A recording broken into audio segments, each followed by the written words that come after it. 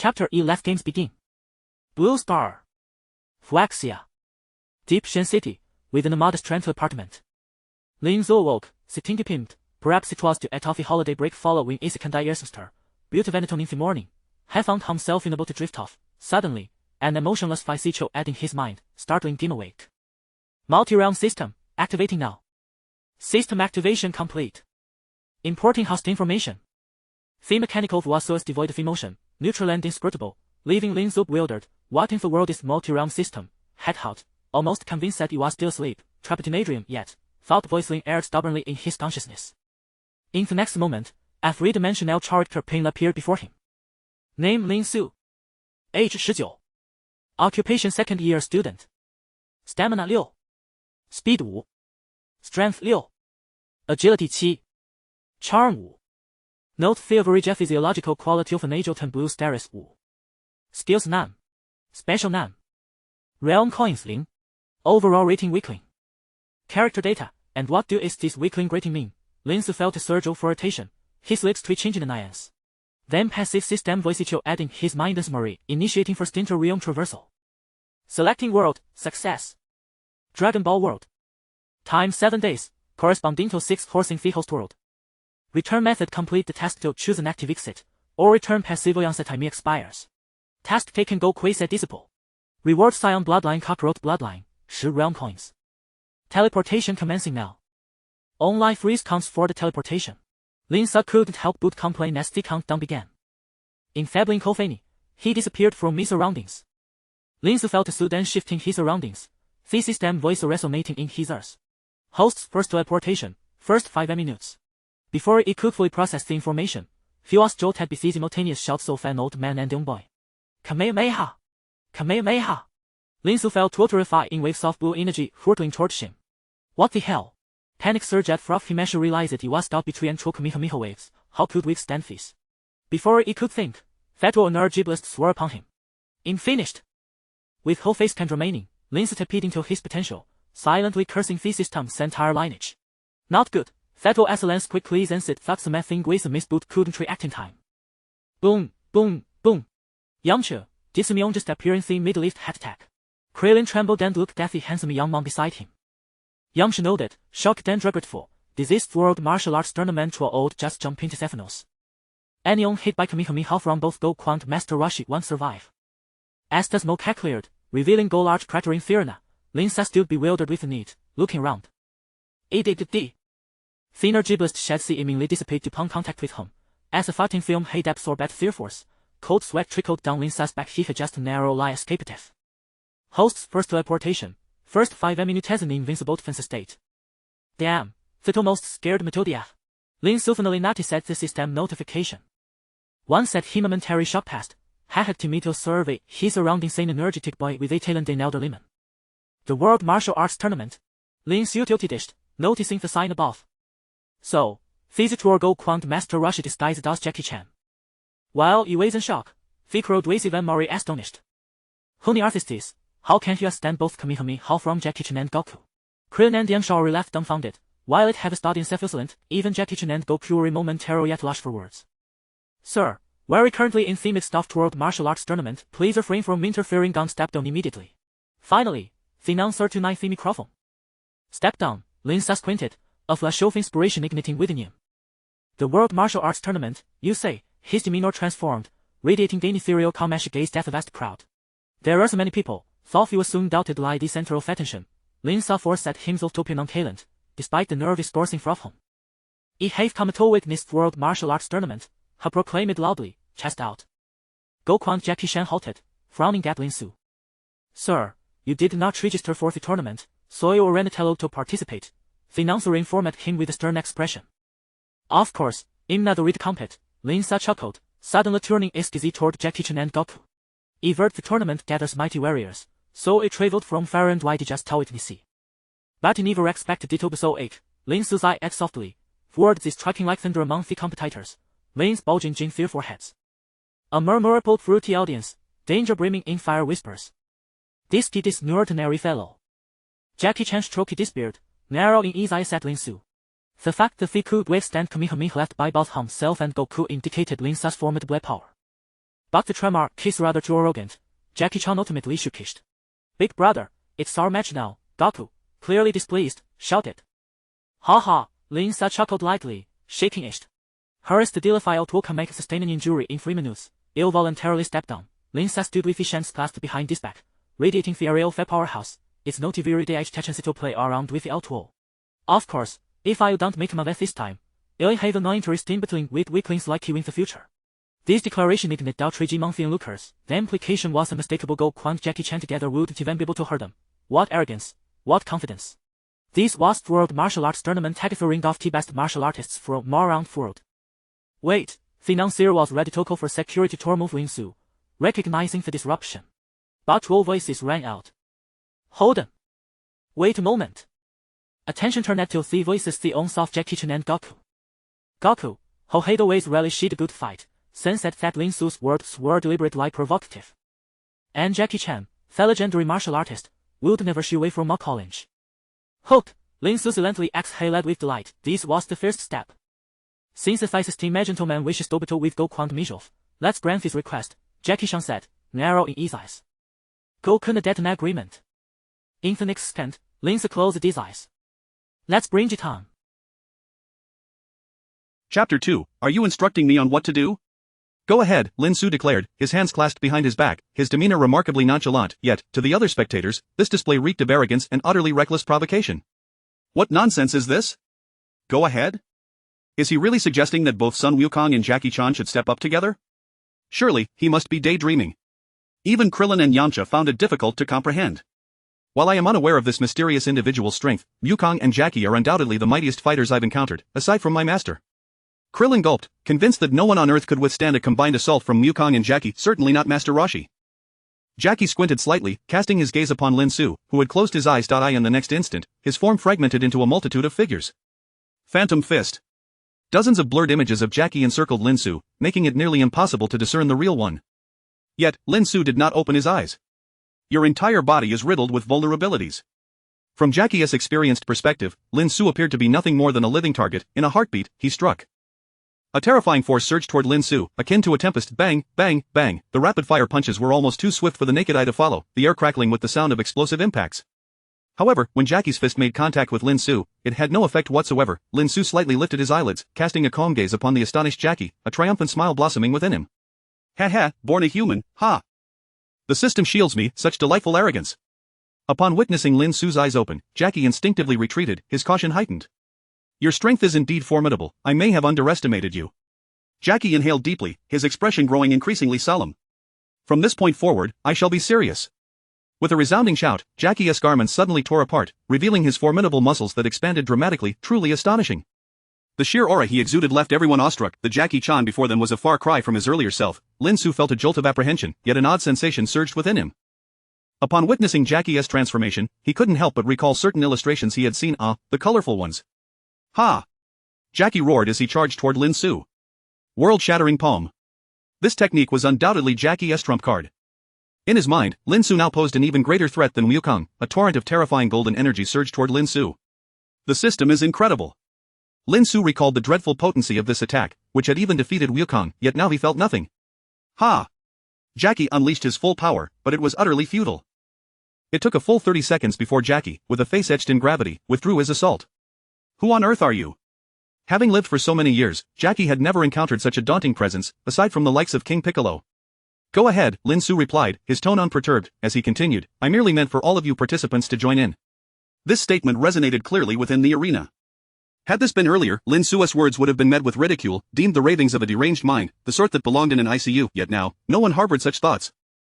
For Lin Xu, this sensation was undeniably exhilarating. However, he remained mindful of his initial intent, wary of overplaying his hand. There are approximately 2 minutes and 20 seconds remaining, he calculated internally. Throughout this encounter, Lin Xu had been meticulously assessing his invincible defense time. At this moment, silence enveloped the arena. No one dared to make a move. Despite Lin Xu's earlier bravado, the terrifying strength he demonstrated had subdued the crowd. Unfounded arrogance is folly, however, arrogance backed by strength is truly remarkable. How impressive. Bulma's eyes sparkled as she gazed at Lin Xu. While his appearance could hardly be described as handsome, it had a certain charm, amplified by his astounding display, a sudden transformation into Bulma's idol. That's enough. Excess is detrimental.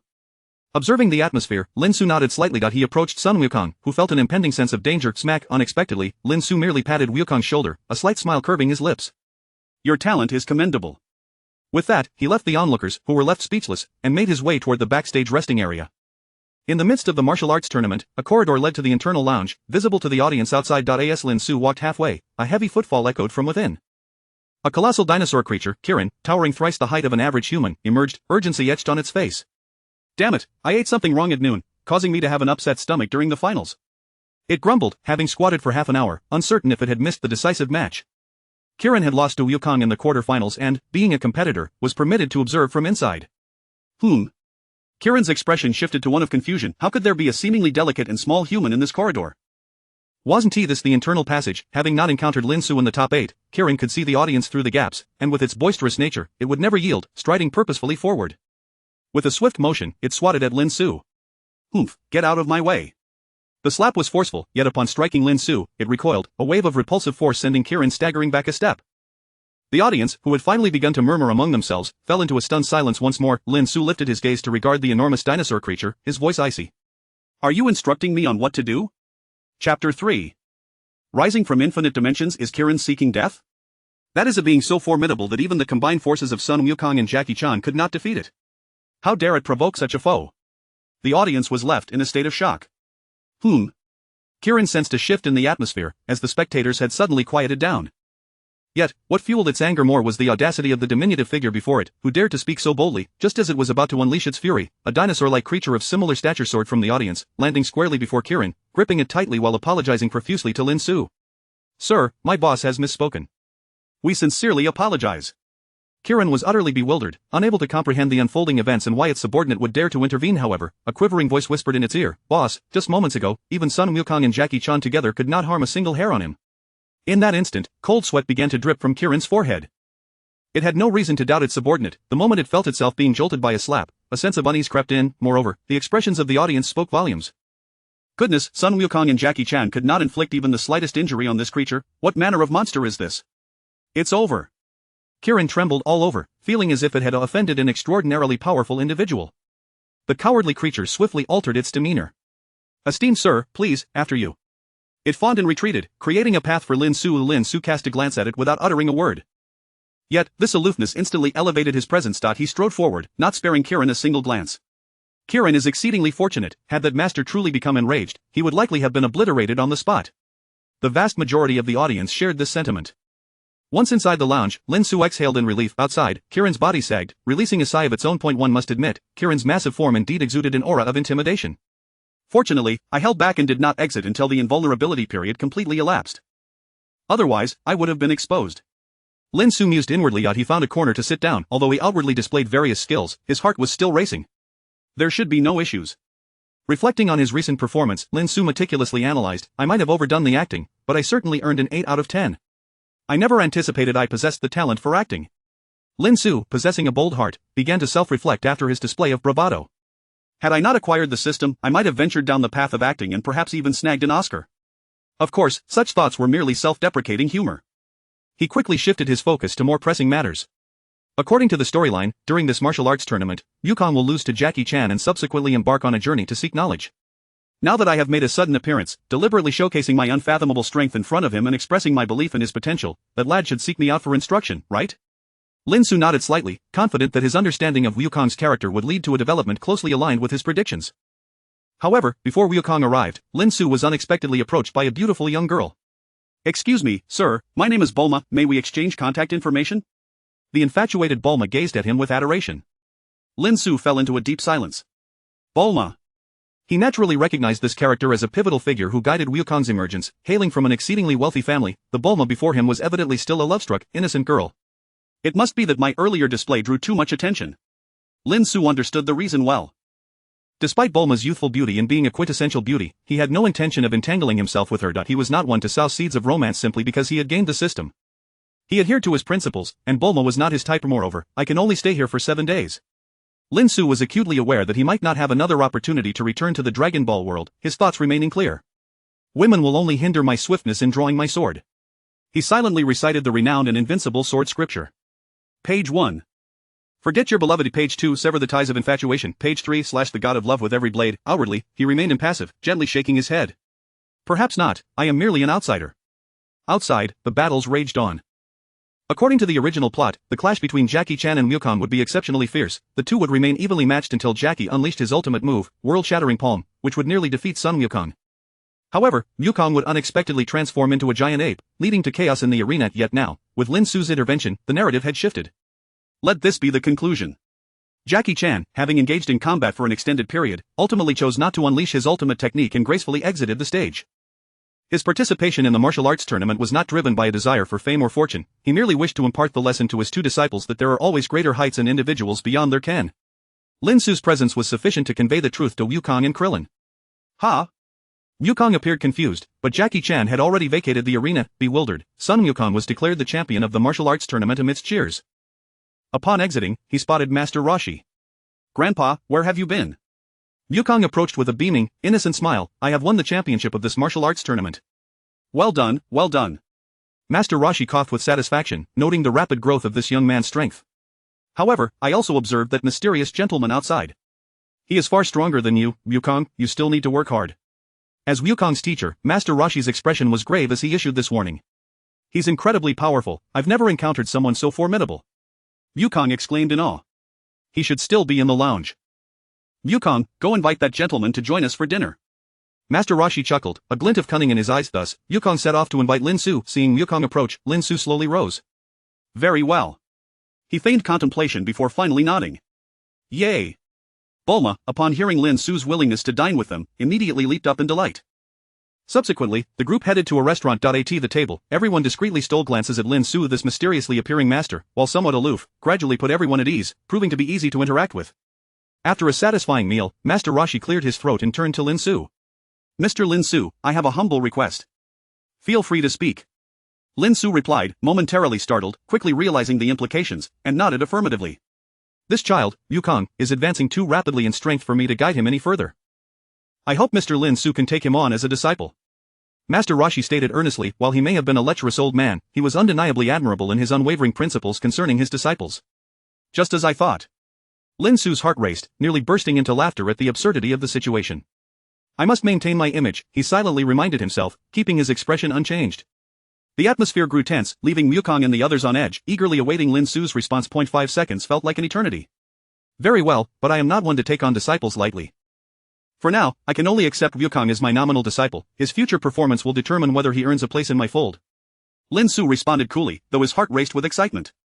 Goodness, he was putting on quite the show. However, Lin Xu was well aware of the truth. A master must possess a certain level of prestige. I cannot simply take on a disciple without hesitation, or it may raise suspicions. Lin Xu was far from reckless. Upon hearing Lin Xu's willingness to accept a disciple, Master Roshi's face broke into a smile. Wukong, why aren't you thanking Master Lin Xu? He promptly nudged the still-eating Wukong. Thank you, Master. Wukong, with his innocent demeanor and the belief that Lin Xu was vastly stronger than himself, immediately bowed in gratitude. As the words left his mouth, a stream of information surged into Lin Xu's mind. Task: take on Sun Wukong as a disciple. Completed. Reward: Kakarot's Scion bloodline. Granted. 10 dimension coins. In an instant, Lin Xu felt a surge of energy coursing through him, igniting a fervor within his being. Something is subtly transforming. He sensed changes within his body. Let us rest here for the night. Master Roshi declared. The cost of accommodation was covered by the group. In the lodging, Lin Xu felt a surge of power coursing through him. Unlike anything he had experienced before, his eyes sparkled with excitement as he opened the system panel to check his data.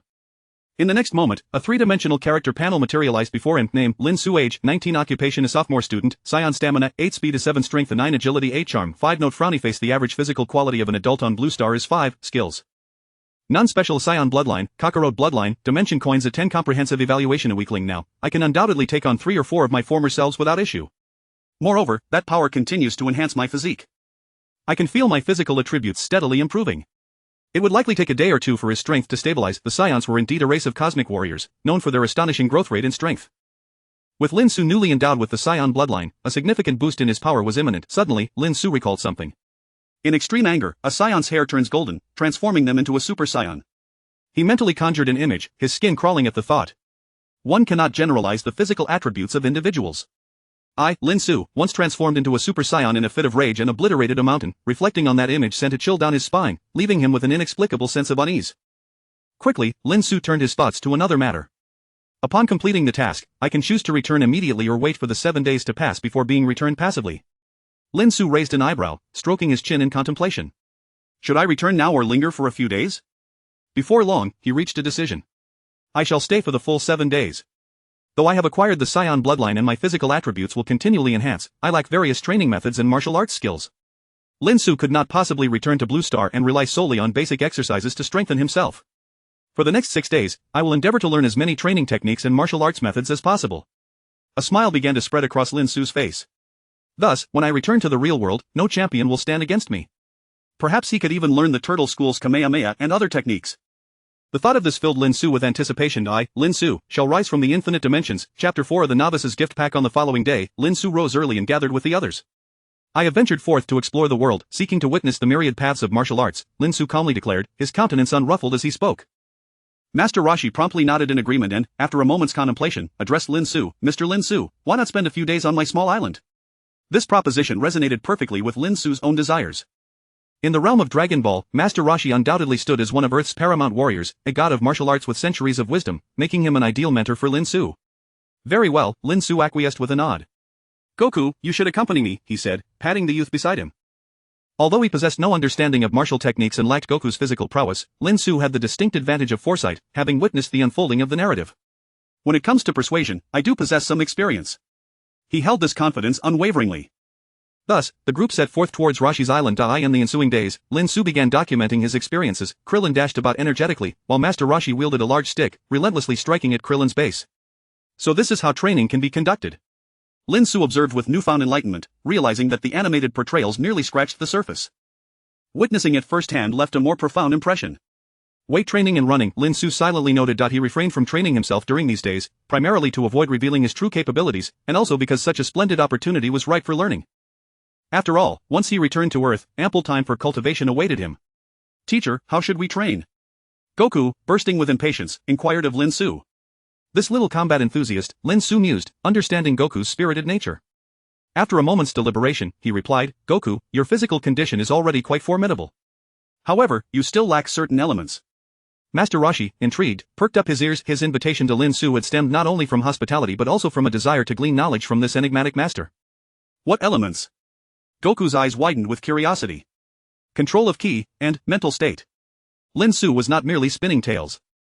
He had drawn upon his understanding of the storyline. In 3 years' time, the ominous King Piccolo would emerge, a foe Goku would struggle against, necessitating his journey to the other world for training, where the divine would impart lessons on ki and mental state. Lin Xu was merely preemptively guiding Goku's training focus. Ki and mental state?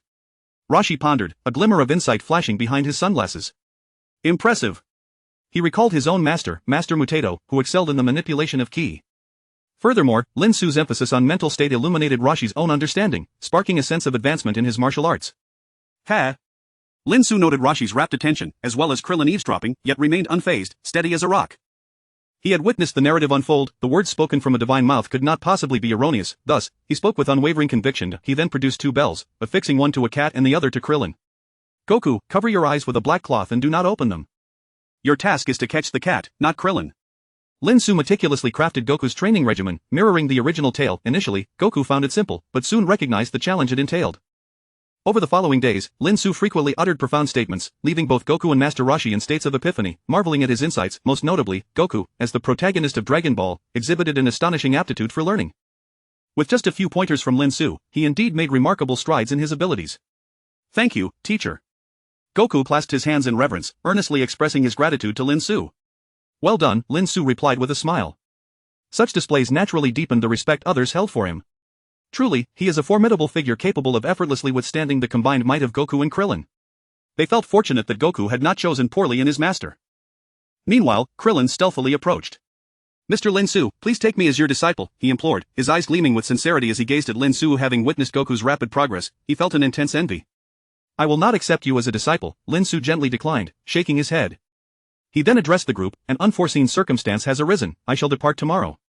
Lin Xu surveyed the room, a smile gracing his lips. Tomorrow marked the final countdown. Teacher, when will we meet again?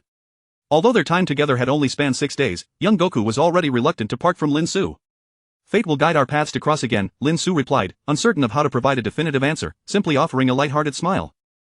That evening, Master Roshi hosted a grand feast in Lin Xu's honor. As the night wore on, at the stroke of 1 in the morning, Lin Xu opened his eyes and exhaled deeply. The time has come. The system panel displayed a mere 3 seconds remaining. Farewell. In the course of these few days, Lin Xu had gained immensely, experiencing significant enhancement in his own prowess. He had grown fond of the atmosphere at Roshi's abode, yet he knew this was not the culmination of his journey. This is merely my starting point. Lin Xu's heart swelled with anticipation for the future. In the next instant, Lin Xu vanished from the bed, leaving no trace behind. On Blue Star, in the City of Deep Truth, within a modest rental apartment, Lin Xu's figure appeared as if conjured from thin air. It feels utterly surreal. Lin Xu gazed at the blinding light outside, opened his notebook, and confirmed the time. I left at 1 in the morning on January 11th and have returned at 7 in the morning on the same day. Time had indeed remained consistent. This powered Lin Xu clenched his fist, effortlessly shattering boulders with a flick of his wrist. He felt as though he could evade bullets, although he had not engaged in rigorous training during his time on Roshi's island. The transformation bestowed by his scion heritage had yielded a remarkable boost to his strength. Ah, I have a class reunion tonight. Lin Xu suddenly remembered this event. It was a gathering organized by a female classmate from high school, a chance for former classmates to reconnect in what promised to be a luxurious hotel setting. Yi Zisu. The thought of her exquisite visage stirred a complex emotion within Lin Xu. Abruptly, a stream of information flowed into his mind. First dimension transferred. Dragon Ball World, completion. Task accomplished, level evaluation, S-. Achieved S rank, reward a novice gift pack. Lin Xu's eyes brightened at this revelation. A novice gift pack? He had not anticipated such a boon. Excitement surged within him, causing him to cast aside thoughts of the reunion. Unable to suppress his anticipation, he swallowed hard. Open the novice gift pack. Chapter 5 of The Source of All Evil. Lue D11. The novice gift pack was opened by Lin Xu. The items that appeared nearly caused his eyes to bulge in astonishment. 2 items lay before him. The first one, Lin Xu gazed at the system notification, his face twitching uncontrollably. Lue D11, white quality, 3 pieces, 45 probability? No way, brother, I don't need to replenish my kidneys. Lin Xu felt as though he had fallen victim to the system's trickery. He then clicked on the description of Lue D11. Lue D11, white quality nourishes and tonifies the kidneys, indicated for symptoms such as dizziness, tinnitus, weakness in the lower back and knees, bone steaming, night sweats, and nocturnal emissions. Can restore chi in a short period. Lin Xu had encountered the preceding description countless times, but it was the final sentence that brought him a moment of relief. Clearly, this Lue D11 was a superior version, unlike those commonplace varieties available in the market. Otherwise, what was the point of drawing it at all? Following this, the second item revealed itself. The source of all evil, the origin of dimensions, the inception of all malevolence, yet also the wellspring of hope. Probability of acquisition 0.0001. What is this? Lin Xu squinted, momentarily withholding his criticisms regarding the name. The key issue is that the quality is marked as a question mark, and the description is rather cryptic, failing to elucidate its usage. Nevertheless, Lin Xu harbored a vague sense that, judging from the probability of acquisition, he had likely drawn something extraordinary. It was merely that he was currently oblivious to its application. Uncertain whether his novice gift was a boon or a burden, Lin Xu chose to adopt a relaxed disposition. Gurgle, gurgle. He felt a pang of hunger in his belly. It had only been a few hours since his last meal at the Turtle Hermit's abode. It must be related to my scion bloodline. In recent days, Lin Xu had indeed found his appetite burgeoning. I shall venture out to procure some sustenance, and afterward, I will visit the nearby mechanical fitness dojo to assess the state of my physical prowess. Lin Xu nodded, having made his decision. He opened the door to find the living room devoid of any presence. His parents were away on business, not expected to return for another fortnight. Grabbing his keys, mobile phone, and other essentials, Lin Xu stepped outside.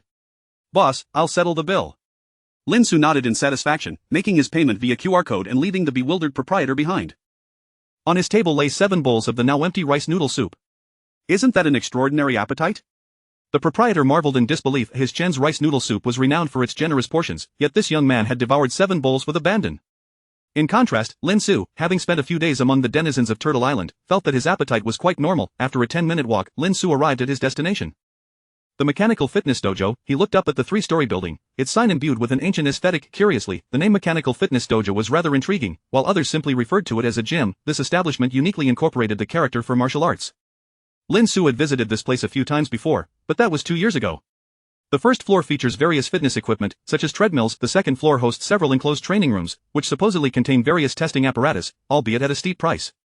As for the third floor, it was not open to ordinary patrons. Lin Xu's objective was precisely the second floor. He set his sights on the front desk, where a young lady with an elegant demeanor, seemingly around 25 or 26, exuded an air of sophistication.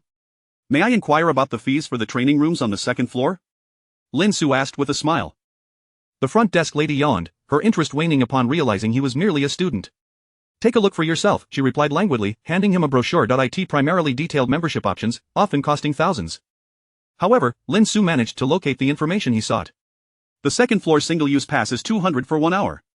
His eyelids flickered in surprise. The price was exorbitantly high. Noticing his expression, the front desk lady's eyes flashed with a hint of disdain, yet she refrained from voicing any mockery, accustomed as she was to such reactions.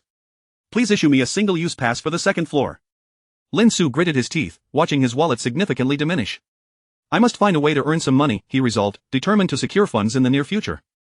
Given his current capabilities, it wouldn't pose much difficulty. Room 203, it is now 8:14, power will be suspended at the designated time, the elegant lady informed him, handing over an electronic card. Lin Xu took the card and ascended to the second floor, entering room 203. Though the cost is steep, it is indeed worth the investment. Despite feeling a slight pinch in his pocket, Lin Xu surveyed his surroundings with satisfaction. Various testing instruments adorned the room. First, let me examine my character panel. Name, Lin Xu. Age, 19. Occupation, sophomore student. Scion. Stamina, 14. Speed, 15. Strength, 17. Agility, 13. Charisma, 5. Note, frowny face. The average physical attributes of a normal adult on Blue Star are 5. Skills. Non-special. Scion bloodline, Kakarot bloodline, dimension currency, 10. Overall evaluation, weakling? What in the world? Lin Xu's gaze fell upon the final overall evaluation, inciting his ire. Initially labeled as weak, and now it reads weakling? What on earth is the difference? There were far too many points to critique. Subsequently, Lin Xu scrutinized the data on his character panel. There are 5 metrics in total. I have no idea how to enhance my charisma. He disregarded this point and focused on the other 4. The other 3 attributes are approximately 3 times higher than those of a normal adult. Of course, strength cannot be simply calculated through multiplication. Sometimes, quantitative changes lead to qualitative transformations. In any case, Lin Xu felt that he could effortlessly defeat 30 versions of his former self. Afterward, Lin Xu utilized the instruments to commence his testing. Speed, a staggering 8.1 seconds for the 100 meters. Is it truly that remarkable? Lin Xu gasped in astonishment. It was only through the data that he realized the extent of his own terrifying capability. This achievement had already surpassed the world record. Lin Xu recalled that when Wukong first began his training under Master Roshi, he completed a 100-meter test in a mere 8.5 seconds. At this moment, Lin Xu's physical prowess surpassed that of the newly emerged Wukong.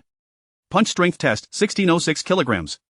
This figure was nothing short of monstrous, far exceeding that of any known boxing champion. Subsequently, Lin Xu underwent a series of tests, which lasted approximately 50 minutes, after which he discerned the extent of his current capabilities before promptly departing. As Lin Xu exited, however, others arrived at the Extreme Fitness Gym. Outside the gym, a luxury car worth 2 to 3 million was parked, and merely the sight of its license plate was enough to instill awe in onlookers. Undoubtedly, a person of significant stature had arrived. From the vehicle emerged an individual, a middle-aged man in his 40s, clad in a fitted black outfit and sporting a full beard. Accompanying him were 2 imposing bodyguards, each standing nearly 6 feet tall, exuding an air of menace. The bearded man calmly strode inside. Mr. Chen. Upon seeing the newcomer, the front desk's alluring attendant immediately approached with utmost respect, visibly anxious. Their gym was indeed established by Chen Lai. Chen Lai was well known in Deep Jin City, operating in both legitimate and underworld circles. However, this magnate was also the subject of a widely known rumor within the industry. It was said that Chen Lai had an intense passion for ancient martial arts and, in his youth, had sought out several provincial martial arts masters to apprentice under. Ultimately, despite achieving entrepreneurial success, he never abandoned his dreams and founded numerous extreme fitness gyms, including this one in the Longgang district of Deep Jin City. The term martial was personally added by Chen Lai himself. I left a document in room 203 yesterday. Please provide me with the electronic card so I may retrieve it, Chen Lai said, nodding slightly, while the 2 bodyguards remained expressionless, radiating an intimidating presence. The alluring attendant quickly nodded and retrieved the electronic card for room 203, handing it to Chen Lai. Accepting the card, Chen Lai proceeded inside. The attendant exhaled deeply, overwhelmed by the pressure of the presence before her. However, nearly 5 minutes later, Chen Lai hurriedly emerged, his demeanor markedly altered from its previous calm. Did someone use room 203 this morning? He inquired, his face slightly flushed, his voice tinged with excitement. The 2 bodyguards exchanged surprised glances. Having been former special forces and accompanying Chen Lai for 5 to 6 years, they were well aware of their boss's character, which was most notably composed. Such a display of agitation was indeed rare. Yes, Mr. Chen, the attendant replied, her face paling. Could it be that student took Mr. Chen's document? Panic surged within her, yet Chen Lai was exhilarated. When did he leave?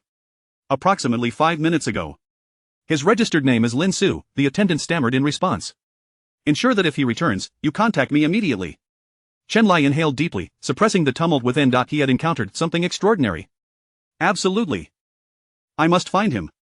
Chapter 6 Ancient Warriors. Chen Lai's expression was animated, his entire body trembling slightly. He took a deep breath to steady his mind. For a typically composed middle-aged man to display such a loss of control, there must be a profound reason behind it.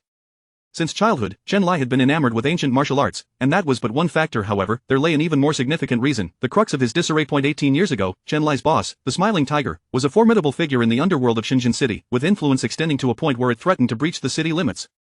His power and status were on par with Chen Lai's current standing, yet, on that fateful day, during a meeting that convened 31 key members of the gang, they were brutally slaughtered by a mysterious figure clad in black. They were as defenseless as ants, lacking any capacity for resistance. Chen Lai had hidden in a secluded spot, fortunate enough to escape the gaze of that enigmatic assailant. How dare a mere handful of ordinary individuals summon me, Heaven Piercer, a master assassin? The raspy voice of the cloaked figure reached Chen Lai's ears. Assassination is indeed the domain of ancient warriors. That makes it all the more intriguing, haha. It was from that moment onward that Chen Lai ascended to power, becoming a figure who could navigate both the shadows and the light. Yet the terror of that day had haunted him for 18 long years. An ancient warrior. The ability of one individual to effortlessly annihilate over 30 robust, armed gang members was a testament to their existence and their terrifying nature. From that day forth, Chen Lai understood that, in the face of absolute martial might, so-called power could sometimes prove utterly ineffectual. Driven by both a yearning for ancient martial arts and a shuddering fear of such formidable strength, he had spent the last 18 years in search of ancient warriors, yet to no avail. Until today, Chen Lai turned and gazed intently at the poised young lady. Should you catch sight of that individual, do not hesitate to call me, at any hour. He presented her with his business card. Ah. The young lady was momentarily stunned, hastily accepting the card. The contact information inscribed upon it was coveted by countless individuals. Remember, your demeanor must be impeccable, do not offend in the slightest. Chen Lai squinted his eyes, speaking earnestly. Yes, I understand. The young lady was utterly bewildered. How could someone who appeared to be clad in cheap sneakers, even hesitant to purchase a 1-hour pass, command such reverence from Mr. Chen? She was suddenly grateful that, despite having somewhat underestimated Lin Xu earlier, she had refrained from any disrespectful remarks. Ah choo. Lin Xu, walking along the street, sneezed. He pondered the intricacies of the system as he walked. According to the panel, there are still 5 days until the next dimensional transfer. Lin Xu had noted this well in advance. However, this frustrating system does not disclose what the next world will be. Lin Xu felt a twinge of annoyance. He attempted to inquire further with the system, but received no response. It appears I must wait until the very end to discover the world to which I shall be transported. Lin Xu resolved that, aside from his training, he would dedicate some time to indulging in anime and the like over the next 5 days. Moreover, there are numerous aspects of the system that I must explore, he mused, nodding slightly.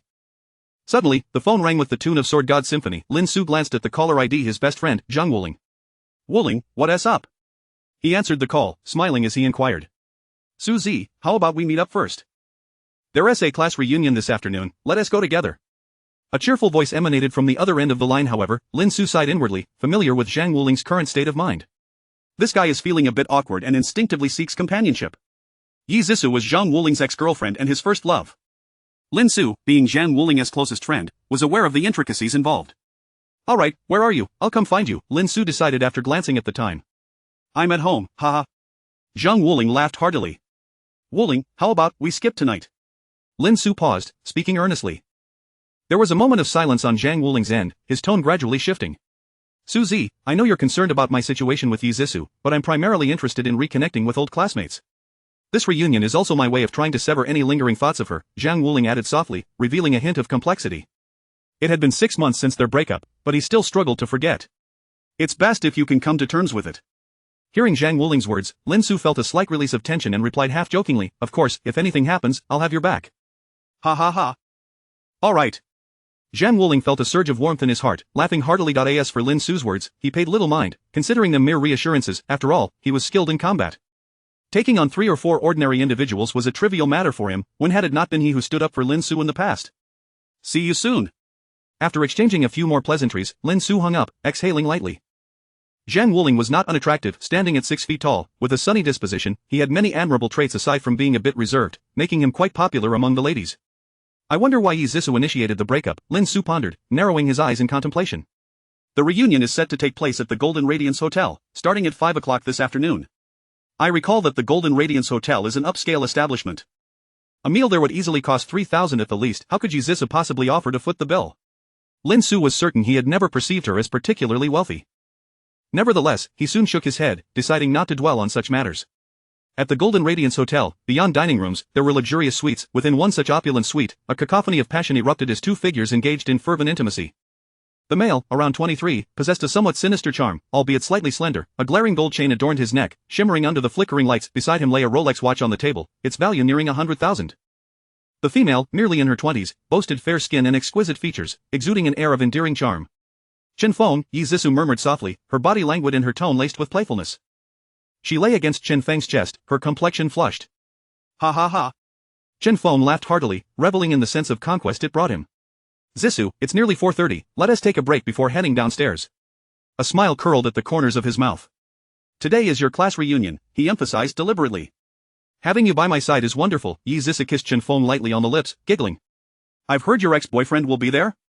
Suddenly, Chen Feng shifted the conversation. That waste of space? He can't possibly compare to you. Yi Zissou's expression shifted slightly, but she quickly dismissed it with a scoff. Zhang Wuling was merely a pretty face, but Chen Feng, he was none other than the second son of the renowned business mogul Chen Lai from Shenzhen City, wealthy and powerful. What could Zhang Wuling possibly offer in comparison? The moment Chen Feng set his sights on Yi Zissou, she had decisively ended her relationship with Zhang Wuling, showing no signs of lingering attachment or hesitation. Such sweet words, huh? Chen Feng chuckled, his hands wandering restlessly. The thought of Zhang Wuling's sour expression later filled him with a peculiar sense of satisfaction. Chapter 7 If something happens to my brother, I will stand up for him. Outside the Golden Splendor Hotel, Lin Xu and Zhang Wuling came to a halt. Zhang Wuling's expression was evidently complex, his mind seemingly elsewhere. Lin Xu noticed this and gently nudged him with his elbow. Wuling, you're not going to get drunk again and perform your chest-crushing act, are you? Lin Xu teased, a playful glint in his eyes. Zhang Wuling, initially apprehensive, was instantly amused. Next time, I'll show you something even more impressive, he replied with a grin. Hee, I'll make sure to dazzle you next time as well. Lin Xu laughed heartily at the exchange. They then proceeded into the Golden Splendor Hotel. Room 304, Lin Xu noted, directing their path. The ground floor housed the reception, while the second and third floors were filled with private rooms, with the upper levels reserved for suites. The private rooms on the third floor were quite expensive, with a minimum booking requirement of 3,000. Interesting, Lin Xu mused, finding this surprising and not in line with his understanding of Yi Zissou. Following the room number signs, they arrived at room 304. Upon entering, they were met with a dazzling interior, spacious enough to accommodate several sofas. There are indeed quite a few people here. Lin Xu observed, raising an eyebrow, for the gathering consisted of around 40 guests, while their high school class had nearly 50. Well, who wouldn't come for a lavish feast at no cost? Zhang Wuling remarked, his mood beginning to shift. Zhang Wuling, Lin Xu, you two finally made it, someone greeted them with a smile. In high school, Zhang Wuling was the bright and sociable type, well acquainted with many, while Lin Xu was comparatively reserved, his academic performance and athletic prowess merely average, and he was not particularly striking in appearance. Nevertheless, Lin Xu was indifferent to such assessments. Ever since acquiring the system, this feeling has become rather peculiar, Lin Xu thought to himself as he observed his classmates, their youthful faces still carrying traces of innocence.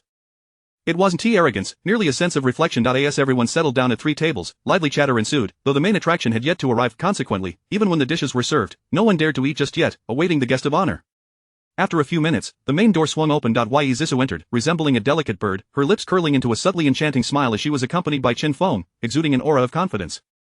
To Lin Xu's astonishment, 2 burly bodyguards clad in black followed closely behind Chen Feng. An immediate hush fell over the room as everyone grasped the implications.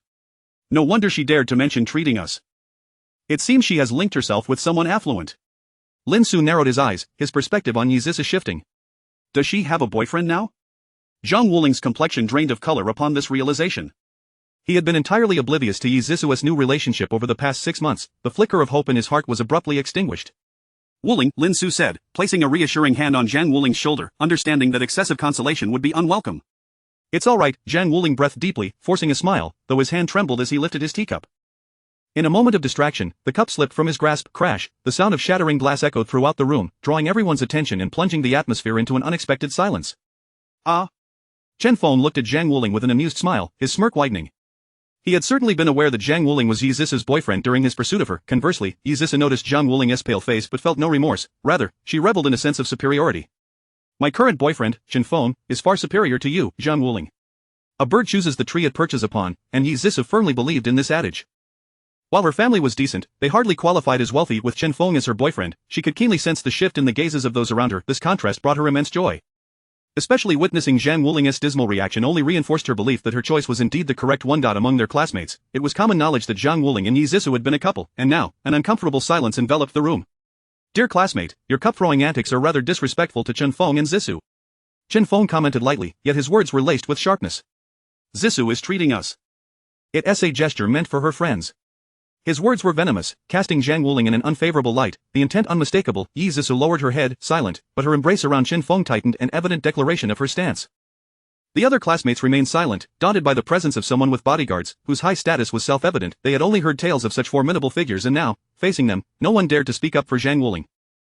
Those few who usually associated with him seemed to withdraw, like turtles retreating into their shells. Ah, I see now, I was indeed overly sentimental. Zhang Wuling forced a bitter smile. However, Chen Feng regarded Zhang Wuling with disdain and derision, relishing in this moment.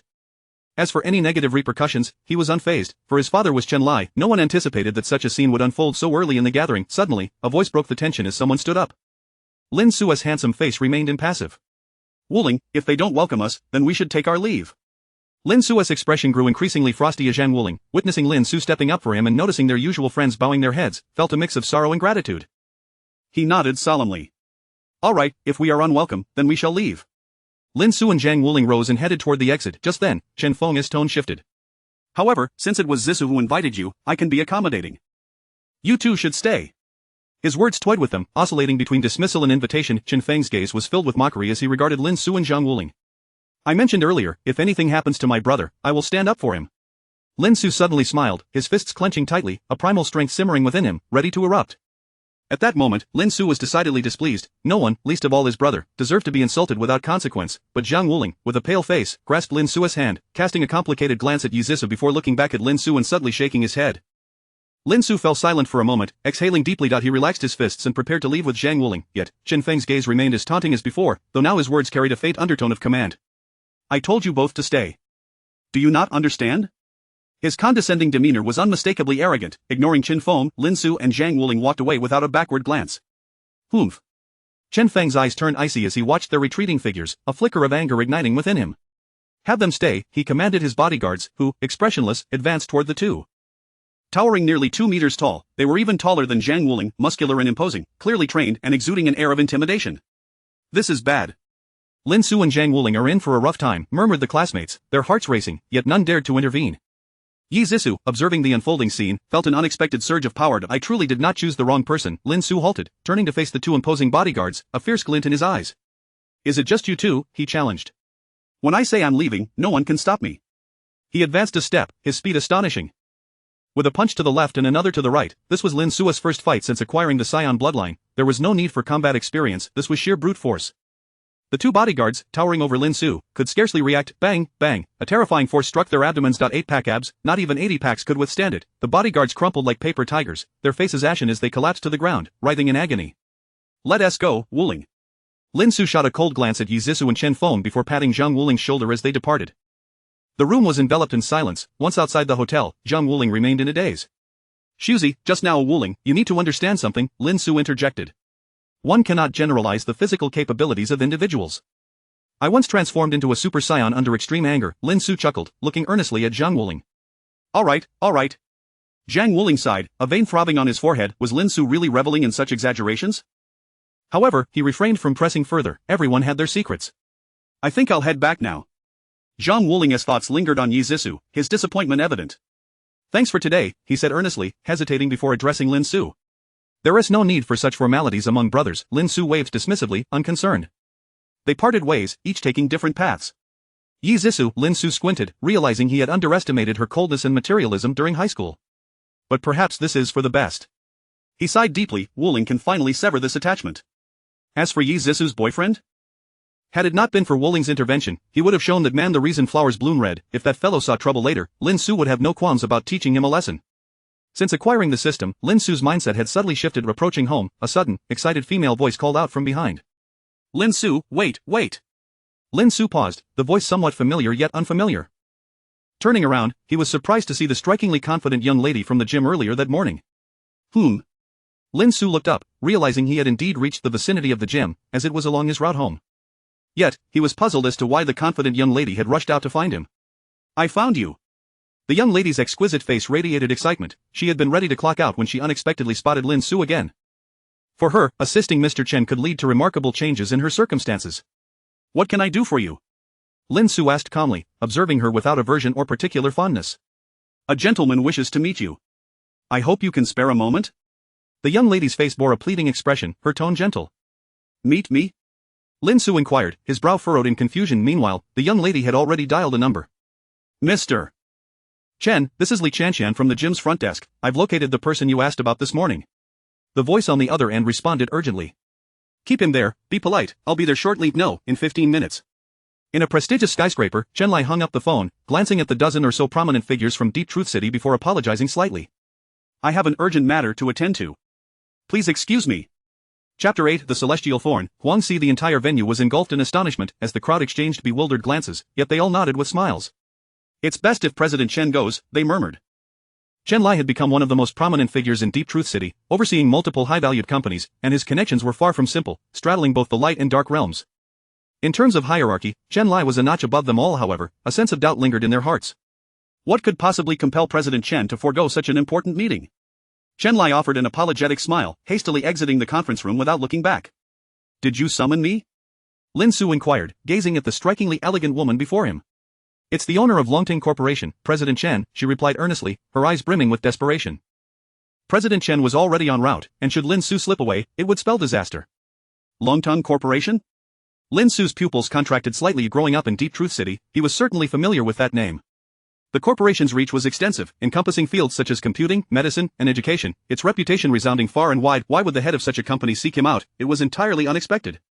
What does he want with me? Lin Xu raised an eyebrow. He then scrutinized the elegant woman, glancing back at the Extreme Mechanics Fitness Studio, and a vague suspicion began to form in his mind. I'm not certain, she admitted. However, President Chen mentioned he visited room 203, which you had used earlier, before deciding to find you. Her words were tinged with hesitation, marking the only link they had. Is that so? Lin Xu suddenly realized. He had forgotten to reset the various test data that morning. But surely, a rational person would think it was merely a malfunction with the machine. Why is this president so insistent? Doubts continued to swirl in Lin Xu's mind. Please, stay with us. The elegant woman instinctively adopted a coaxing tone, even infusing her words with a hint of playful charm. Lin Xu raised an eyebrow, scrutinizing her with renewed seriousness. I'm not a child. I am 19. The elegant woman's complexion flushed a rosy hue, and she averted her gaze, unable to meet Lin Xu's eyes, which prompted an involuntary twitch on his forehead. Don't misconstrue this. I'm 19, indeed. There's no double entendre here. After a moment of contemplation, Lin Xu reached a decision. How long until he arrives? His tone was unyielding, bolstered by his own confidence. 15 minutes. The elegant woman exclaimed, her spirits lifting at the change in Lin Xu's demeanor. Very well, I shall wait, Lin Xu stated, entering the Extreme Mechanics Fitness Studio and selecting a nearby sofa to sit. Wonderful. The elegant woman sighed in relief, hastily following him. She felt a tinge of anxiety, for Lin Xu's status in her eyes had dramatically changed since the morning. She poured him tea and stood by his side. Lin Xu's presence was deliberate. He had his own motives. If he is so certain that I was the one who generated the data, does that imply he has encountered someone similar before? Lin Xu's mind raced with clarity. Is it possible that extraordinary beings or supernatural powers exist in the real world? He felt compelled to delve deeper into this mystery. 15 minutes later, a luxury vehicle pulled up outside the Extreme Mechanics Fitness Studio. A middle-aged man with a thick beard, clad in an expensive black outfit, emerged, flanked by two imposing bodyguards in black attire. Chen Lai hurriedly entered the studio, quickly spotting Lin Xu and the elegant woman. And who might this be? Chen Lai inquired, directing his gaze toward the elegant woman. Yes. She nodded vigorously, her anxiety dissipating momentarily. You'll be rewarded later. You may leave now. Clearly, Chen Lai wished to shield her from the ensuing conversation. She promptly exited. The presence of Chen Lai, alongside his two towering, menacing bodyguards, was undeniably oppressive, yet Lin Xu remained composed, refraining from speaking first. After all, he had witnessed far more intimidating scenes in the Dragon Ball world. Hadn't he once made a Tyrannosaurus tremble during the World Martial Arts Tournament? Excuse me, young man, were those physical test data from room 203 this morning generated by you? At this moment, it was Chen Lai who felt the weight of apprehension. His respect stemmed from having encountered the frightening potential of individuals like Lin Xu, igniting a sense of crisis within him. And what if they were, what if they weren't? Lin Xu responded with calm defiance, turning the question back on Chen Lai. A rumble emanated from Lin Xu's stomach. Having not eaten since noon, he realized he was famished. Despite the earlier promise of a complimentary dinner, Chen Lai, noting Lin Xu's demeanor and response, was already convinced that Lin Xu was no ordinary individual. Ordinary people would be quaking in fear at the mere presence of my bodyguards. There's no way one could exhibit such poise. Chen Lai had cultivated his sharp insight to achieve his current stature. Hearing Lin Xu's stomach growl, he chuckled. Young Lin Xu, I haven't had dinner either. Shall we dine together? Very well, Lin Xu replied after a moment's hesitation, casting a deep glance at Chen Lai before nodding in agreement. The two bodyguards exchanged bemused glances. Hadn't they just seen Chen Lai dine with a group of executives prior to this meeting?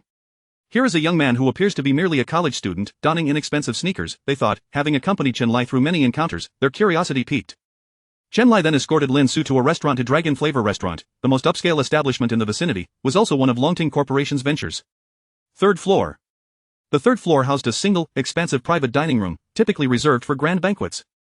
However, it was solely occupied by Lin Xu and Chen Lai that evening. As dishes were served one after another, Lin Xu's mind was preoccupied with thoughts. He has seen my data, and for some reason, he is quite certain it was not a machine error. Yet it is evident that he harbors no malice. Rather, his intentions seem more benevolent. Upon meeting Chen Lai, Lin Xu had confirmed this notion. Chen Lai refrained from questioning Lin Xu, and Lin Xu had little to share. As the dishes continued to arrive, Lin Xu, already hungry, wasted no time in devouring his meal. 15 minutes later, Chen Lai's eyes nearly popped out of his head. Was this truly a meal meant for 30 people? Lin Xu consumed it all. This was beyond the realm of mere gluttony. Chen Lai was now convinced the refined young man before him was extraordinary. The morning's data had undoubtedly been produced by him. After a hearty meal, Lin Xu exhaled deeply, gazing at Chen Lai. What brings you to seek me, President Chen? Chen Lai's eyes gleamed with anticipation, finally approaching the crux of the matter. He inhaled deeply, his eyes filled with hope, hesitating before resolutely stating, Young Lin Xu, would you consider taking me on as your apprentice? Outside Dragon Flavor restaurant, appearing to be around 40, he had a somewhat frail physique and a pallid complexion, with a row of green-tipped silver needles concealed within his sleeve. The target this time is the president of Longting Corporation, Chen Lai. He slowly adorned himself with a necklace, from which hung a crystal-clear jade pendant engraved with the words Celestial Thorn, Nut Huang Si, Chapter 9 of the Dragon's Offering, Post-Heavenly Terror Longway Restaurant, private room on the third floor. Become my disciple? Lin Xu dabbed his mouth with a napkin, casting a profound gaze at Chen Lai. After a moment of contemplation, he gently shook his head. A wave of disappointment surged within Chen Lai's heart. Boss, perhaps this kid isn't as formidable as you imagine. Observing Lin Xu's refusal, one of the fiery-tempered bodyguards leaned closer to Chen Lai and whispered. Though his voice was low, Lin Xu's enhanced hearing allowed him to catch every word. However, he maintained a calm demeanor and chose to remain silent. Step down. Chen Lai's expression darkened as he reprimanded the bodyguard.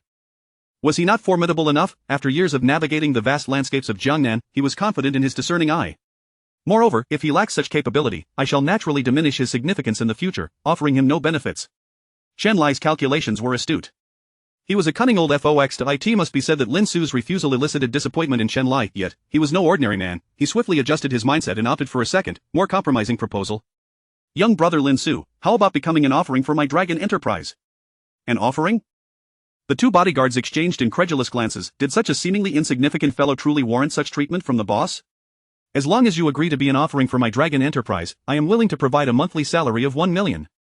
Chen Lai inhaled deeply, speaking with utmost seriousness. Various greenlight benefits are all negotiable.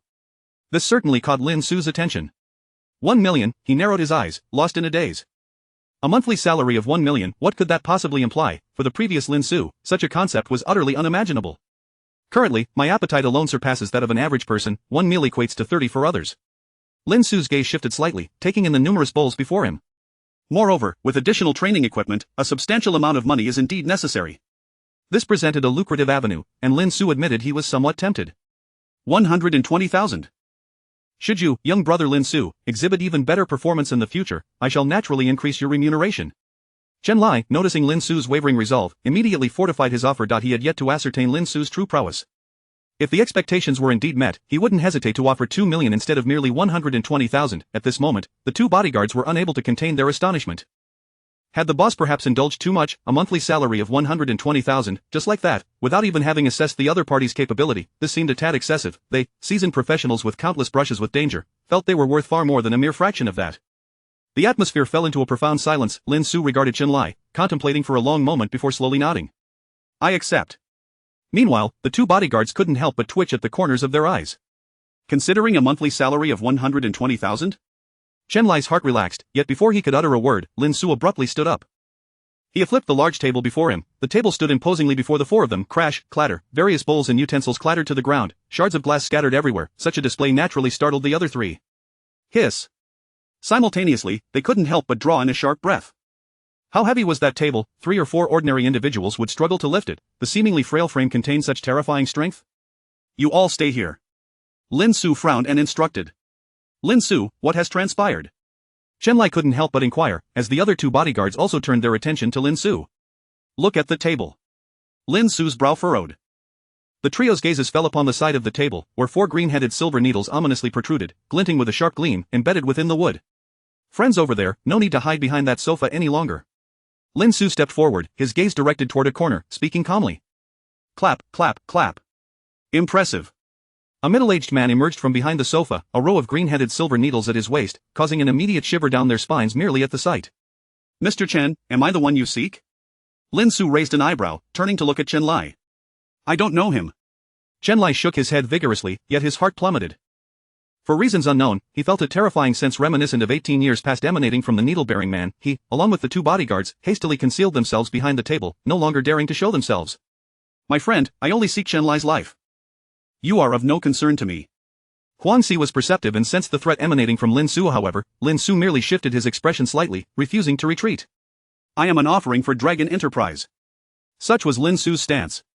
Although he had just agreed to become the offering for Dragon Enterprise, encountering such a troublesome situation left Lin Xu somewhat speechless, yet, he adhered to his principles. In critical moments, he had never faltered. The aura emanating from him is not strong. At least, it does not surpass mine. Lin Xu could sense this, it was his source of confidence. Huang Si fell silent for a moment, his fingers curling slightly, the green-headed silver needles resembling venomous snakes poised to strike, directed at Lin Xu, exuding an extreme sense of danger. Lin Xu could faintly feel a pain in his brow. His opponent was no simple foe. The 2 bodyguards prepared to intervene, but Chen Lai held them back. Their battle is not something you two can involve yourselves in. Chen Lai had already realized that these 2 were undoubtedly practitioners of ancient martial arts. The battle commenced. At a distance of 10 meters, Huang Si flicked his fingers, and the terrifying silver needles shot toward Lin Xu with astonishing penetrating power. Lin Xu's pupils constricted slightly.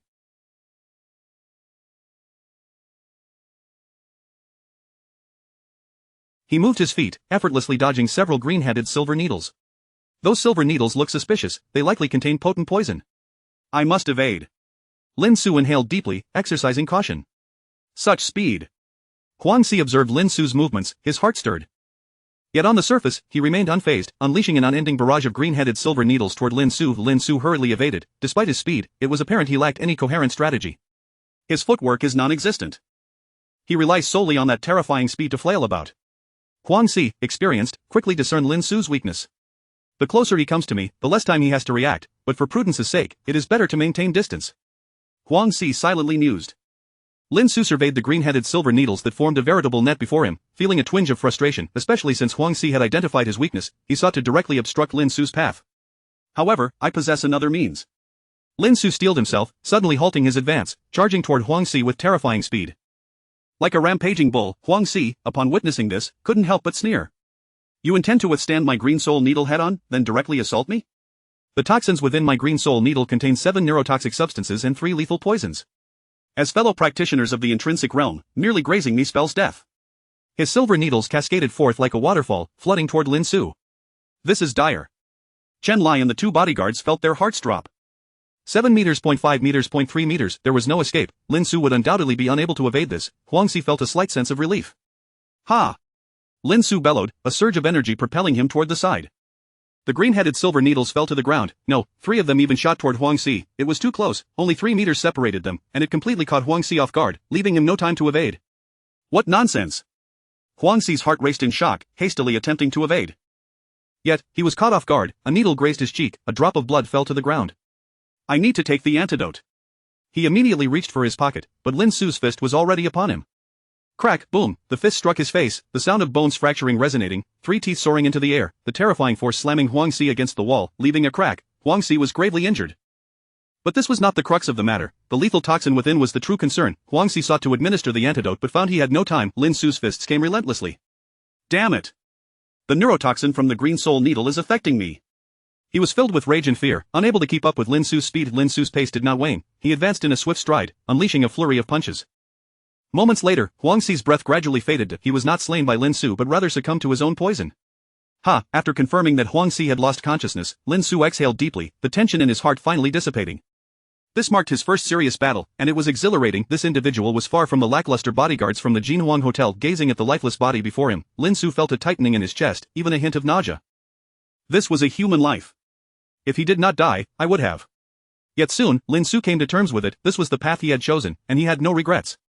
In the next moment, Lin Xu recalled the details of their confrontation.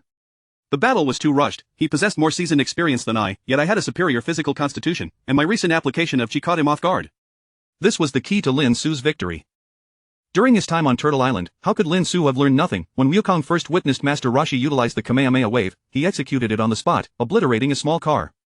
Lin Xu, already possessing Scion blood during his time on Turtle Island, had spent 6 days with others, naturally grasping some insights. The use of Chi was one of them. Given more time, Lin Xu might even be able to wield the Kamehameha wave himself.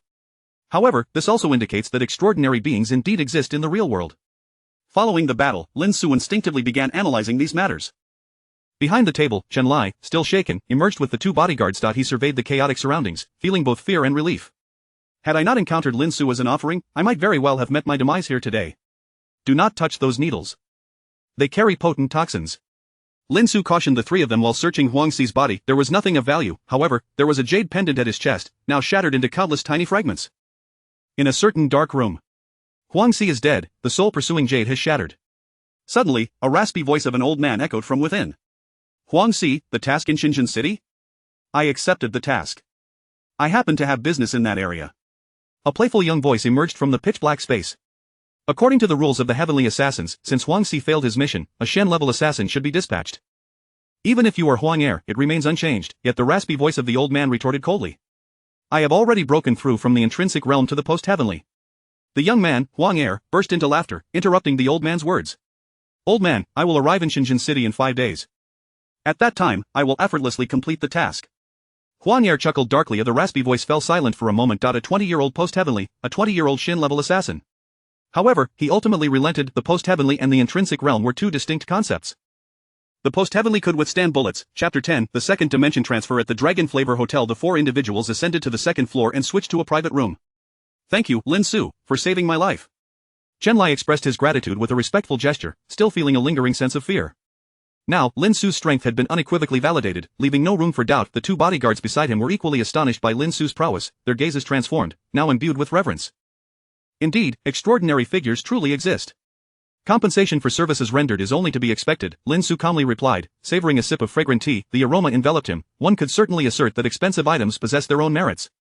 Lin Xu, I shall take care of this corpse for you, Chen Lai stated, his expression darkening slightly. I will also utilize my resources to ascertain the origins of this individual. Subsequently, I will commission a unique identity jade pendant for your offerings. At this moment, Chen Lai was deliberately cultivating a favorable relationship with Lin Xu. Uncle Lai, it seems he specifically sought you out. Are you truly unaware of the reason? Lin Xu nodded thoughtfully before inquiring. He had altered his form of address, a gesture of goodwill. I genuinely do not know, but it may be related to events from 18 years ago. Chen Lai furrowed his brow and recounted the occurrences from that time. He noted Lin Xu's shift in tone, which eased his own heart considerably. Heaven's Thorn, Xian level? Lin Xu caught the key phrase in Chen Lai's words. It appears this could very well be linked to a significant organization. A sense of crisis began to swell within him. While Huangxi's strength was certainly formidable, the true concern lay in the potential emergence of even more powerful adversaries. In terms of genuine strength, I surpass Huangxi, but not by a wide margin. Lin Xu's brow furrowed, yet he did not succumb to despair. I possess the multiversal system, which enables me to grow stronger rapidly. Despite the troubles he had attracted, Lin Xu harbored no regrets. After all, earning money was no easy task. I must enhance my strength swiftly. When the time comes, I shall face whatever challenges arise. Nevertheless, a sense of urgency and danger lingered in his heart. What purpose does the 3rd floor of the mechanical fitness gym serve? Lin Xu suddenly queried after a moment of contemplation. It serves little purpose. It was originally an abandoned warehouse. After several renovations, I was contemplating transforming it into my personal gym, Chen Lai replied, slightly taken aback. If it is of no use, how about we convert it into a training room? Lin Xu expressed his desire for a space to train, as it was impractical to do so in his compact home. We could also construct a soundproof room within, where, during idle hours, you could use my training space for your work, Uncle Lai. That sounds agreeable.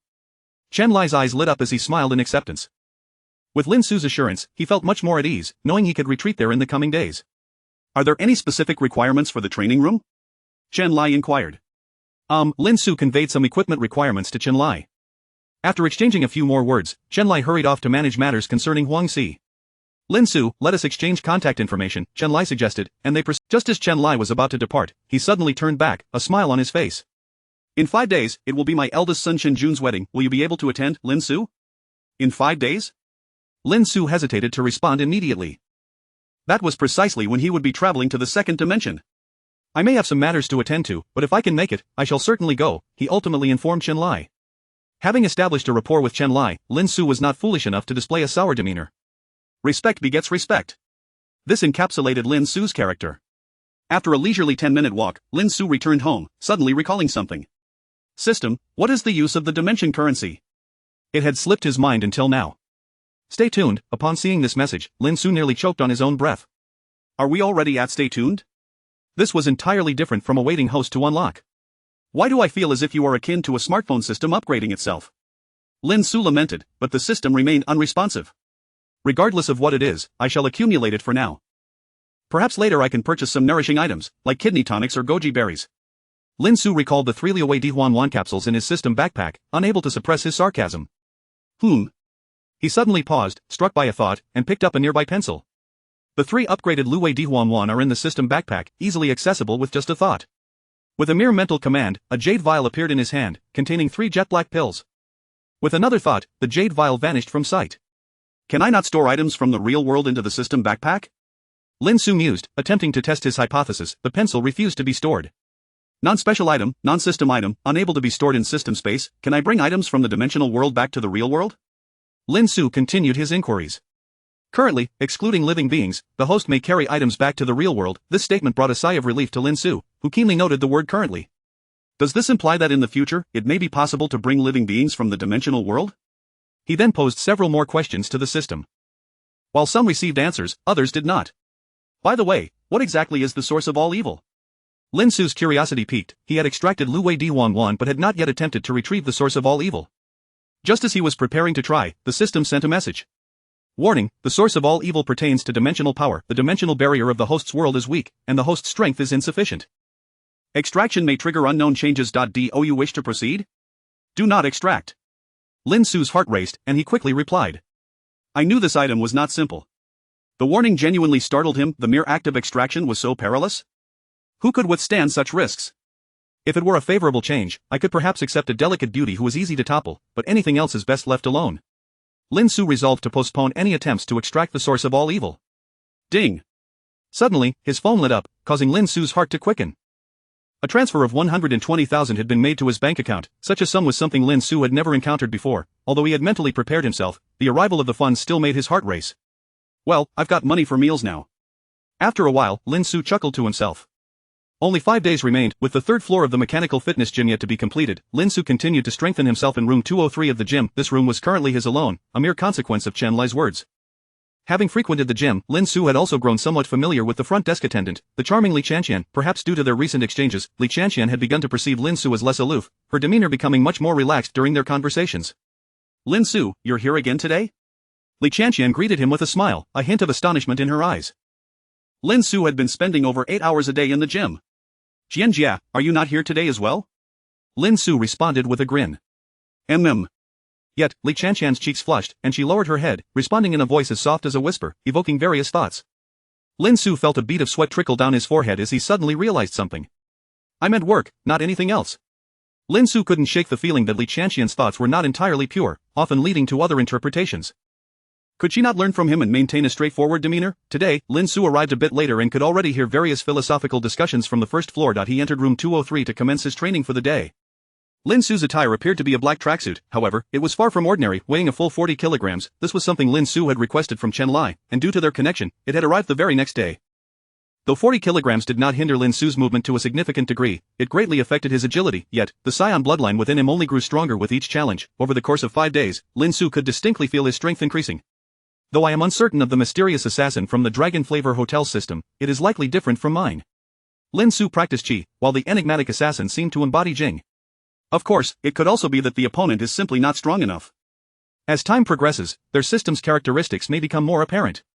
Lin Xu felt a headache coming on, plagued by a question.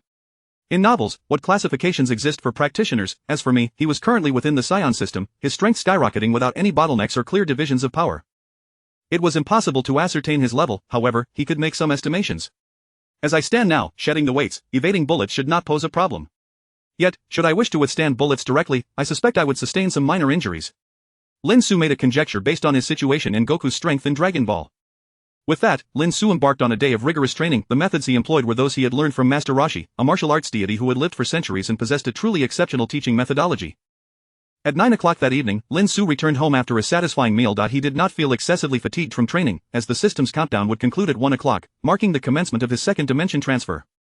As seconds ticked by, the clock finally struck 1. System notifications flooded his mind. What the heck, is this really happening? Lin Xu's expression shifted dramatically. He recognized the film instantly, it was far too famous. The iconic scenes and countless memes flooded his thoughts. Second dimension crossover, commencing.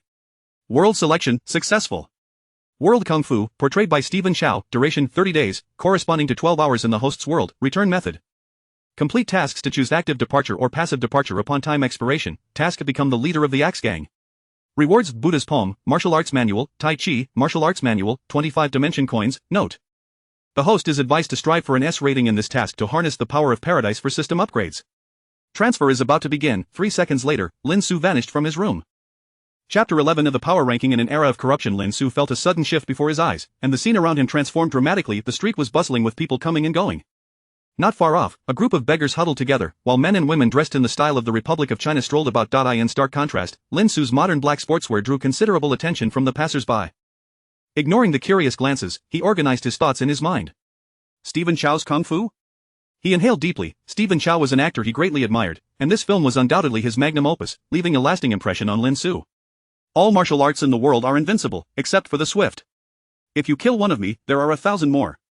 A single arrow piercing the clouds, needing 1,000 troops. The memorable scenes were countless. The fact that Lin Xu had somehow traversed into this world left him with an inexplicable sensation. I never expected to witness those characters in person. And what in the world is this ridiculous task? Upon seeing the mission, Lin Xu nearly erupted in expletives. Become the leader of the Axe Gang? Lin Xu's expression darkened as he recalled the world backdrop of Kung Fu. The story unfolds in Guangdong during the 1940s.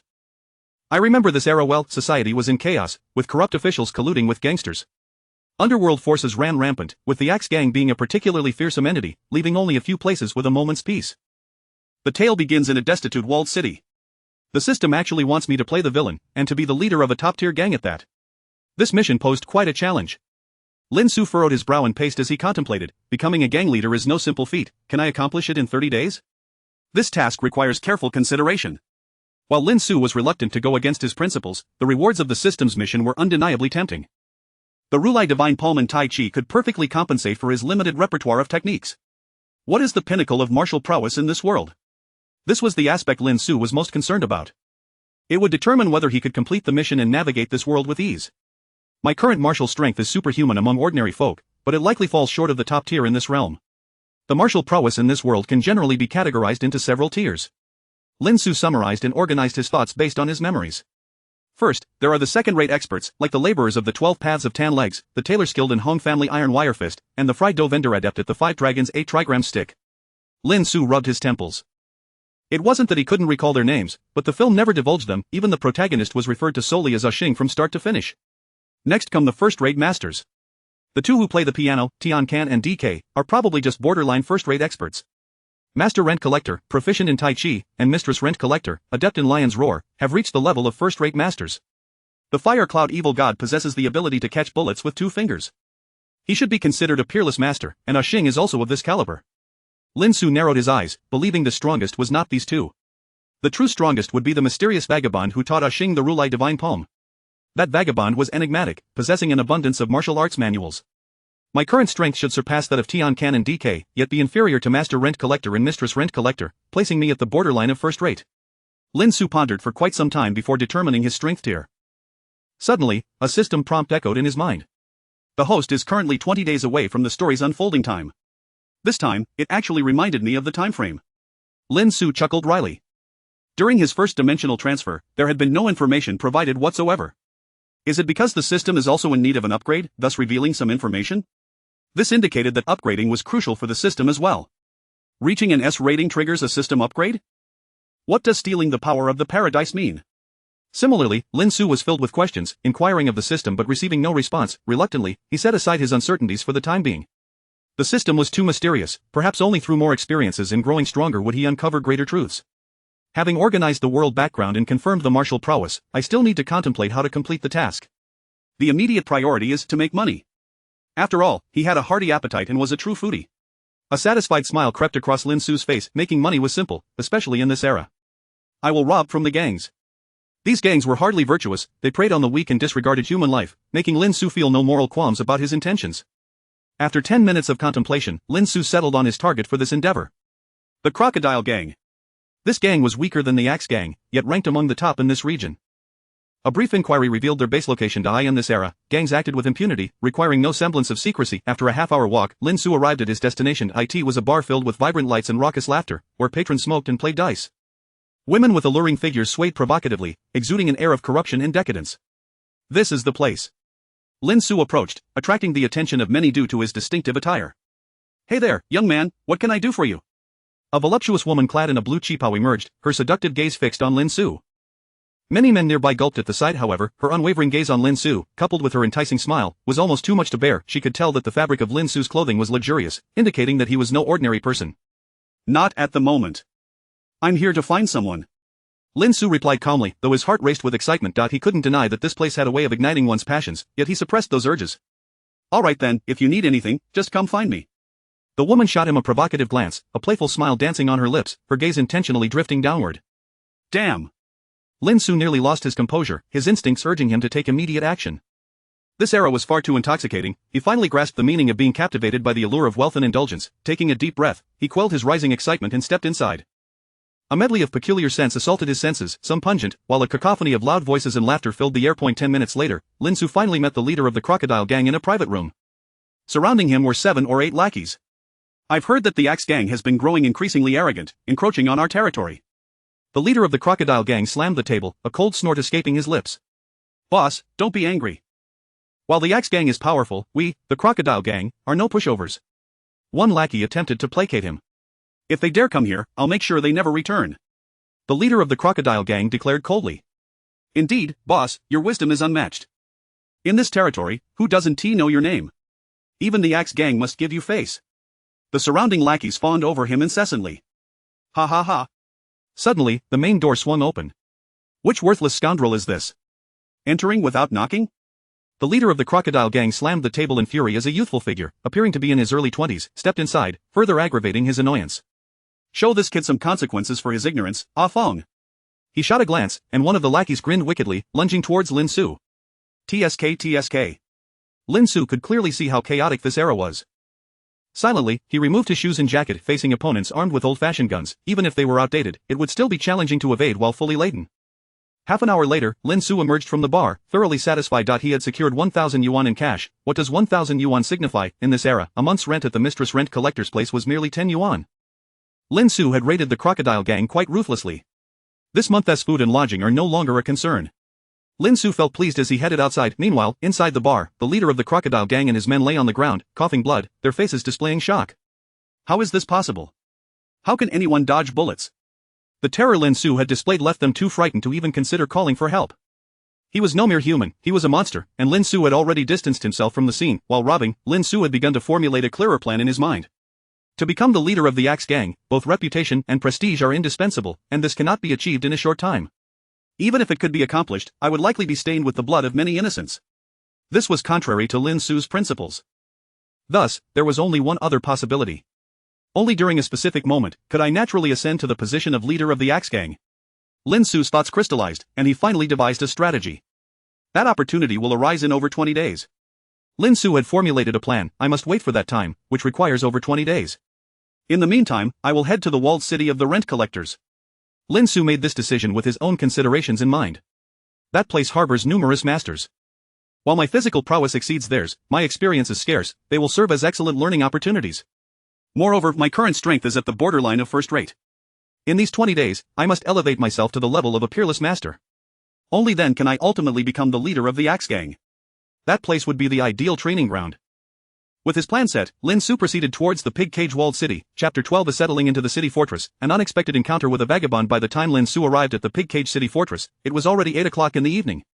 The moon hung high in a starry sky, promising a pleasant night, yet, Lin Xu's spirits plummeted instantaneously. He gazed at the young man before him, his eyes twitching in agitation. Are you in need of a haircut? The young man inquired, his demeanor remarkably composed as he regarded Lin Xu. Ha! Lin Xu exhaled deeply, attempting to suppress the turmoil within him. The young man before him was none other than the barber known as Sauce Bomb, who had cryptically proclaimed, "Kill one of me, and there are countless more." Lin Xu's gaze drifted downward, and he could hardly believe his eyes. Half of the man's backside was exposed, an utterly flamboyant sight. It was too much to bear. The sight churned Lin Xu's stomach. "I'm looking for the landlady," Lin Xu said, pinching the bridge of his nose, unwilling to meet the young man's gaze. He had no interest in that display. Whoever desired it could pursue it. Sauce Bomb, in his oblivious manner, nodded and dashed outside, calling out, "Landlady, someone else looking for you." The city fortress was not particularly large, and Sauce Bomb's voice echoed throughout, reaching half of its inhabitants. "I'm coming." The landlady, smoking a cigarette, made her way down with a bold demeanor. "Who is it that seeks me?" Her eyes fell upon Lin Xu, her brow arching slightly as if she discerned something. "It's me," Lin Xu replied, maintaining a calm expression as he regarded the landlady. Within this fortress resided numerous martial arts experts, and the landlady, along with her husband, was among the most formidable. "Young man, what brings you here?" And Sauce Bomb, "Hurry up and pay your rent. How long have you been in arrears?" She indeed exuded the fiery spirit of a character from a film, yet Lin Xu understood that this was merely a facade. Deep down, the landlady was a good-hearted person, for she would not allow so many tenants to fall behind on their rent. Moreover, in the film's climax, she and her husband helped avenge the oppressed, revealing her noble character. "I wish to take residence here for a month." The landlady paused, scrutinizing Lin Xu intently before leading him to choose a room.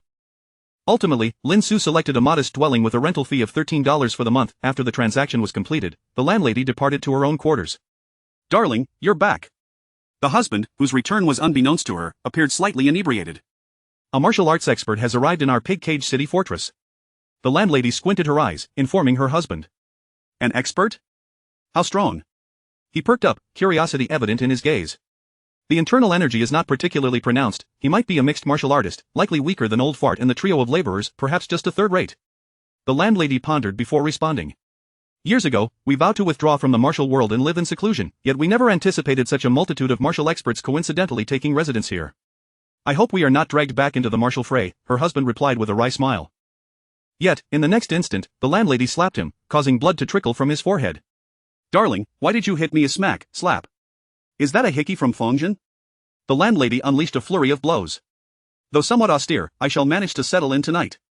Tomorrow, I must acquire some daily necessities." Lin Xu reluctantly took up residence, his expression momentarily tightening.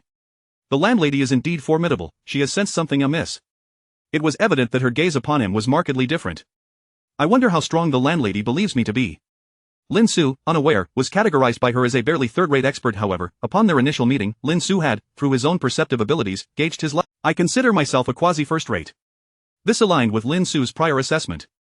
"Over the next 20 days, I must swiftly enhance my abilities. Only by reaching the level of an unparalleled master can I seize the opportunity that awaits me in over 20 days, thereby naturally ascending to the position of the Axe Gang's leader.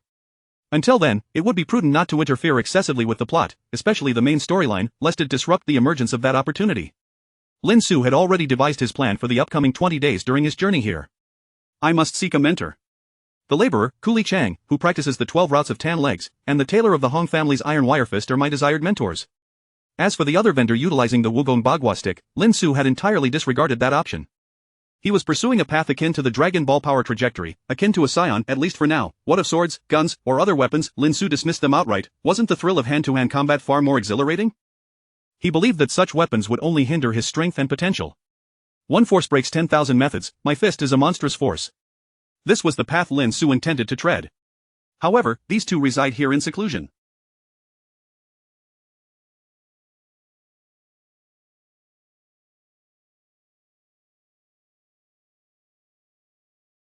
It won't be easy to become their disciple. Lin Xu furrowed his brow, though he soon relaxed. Having conceived a plan, based on his understanding of the two from the film, his chances of successfully becoming their disciple were likely quite high. Yet it is late. I shall seek them out tomorrow. Lin Xu hastily settled in and swiftly drifted into slumber. The following morning, upon awakening, he ventured out to procure some daily necessities, as he would be residing here for nearly a month. Throughout the morning, Lin Xu gathered a considerable amount of items, preparing to return when suddenly his pupils constricted. What is that?" Lin Xu was astonished to spot a familiar figure amidst a gathering of beggars, the vagabond. He was the most enigmatic character throughout the entire film. Some claimed he was merely a grand deceiver, a swindler. They asserted that the so-called palm of the Tathagata martial arts manual was nothing but a ruse, primarily attributing the protagonist's mastery to his innate talent. However, Lin Xu held a different belief. At the film's conclusion, the vagabond reappeared, his appearance unchanged even after 2 decades. This was sufficient to hint at something significant. In truth, if I could become his disciple, it would be the best choice. Lin Xu paused, a gleam igniting in his eyes.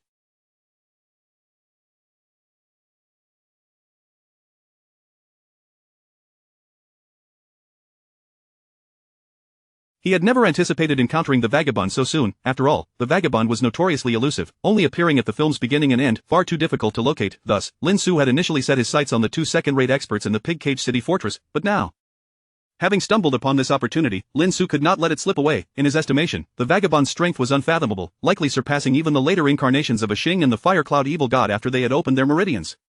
Little brother, oh my! This is incredible! The vagabond halted a sniffling chubby child, gasping in awe. I see you possess remarkable talent. You are a martial arts prodigy rarely seen in a decade. Here, I have a martial arts manual. If you give me $9.90, I shall bestow it upon you. This proposition was reminiscent of what he had previously told a Xing. He rummaged through his belongings and finally produced a book. Wow! Lin Xu was momentarily petrified upon seeing the title of the martial arts manual. The Sunflower Manual. Was this for real? The chubby child wiped his nose and opened the first page, revealing 4 prominent characters. To practice divine skills, one must first castrate oneself. Lin Xu's expression darkened. Upon reading that line, the chubby child burst into tears. I don't want to castrate myself. My mother says I must marry a beautiful wife in the future. The vagabond's expression stiffened instantaneously, and had I known, I wouldn't have brought this manual. Lin Xu's initial excitement at encountering the vagabond gradually subsided. He regarded the vagabond with an impassive expression. Should this vagabond attempt to impart any techniques from the Sunflower Manual, he would immediately turn on his heel and leave. A disciple, nonsense. However, if it were something akin to the yin-yang harmony technique, Lin Xu might consider it. Perhaps I should engage with him further and assess the situation. Lin Xu took a deep breath and approached the vagabond. Chapter 13. Lousy is going to ruin him. In Lin Xu's hands were 2 large bags filled with daily necessities. With a determined stride, he approached the homeless man. The expression of the homeless man shifted slightly as he turned to face Lin Xu, his pupils momentarily freezing in disbelief. He sensed something, a feeling of incredulity washing over him. He then lowered his gaze, avoiding Lin Xu's eyes. Esteemed elder, I wish to become your disciple, Lin Xu stated straightforwardly as he crouched before him. The homeless man raised his head, letting out a faint sigh. Become my disciple? I'm merely a scruffy old beggar. Do you seek to learn the art of begging from me? He remarked, absent-mindedly ruffling his disheveled hair, flies buzzing around him, presenting a rather shabby sight. For some inexplicable reason, the homeless man did not attempt to deceive Lin Xu. How peculiar. This contradicted Lin Xu's understanding of beggars. In his memory, the homeless were often greedy charlatans. Confusion filled his mind, but then he reconsidered. The man's subtle refusal, such an unusual action, only served to reinforce Lin Xu's belief in his extraordinary nature. Something is amiss. Is it that I lack the qualifications that make you reluctant to teach me, leading to your polite rejection? Or does he perceive something deeper, prompting such behavior? After a moment of silence, Lin Xu declared with resolve, I wish to learn martial arts from you. The homeless man furrowed his brow, studying Lin Xu's determined and clear gaze. After a long pause, he suddenly smiled. Young man, do you have any money? I do, though not much. I have 800. Lin Xu detected a shift in the homeless man's tone, sensing a glimmer of hope, and he replied with a hint of joy. Come, let us go there. The homeless man stood up with a grin, appearing rather unrefined, pointing towards a chaotic casino bar across the street. That wretched place was where Lin Xu had previously borrowed money from the leader of the crocodile gang. It was indeed a den of vice. Isn't it supposed to be about paying for a manual or tuition? Lin Xu was once again taken aback. However, after a brief moment of contemplation, he nodded. Since the homeless man had not answered him directly, it was best to assess the situation first. As the homeless man led him toward the bar, a group of beggars stared at Lin Xu with expressions of disbelief. Another rich kid with a damaged mind. $800? What are you thinking, wanting to learn from a beggar? Exactly, that homeless man is just like us, merely a beggar. The chorus of envy echoed among the group, yet Lin Xu and the homeless man had already arrived at the entrance of the bar. Coincidentally, outside stood the enchanting woman who had previously tempted Lin Xu, dressed in a white cheapao. Her long, straight legs were tantalizingly exposed, exuding an alluring charm. Little brother, it's you again, hee.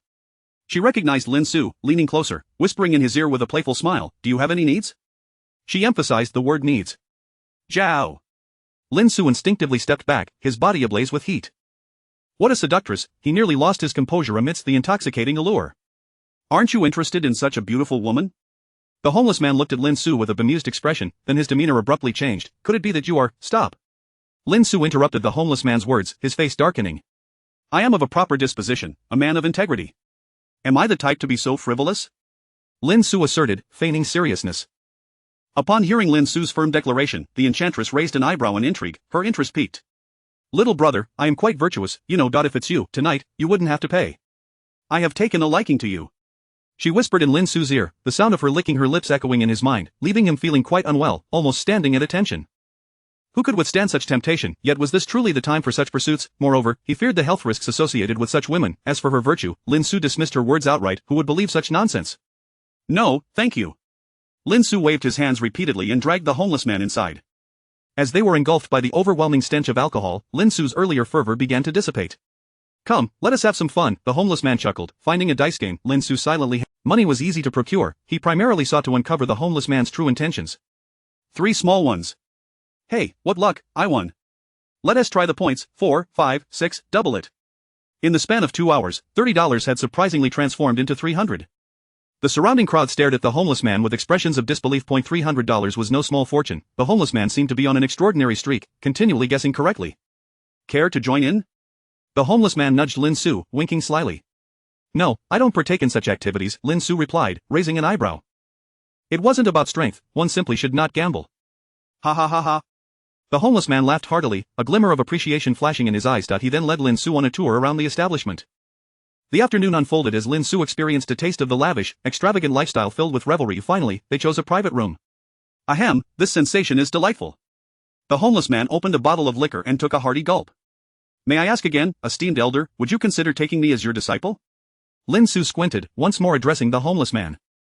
The homeless man's hand holding the cup paused slightly as he gazed at Lin Xu, about to speak when suddenly, a violent banging on the door interrupted them. 5 or 6 burly men wielding machetes entered, exuding an intimidating presence. Shut the door. The leader, a middle-aged man in a gray hat, cast a disdainful glare at Lin Xu and the homeless man. His subordinates swiftly closed the door behind them. Gentlemen, are you cheating in my crocodile gang's territory? We are not cheating, Lin Xu rose, frowning as he faced the group. I say you are, therefore you are. Hand over the winnings, or don't even think about leaving today, humph. The man in the gray hat sneered, speaking with certainty. Lin Xu narrowed his eyes. It was evident they intended to act unscrupulously.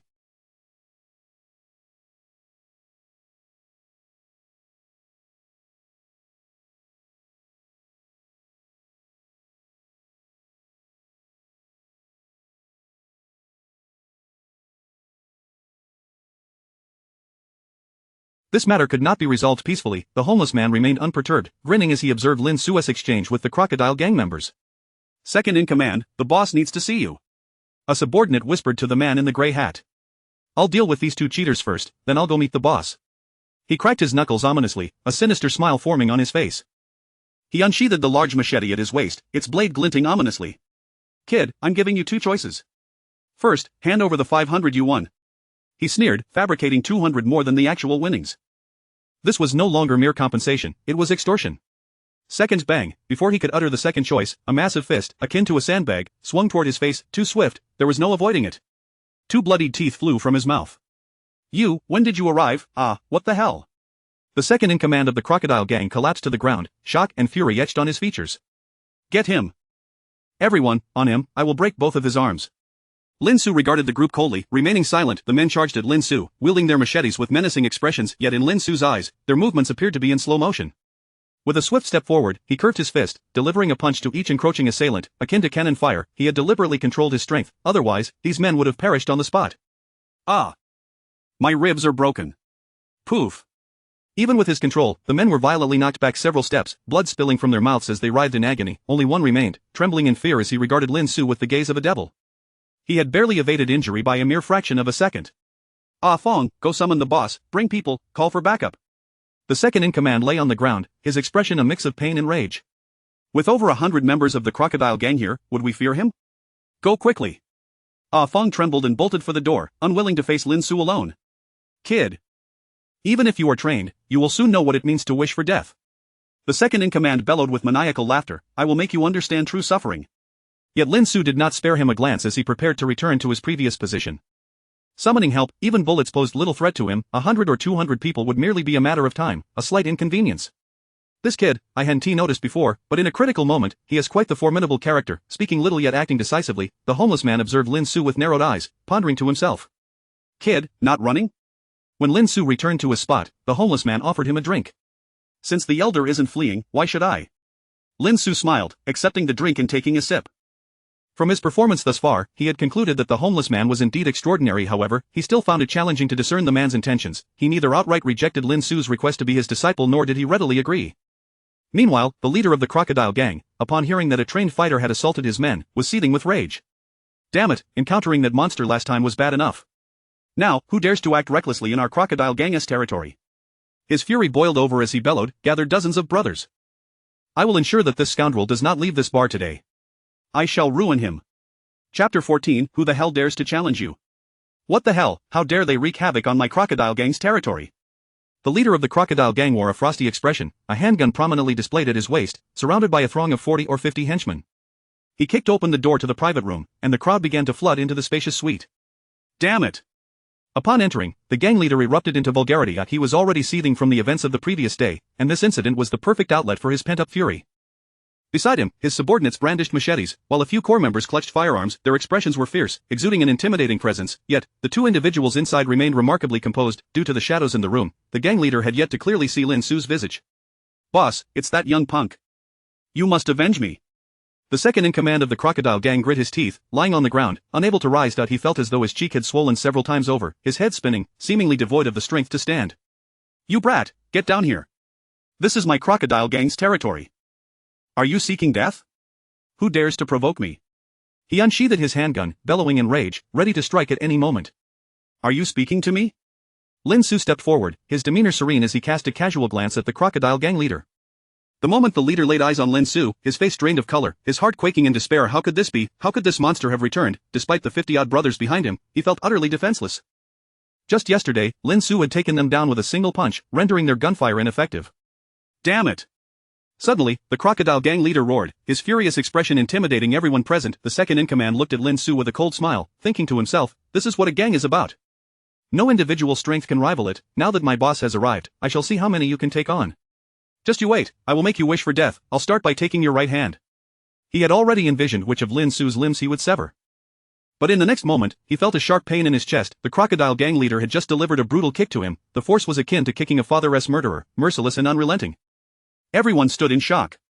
Boss, the second in command spat out a mouthful of blood, utterly bewildered. It's him, it's that little punk. He panicked, realizing the gravity of the situation. However, the crocodile gang leader's expression darkened further, cursing under his breath. Shut your mouth. Who the hell do you think you can provoke? Then, he forced a smile towards Lin Xu. Brother, this fool has acted thoughtlessly and offended you. I apologize on his behalf. Cold sweat trickled down his forehead. He certainly did not believe that the 40-odd henchmen armed with guns and machetes could take down this monster before him. Moreover, even if they could injure him, it would likely lead to his own demise. Lin Xu had long since recognized that this man was a fa of toughness, yet he had not anticipated how quickly he would cower. Upon hearing his words, the second in command was left dumbfounded. The surrounding henchmen dropped their weapons, their faces blank. The individual before them appeared to be merely a youthful, inexperienced lad. Let us go. Yet Lin Xu did not respond to him. These gangsters were not to be trusted. Had it not been for the fear of disrupting the original plot, the crocodile gang leader might very well be in the hospital by now, or perhaps even 6 feet under. He and the vagrant prepared to leave. Get out of my way, clear a path for the boss. He shouted, and the henchmen scrambled to make way. Subsequently, Lin Xu and the vagrant exited. Damn it! Next time, keep your eyes peeled. If you see that young man, run as far away as you can. Once Lin Xu had departed, the crocodile gang leader shouted at the second in command, drenched in cold sweat. And you lot, keep your eyes sharp. The second in command felt a profound sense of grievance, mixed with resentment. Let me make it clear, even if our entire crocodile gang were to attack, we might not stand a chance against him. The crocodile gang leader's frustration flared once again, and he kicked the second in command. 20 days. I will teach you for 20 days. How much you learn depends on you. As they walked, Lin Xu had yet to inquire of the vagrant, who, surprisingly, spoke first with calm resolve. Thank you, master. This phrase filled Lin Xu with immense joy, and he immediately bowed in respect. Even Goku from Dragon Ball had sought mentors multiple times during his growth, and Lin Xu felt no burden in doing the same. 20 days, just in time for the main storyline. Lin Xu thought to himself. This is something you have earned for yourself. The vagrant gazed at Lin Xu with solemnity. My specialty lies in observing character. The moment you approached me, I discerned your potential. The vagrant paused, taking a deep breath, his heart stirred. 10 years ago, I entrusted a volume of Rulai's divine palm to an exceptionally rare martial arts prodigy. Lin Xu recognized that the vagrant was referring to Xing. However, he remained silent, opting to listen attentively to the vagrant's words. But your potential is truly unparalleled. No, it might even be greater. Your innate roots are extraordinary, your energy surges throughout your being, and your meridians are fully unblocked. I have never witnessed such monstrous talent. Whether in external or internal cultivation, you are undoubtedly a peerless genius. Someone of your caliber, once you engage in martial arts, could pose a significant threat to the world if you were to fall into the wrong path. Ah, I see. Lin Xu suddenly realized why the vagrant had previously taken him to the casino and bar. It was to assess his character. I was initially unwilling to teach you, but I see some semblance of my younger self within you. The vagrant chuckled, yet his gaze was profound, as if recalling something. For these 20 days, you shall accompany me. You may call me Tian-E. Lin Xu felt a tremor within. That name held tremendous significance. Tian-E, the first under heaven? It's only 5 o'clock now, come with me to Wansuan Mountain. The vagrant pondered for a moment before speaking. What do we need to go to Wansuan Mountain for? Lin Xu asked, slightly taken aback. I want to gauge your true strength. Undoubtedly, Tian-E intended to engage Lin Xu in combat. 2 hours later, the two ascended Wansuan Mountain and found an empty clearing. Strike with all your might, leave nothing hidden. Tian-E placed his hands behind his back, his previously stooped figure straightening, emanating the aura of a supreme master. This demeanor was a stark contrast to the old trickster depicted in the films. Lin Xu inhaled deeply, shedding his weighted clothing for regular attire. Master, I'm coming. He called out, charging forward with a fierce intensity. His explosive power was terrifying, leaving a small crater in the ground beneath him. His fists tightened as he swung towards Tian-E. Your speed isn't bad, but it's far too crude. Tian-E remained unfazed, sidestepping Lin Xu's punch with remarkable precision. He then unleashed a swift kick, clean and efficient. Lin Xu was caught off guard, feeling a tremendous force strike his abdomen and smack. He was sent flying 7 or 8 meters, crashing to the ground. Your strikes are fierce, but you need not unleash all your power. Exerting 80% while reserving 20% for control is essential. Moreover, your center of gravity is unstable, relying solely on your formidable physical prowess. This indicates a weak foundation in martial arts. Tian-Yi's gaze was piercing, having discerned Lin Xu's weaknesses in mere moments. Again! Yet Lin Xu sprang back to his feet, his expression steady, his eyes ignited with a fighting spirit. As anticipated, Tian-Yi was indeed far stronger than Aixing and the Fire Cloud Evil Spirit in their later stages. Ever since Lin Xu had inherited the Scion bloodline, surpassing ordinary physical capabilities, he had never truly engaged in a full-power battle. Even Huangzi had been swiftly defeated. Now, facing Tian-Yi, Lin Xu felt a thrill. Interesting. Tian-Yi raised an eyebrow, recalling how even his previous kick had been anything but light. Even top-tier fighters like the landlord and landlady from the Pig Cage City would take several moments to recover. This is intriguing. Subsequently, Lin Xu charged at Tian-Yi like a rampaging bull. What terrifying potential! Lin Xu's physical prowess was astonishing, seemingly limitless. With each knockdown, he seems to grow stronger upon rising. Moreover, his recovery ability is simply inhuman. He himself was a martial arts prodigy, having been enlightened by exceptional mentors and trained for half a lifetime.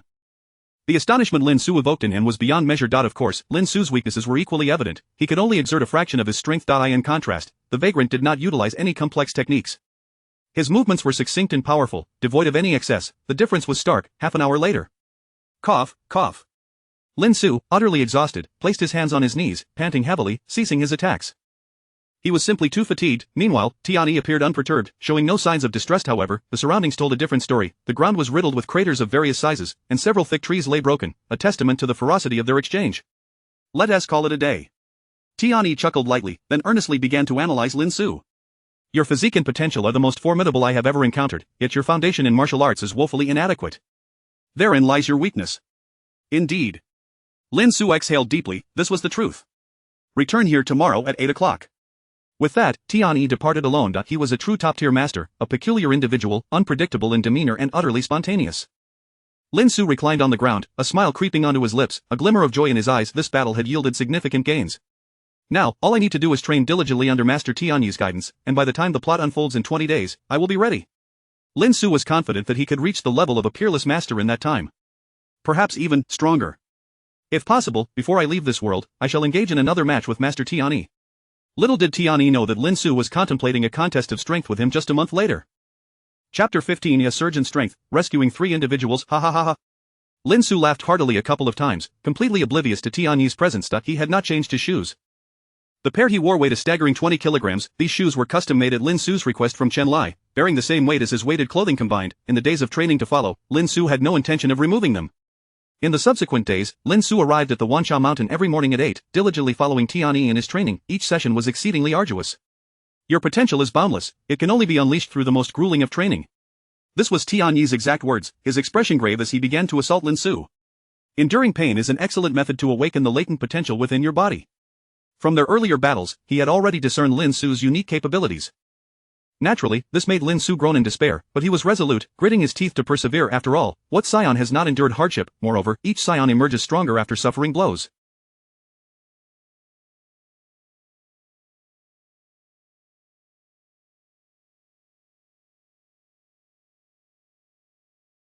Having chosen the Scion path, Lin Xu was mentally prepared to lag behind meant to endure punishment. Lin Xu now possessed a fresh understanding of that phrase. For the first 10 days, Lin Xu endured relentless beatings, engaging in a variety of grueling exercises. Each night upon returning home, he found it nearly impossible to lift his eyelids, yet, despite this, he never once shed his 20-kilogram shoes. In the following 10 days, Tianyi finally began imparting various martial arts fundamentals to Lin Xu.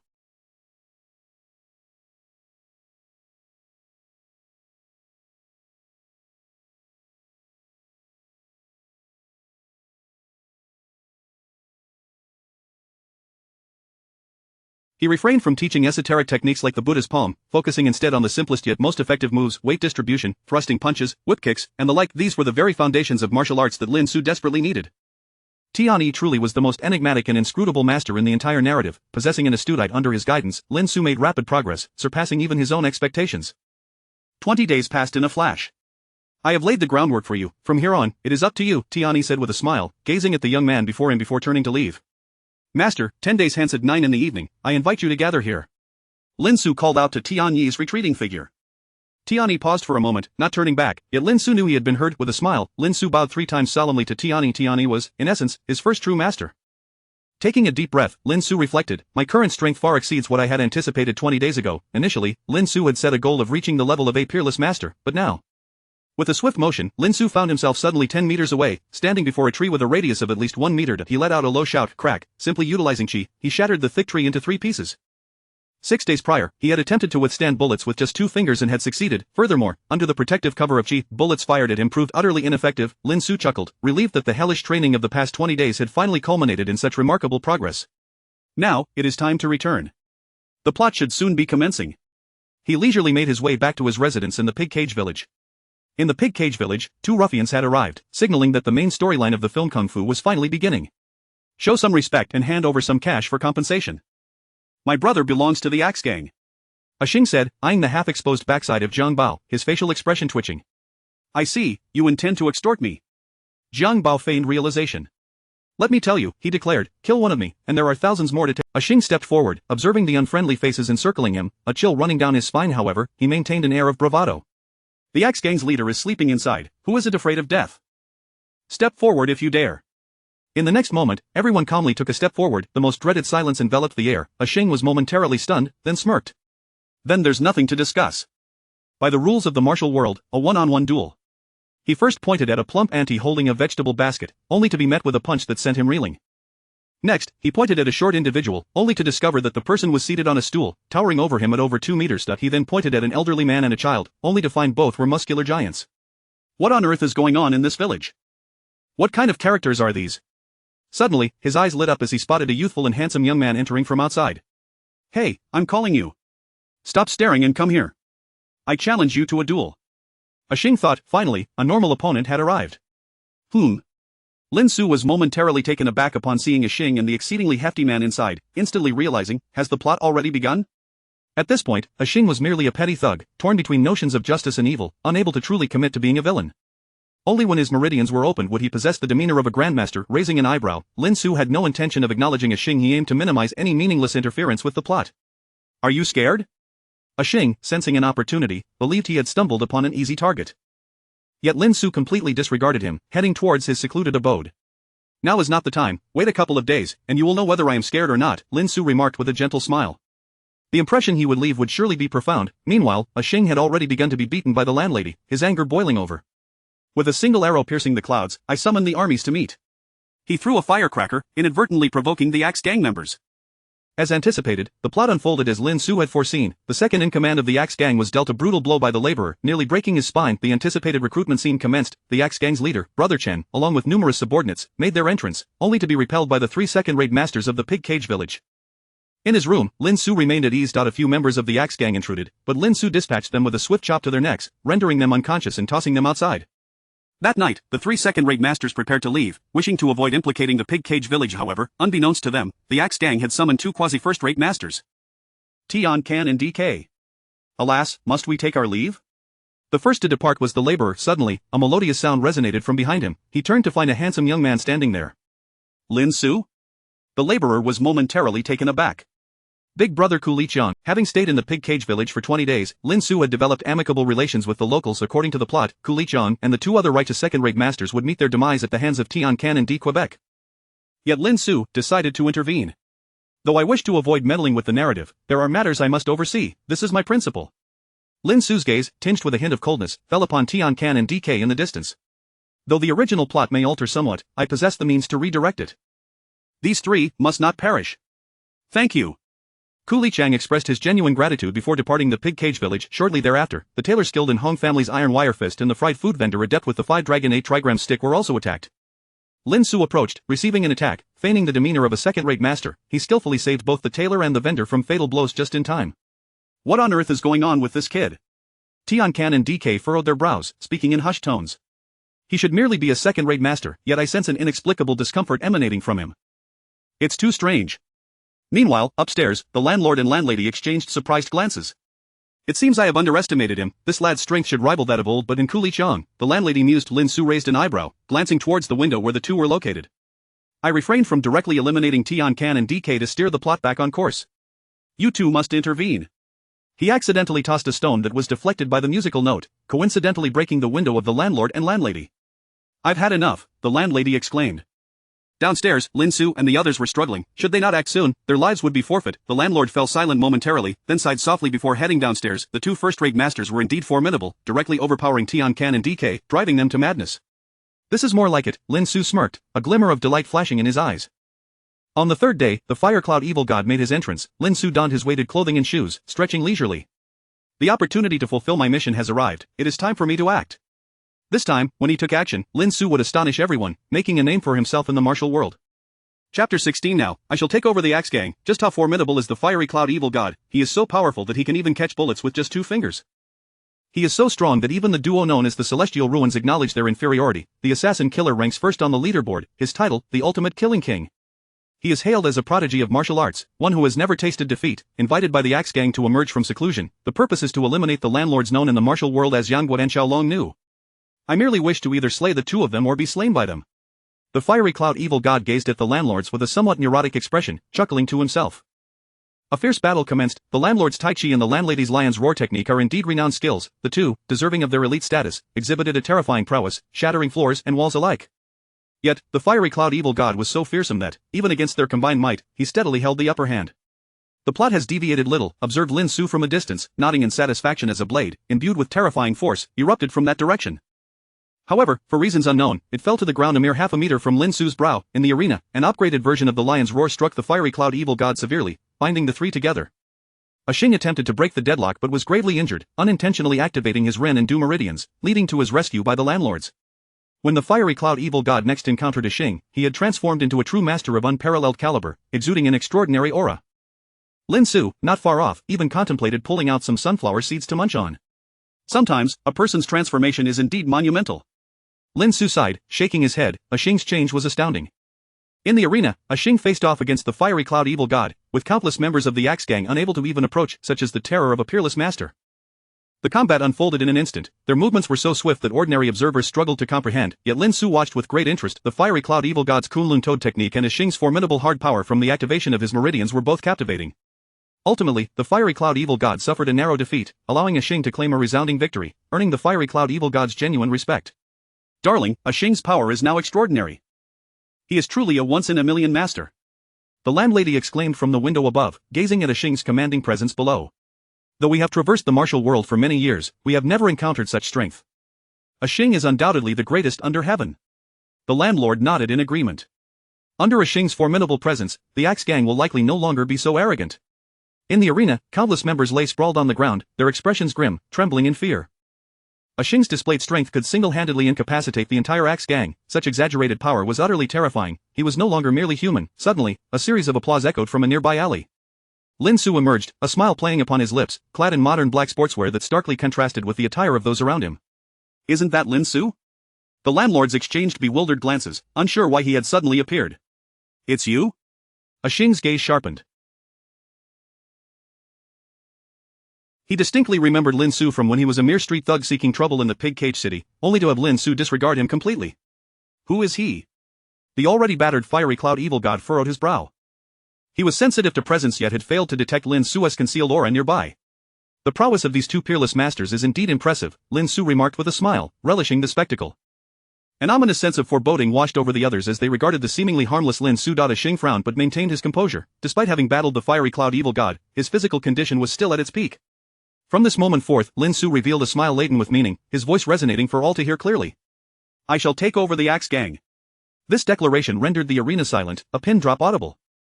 The members of the Axe Gang, already despondent and preparing to flee, were taken aback by Lin Xu's appearance. What is happening? They were stunned and despaired, with anger bubbling beneath the surface as they found the situation absurd.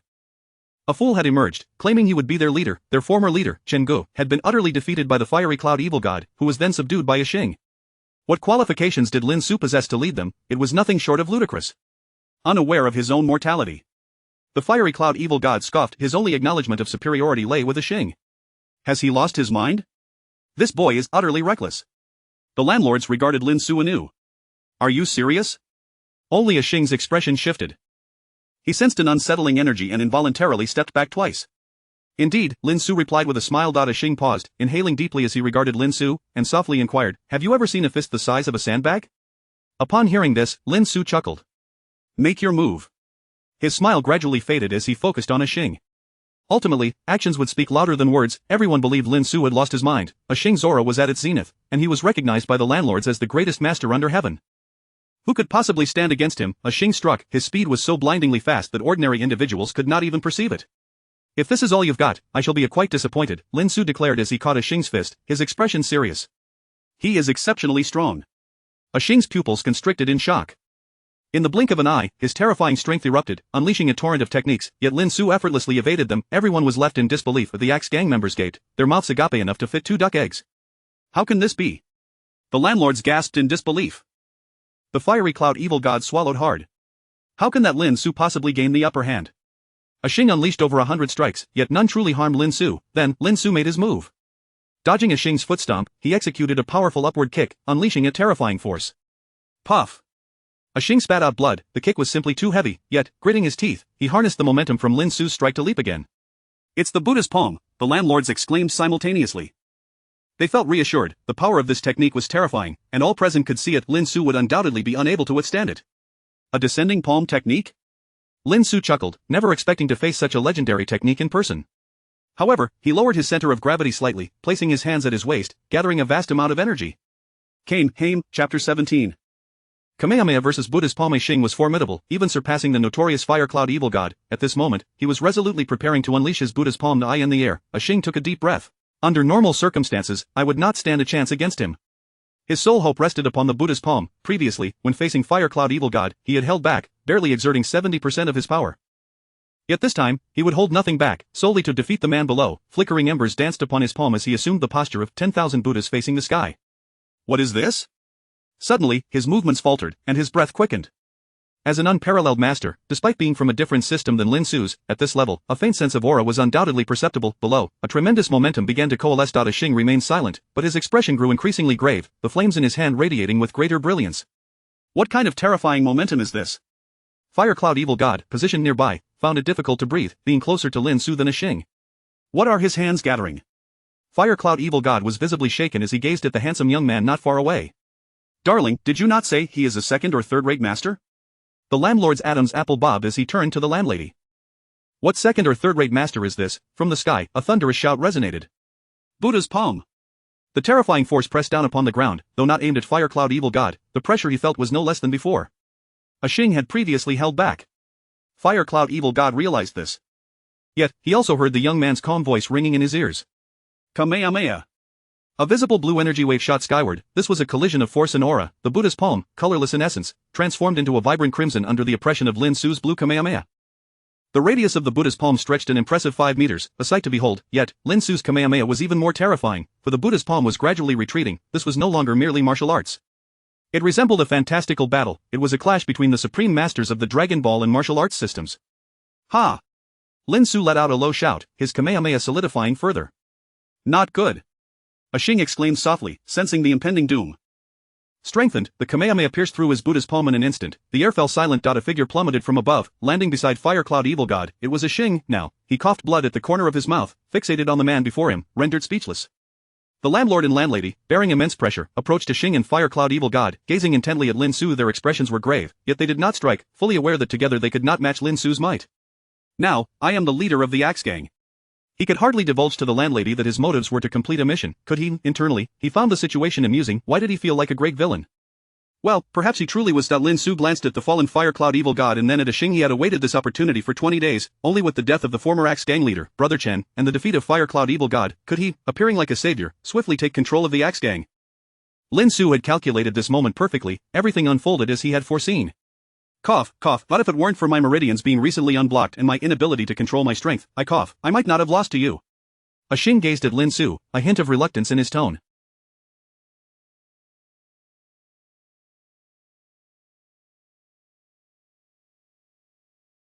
Part of it stemmed from his dissatisfaction with his own power. More so, he was unwilling to let such a powerful figure seize control of the Axe Gang, becoming a villain. A glimmer of amusement flickered in Lin Xu's eyes as he regarded a Xing. He refrained from revealing that he was clad in a 40-kilogram weighted vest. Speaking of which, I actually have some ties with you. Lin Xu did not immediately respond to the landlady but smiled at a Xing instead. 7 days hence, at 9 in the evening, come to Wansong Mountain. Lin Xu squinted, smiling, curious about a Xing's expression upon seeing teacher Tianyi again. I will take over the Axe Gang, but you need not worry about anything. He left behind a cryptic statement that left everyone bewildered. Subsequently, Lin Xu brushed off the dust from his attire and nonchalantly turned to leave. At the headquarters of the Axe Gang, an expansive hall had gathered nearly 100 individuals. These were all core members of the Axe Gang, each managing their own subordinates. Everyone sat upright, spirits high, fervently gazing at the young man at the highest seat, whose demeanor was calm and composed. He was a man whose martial prowess was unparalleled, capable of altering the very course of fate. I have truly never witnessed such a grand spectacle. Lin Xu mused as he surveyed the core members, all clad in neatly arranged black attire and adorned with axes at their waists, stroking his chin with a peculiar expression. I never imagined I would one day become the villainous leader, TSK. Lin Xu grinned, but soon tempered his smile. Playful banter aside, there were pressing matters at hand. Lin Xu's sharp gaze swept over the assembly, and he spoke with an undeniable authority. From this day forth, I am the leader of the Axe Gang. His voice echoed throughout the hall, met with fervent cheers. Congratulations, Leader Lin Xu, on your ascension. In his mind, a message materialized. Mission: become the leader of the Axe Gang. Completed, reward Buddha's Palm Martial Arts Manual, Taiji Martial Arts Manual, 25-dimensional coins, all distributed. A rich smile graced Lin Xu's eyes. Moments later, another message flowed into his consciousness. Level assessment reaches S. Dimensional system begins to siphon the power of the paradise. System undergoing background upgrade. Duration: 7 days. The host may teleport back at any time. Lin Xu discovered that he could no longer see his character data, yet fortunately, it did not affect the teleportation functionality. The mission concluded perfectly, leaving Lin Xu quite satisfied. Next, he turned to address the affairs of the Axe Gang. Then, he stood up, laughing heartily 3 times, extending his hand. The former strategist of the Crocodile Gang immediately presented Lin Xu with a roster with utmost respect. This roster contains the names of all members of the Axe Gang present here. It listed the core members of the Axe Gang. Now, I issue my first command. Lin Xu smiled, his tone turning resolute. The Axe Gang is hereby disbanded. This announcement stunned everyone into silence. Leader Lin Xu, what are you saying? Did you not come to lead us to become the strongest? With you here, the Axe Gang can undoubtedly become the most powerful gang. Disbanding the Axe Gang? What kind of joke is that? A cacophony of vehement opposition erupted, with over 30% of the members rising in indignation. Lin Xu found their reactions amusing, a smile dancing on his lips. Silence, all of you. His thunderous voice reverberated, silencing everything. I have nothing more to say to you, only this. The Axe Gang is hereby disbanded. You are all forbidden from engaging in underworld activities. Lin Xu tapped the roster in his hand with a sharp sound. Those present should be well aware of my strength. With a cold snort, he stomped his foot, creating a terrifying pit in the ground. The entire hall seemed to tremble. Bang, as if on cue, Lin Xu drew a handgun and shot himself in the chest. Under the pressure of his aura, he felt no harm whatsoever. Clang, the bullet fell to the ground, and everyone swallowed hard, too frightened to utter a word. The scene was utterly shocking. I swear, I am not trying to show off. Lin Xu lamented silently to himself while maintaining an air of aloof dominance. If anyone dares to engage in underworld activities and I hear about any gang bearing your names, I will kill every last one of you. His words carried an icy chill, radiating with murderous intent. The entire assembly was left speechless, none daring to oppose a supreme master capable of shooting himself without so much as a scratch, whose stomp could create a 2-meter deep pit. Who among them would dare to confront such power? Strategist, you are responsible for supervision. I expect to see results within 7 days, or you shall be the first to perish. With that, Lin Xu assumed a frigid demeanor, clutching the roster as he strode toward the exit. No one dared obstruct his path. This was true intimidation. Upon stepping outside, Lin Xu exhaled deeply, filled with reflection. I am merely a humble and low-key person. Why must I be forced to flaunt my prowess, whether in the Dragon Ball universe or the martial arts world? Lin Xu expressed his helplessness. He could only declare, to be born as a human is truly exhilarating. In the remaining 7 days, Lin Xu devoted himself to training at the Axe Gang's headquarters. The strategist, a coward at heart, promptly adhered to Lin Xu's orders. With such a formidable figure looming, none dared to speak out. The results were evident. During this time, Lin Xu donated a substantial sum of the Axe Gang savings to impoverished children.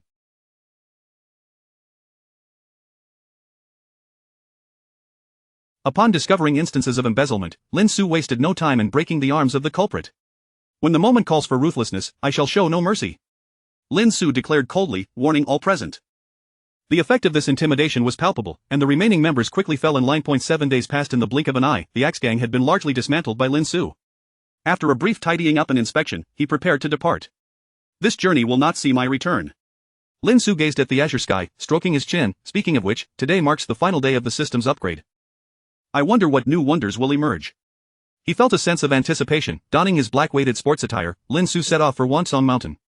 I certainly did not waste these 7 days.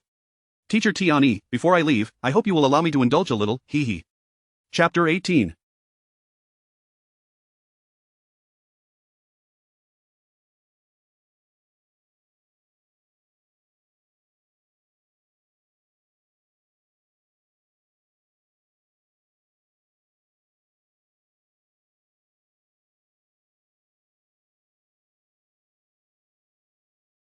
Emergency transmission. Lin Xu's fury at 8 o'clock in the evening. On a secluded mountainside of Wansong Mountain, several figures had gathered. Among them stood the composed Xing, the landlord and landlady from the Condor Heroes, and the reformed Huoyun Xexin. All four were unparalleled masters of their time, now converged in this place. Xing, do you have any inkling as to why Lin Xu summoned you here today? The landlady furrowed her brow, a cigarette dangling from her lips. I initially presumed that lad would succumb to the path of evil, yet the influence of the Axe Gang has been steadily waning in recent days. The landlord nodded in agreement, his expression laced with confusion. What on earth is that boy plotting? The landlady's restlessness mounted, her mind racing with unanswered questions. Patience, we shall soon find out. Xing, in contrast, exhibited remarkable composure. Once he arrives, I shall engage him in combat. I yearn to ascertain the extent of our disparity. Huoyun Xexin's eyes gleamed with excitement. Suddenly, footsteps echoed from afar. All present, being adept fighters, immediately turned their attention to the source. It was a vagabond. Xing's pupils dilated in shock as he exclaimed, "It's you!" It was he who imparted to me the Rulai divine palm. Noticing the astonished gazes of the three beside him, Xing spoke in a measured tone. Isn't that the prodigy from a decade ago? I didn't deceive you back then, did I? The vagabond recognized Xing, instantly recalling the young lad from 10 years prior, and ruffled his unkempt hair with a grin. Not far off, another figure flickered into view. Teacher Tianyi. Lin Xu approached with a hearty laugh. Teacher? Xing and the others were taken aback by the term, their astonishment palpable. The turn of events had completely exceeded their expectations. Lin Xu, what brings you to seek me? Tianyi regarded Lin Xu, raising an eyebrow, his expression oddly unclear. Lin Xu, you've become quite remarkable. Tianyi marveled, his tone filled with awe. After this bout, I shall retreat into seclusion and not show my face again. Lin Xu's declaration left everyone in shock. Let me see just how much you have progressed, young man. The vagabond, having already surmised the purpose of Lin Xu's invitation, was less astonished than the others. This lad's growth over the past 20 days had been astonishing, yet, being young, it was inevitable that he would harbor an inflated sense of confidence. Does this lad truly believe he can challenge me? It might be a tad premature, ha. Yet, as he hunched his frame, he gradually straightened, an aura akin to a sharpened blade radiating outward, causing the leaves on the ground to swirl away from him. What an intimidating presence! The expressions of Xing and the others froze. Despite considering themselves at the pinnacle of martial arts, they realized, in the moment Tianyi unleashed his aura, that the vagabond's power surpassed theirs by a considerable margin. Lin Xu grinned, shedding his previously aloof demeanor in front of the Axe Gang members. Teacher, wait a moment. Lin Xu removed his outer layers of heavy clothing, revealing a simple outfit underneath. The discarded garments thudded against the ground. Is this what you wore during our last duel? Xing's eyes twitched, his expression stiffening, a surge of frustration bubbling within him. He had labored tirelessly in recent days to enhance his strength, all in preparation for a rematch with Lin Xu. Yet Lin Xu's casual revelation served as a slap to his face, reminding him that he still had hidden prowess. Just a moment. Lin Xu smiled at Tianyi, sitting down to remove his shoes and don a different pair. The shoes hit the ground with a resounding thud. You trained in those? Tian's expression hardened, realizing he needed to re-evaluate this student, too cunning, too crafty. All set now. Lin Xu exhaled deeply, turning to Tian, his expression growing serious. This will be our final bout. I hope you will unleash your full strength. The onlookers stepped aside, granting Lin Xu and Tian the space they required. Tian's previously playful demeanor faded. This young man was no longer an easy opponent.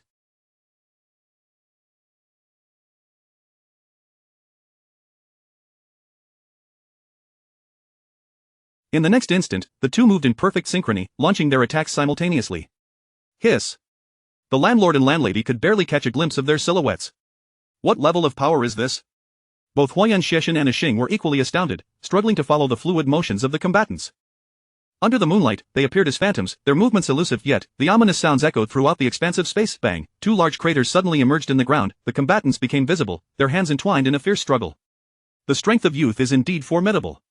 Tian's complexion flushed slightly as he executed a sudden disengagement, lowering his center of gravity to deliver a kick to Lin Xu's knee, taking advantage of his unsteady posture. Lin Xu narrowly evaded, the kick grazing his side, but he managed to concentrate his energy at the impact site, avoiding injury. Once more. Lin Xu roared with laughter. After this encounter, he doubted he would experience such exhilarating combat again soon. The duel unfolded with clear advantages and disadvantages. Lin Xu's speed was unparalleled, his physical prowess had doubled over the past 30 days, seemingly without limits. In terms of physical ability, this lad has surpassed me, yet his technique still lacks a bit of refinement. Tian assessed with clarity, though his heart remained astounded. Nonetheless, the nearby ground was pockmarked, and over 20 trees lay splintered.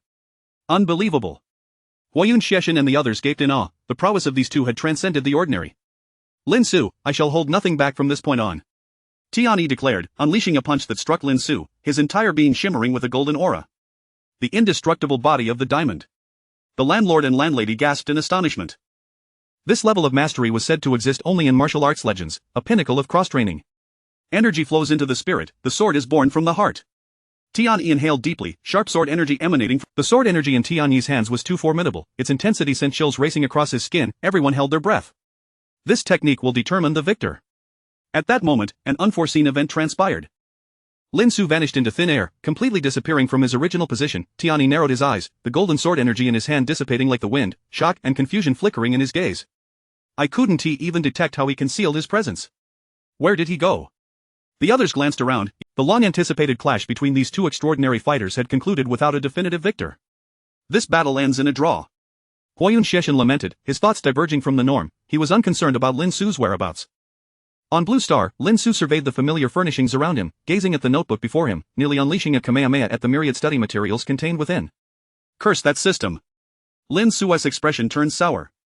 The sensation was akin to running out of battery mid-charge, only to find himself disrobed while attempting to solve calculus problems, gradually dispersing the Kamehameha energy. He nearly suffered internal injuries from the system's antics.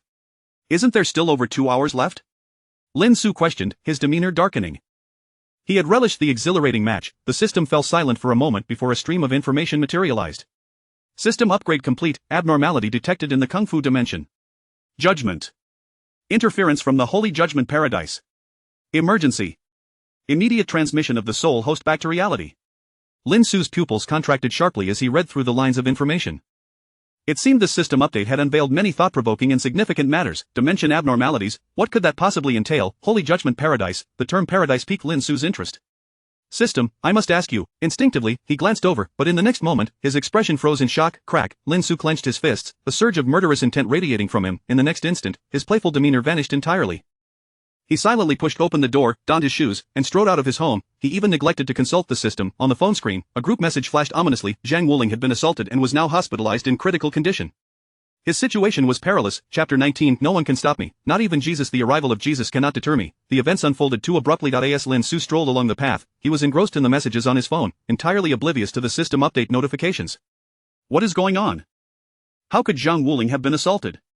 Queries surged within the class group, as many were perplexed, given that Zhang Wuling generally treated others well and seldom stirred up trouble. There's no useful information. Lin Xu's expression darkened slightly, as the group chat only revealed the location of Wuling's hospital admission. Outside, the sky was bright, marking the time as 1 in the afternoon. Second hospital. Upon discovering the location in the class group, Lin Xu promptly hailed a taxi without hesitation. Nearly an hour and a half later, Lin Xu arrived at the second hospital. Room 304. As he approached the ward's entrance, he noticed a middle-aged couple outside, their faces pale with worry. Uncle Zhang. Aunt Hong. Lin Xu called out, his heart sinking at the sight of their anxious expressions. Xiao Su. Upon seeing Lin Xu, Zhang Jian and Su Hong nodded, their voices hoarse as they attempted to muster a smile, yet failed miserably. They appeared haggard and filled with concern. Su Hong's eyes were red-rimmed, as if she might burst into tears at any moment. Lin Xu shared a close bond with Zhang Wuling, often visiting his home, so he was well acquainted with them. What is the situation? Lin Xu hesitated before inquiring, fully aware that Zhang Jian and Su Hong were undoubtedly more distressed. Clang, a doctor emerged from the ward, exhaling deeply. The rescue was timely, he is now out of life-threatening danger. The resuscitation was quite effective. However, he has lost a significant amount of blood, and his physical condition is exceedingly frail. It will take no less than 3 months of recuperation for any improvement. I have never witnessed such brutality. He furrowed his brow, adding helplessly, the medical expenses alone, he paused, then sighed, will likely exceed 150,000. I hope you two are prepared. This was his way of mentally preparing Zhang Jian and Su Hong. As long as the child is safe, that's all that matters. Zhang Jian and Su Hong's primary concern rested on Zhang Wuling. Although 150,000 was a considerable sum, they could manage it with some effort. Lin Xu listened on the side, feeling a sense of relief, yet a shadow loomed in his heart. For in that brief moment when the doctor opened the door, his enhanced eyesight had already glimpsed Zhang Wuling's conditioned eye in the hospital bed. Zhang Wuling was wrapped in bandages, yet blood seeped through in numerous places, no fewer than 15 visible spots. This was merely what the naked eye could see. As for fractured ribs and various internal injuries, those were beyond mention. Lin Xu's expression darkened, his fists clenched tightly as he noticed Zhang Wuling's teeth were even somewhat damaged. The violence inflicted was utterly ruthless. Do not let me discover who did this. A foreboding cloud loomed in his heart. Something dark and ominous was brewing. From childhood to adulthood, Zhang Wuling had been his steadfast friend, their bond spanning nearly a decade. Despite Wuling's reserved nature, he was always the first to stand up for Lin Xu whenever trouble arose. After spending half an hour in the hospital offering comfort to Zhang Jian and Su Hong, Lin Xu finally departed. You had better not let me find out who was behind this, or I swear I will not rest until I have dealt with you. Lin Xu's face was devoid of emotion. He could be jovial and lighthearted, but should anyone dare to harm his brother or violate his principles, he would unleash his fury. There is not a whisper of news in the class group. Lin Xu pondered, deciding to discreetly message a well-informed classmate, yet he too was unaware of the circumstances surrounding Zhang Wuling's predicament. I must contact Uncle Lai. It suddenly dawned on him that he had yet to utilize this particular resource. Chen Lai was a powerful figure in Shenzhen City, adept in both legitimate and illicit dealings. Such matters should be well within his grasp. Today is also the wedding banquet for Uncle Lai's eldest son, Chen Jun. Lin Xu recalled the invitation he had received from Chen Lai and recollected the venue. Longfeng residence. Choosing to take a taxi, Lin Xu spent a full 2 hours en route. Upon arrival, it was nearly 5 in the afternoon, not too late, yet outside Longfeng residence, a plethora of luxury vehicles adorned the vicinity. At a glance, one could see numerous million-dollar cars, indicating the presence of many distinguished guests. Moreover, 2 men and 2 women stood outside, tasked with greeting guests and barring uninvited individuals. Sir, today Longfeng residence has been booked by General Manager Chen of Longting Enterprises. Unauthorized personnel are not permitted entry. The welcoming attendant smiled at Lin Xu, her tone polite yet tinged with subtle rejection. I was invited by Uncle Lai, Lin Xu replied quietly, but the group exchanged skeptical glances, seemingly unconvinced. Lin Xu's attire, somewhat outdated, coupled with his arrival by taxi, did not suggest he was an invitee of General Manager Chen. Oh, isn't that Lin Xu? Suddenly, a voice interrupted from the side. Lin Xu turned to see Zisu, radiating happiness as she linked arms with Chen Feng, approaching from behind. Today, Longfeng residence is booked by my Chen family. Individuals of no standing cannot enter. Chen Feng cast a disdainful glance at Lin Xu, his eyes filled with contempt, and though her tone lacked overt disdain, it carried an unmistakable condescension. Chen Feng erupted into laughter, leading Zisu inside. The Chen family? Lin Xu glared at the pair, a sudden realization washing over him. He had heard that Chen Lai had 2 sons, Chen Jun, the elder, and the younger, whose name eluded him. It was now abundantly clear. A chill coursed through him, but he understood he still had matters to discuss with Chen Lai. Sir, please take your leave, the welcoming attendant said, her tone soft yet firm in its refusal. I'll make a phone call. Lin Xu contemplated before producing his phone and dialing Chen Lai directly. The truth was, he had not brought the token of reverence for Longting Enterprises, otherwise, this would not have been so troublesome. Is this Lin Xu, the devotee? It is I, Lin Xu answered, his voice calm, betraying no emotion. I am currently at Longfeng residence. I would appreciate it if Uncle Lai could speak to the doorman. Please allow this gentleman entry, and do not be remiss in your duties. His tone turned grave, prompting the doorman to realize that the seemingly unassuming Lin Xu was indeed an invitee of General Manager Chen. Lin Xu remained silent. His attire, though from a martial arts brand, appeared somewhat outdated. Initially, he intended to directly request Chen Lai to inquire about Wuling's situation, but since he was already present at the wedding banquet, it would be inappropriate not to enter. Please, do come in. The 4 attendants promptly stepped aside with utmost respect. This banquet is held on the 3rd floor.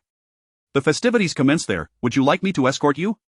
No need, Lin Xu gently shook his head. He proceeded inside, surveying the scene. The first and second floors were also filled with banquets, yet it was evident these attendees were not deemed worthy of the third floor, hence they remained below to partake in the merriment. Soon, they could boast, I attended the wedding of General Chen's son from Longting Enterprises. Ascending to the third floor, Lin Xu found the space expansive, with over 20 tables set up, and nearly 300 guests already in attendance. Most were dressed elegantly, their faces adorned with smiles, and their demeanor poised, clearly indicative of their elevated status. It seems unlikely I shall find him quickly. Lin Xu furrowed his brow. Chen Lai had yet to make an appearance. The banquet was scheduled to begin around 6 o'clock, and it was likely that preparations were still underway in the back. Lin Xu chose a seat, but the next moment, a voice of discontent pierced through the atmosphere. Who let you in? Chen Feng, accompanied by the impeccably groomed Yi Zissou, glared at Lin Xu. What business is it of yours? Lin Xu replied calmly, meeting their gazes. Lin Xu, today is the Chen family's wedding banquet. Your presence as an uninvited guest will not go unnoticed. It would be wise for you to leave now. Yi Zissou seemed to counsel Lin Xu gently, yet her words were laced with a sense of superiority as she flaunted her newfound status. I was invited by Uncle Lai. Lin Xu's brow furrowed as he spoke in a cold tone. Uncle Lai? My father, ha ha ha. Chen Feng paused momentarily before bursting into laughter, drawing the attention of many. My father is the general manager of Longting Enterprises. You think you know him? His words dripped with unabashed mockery. Lin Xu, you truly have a talent for spinning tales. I suspect you've been deceiving the doorman as well. Chen Feng's expression turned icy as he gestured to the side. Security, throw this irrelevant person out. Today, I'm in a good mood, so I won't treat you the same way I did Zhang Wuling. At this, his words faltered, and he fell silent, nearly sneering. But Lin Xu, he had heard enough. Wuling. Did you strike Wuling? Lin Xu rose to his feet, his expression transforming into an impenetrable calm. He regarded Chen Feng, then glanced at Yi Zissou, who lowered her head, unable to meet his gaze. Suddenly, everything clicked into place. Chen Feng and Yi Zissou trembled, feeling as though they had plunged into an icy abyss, but soon Chen Feng recovered, smirking indifferently. So what if it was me? Huh, if I didn't leave him in ruins. Before he could finish, an overwhelming force surged toward his abdomen. Bang, Chen Feng was sent flying 4 to 5 meters, crashing onto a glass table. The table, laden with 7 or 8 hot dishes and a steaming chicken soup, was upturned in an instant. Ah, damn it. The searing sensation and pain drove Chen Feng into a frenzy, roaring in rage. Where was this, his family's domain? How dare a mere mongrel act so brazenly? Security, destroy him, he bellowed, plunging the scene into chaos. Yi Zissou, flustered and pale, gasped in shock. Lin Xu, how could he dare? Numerous business leaders recoiled in horror, their faces filled with panic. Kill this dog. Chen Feng shouted, attempting to rise, yet Lin Xu was already atop the table, gripping his right hand, his expression tranquil as he suddenly tore. It was a genuine ripping motion, the entire arm was wrenched free, the scene turned instantly blood-soaked. Ah! Several women screamed in terror. Damn it! Yet Chen Feng's suffering intensified, the pain reaching its zenith, nearly causing him to lose consciousness. 5 or 6 security personnel rushed in, but in an instant, they were all incapacitated. Lin Xu remained silent, his demeanor undisturbed. He cast aside the severed hand and stomped down forcefully. Put! Chen Feng spat blood, the table fracturing beneath him. What audacity! Suddenly, a young voice boomed, unleashing a wave of energy. Lin Xu's brows furrowed as he sidestepped the incoming force. His expression grew increasingly frigid, a murderous aura radiating from him. Today, not even Jesus can stop me. Chapter 20 of the Realm of Ancient Martial Arts. Today, not even Jesus can stop me. That's what I declare. Lin Xu surveyed his surroundings, his voice surprisingly calm, yet, those who heard his words felt an inexplicable chill enveloping them. This young man, he truly seems to believe that. Whoever you are, if you dare to harm my brother today, you shall not leave easily. A man in a neatly tailored suit, appearing to be in his late 20s, ascended the staircase.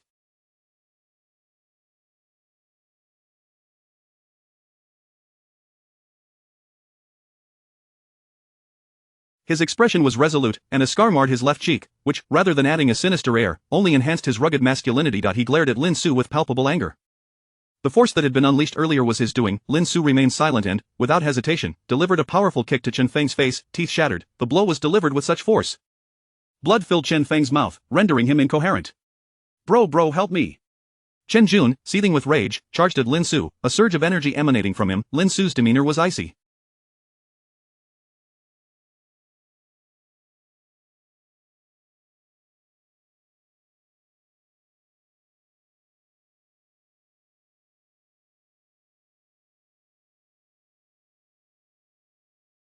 He could tell that Chen Jun was far from ordinary. To him, Chen Jun's strength was only slightly inferior to that of Huang Si, but what of it? Everyone, stand down. A thunderous voice echoed from nearby. The crowd fell silent, turning their gazes toward the source. It was Chen Lai, the head of Longting Enterprises. Lin Xu, this is my son's wedding, what on earth do you intend to do?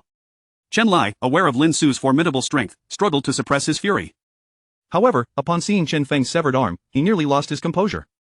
Chen Lai, perhaps you should inquire about your son. Lin Xu's fists were stained with blood as he coldly regarded Chen Lai, no longer addressing him as Uncle Lai. He nearly killed my brother. What do you think I want? Lin Xu replied flatly, his anger unwavering. A wedding of Longting Enterprises, the Chen family's wedding, what did that matter? Chen Lai faltered, for he was well aware of the situation. In an instant, he found himself losing some of his authority. I acknowledge this matter, indeed, that child acted too ruthlessly. However, 2 hours ago, I arranged for a compensation of 1 million. Why must you act this way? Yet, dissatisfaction still clouded his expression. Had it not been for Lin Xu's prowess, he would have long since ordered his men to subdue him. Lin Xu, upon hearing this, fixed a penetrating gaze upon Chen Lai. He stepped forward and stomped down on Chen Feng's left foot, which had already lost consciousness. Crack, a distinct sound of bone fracturing echoed. His leg was ruined. This matter ends here. Chen Lai, I am no longer your offering to Longting Enterprises. Lin Xu cast one last glance at Chen Lai before striding away up the staircase. Seeking death. Chen Jun was brimming with fury and was about to strike when Chen Lai restrained him. Juner, cease this at once. Chen Lai's gaze remained fixed on Lin Xu's retreating figure, filled with resentment and complexity. They were in the wrong from the start, and Lin Xu had once saved his life. Most importantly, Lin Xu's extraordinary strength was not something an ordinary person could contend with. Please, everyone, bear with me for a moment. The wedding will commence in 2 hours. His lips felt parched as he addressed the crowd with an apologetic expression. This incident would undoubtedly become a scandal for the Chun family. Yi Zissa collapsed on the ground, watching Lin Xu's gaunt figure recede, trembling with fear. Longting's offering? Who exactly is Lin Xu? She quickly rose, glancing at the nearly unrecognizable Chen Feng, her heart racing with anxiety. She had finally won Chen Feng's favor, and now what would happen to the hard-won connection? Lin Xu exited Longfeng residence. The cool breeze outside seemed to temper his simmering anger. Longting Enterprises was substantial, providing him with a salary exceeding 1 million each month, but so what? He could do without the money. Suddenly, Lin Xu's expression shifted as he deliberately made his way down a secluded alley. 5 minutes later, he arrived at an empty lane. Come out. Lin Xu spoke coldly, directing his gaze toward a corner. Impressive. You actually detected me, ha ha ha. A young man's astonished voice emerged from the shadows. Shortly thereafter, a handsome young man with a devilish smile stepped into view, clad in white attire. He appeared to be of similar age to Lin Xu, perhaps in his 20s, exuding an air of a privileged youth. Most notably, his left hand was adorned with numerous black dragon-shaped rings. From the Chun family? Lin Xu squinted at the young man in white, his tone devoid of emotion. No. The young man waved his hands hastily, grinning at Lin Xu. I am from the Heavenly Assassin Organization. You may call me Xian Qishir. He regarded Lin Xu with a smirk. Heavenly Assassin? Lin Xu's countenance hardened, a chilling aura emanating from him as he braced for action. Xian Qishir, though smiling, was taken aback by the overwhelming pressure. This is terrifying. Do not misunderstand.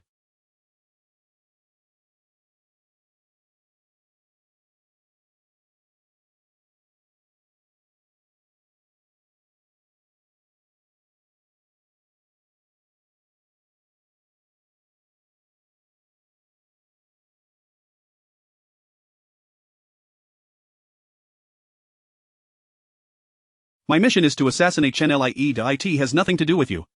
He forced a smile, eager to distance himself from any involvement. Guangxi failed, but life and death are fated. We will not seek revenge for him. Then why have you come to find me? Lin Xu narrowed his eyes at him. I have come to extend an invitation. Xian Qishir's mind shifted, suddenly filled with intrigue. He tossed a jade token toward Lin Xu with a soft thud. Lin Xu caught the jade token effortlessly, despite the overwhelming force it carried. The token bore an inscribed character, Xian, and Lin Xu sensed a peculiar energy emanating from it, likely a safeguard against forgery. What is this invitation about? Lin Xu scrutinized the handsome young man adorned with black rings.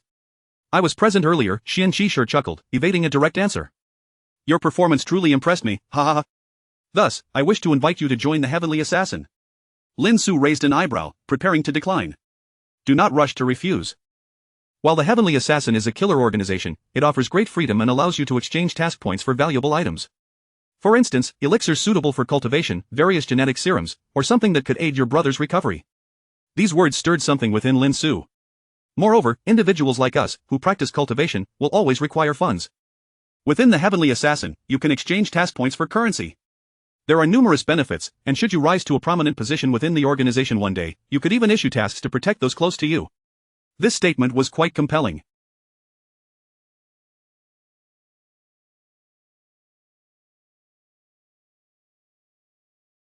Xian Qishir appeared eager for Lin Xu to join the Heavenly Assassin.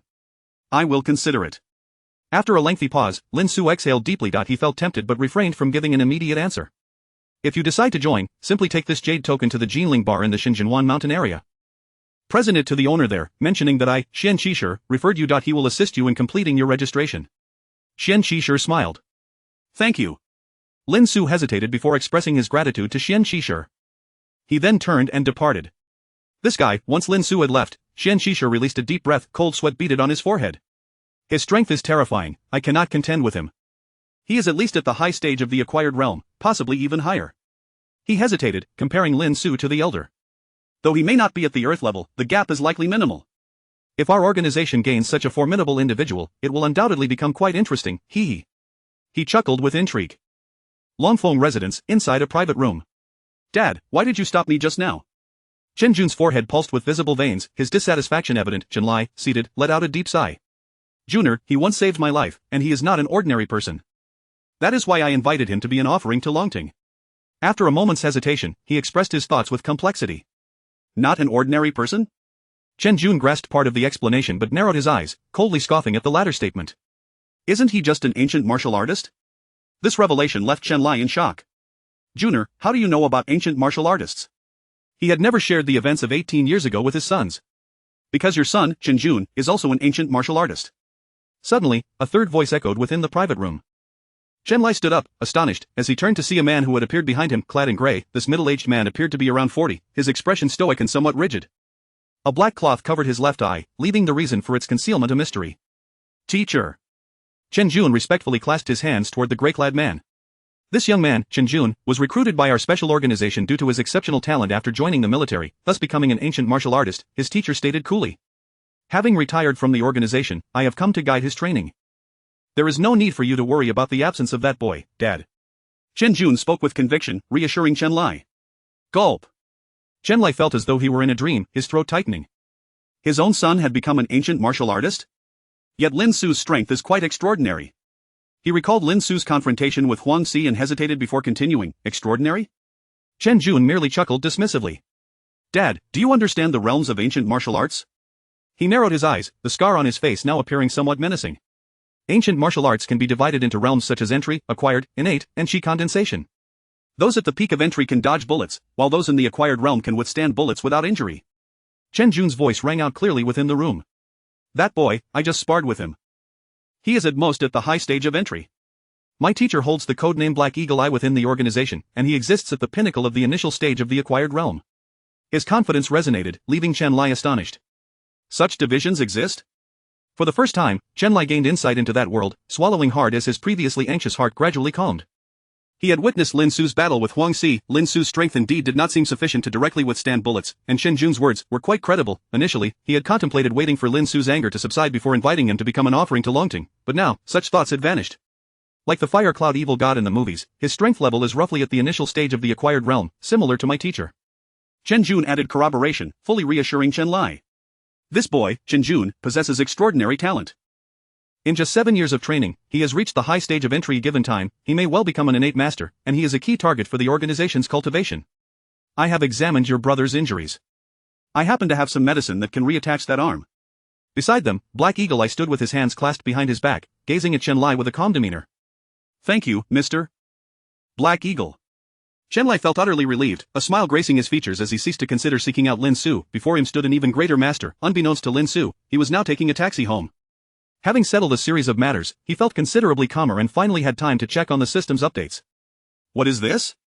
Lin Xu's expression shifted in the taxi. This system update had introduced a plethora of new features, far beyond his expectations. Chapter 21 is Second Order Infinite. Being in the taxi, Lin Xu appeared to be dozing with his eyes closed, yet in reality, he was scrutinizing the conditions following the system upgrade. Infinite system. Character panel, name, Lin Xu. Age, 19. Occupation, sophomore student. Scion stamina, 21. Speed, 22. Strength, 22. Agility, 20. Charm. 6. Note, the average physical quality of a normal human on Blue Star is 5. Skills, Kamehameha Special Scion Bloodline, Dimension Coins, : 35, Backpack, Tai Chi, Rulei's Divine Palm, 6 Flavor Rehmannia Pills 3, White Quality, Source of All Evil, S-Class Gift Pack 1, Source of Dimension 8, Dimensions Experience to Dragon Ball, S, Kung Fu, S, Overall Evaluation, : Second Order Infinite Being, no way, could anyone genuinely believe they are not utterly weak? Lin Xu's heart stirred with great agitation. Goodness, even the name is changed. If memory serves me correctly, you were supposed to be called the Multiverse System, weren't you? Lin Xu thought silently, questioning the system. And what exactly is this second-order infinite being? Now upgraded to infinite system, second order denotes the host's strength classification, interesting. Lin Xu was momentarily taken aback. With the upgrade, the system seemed to have become more loquacious. Given the system's previous tendencies, it was quite likely he would receive no answer. It merely changed its name and spruced up the interface, and what is this about an additional source of dimension? What is this? Lin Xu squinted and inquired again. Hosts may complete tasks across various dimensions to pilfer the source of dimension based on their rating, thereby upgrading the system. Ratings are classified as S, A, B, C. Achieving S rank rewards 1 gift pack. Pilfer, what does that mean, and what is this paradise? Lin Xu was filled with curiosity and continued to ask. Insufficient permissions, please enhance your strength and system level to unlock. Lin Xu felt a twinge of impatience but could only sigh in resignation. Is there any update regarding the dimension coins? After a brief silence, the system responded. Currently unlocked. 5-to-1 exchange rate for 1 point of attribute value, such a peculiar operation? Lin Xu's eyes gleamed, then he calmed down.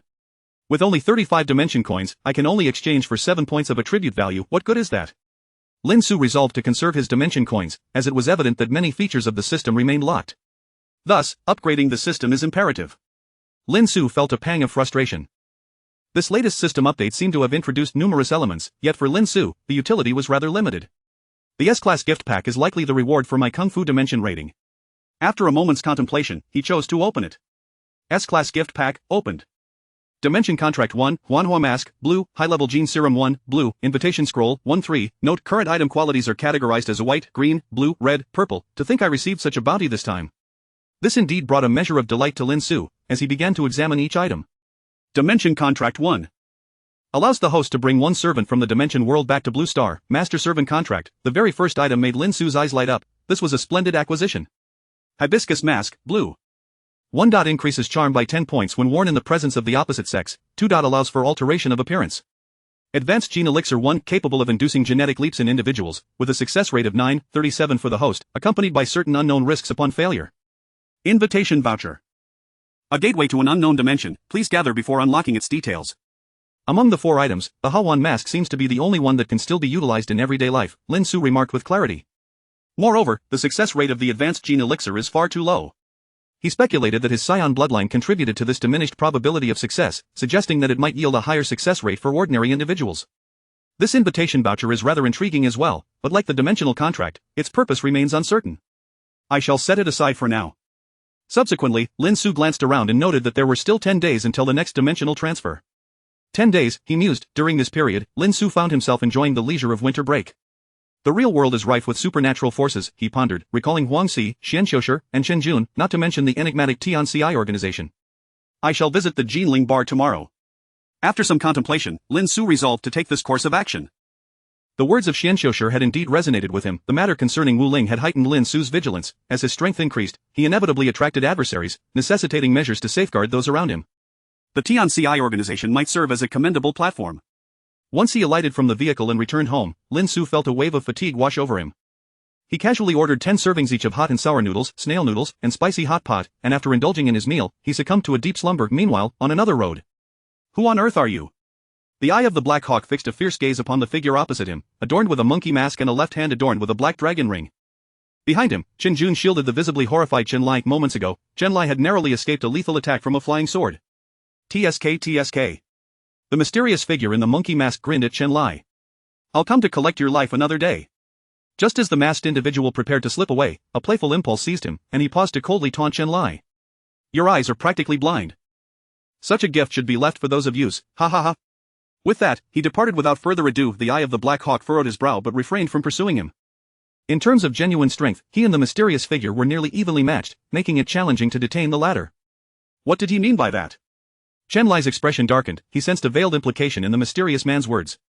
He cannot be very old, at least not exceeding 23. The eye of the Black Hawk asserted, recognizing the predicament. A postnatal individual of such youth undoubtedly belonged to the ranks of prodigies. What could his background be?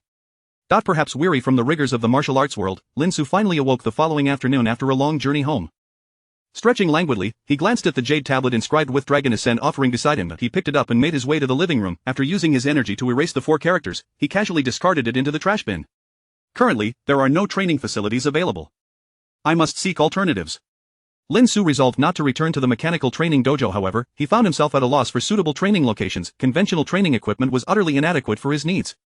If only there were a gravity training room like the one in the Dragon Ball world, Lin Xu lamented, feeling somewhat vexed. The technology of the Blue Star world was incapable of producing such a gravity training facility. Should an opportunity arise to visit the Dragon Ball world, I must find a way to acquire a spatial capsule from there, Lin Xu mused inwardly. Previously, the system had many restrictions, but now, following its upgrade, he was able to freely transport items between the real world and other dimensional realms, albeit only non-living entities. Living beings still faced numerous constraints. This afternoon, I shall devote my time to studying Tai Chi and Rulai Divine Palm. Then in the evening, I will head to the Jinling Bar. Lin Xu remained eager to uncover the supernatural existences and deeper secrets of the Blue Star world. Chapter 22 The Exceptional Landlady. With a mere flicker of thought, Lin Xu summoned two slightly worn ancient texts into his hands. The covers of these tomes were blue, reminiscent of the martial arts manuals often depicted in television dramas. Bold black characters graced their surfaces, immediately catching the eye.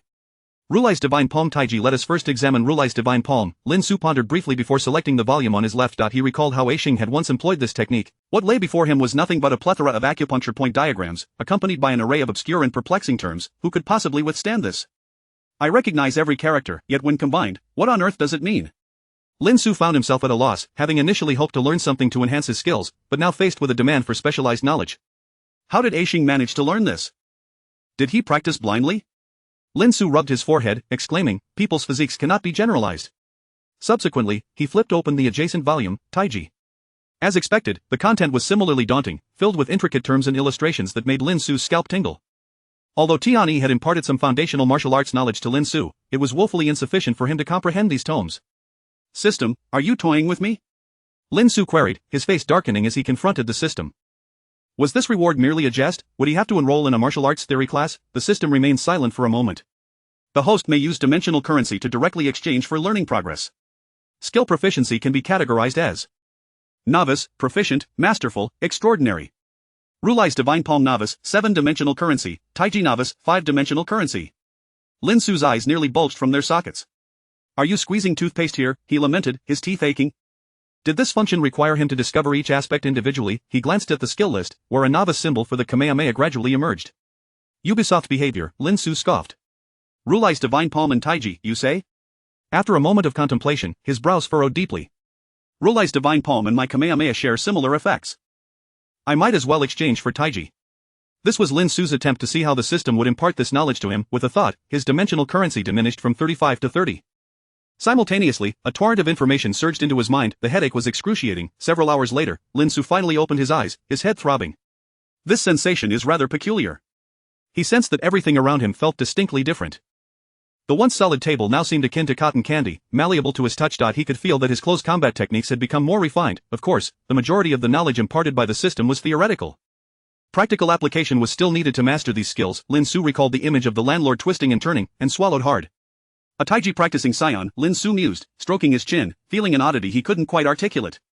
Taiji, proficient. 15-dimensional currency. Lin Xu decided against further exchanges, opting to save his dimensional currency for potential future use. Moreover, since dimensional currency allows for direct learning of relevant skills, I could exchange for mastery levels when I acquire more formidable skills in the future. His thoughts were clear.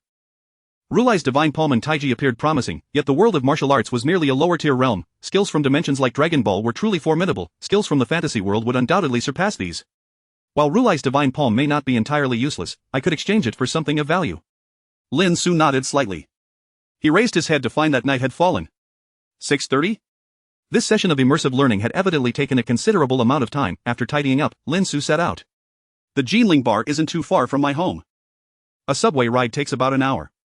After indulging in a hearty meal downstairs, which left the owner in shock, he contentedly made his way to the Jinling Bar. An hour and a half later, Lin Xu finally located the establishment. The Jinling Bar was nestled in a dim alley, its name exuding an eerie aura. This name has a rather sinister ring to it. However, Lin Xu found it curious that despite the bar's secluded location, the sounds of lively conversation emanated from within. Lin Xu's ears perked up slightly, catching snippets of dialogue. Upon closer inspection, he noted that the interior was predominantly golden in hue, accompanied by soft music, and there appeared to be around 30 patrons on the first floor. Most of them were men, often gathered in groups around tables, their eyes gleaming as they whispered animatedly. Without hesitation, Lin Xu stepped inside, choosing a random seat. Brother, where's the boss around here? Lin Xu quietly inquired of a similarly aged young man seated nearby. The boss? Ha ha. The young man regarded Lin Xu with a look of realization. The Jinling bar has 3 floors, the first floor is operational, the landlady is currently upstairs. He chuckled, sharing a knowing glance. Brother, I can't say for certain, but over 3/4 of the people here are likely drawn by the landlady. Lin Xu's expression shifted, his gaze sharpening as he surveyed the 20 or so individuals surrounding him. Could it be that these people are here to join the TNCI? He contemplated silently, though he found it odd, as he had sensed no aura emanating from them. They appeared to be ordinary individuals. Can ordinary people join the TNCI? Lin Xu mused, lost in thought. Wait staff. At a nearby table, 3 young men adorned with tattoos called out loudly. Guests, how may I assist you? A middle-aged waiter with a small mustache approached with a smile. More drinks. Bring us 2 more bottles of this. Also, some sunflower seeds. The leader, a bald man with a fierce visage, sported a dragon tattoo on his left arm and a tiger tattoo on his right. Standing at nearly 6 feet tall, he exuded an intimidating presence. They already had 3 or 4 bottles of high-proof whiskey on their table, clearly having indulged considerably. When will the landlady come down? The bald man impatiently inquired. Guests, I'm afraid I can't provide that information, the middle-aged waiter replied with a wry smile. Humph. The bald man scoffed, his irritation palpable. This area is under the jurisdiction of our Long Hu gang. Have your landlady come down quickly, I have matters to discuss with her. Long Hu gang? Lin Xu blinked at the bald man, momentarily taken aback by the imposing name. Spare me the excuses.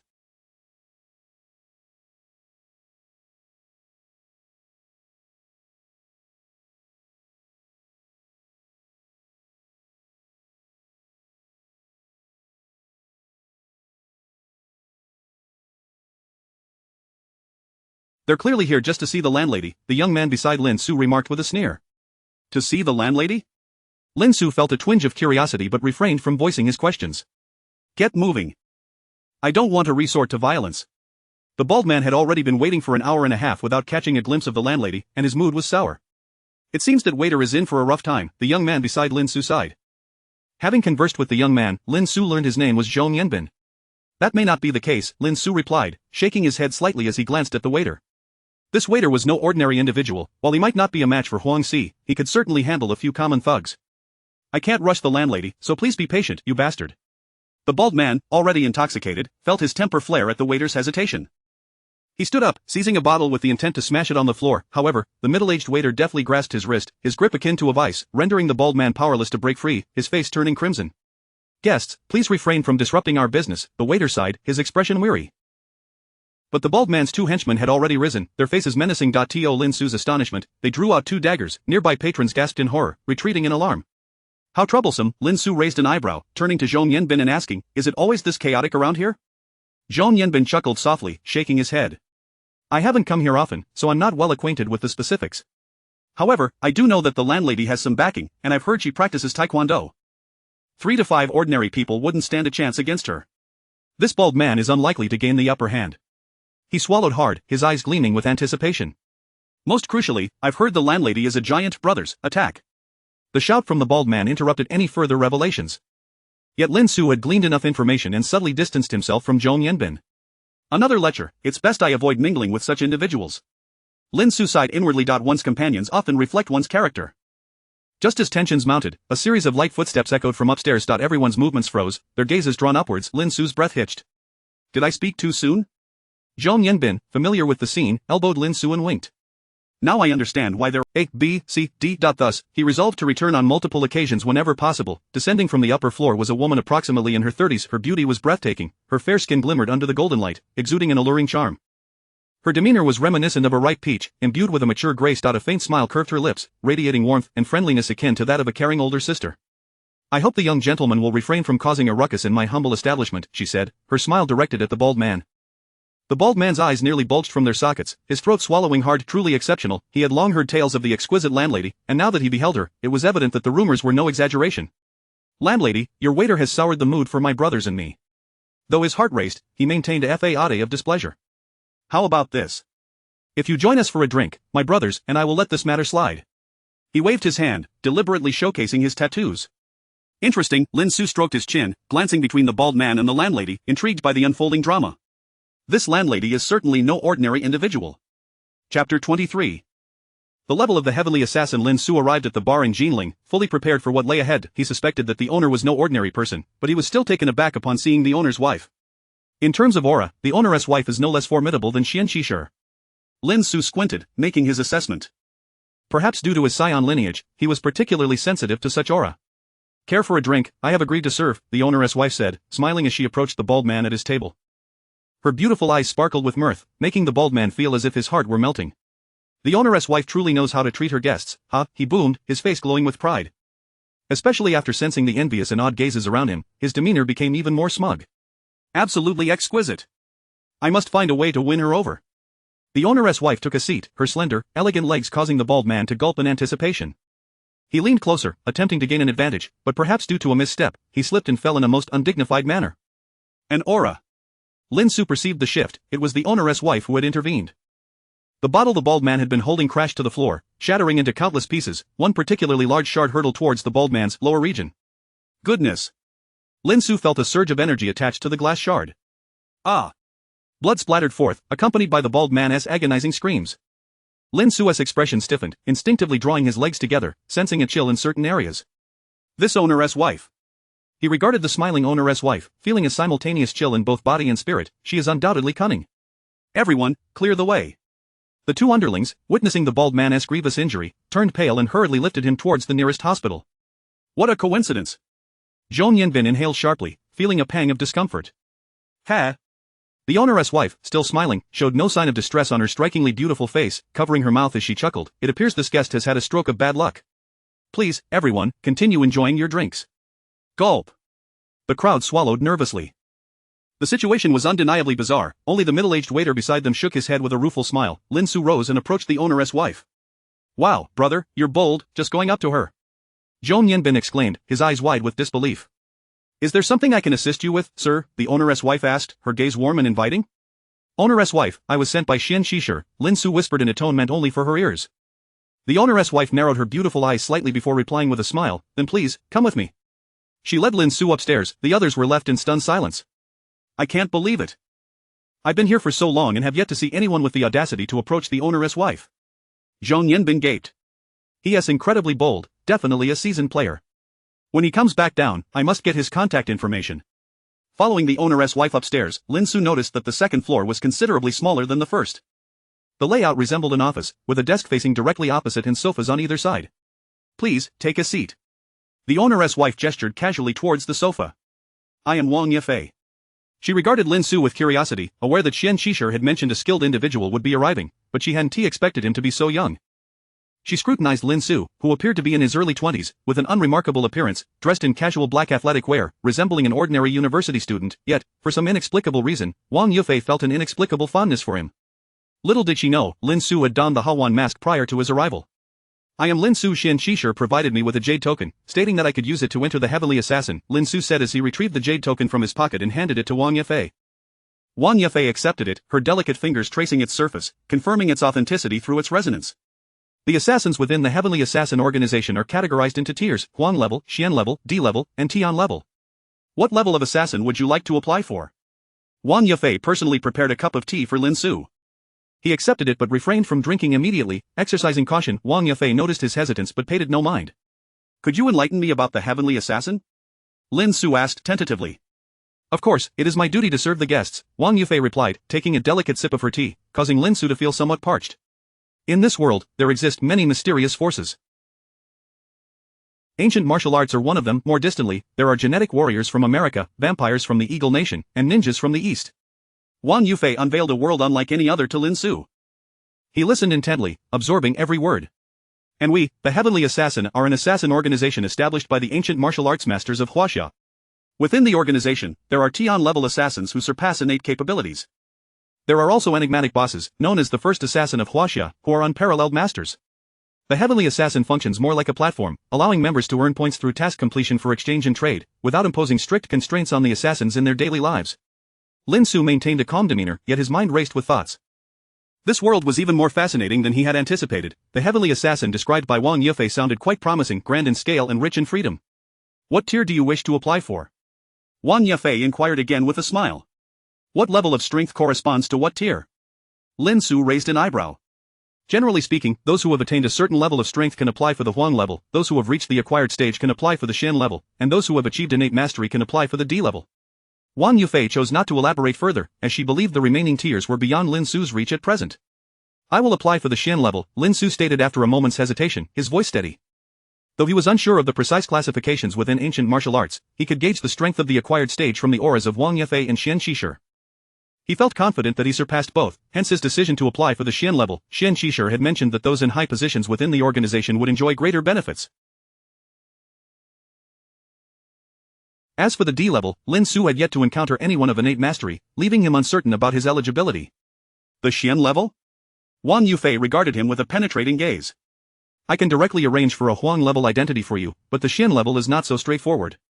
Xian level assassins must go to a branch to undergo testing before they can be granted an identity token. Wang Yufei explained, this is a recent regulation from the organization. Even Xian Qishir may not be aware of it. A branch? Lin Xu raised an eyebrow. Indeed, there are 4 branches of the Heavenly Assassin across Huaxia, Wang Yufei confirmed with a nod. If you wish to apply for the Xian level, I must accompany you to the branch. However, I am currently unable to spare the time. Would you be able to wait for half a month until I can take you? As the person responsible for this area, Wang Yufei bore this obligation. Half a month, which means after the next dimensional transfer. Lin Xu contemplated, then nodded, that would trouble you, Sister Yufei. Wang Yufei smiled gently at him, a glimmer of brilliance flashing in her beautiful eyes. However, in order to apply for the Xian level assassin identity on Huanshan Island, you will first need to demonstrate your acquired strength to me. Her lips curved upward as she suddenly propelled her teacup towards Lin Xu with surprising force. Chapter 24 of the third-dimensional transmission. Wang Yufei's abruptness in taking action was startling. The teacup hurtled through the air, filled with scalding, verdant tea. However, under the influence of Wang Yufei's aura, the liquid merely rippled without spilling. Yet, should Lin Xu misjudge the catch, the tea could very well splatter, staining his attire. Lin Xu maintained a composed demeanor, lifting his hand to intercept the swiftly approaching teacup. With a subtle flick of his wrist, he imparted a sensation of slowness and gentleness, causing the cup to gradually decelerate until it was securely held in his grasp. What an exquisite technique! A glimmer of astonishment flickered in Wang Yufei's eyes. To her, Lin Xu's display of soft force was commendable, indicating his strength had reached the acquired stage. His prowess seems comparable to mine, both at the initial phase of the acquired stage. Is this sufficient? You have convincingly demonstrated your profound capabilities to me, Wang Yufei remarked with a smile, acknowledging Lin Xu's strength. Please come to the Jinling bar at 8 o'clock in the morning, half a month hence. Very well. Dear Sister Yufei, do you have any items for healing? Lin Xu refrained from departing immediately. Healing? Wang Yufei paused, delicately tucking a strand of hair behind her neck. Typically, upon joining the TNCI, one would receive a darknet address. Within that darknet address, you possess a unique identity account, enabling numerous transactions. Unfortunately, you currently lack formal identification with the TNCI. Lin Xu's gaze momentarily darkened, yet Wang Yufei continued with a smile. However, I happen to have some healing potions available for exchange. What does the guest require? She rose gracefully, her long legs swaying in front of Lin Xu as she retrieved several small boxes from a cabinet. Due to certain circumstances, I have amassed quite a collection of such items. She placed 3 boxes on the table. The one on the left is a second-tier continuity ointment. It can stabilize injuries from severed limbs and even promote regrowth in a short time. The second is the American N3017 serum, which I acquired from the black market. It is relatively mild and primarily used for body conditioning, suitable for external injuries and those with diminished vitality. The third is a healing talisman from the East, akin to a healing buff in a game, capable of temporarily stabilizing wounds. Lin Xu appeared calm on the surface, yet internally, he was astonished. Such items revealed the flourishing supernatural culture in the real world. I'll take the American N3017 serum, he decided after a moment's contemplation. After a brief hesitation, he intentionally reached into his pocket, his mind focused, and produced a jade vial containing a thumb-sized, pitch-black pill. This is the 6-phase chi pill, Lin Xu informed Wang Yufei with an air of composure. It can restore life energy in a short time. His explanation was vague yet fundamentally accurate. The chi in the dragon pearl was indeed a form of life energy. However, Lin Xu felt this item was more suited for those in immediate distress than for martial orders. Wang Yufei's eyes sparkled upon hearing this. Would the guest allow me to appraise this pill? Without hesitation, Lin Xu handed it to her, having 2 more in his possession. Yet, he felt a twinge of embarrassment at her evident curiosity about the 6-phase chi pill. Nevertheless, he adamantly refused to divulge that it was an upgraded version of the 6-flavored Remania pill. Wang Yufei ascended to the 3rd floor, taking a full 5 minutes before returning. Her face radiated joy as she nodded at Lin Xu. The 6-phase chi pill of yours has reached the pinnacle of the 2nd tier. It is sufficient for an exchange for my N3017 serum. She acknowledged the value of Lin Xu's pill and handed him the 2nd box. It contains usage instructions. After a few inquiries, Lin Xu took his leave. Lin Jori? This guest possesses quite an intriguing aura, Wang Yufei mused with a thoughtful smile after he departed. This 6-phase chi pill will prove beneficial for Zijin. She retrieved a box and meticulously sealed it. Miss Yafei, how shall we handle the matter with the Longhu gang? A middle-aged attendant approached with a wry smile. It is hardly a significant issue. Let them disband, she replied softly, though her tone held an undercurrent of firmness. Big brother, from now on, you shall be my elder brother. Upon reaching the first floor, the young scion named Zhong Yanbin eagerly approached. The boss lady is such a gem, and you managed to engage her in conversation. My attempts at flirting pale in comparison to yours, akin to the difference between a firefly and the moon, I feel utterly insignificant. He rambled on, nearly eager to swear brotherhood with Lin Xu on the spot. Not at all, not at all, Lin Xu waved dismissively, preparing to depart. However, Zhang Yanbin clung to him, insisting on exchanging contact information. Reluctantly, Lin Xu added him on his secondary account. Soon, he hailed a taxi to the second hospital. In the car, Lin Xu observed the transparent serum in its box, stroking his chin. Does this qualify as high technology? The American N3017 serum was contained within a sturdy white vial, totaling 47 milliliters. The instructions indicated it could be taken orally, accompanied by a list of contraindications. A series of applicable situations were enumerated, showcasing the serum's versatility. The injuries from martial orders primarily stem from physical confrontations, with external wounds being more prevalent. This serum is just right, Lin Xu nodded inwardly. He stowed the box away, tapping his thigh pensively, his gaze deep and contemplative. This visit to the Jinling bar has yielded more than I anticipated. Lin Xu was processing the information he had gathered thus far. There exists a multitude of supernatural forces in the world, yet they have never been disclosed to the public, suppressed by certain extraordinary powers. It was only after Lin Xu gained strength that he encountered this alternate facet of reality. The Tian Ci is likely formidable. He discerned Wang Yufei's implicit confidence in the organization through her words. Unless unforeseen circumstances arise, I shall join the Tian Ci. Once I formally affiliate with the Tian Ci, I will receive a dedicated darknet identity, allowing me to fully comprehend this world. There were certain matters Lin Xu had his reservations about, ultimately feeling it unwise to inquire directly with Wang Yufei. My combat capability system is entirely distinct from theirs. Once I obtain my darknet identity, I must ascertain what level of competitor I truly am. Lost in thought, the taxi came to a halt, having arrived at the hospital unbeknownst to him. With Lin Xu's abilities, infiltrating the hospital was a straightforward endeavor. In the ward, he found Wu Ling. His vital signs had stabilized significantly, moving beyond life-threatening danger, though he remained weak. His body was swathed in white medical bandages, indicating severe external injuries. After a moment of silence, Lin Xu administered the American N3017 serum to Wu Ling. I must enhance my strength to protect those around me. He clenched his fists and silently exited the hospital. Upon returning home, Lin Xu took a brief respite before commencing his binge-watching. I need to accumulate knowledge. When the time comes for transmission to a new dimension, having an understanding of the narrative will be immensely beneficial. 10 days slipped by in the blink of an eye. Lin Xu balanced his viewing with some regular training. Since he could bring items from the real world to the dimensional realm, he purchased a mountaineering backpack. Inside, he stowed essential items suitable. At 1 o'clock in the early morning, Lin Xu gazed at the system countdown, took a deep breath, and strapped on his backpack. In the next moment, Lin Xu vanished from his location. The third dimensional transmission commenced. Chapter 25. Hey, brother, care for a smoke? A fleeting sensation of dizziness washed over Lin Xu, yet he remained remarkably composed. The third teleportation, he had grown accustomed to it. Once the scene before him settled into clarity, a torrent of information flooded his mind. Third dimension teleportation is Sword Art Online Arc, dimensional difficulty second tier, return countdown 1 year, equating to 6 hours in the host world. Source of the plane 07. 3. Based on the progress of the Infinite Ones in completing system tasks and exploring the world, during the settlement rating, a minimum of 0 and a maximum of 7, 3 of the source of the plane may be obtained. Rating standards. S6, 2-7, 3, A, 5, 0-6, 1, B, 2, 1-4, 9, C, 0-2, 0. Achieving an S rating will result in the issuance of special rewards. World introduction. In 2022, a fully virtual game known as SAO was born, attracting 11,000 players. The scientific genius behind the game's design, Akihiko Kayaba, declared that the only way to escape this world was to defeat the demon lord located at the top of the 100th floor of Aincrad. Should a character die, their physical body in the real world would also perish. Main quest: establish the strongest guild. Phase 1. Side quest: eliminate the leader of the Sacred Judgment Guild, violators of the Sacred Paradise. Warning: do not mention anything related to the infinite system in this realm, or the source of this realm will be reduced to 0.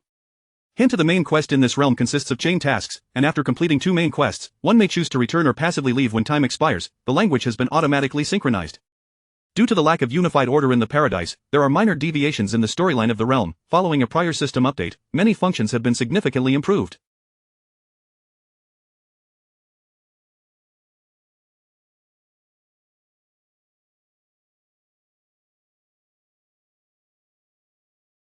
Lin Xu, with a pure black mountaineering backpack, stood in place deep in thought. So, this is the world of Sword Art Online, he mused. He had indeed seen this anime, although it had been quite some time, and he had forgotten some of the plot. Nevertheless, Lin Xu was certain that he possessed a distinct informational advantage. What piqued his interest was the side quest.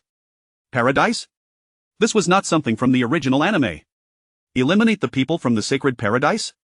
Lin Xu's eyes narrowed slightly. Perhaps he could glean the nature of the paradise from that violator. Subsequently, Lin Xu organized his thoughts. For now, I shall set aside the side quests. Completing the main quest is of utmost importance. The main quest is a chain task, and the first phase is to establish the strongest guild. Lin Xu paced in place, furrowing his brow in contemplation. The strongest guild? The combat ability must be formidable. The first factor to consider is undoubtedly combat power.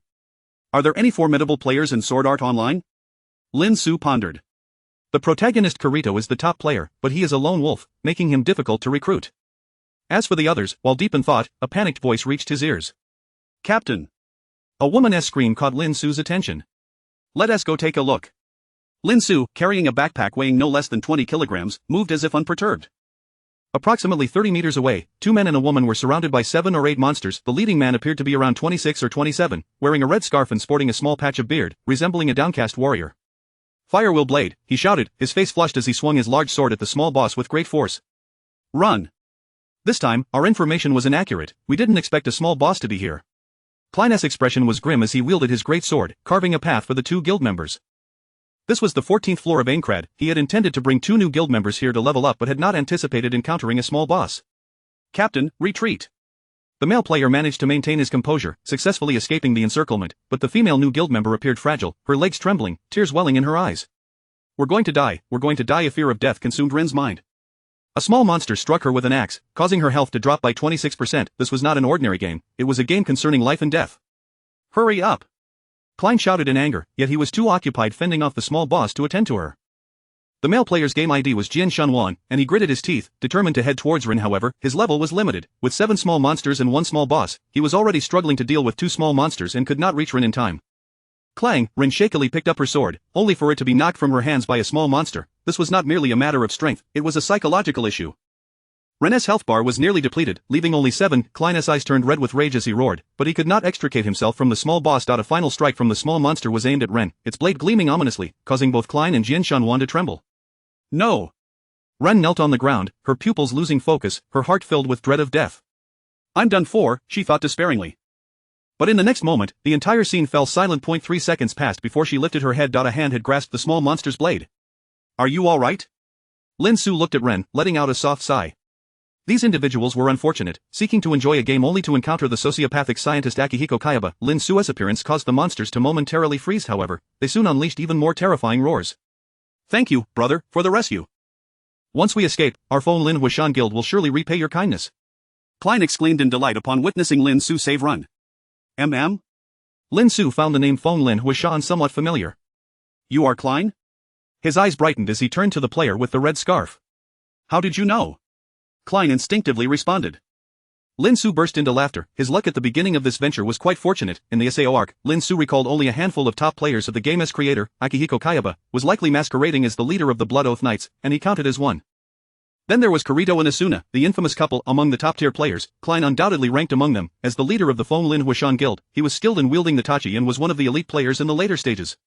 Lin Xu helped Rin to her feet and approached Klein. The small boss was nearly infuriated by Lin Xu's nonchalance. Are you completely disregarding me? It swung its large blade towards Lin Xu. The wind howled, the strike powerful and forceful. This was the small boss's skill. I'm busy with something important, go play elsewhere. Lin Xu remarked with impatience, delivering a single punch that sent the small boss flying. Amidst the astonishment and bewilderment of the onlookers, Lin Xu calmly retrieved a pack of cigarettes from his backpack and offered one to Klein. Hey, brother, care for a smoke? Chapter 26. Join my infinite guild. Lin Xu, though not a smoker, possessed an array of fine items within his climbing backpack. These were all thoughtfully procured in anticipation of various potential scenarios in the real world. No, Klein said, observing the youthful and refined figure before him, who repeatedly waved his hand and swallowed hard. The once tense and exhilarating battlefield had shifted its atmosphere with Lin Xu's arrival. All right. Lin Xu, disliking unnecessary chatter, swiftly stowed the cigarettes into their case and tossed them into his backpack. Roar! The diminutive boss, lacking intelligence, seized its massive cleaver and charged furiously. Bang! By the time he reacted, the small boss had already retreated 4 or 5 steps. Lin Xu descended from the air, his leg muscles exploding with power, stirring up clouds of dust from the ground as he closed in on the small boss once more.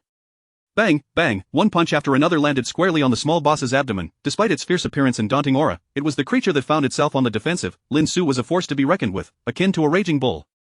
The terrifying strength seemed to threaten to shatter the very air itself. The small boss was utterly unable to retaliate. With a smirk, Lin Xu applied a bit more force, delivering a punch that shot forth like a meteor, causing the small boss's health bar to— This small boss was a foe even Captain Klein struggled to confront. Unbelievable.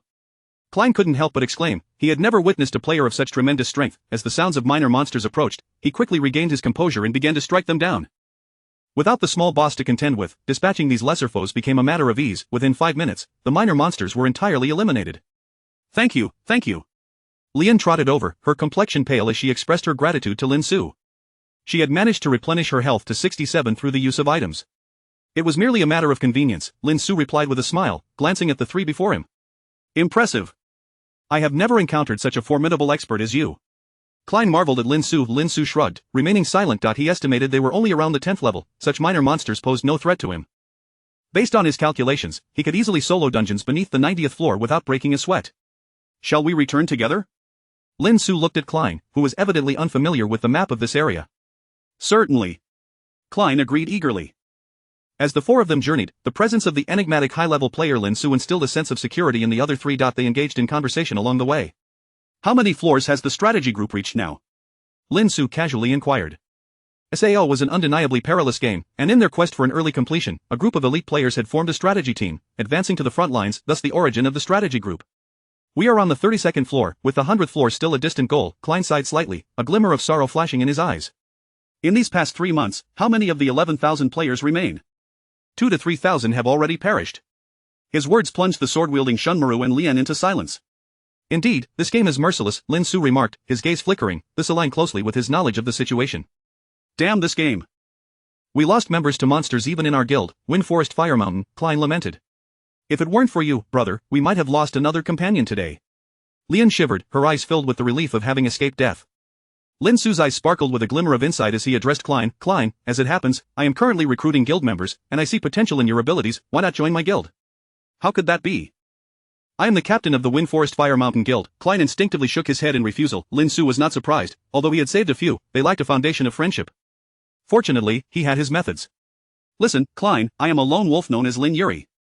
I participated in the closed beta and possess extensive knowledge of strategies and survival techniques. SAO is fraught with danger, and I wish to form a guild not solely for myself but to ensure the survival of many others. Lin Xu persuaded the trio. His words resonated with a high degree of credibility in their eyes. After all, Klein had never encountered a player as powerful as Lin Xu, even Kirito paled in comparison. Join my guild, and I can help you survive. Lin Xu coaxed, confident in his understanding of Klein's character. At this point, Klein was indeed tempted. He held no strong attachment to his captaincy. The purpose of forming a guild was initially to ensure the safety of his friends. However, he still hesitated, burdened by many concerns. Yuri brother, there are 10 of us in Wind Forest Fire Mountain. I cannot make decisions on their behalf, he reiterated, shaking his head. Captain, I believe we should consider joining, Shunmaru and Lian urged, recognizing Lin Xu's undeniable prowess as one of the top players. This was a prime opportunity to align with someone formidable. Yuri brother, I need to discuss this with the rest of the guild before reaching a decision. Very well, Lin Xu nodded. At this juncture, he felt he had a 90% chance of success. A top-tier player leading the charge, insider strategies, how could they resist such an allure? As the four made their way back, they encountered numerous minor monsters along the route, each dispatched by Lin Xu with a single punch, showcasing his unfathomable strength. An hour and a half later, they finally returned to their destination. Upon entering the city, Klein invited Lin Xu. Yuri brother, would you care to join us for a drink? Certainly, Lin Xu readily accepted. They contacted other members of Wind Forest Fire Mountain and headed to a tavern where they often gathered. Half an hour later, 9 members of Wind Forest Fire Mountain arrived at the tavern. Could it be that the captain has recruited new members? Lin Xu's presence naturally piqued the curiosity of the group. Brothers, this is my friend Lin Xu, who just saved Lian on the 16th floor. Klein introduced Lin Xu. Thank you for rescuing Lian, a member of our guild. Others expressed their gratitude. Captain, this is bad. Suddenly, one member's expression darkened as if he had made a discovery. Klein was momentarily taken aback, but soon received a system notification. Cat Ear has left the guild. And she took the sacred healing water from our shared storage. Originally a guild of 10, Wind Forest Fire Mountain was now reduced to 9. The sacred healing water. At the mention of this item, many faces turned pale. It was a precious healing potion, painstakingly procured during a small boss encounter, capable of saving lives in critical moments. This was one of the most treasured items in their shared storage. The tavern owner, shaking his head slightly, informed them, Cat Ear was just here, she traded the sacred healing water to join the Bloodwill Guild. The Bloodwill Guild, the members' expressions darkened. This was a recently prominent guild with over 100 members, boasting formidable strength, and its captain was a member of the strategy group. Bang! That Cat Ear. Shunmuro slammed his hand on the table, his expression extremely grim. Lin Xu lifted his cup and took a sip, remaining silent. Outside, a cute girl of about 15 or 16, adorned with cat ears, entered. Standing approximately 1.55 meters tall, she was adorable yet bore an air of arrogance, clad entirely in black, emblazoned with the Blood Moon logo. Cat Ear. The group stood, their anger apparent as they glared at her. Why did you leave the guild and take the sacred healing water with you? Cat Ear regarded them, her disdain and determination evident. Do not forget, the sacred healing water was earned with my sister's life. This statement left the group speechless. Cat Ear had an elder sister, and the two had entered the game together. During the battle in which they obtained the sacred healing water, her sister had lost her life. What could I possibly gain by staying with you? Cat Ear coldly eyed the members of Wind Forest Fire Mountain. You are all too weak.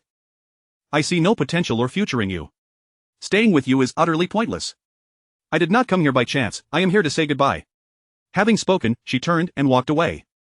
Lin Xu shook his head slightly. He had not heard of the Bloodwill Guild, but it would likely fade into obscurity later on. However, Wind Forest Fire Mountain would not be considered weak in the long run.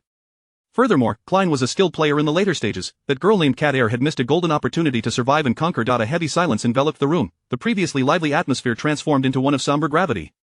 Despite Cat Ear's harsh words, the current situation of their guild was indeed as she described. In the early days, Wind Forest Fire Mountain had merely been a small guild formed by a few like-minded companions. Lin Xu regarded the 9 present with utmost seriousness and declared, I am a closed beta player, join my infinite guild, I will guide you to become stronger and ensure your survival. Chapter 27. The peculiar in Hiskalef, join my infinite guild, I shall ensure your survival. Lin Xu's sudden proclamation broke the silence among the group of the 9 individuals stared in astonishment at Lin Xu, whose demeanor remained remarkably composed. It was evident that Lin Xu was not jesting. I am a closed beta tester, possessing ample intelligence and strategies for survival. By aligning with me, your chances of departing SAO alive will significantly increase. Lin Xu spoke earnestly, his expression brimming with sincerity. Brother Lin Jori's prowess is formidable. Collectively, the 3 of us would struggle to match him. Klein, the leader of the Wind, Forest, Fire, and Mountain Guild, remarked with a wry smile. Upon my return, I sought to discuss this matter with you all. However, the issue regarding the cat ears has arisen prematurely. He sighed softly, glancing at the individuals before him. The members of the Wind, Forest, Fire, and Mountain Guild were predominantly Klein's friends in the real world. What are your thoughts? He inquired, his expression earnest. I am willing. Lin Xu's strength far surpasses our own. Jin Shunwan and Lian readily agreed without hesitation. Is he truly that powerful? One individual scrutinized Lin Xu with a skeptical gaze, hesitating. After all, Hiskalef was merely a person they had just met. Though he appeared commendable and had rescued Lian, it was unlikely he could easily win their trust. I am willing as well, another voice emerged, filled with determination. This is no ordinary game. Despite the harshness of the cat ears, we must grow stronger. By following the strong, we can enhance our own strength. This declaration was clearly a resolve ignited by motivation. The remaining members, after some deliberation, also nodded in agreement. The Wind, Forest, Fire, and Mountain Guild was, at its core, a congregation of like-minded friends. Far simpler than I had anticipated, Lin Xu remarked, momentarily taken aback. This was indeed unexpected. He had prepared to employ his persuasive rhetoric to a greater extent, yet it unfolded with such ease. But upon reflection, it became clear every player entering this game harbored a fear of death and psychological burdens. Some exhibited their trepidation overtly, like the cat ears, while others merely suppressed their anxieties silently. With a closed beta tester of Lin Xu's caliber, one who even put Klein to shame, how could the group possibly refuse? Thus, the Infinite Guild was officially established. A notification from the system chimed in. Main quest. Establish the strongest guild. 35. Side quest. Eliminate the leader of the Holy Judgment Guild. 0. Current source of the dimension 1. 3. Rating criteria is 6. 2-7. 3. 8. 5. 0-6. 1. B. 2. 1-4. 9. C. 0-2. 0. Achieving an S rating will grant the system special rewards. Is 35 considered progress? Lin Xu was momentarily taken aback, receiving a confirming response from the system beside him. Thank you. Lian approached, her face flushed as she offered Lin Xu a toast, her gaze betraying a hint of affection. We are all from the same guild. There is no need for formality. Lin Xu replied with a smile. Here's to all of you. Lin Xu raised his glass, a playful glint in his eyes as he surveyed the gathering.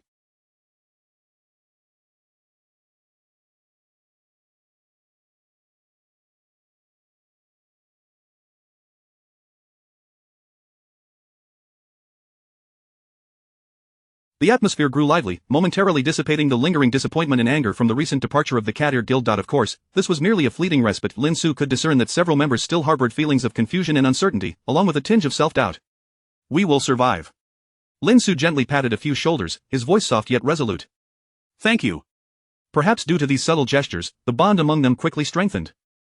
Although Lin Xu had yet to fully win them over, at least the members of the Fonlin Huoshan Guild no longer viewed him with hostility or aversion. During the drinking session, everyone indulged freely. In this world, one drink could very well be the last. The three strongest guilds at present are the Dragon Knights, the Aincrad Liberation Force, and the Holy Judgment Guild, one member stated. Upon hearing the name of the Holy Judgment Guild, Lin Xu's eyes sparkled with interest. The Holy Judgment Guild? What kind of guild is that? He feigned casual curiosity, inquiring among the group. The Holy Judgment Guild was established approximately 20 days ago, and its leader is known as Strange, which is indeed a peculiar name, someone explained, tilting their head slightly. If it weren't Strange, that would be the real issue, Lin Xu mused internally. A target designated by the system for a side quest to eliminate could not possibly be a denizen of the Sword Art Online realm. Surely, they must also hail from another world, just like him. In fact, after 3 months since the launch, that has barely made it past the 32nd floor. I've heard that the leader of the Holy Judgment Guild, Strange, single-handedly cleared 7 floors. Some say he is the top player from the closed beta, while others claim he merely got lucky and acquired some extraordinary item, vastly surpassing others in strength. Jian Shanwan remarked, slightly intoxicated, eyes filled with wonder and for one person to solo several dungeon floors is indeed a staggering feat in the current context. Is that so? Lin Xu stroked his chin, his eyes glinting with intrigue. It seems I must find the time to ascertain the capabilities of Strange. The notion of someone soloing 7 floors was not particularly surprising to Lin Xu. The key question was whether Strange could only clear 7 floors or if he had the capacity to conquer 70. With the presence of Strange, the narrative has undoubtedly shifted to some extent. I must remain vigilant, Lin Xu recognized, taking note of this development. Brother Jiuri, have you participated in the closed beta and met Kirito or Strange? Klein inquired, leaning closer with a smile. I will soon, Lin Xu replied with a hint of a smirk. As the night deepened, the group indulged a bit too heartily. Departing around 1 in the morning. On the way back, Lin Xu's attention was drawn to a figure in the distance. Clad in a black trench coat, with a single black sword slung across their back, emanating an air of aloofness, the Lone Ranger. It's Kirito. Lin Xu immediately recognized the individual. However, Kirito appeared hurried, oblivious to Klein, and soon disappeared from view. That's Kirito, the closed beta player I mentioned earlier. He is quite formidable, Klein remarked, belching slightly as he too spotted Kirito. I once invited him to join my guild, but he seemed hesitant, so I didn't press the matter. Klein sighed regretfully. A renowned lone wolf, Lin Xu chuckled, guiding the others toward their lodgings. Kirito possessed exceptional reflexes and insight, his gaming prowess rated as the highest by Kayaba Akihiko, subsequently earning the unique skill dual wielding from the system. He had previously joined both the Moonlit Black Cat Guild and the Blood Oath Knights. It is now February. If I calculate correctly, Kirito should take another month or 2 before joining the Moonlit Black Cat Guild. Lin Xu pondered. However, by June, the Moonlit Black Cat Guild would meet its demise, an indelible scar on Kirito's heart. As for the Blood Oath Knights, their leader Heathcliff is merely Kayaba Akihiko's alternate account, a player with administrative privileges. Lin Xu scoffed internally. He was, in theory, the invincible entity within this game. Aside from him, few were likely aware of Heathcliff's true identity. The next morning, the 10 members of the Infinite Guild rose early. I will take you all to level up, Lin Xu said, gazing at the 9 before him, his eyes shimmering with determination. What defines the strongest guild, the mightiest combat power and the most renowned reputation? Only by establishing a formidable reputation can we attract more powerful individuals to join. This creates a positive feedback loop, and Lin Xu understood this clearly. The Holy Judgment Guild's headquarters is situated on the 21st floor. The guild leader, Strange, is recognized as one of the top 3 players among the many passing players. Upon seeing the lavish and magnificent structure of the Holy Judgment Guild, express awe and admiration. On the 4th floor of the Holy Judgment Guild's headquarters, the highest office, a man wearing a smiling mask sits at his desk. He stands approximately 6 feet tall, clad in a black and red trench coat, appearing somewhat slender. I have become a fugitive within the Holy Judgment Paradise, and I will be hunted by that group. He elegantly lifted the coffee cup from his desk, his movements reminiscent of nobility. Only by entering the sacred paradise and erasing my identity fluctuations can I survive. As long as I can complete the tasks of the sacred paradise, I will be able to enter. His words brimmed with confidence. Strange gazed at the distorted data displayed by the Holy Judgment Paradise, standing up to survey below. The task at hand was distinctly clear: establish the strongest guild. 86, Chapter 28. A sense of unease on the grassy expanse. 9 members of the Infinite Guild sat in a neat row, with Lin Xu standing before them. His keen gaze swept across the group, and throughout the night, he had committed their names to memory. Of course, these names referred to their in-game IDs. The objective for today is quite simple. We shall venture to the 16th floor. Lin Xu declared, his eyes narrowing slightly. How does one become a leader, a captain? To be frank, Lin Xu had no experience. However, he possessed his own methods, which were straightforward, albeit somewhat brusque, yet effective. To the 16th floor? The members exchanged glances. The 16th floor was precisely where Lin Xu had rescued Lian the previous day. Currently, the was at the 32nd level. Given the prowess of the Infinite Guild members, they could manage quite well below the 20th floor. Indeed, we will divide our efforts into 2 phases. I will take on the monsters first, and then you will follow suit. Lin Xu raised 2 fingers, a cheerful smile gracing his face as he regarded the 9 individuals. Huh, is there no more detailed plan? The group was taken aback, uncertain of this rather esoteric strategy. Nope, we simply get to work, Lin Xu chuckled, slinging his beloved hiking backpack over his shoulder. The members of the Infinite Guild were momentarily stunned. They had heard of numerous leveling strategies, but they had never encountered such a brazen approach. It was far too simplistic, too direct. You will understand in due time, Lin Xu teased. In the first phase, you will engage the monsters while I provide support, ensuring that yesterday's situation with Lian does not repeat itself. The members looked at Lin Xu with a mix of skepticism and curiosity. Was he implying that they would fend off monsters while he stood by in case of danger? The expectations for their abilities were anything but ordinary. Even Kirito might struggle with this, right? Klein pondered. Did Lin Xu truly possess such strength? Let us proceed. Lin Xu offered no further time for contemplation, pulling the group toward the 16th floor. Upon reaching the 16th floor, they were met with a vast forest. The most common monsters inhabiting this area were minotaurs and goblin-like creatures. They often traveled in packs. Although their speed was sluggish, their strength was formidable, with their green hides perfectly camouflaged against the verdant. The 10 members of the Infinite Guild entered the 16th floor, and within half an hour, they encountered their first wave of monsters. 13 green, scrawny goblins. Despite the increased numbers compared to the previous day, there were no mini-bosses among them, and with 10 members at their disposal, this wave posed little threat. Jian Shanwan, Lian, Liz, you 3 take the lead, Lin Xu commanded, causing a stir among the group. Aren't we going in together? Klein hesitated, eyeing Lin Xu with uncertainty. To grow stronger, individual strength must be cultivated, and psychological barriers must be overcome, Lin Xu replied without hesitation.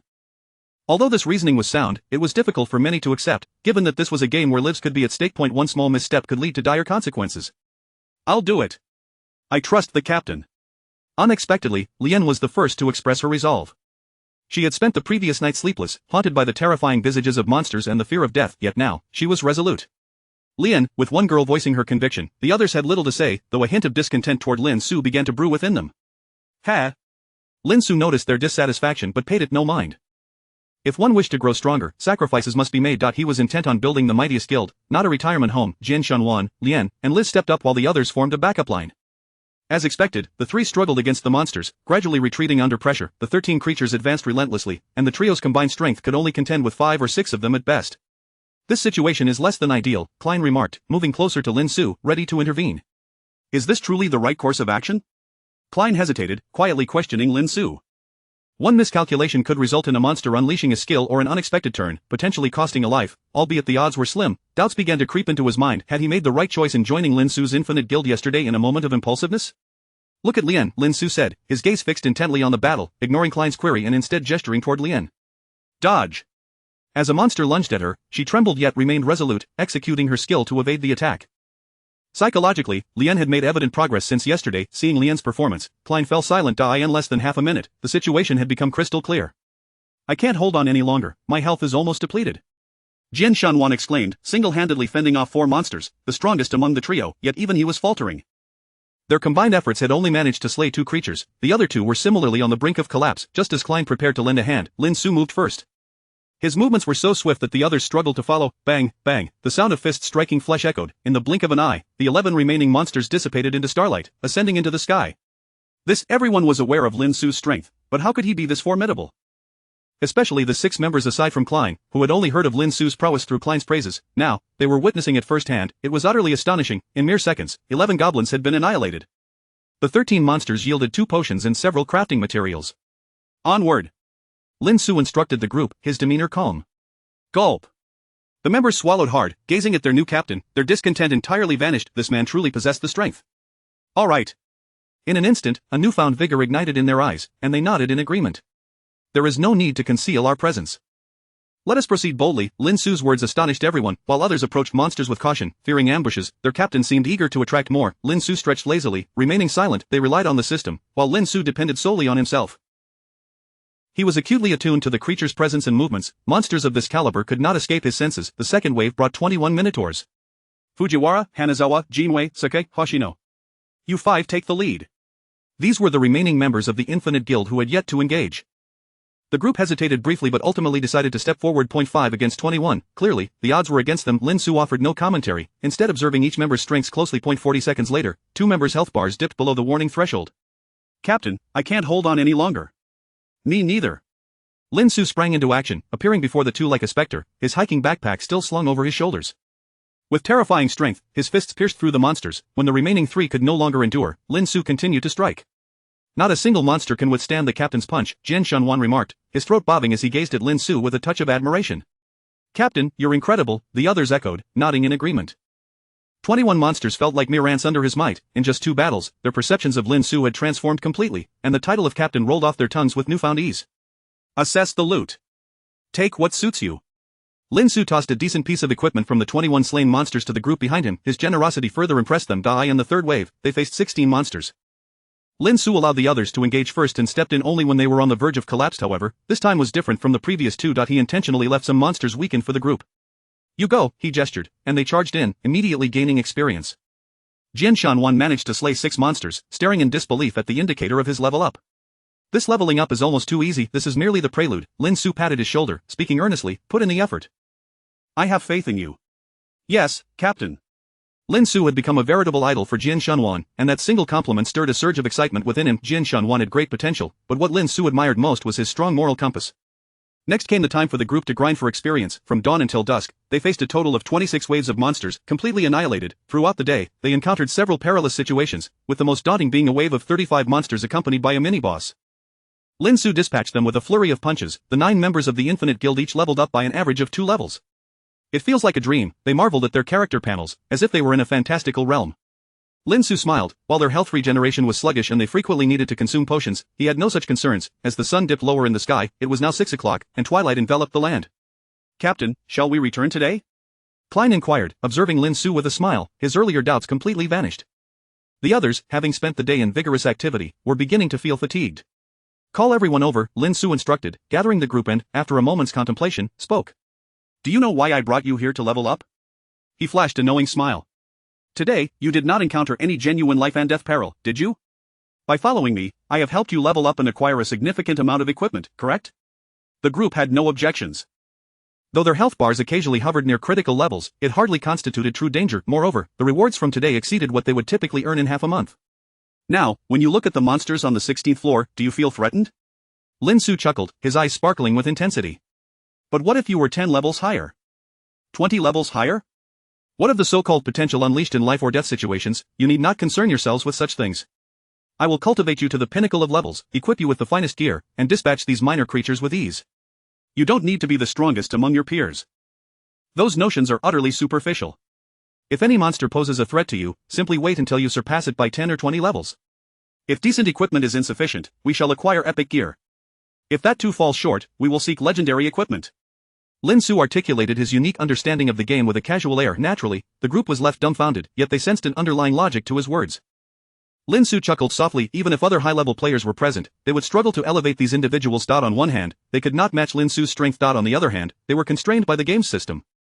Health regeneration required potions, while Lin Xu relied solely on his own abilities, endowed with the resilience of a scion, boasting rapid health and mana recovery. But once we level up, won't grinding these minor monsters slow our progress significantly? Klein furrowed his brows, addressing Lin Xu with a question. No worries. I will weaken high-level bosses or monsters, then present them to you, allowing you to deliver the finishing blow while at full health, Lin Xu said nonchalantly, leaving everyone in a state of bewilderment. As long as your mindset is sound, and you can lift your weapons before a boss, you'll be fine. The group exchanged perplexed glances.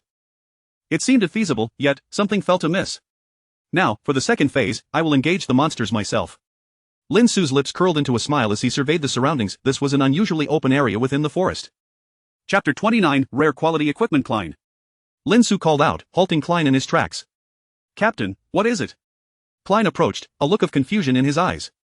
How much of the items I asked you to procure this morning did you manage to acquire? Lin Xu stroked his chin thoughtfully. Time was a bit tight. I only managed to collect 8 rolls of soul incense, Klein replied candidly. Soul incense? The group exchanged glances, all familiar with the item. I plan to ignite this, Lin Xu said, licking his somewhat parched lips. This item is used to attract monsters and is quite effective, with a range extending up to a mile. Generally, there are 2 primary uses for soul incense. The first is to lure monsters away from areas rich in rare materials, allowing players to harvest them safely. This is the most common application. The second use is more specialized, employed by large guilds and raid teams to hunt down elusive monsters. This method has its advantages and disadvantages. Often, it requires the use of additional items, and a misstep can lead to overwhelming numbers of monsters, resulting in disaster. Are you intending to use this to attract monsters? Klein inquired hesitantly, contemplating the implications. Given the dense trees in this area, if we attract too many monsters, it could jeopardize our escape.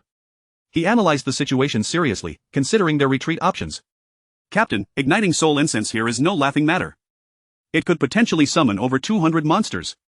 Even if you are strong, it will be difficult for you to assist us if we find ourselves in peril. The members of the Infinite Guild observed Lin Xu intently.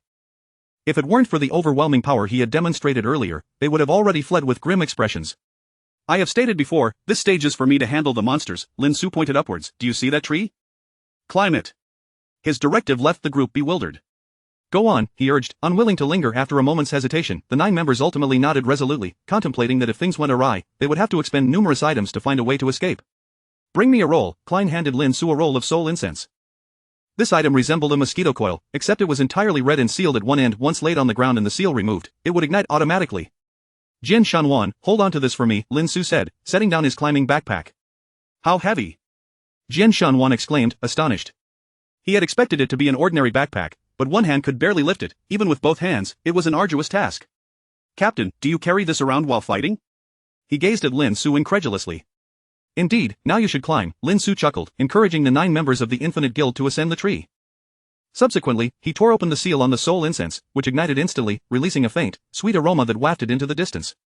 The effect lasts for an hour. Not bad, Lin Xu nodded in satisfaction. Within mere moments of breaking the seal, roars of monsters echoed from afar. Roar! Roar!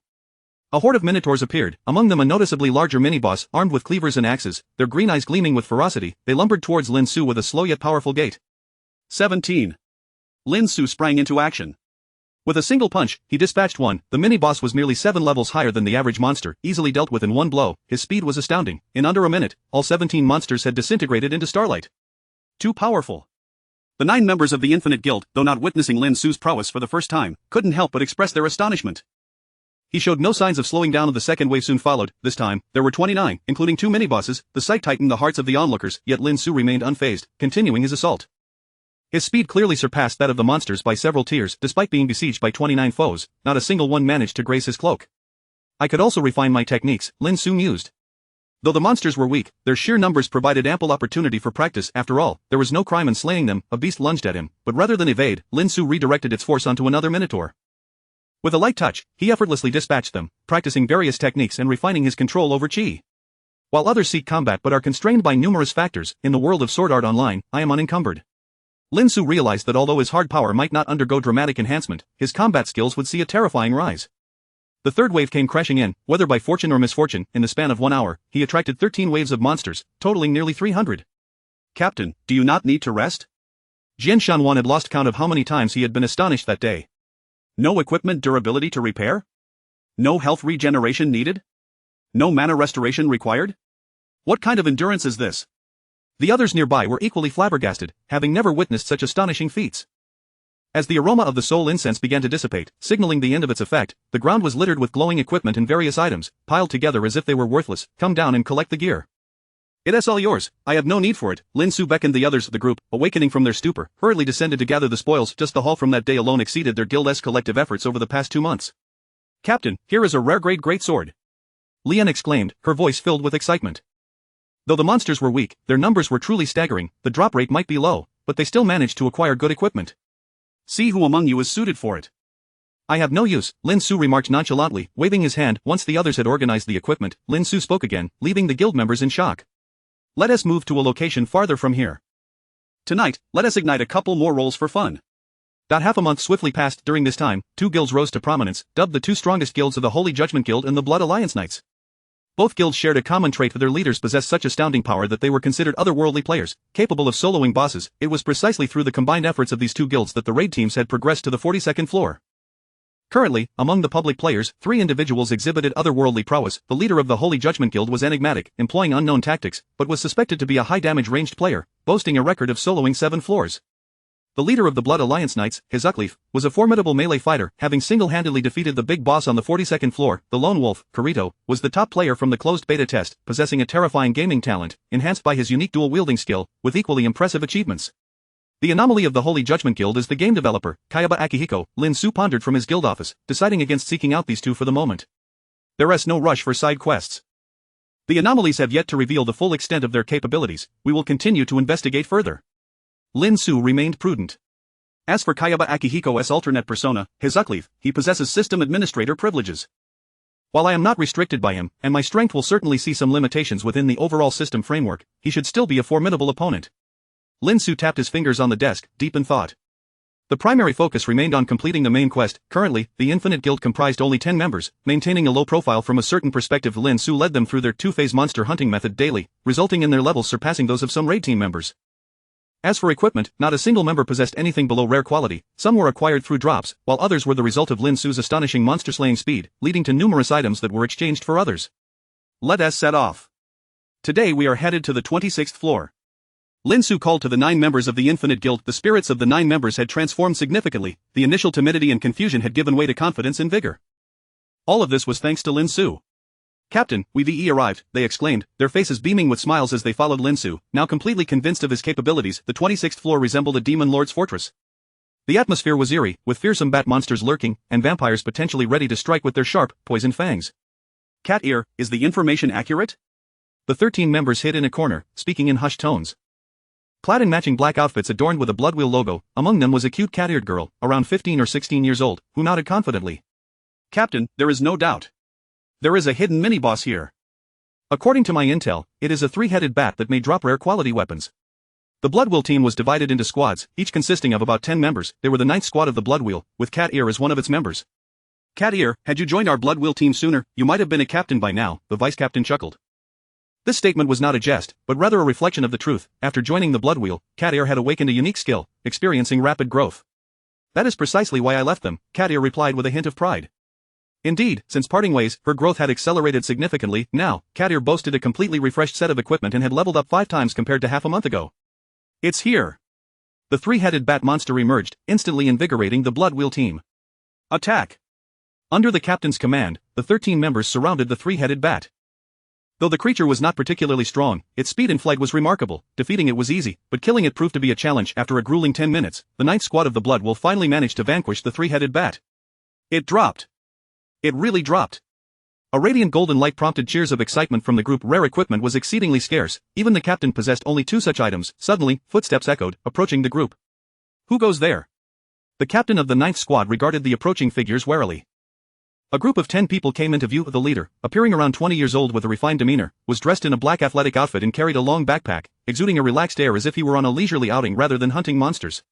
"Klein, Lian, Jin Shanwan, Hannah, Sakai?" Cat Ear stood stunned, recognizing the familiar faces. "What brings you to the 26th floor?" This level was still somewhat perilous for ordinary players. In her mind, they shouldn't have ventured beyond the vicinity of the 20th floor. "Everyone, this is the rare quality equipment we obtained." Only the captain spoke, his heart racing as he gazed at the Infinite Guild members, preemptively informing them. In the wilderness, treasure snatching was not uncommon. Rare quality equipment? The gazes of the group shifted, only then noticing the glowing rare quality item on the ground. The 9 members of the Infinite Guild exchanged glances, realizing their inventory was already filled with rare quality equipment. Chapter 30 Encounter with the Bloodwheel Guild. "We are members of the 9th squad of the Bloodwheel Guild," the leader of the Bloodwheel Guild said, gazing at the individuals before him, his voice measured and calm. "Although the Bloodwheel Guild may not be among the elite guilds in existence, it holds a prominent position among the secondary guilds. We belong to the Infinite Guild and have no particular interest in this matter. We are merely venturing deeper," Lin Xu replied with a composed demeanor. After the leader of the Bloodwheel Guild stowed away the rare quality equipment, he exhaled a sigh of relief. It was then that Lin Xu, accompanied by the 9 others, advanced forward. "Infinite Guild? Are you not part of the Wind, Forest, Fire, and Mountain Guild?" Cat Ear inquired, her brow furrowed as she regarded Klein and his companions. "We are now members of the Infinite Guild, with Lin Xu as our leader," Lian remarked, casting a cryptic glance at Cat Ear. The look was indescribably complex, part regret, part sorrow, and a hint of sympathy. The others shared a similar sentiment, their gazes toward her tinged with something unique, but they refrained from speaking further, opting to follow Lin Xu as he departed. "What on earth? The Infinite Guild? I have never even heard of this guild." Cat Ear felt a sudden surge of agitation within her. She had changed guilds, joined the Bloodwheel Guild, and had significantly grown stronger. She had expected that upon encountering the former members of the Wind, Forest, Fire, and Mountain Guild, they would regard her with envy or admiration, yet now, there was not even a hint of envy. Instead, there was an unsettling sense of pity. The atmosphere was disturbingly flat, leaving her both perplexed and uncomfortable. "We have not heard of this guild either," several individuals beside her responded, which somewhat eased her troubled mind. "It is quite strange. I cannot discern any data on them," the leader of the Bloodwheel Guild remarked, his brow furrowed in concentration. If it were merely a matter of inability to perceive, that would be one thing, but certain items can completely conceal one's level and such, he continued. Yet their demeanor and confidence, he shook his head, opting not to dwell on it. Lin Xu and his companions continued their journey deeper into the realm. He grasped the shoulder strap of his gear, deep in thought. It has already been half a month since we entered the world of Sword Art Online. He glanced at his system panel, which displayed the following. Main quest: establish the strongest guild, 65, side quest: eliminate the president of the Holy Judgment Guild, 0, current source of the plane 1, 3, rating criteria is, 6, 2-7, 3, A, 5, 0-6, 1, B, 2, 1-4, 9, C, 0-2, 0. Attaining an S rating will grant special rewards. The completion rate of the main quest is 65. My adversaries, without a doubt, are the Holy Judgment Guild and the Blood Alliance Knights. This is a competitive task, and Lin Xu is quite confident in his abilities. The strengths of the Holy Judgment Guild and the Blood Alliance Knights, excluding the guild leaders, have largely been revealed. In the next couple of days, we will showcase the strength of the Infinite Guild to all players. Lin Xu nodded slightly. The current strength of the guild members is no longer negligible. While there is certainly a gap between them and the two guilds, it is not as vast as one might imagine, and Lin Xu has his own contingencies. Over the past few days, Lin Xu has been pondering a question: what exactly is the purpose of the anomalies appearing here?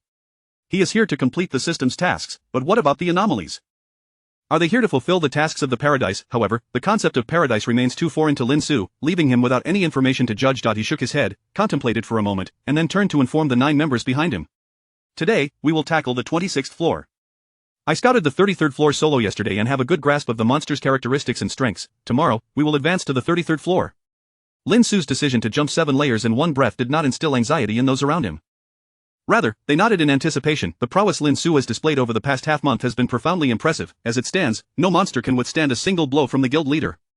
Moreover, even in the midst of a siege, no creature has managed to inflict harm upon him. This has led them to question whether they are all playing the same game, or even within the same system. As they ventured deeper, they encountered waves of bat-like creatures, yet they posed no threat whatsoever. There was no need for Lin Xu to intervene. Any member of the guild could effortlessly handle these monsters. The growth they have experienced in the past half-month is indeed astonishing, primarily reflected in their rare quality gear from head to toe, with attack and defense values tripling at the outset. Each person possesses advanced health potions that restore 99 points. As they continued deeper, nearing their destination, they were met with the sounds of commotion and battle. Someone is fighting monsters, Jian Shanwan remarked, his body tensing. Let us go take a look, said the audacious Ren Gaoi. Lin Xu nodded in agreement and led the 9 members of the Infinite Guild forward. To their surprise, at the deepest point, they encountered members of the Bloodwill Guild. However, this was clearly not the same team as the Cat Ear Squad. This team consisted of 11 members, led by a warrior clad in blue armor, wielding a spear and shield. Surrounding them were over 40 bats and a dozen vampires. The strength of this team was evidently far superior to that of the Cat Ear Squad, yet they were struggling immensely against such a multitude of monsters. Friends over there, could you lend us a hand? Upon seeing Lin Xu and his team, the blue-armored warrior's eyes lit up as he shouted. Leader, should we assist them? All eyes turned toward Lin Xu. Klein felt a tug at his heartstrings. After all, they were all dedicated players in SAO, and he hoped to save them.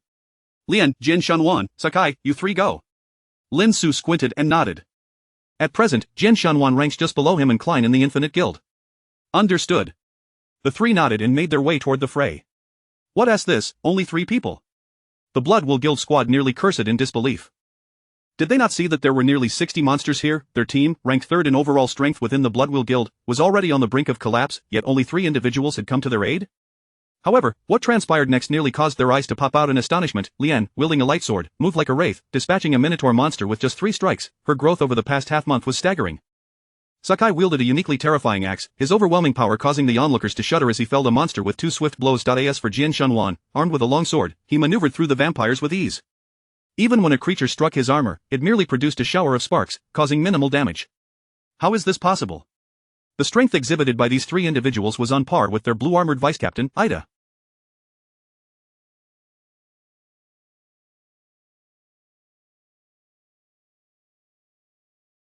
It is worth noting that their blue-armored vice-captain was not a weak player even among the frontline assault teams. With the addition of these 3 formidable players, the tide of battle shifted dramatically.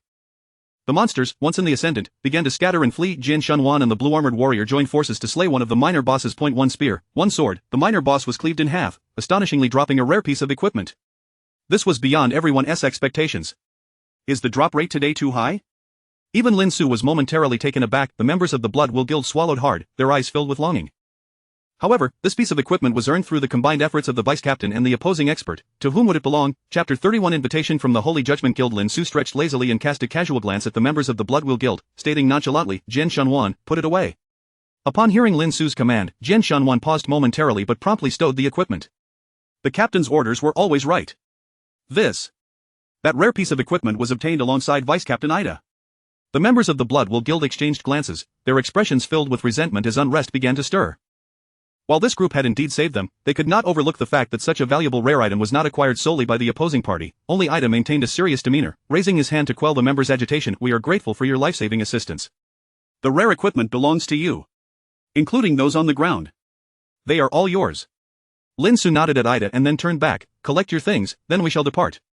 Once Lin Xu and his 10 companions had left, a disgruntled member of the Blood Will Guild whispered to their captain, Captain, why did we give that rare equipment to them? Had it not been for them, you would already be dead in the belly of a monster. Ida shot him a cold glare. Pack up and prepare to return.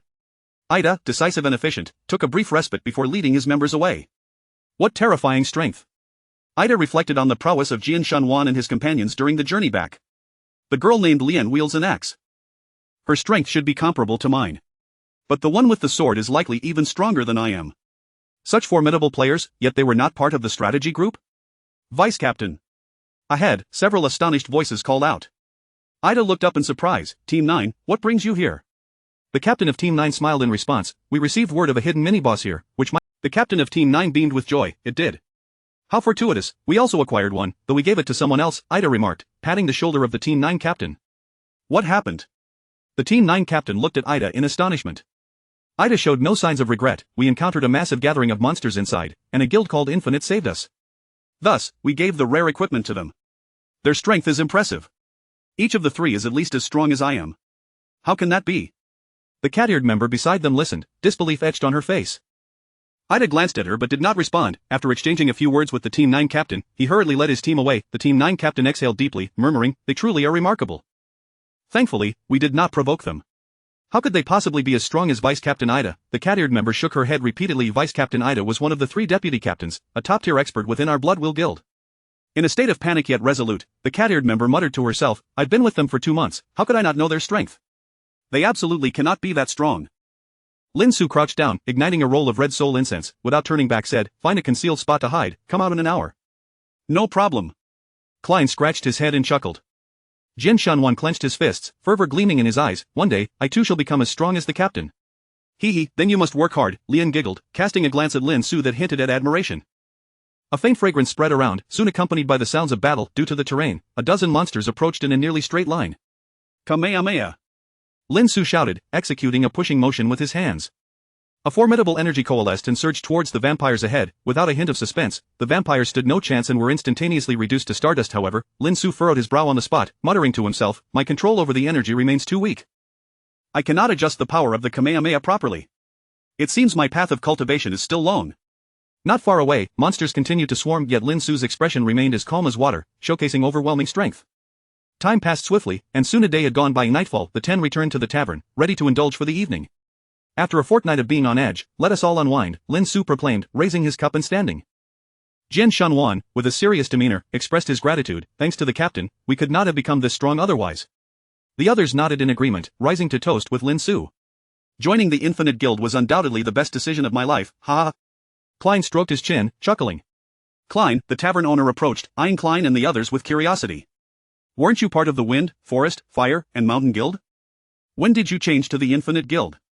What's more, there's a rumor outside about a guild called Infinite. Its members are low-key, yet possess the strength of strategy group members. We changed it a fortnight ago. Our captain is Lin Xu. The members of the Infinite Guild exchanged glances and burst into laughter. News travels quickly, but perhaps spreading our name isn't a bad thing, Lin Xu smiled, taking a hearty sip from his cup. Excuse me, which of you is the captain of the Infinite Guild?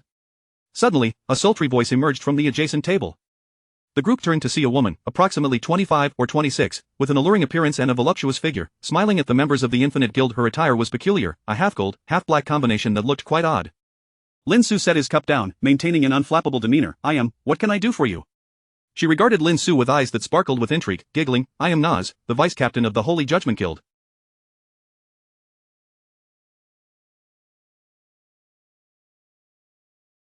Our captain has heard of a formidable guild and wishes to invite you for a meeting to discuss important matters.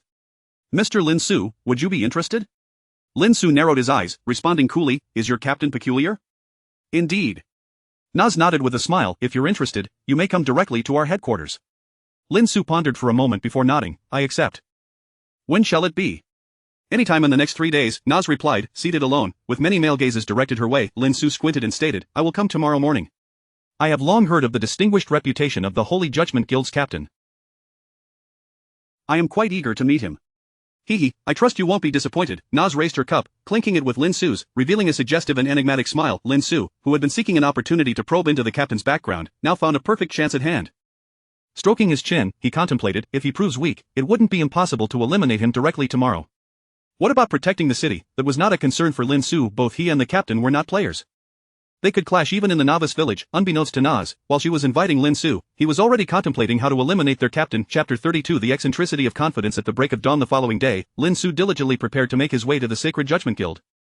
He gazed at the 9 individuals before him, paused momentarily, and then stated, Today, you shall handle the monsters on your OWN.do. Not venture too high, levels 25 to 26 will suffice. Rest assured, Captain. Klein chuckled heartily, a few others joining in his mirth. What do you mean by rest assured? Lin Xu stumbled slightly, casting a displeased glance at them. Never mind, never mind. With a wave of his hand, Lin Xu shouldered his large mountaineering backpack and departed. The headquarters of the Sacred Judgment Guild was located on the 21st floor, which was not particularly high. As Lin Xu traversed the corridors, he stroked his chin, deep in contemplation. Paradise must be on par with the infinite system. Without lifting his gaze, Lin Xu executed a swift kick that crushed a menacing creature attempting to ambush him. Entities of Paradise's caliber often involve interdimensional matters. It is entirely plausible that the anomaly is not a Blue Star inhabitant. If it is not a Blue Star inhabitant, how could it have possibly watched Sword Art Online? The glimmer of insight shone in Lin Xu's eyes as he expressionlessly shattered the head of a colossal beetle with a single punch. If it has not viewed Sword Art Online, then I would possess a significant informational advantage, allowing me a multitude of options, whether to test it or eliminate it. Lost in thought, he had unwittingly arrived at the headquarters of the Sacred Judgment Guild on the 21st floor. Truly magnificent, Lin Xu marveled at the resplendent edifice before him. Subsequently, he sought out a player from the Sacred Judgment Guild to relay his arrival. Before long, the vice-captain, Nasi, emerged. You've arrived quite early, she greeted Lin Xu with a smile, her gaze captivating. The early bird catches the worm, Lin Xu replied, stretching as he followed Nasi to the upper floors. The guild members outside exchanged curious glances at Lin Xu, internally muttering, why does his attire seem so different from ours? The sense of incongruity was palpable. Following Nasi, Lin Xu ascended to the highest 4th floor. Before him stood a grand golden door that exuded an air of reverence, and Nasi approached it, lightly tapping a few times.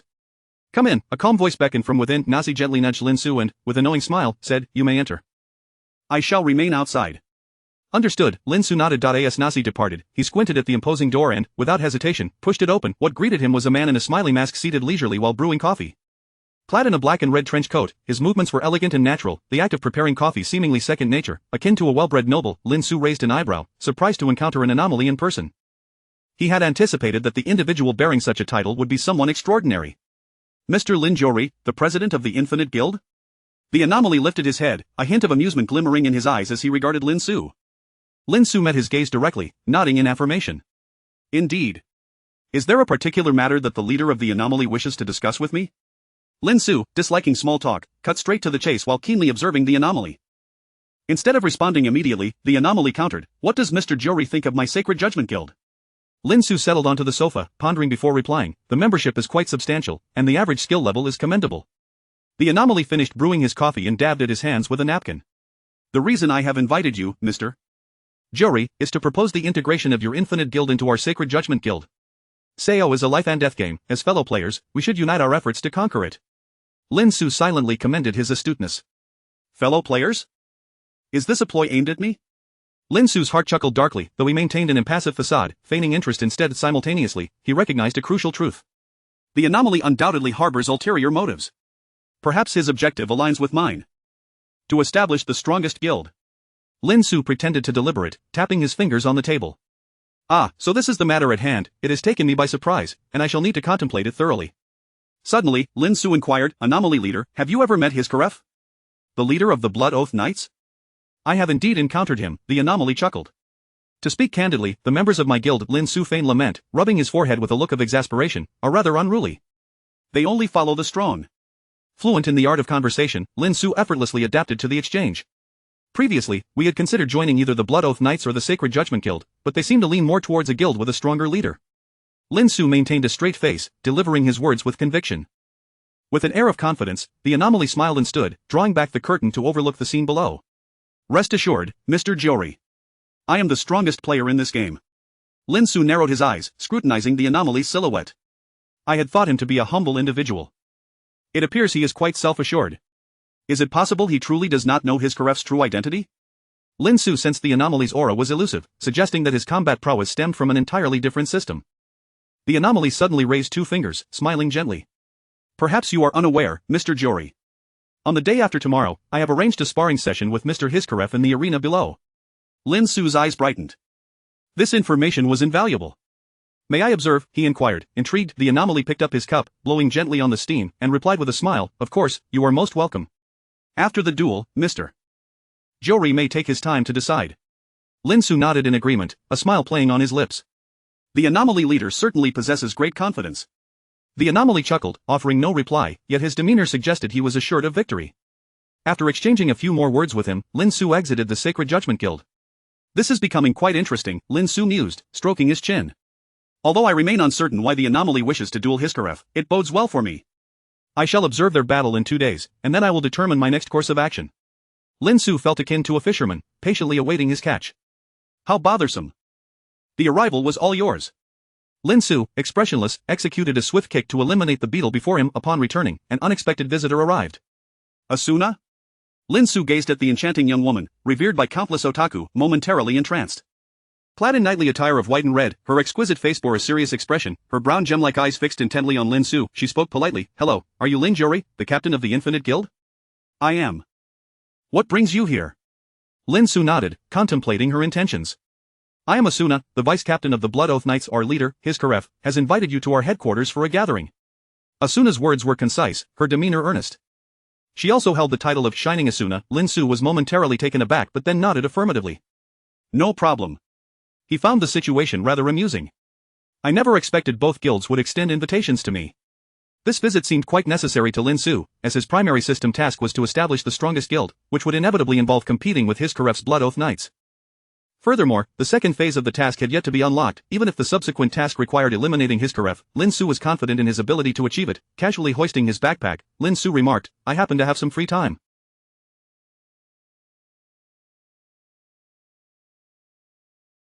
May I visit your leader now? Certainly, Asuna replied, slightly taken aback but nodding nonetheless. With that, Lin Xu followed the illustrious beauty, Asuna, to the headquarters of the Blood Oath Knights. Chapter 33.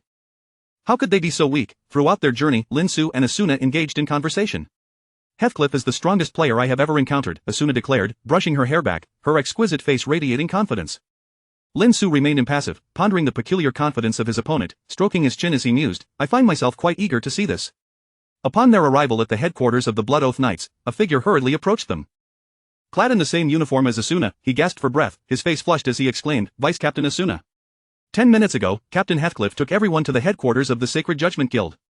Asuna was momentarily taken aback, looking at him in confusion as she inquired, what transpired? The man immediately responded, it seems from the captain's words that he intends to challenge the Sacred Judgment Guild's aberration. Wasn't the duel scheduled for 2 days later? Lin Xu echoed, equally astonished, sensing that something had gone awry. Asuna turned to Lin Xu, her expression tinged with regret as she said, Captain Lin Giori, it appears we may not see our captain today. I apologize. That may not be the case, Lin Xu replied, shaking his head slightly.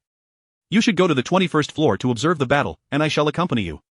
After a brief moment of hesitation, Asuna gazed deeply into Lin Xu's eyes and agreed, very well. The three of them wasted no time and set off immediately. When Lin Xu and Asuna arrived at the headquarters of the Sacred Judgment Guild, they found both combatants poised on the arena. Heathcliff donned a deep crimson garb, wielding a cross-shaped shield in his left hand and a longsword in his right, his demeanor cold and resolute. The aberration brandished a peculiar weapon resembling a staff, dark as ink, exuding an ominous aura. A crowd of no fewer than 100 players had gathered to witness the spectacle. Among them were members of the Sacred Judgment Guild, the Blood Oath Knights, and other players fortunate enough to be nearby. As the vice-captain of the Blood Oath Knights, Asuna eventually parted ways with Lin Xu.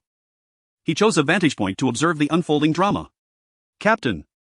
A familiar voice called out, prompting Lin Xu to turn and discover Klein and 8 others. Lin Xu was taken aback, glancing at their exuberant faces as he inquired, what brings you here? Klein laughed heartily, responding, we were grinding monsters nearby and happened upon this event, so we came to join the excitement. Then let us watch together. Lin Xu gestured for them to sit down beside him. In the arena, Heathcliff broke the silence, his expression icy, tinged with an undercurrent of surprise. Who exactly are you? Who am I? The aberration, adorned with a smiling mask that concealed any expression, maintained an air of calm composure. Heathcliff, I am the aberration of the Sacred Judgment Guild, am I not? Weren't we scheduled for a duel in 2 days? I wonder why you have come so soon, Heathcliff. Heathcliff paused for a moment before responding coldly, are you not aware of the actions you have taken? You seem to be more than just an ordinary player, do you not? He emphasized the word player. The aberration appeared momentarily taken aback, then fixed Heathcliff with a penetrating gaze. Heathcliff, it seems you are aware of something. It appears you are not an ordinary player either. Lin Xu observed the two probing each other, both trying to maintain an air of superiority. One was a player with extraordinary abilities, while the other hailed from an alternate dimension, evidently both recognizing the peculiarities in one another. Your existence threatens the balance of the game, in every conceivable aspect, Heathcliff stated flatly, raising his sword to point at the aberration. Your existence poses an obstacle to me as well, Heathcliff, the aberration chuckled nonchalantly, exuding confidence from every pore. In the next moment, silence enveloped them once more. Ultimately, what lay ahead would be determined by their respective strengths. Lin Xu stroked his chin, observing the increasingly tense atmosphere in the arena, contemplating, balance? What has Heathcliff uncovered? With a sudden burst, Heathcliff launched his attack, brandishing his cross-shaped shield. He approached the aberration with remarkable speed. The sword hidden behind the shield gleamed with golden light, charged with energy. He deduced that the aberration leaned towards ranged attacks, thus decided to close the distance to gain the upper hand. First tier spell, Shield of Law. The aberration struck the ground twice forcefully with his obsidian staff.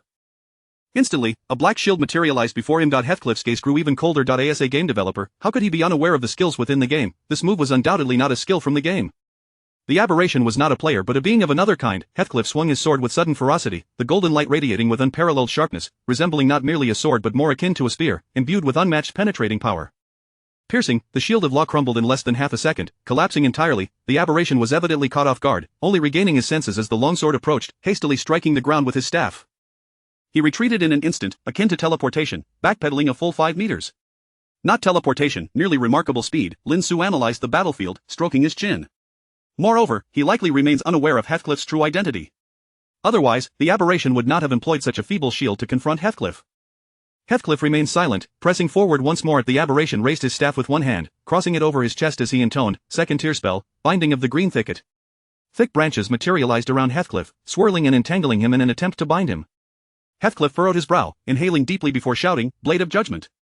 His longsword erupted with golden brilliance. A terrifying force radiated outward, shattering the binding branches into wisps of faint black light. To the ordinary players, the speed was almost incomprehensible.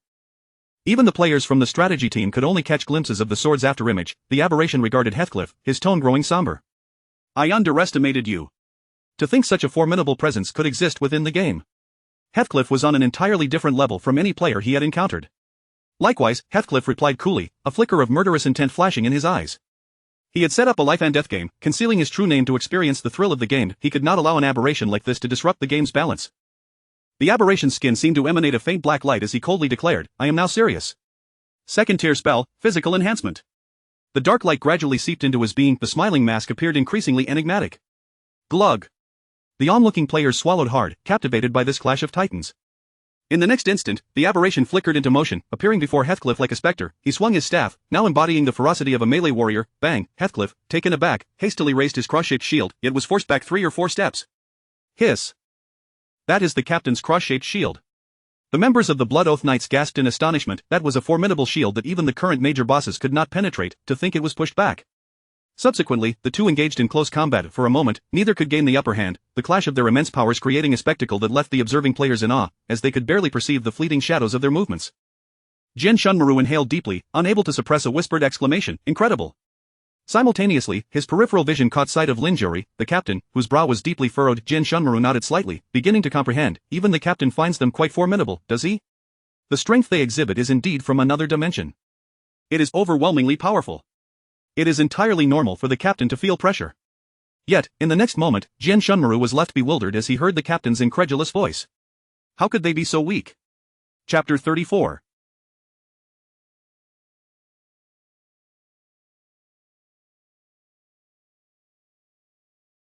The jester is indeed myself. How can they be so weak? Lin Xu furrowed his brow deeply as he observed the back-and-forth exchange between his keel and the peculiar figure on the field. To be candid, the prowess displayed by the two was indeed a stark deviation from that of other players. However, it still fell considerably short of Lin Xu's expectations. Lin Xu drummed his fingers against his thigh. The strength they exhibit now is at best only slightly superior to Huang Si. Even the Fire Cloud Evil God might surpass them. Let us not jump to conclusions just yet. Hiskiel has yet to unleash his full potential, and the peculiar figure is not yet in a dire situation. Lin Xu shook his head and continued to watch the match. Second tier spell, Black Gold. The peculiar figure exclaimed, his demeanor no longer composed and graceful. The staff in his hand shimmered as if coated in black gold, its solidity enhanced once more. Each strike carried immense force, forcing Hiskiel to retreat repeatedly. The peculiar figure was compelled to acknowledge that Hiskiel truly possessed the strength to contend with him. If I don't eliminate him, it will be quite difficult for me to establish the strongest guild. Moreover, this fellow has discovered something. I must eliminate him before he reveals it. His speed escalated, and his attacks grew increasingly ferocious. Hiskiel felt the vibration in the tiger's mouth of his left hand, straining under the pressure as he frowned. He is quite troublesome. Without opening permissions, defeating him will be arduous. In the next moment, both combatants withdrew. Third tier spell, Transformation. The smile at the corner of the peculiar figure's mask gradually faded into calmness. This was no ordinary mask. I did not anticipate that I would have to resort to my sole third tier spell in this second tier world. The peculiar figure's hoarse voice echoed throughout the arena.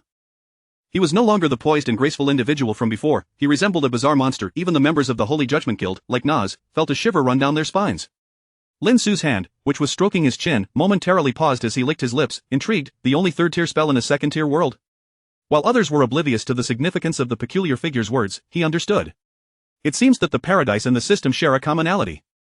They both assess the tiers of each dimensional world. Now, the peculiar figure is about to reveal his trump card. I will finally witness his true strength. Simultaneously, Hiskiel's voice grew low and deliberate as he slowly uttered, "Permissions, activate." His voice was barely above a whisper, audible only to himself. In an instant, his cruciform shield became even more robust, while the golden longsword in his hand sharpened further. The hardness of the cruciform shield had reached the upper limit of player attack power. In other words, within the confines of the system, no player could breach the shield. Even Kirito had fallen to this very maneuver. Among players, this was invincibility. Alas, the peculiar figure was not a player.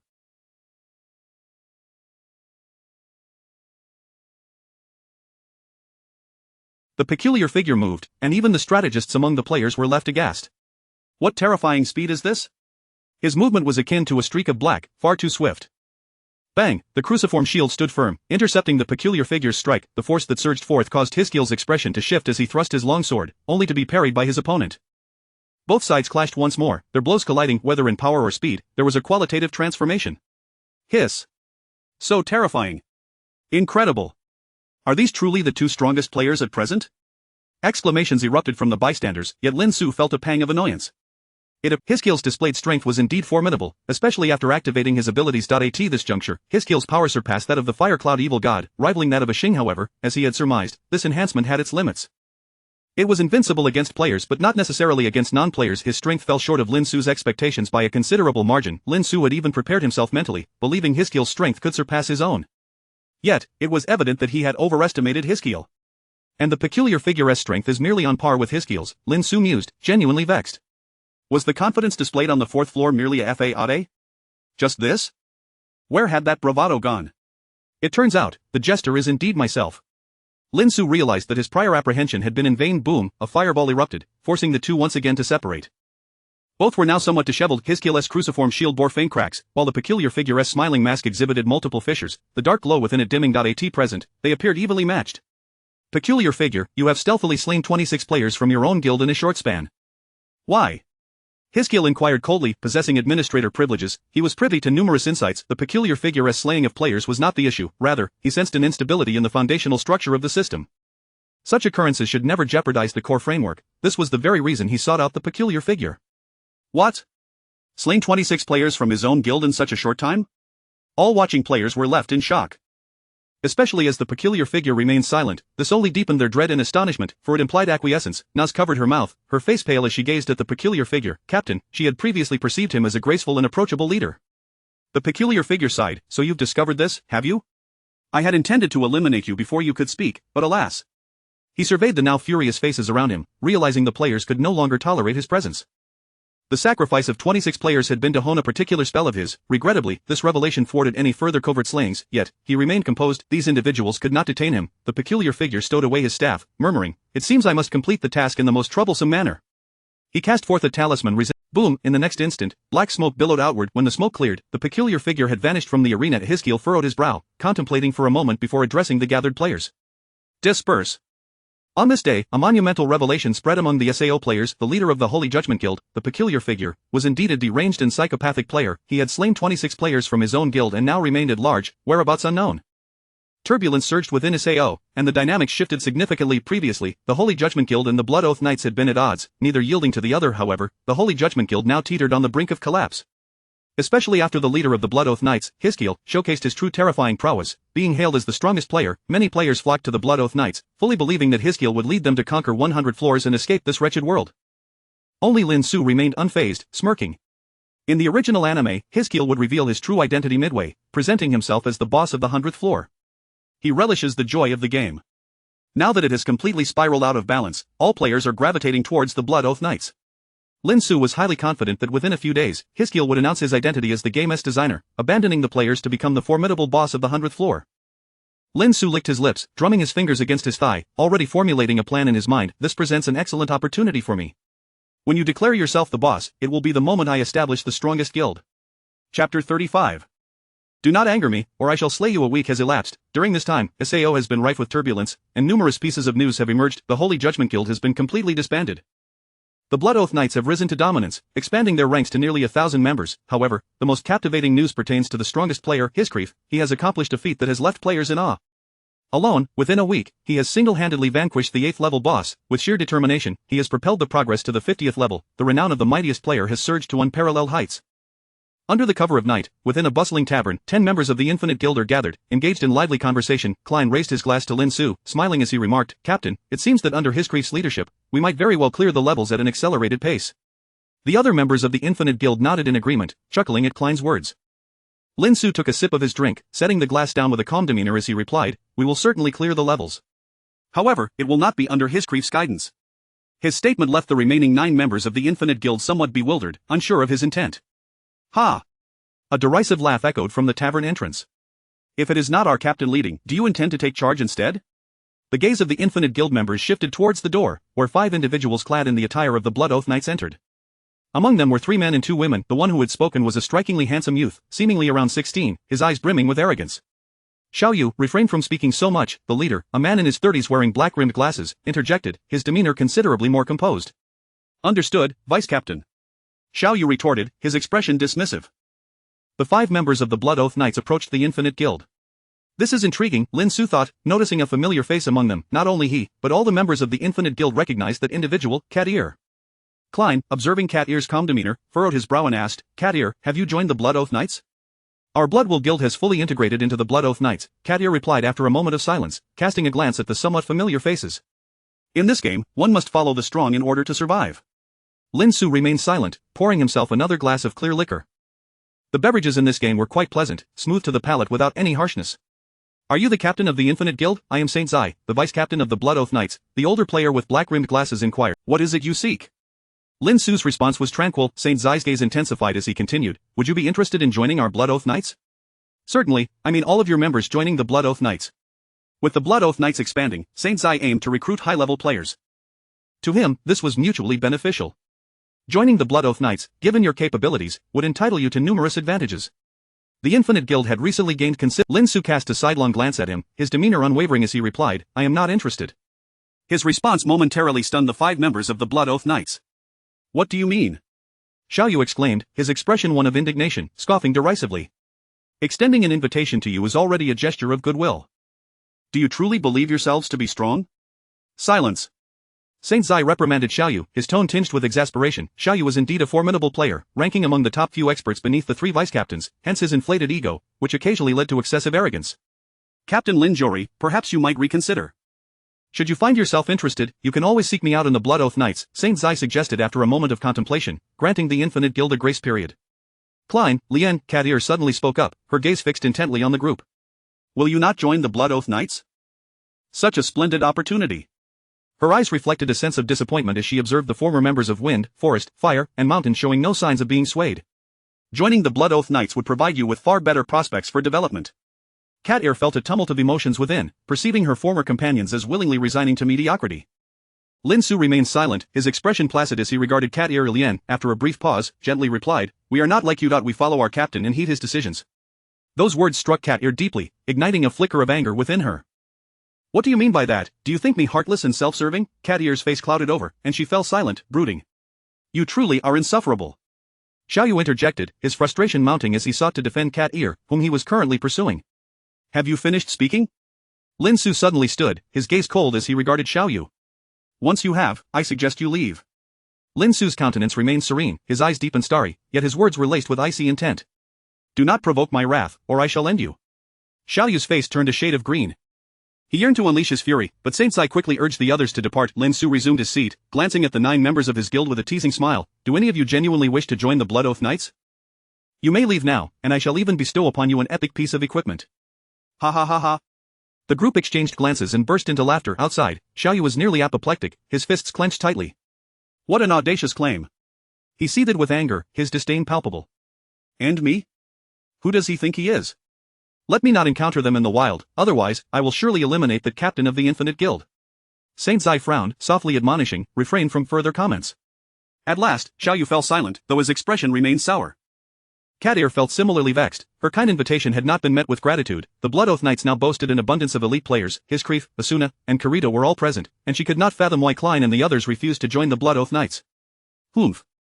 If they choose to languish in mediocrity, so be it. Enraged and humiliated, she thought to herself. Do not be upset, Cat Ear. In time, you will surpass them by a wide margin. Only then did the group take their leave. The following morning, Lin Xu led the 9 members of the Infinite Guild to the 37th level for monster hunting and leveling up. Unexpectedly, deep within, they encountered an individual who took them by surprise. Strange. Chapter 36 Lin Xu vs. the Anomaly, Level 30-7 IT was an expansive woodland. The Anomaly sat leisurely before 10 members of the Infinite Guild, exuding an air of calm confidence. In front of him stood a small wooden round table, its origin a mystery. The Anomaly sipped his coffee, the faintly bitter aroma wafting around him. The cracks in his smiling mask had been completely mended, rendering any trace of past damage invisible.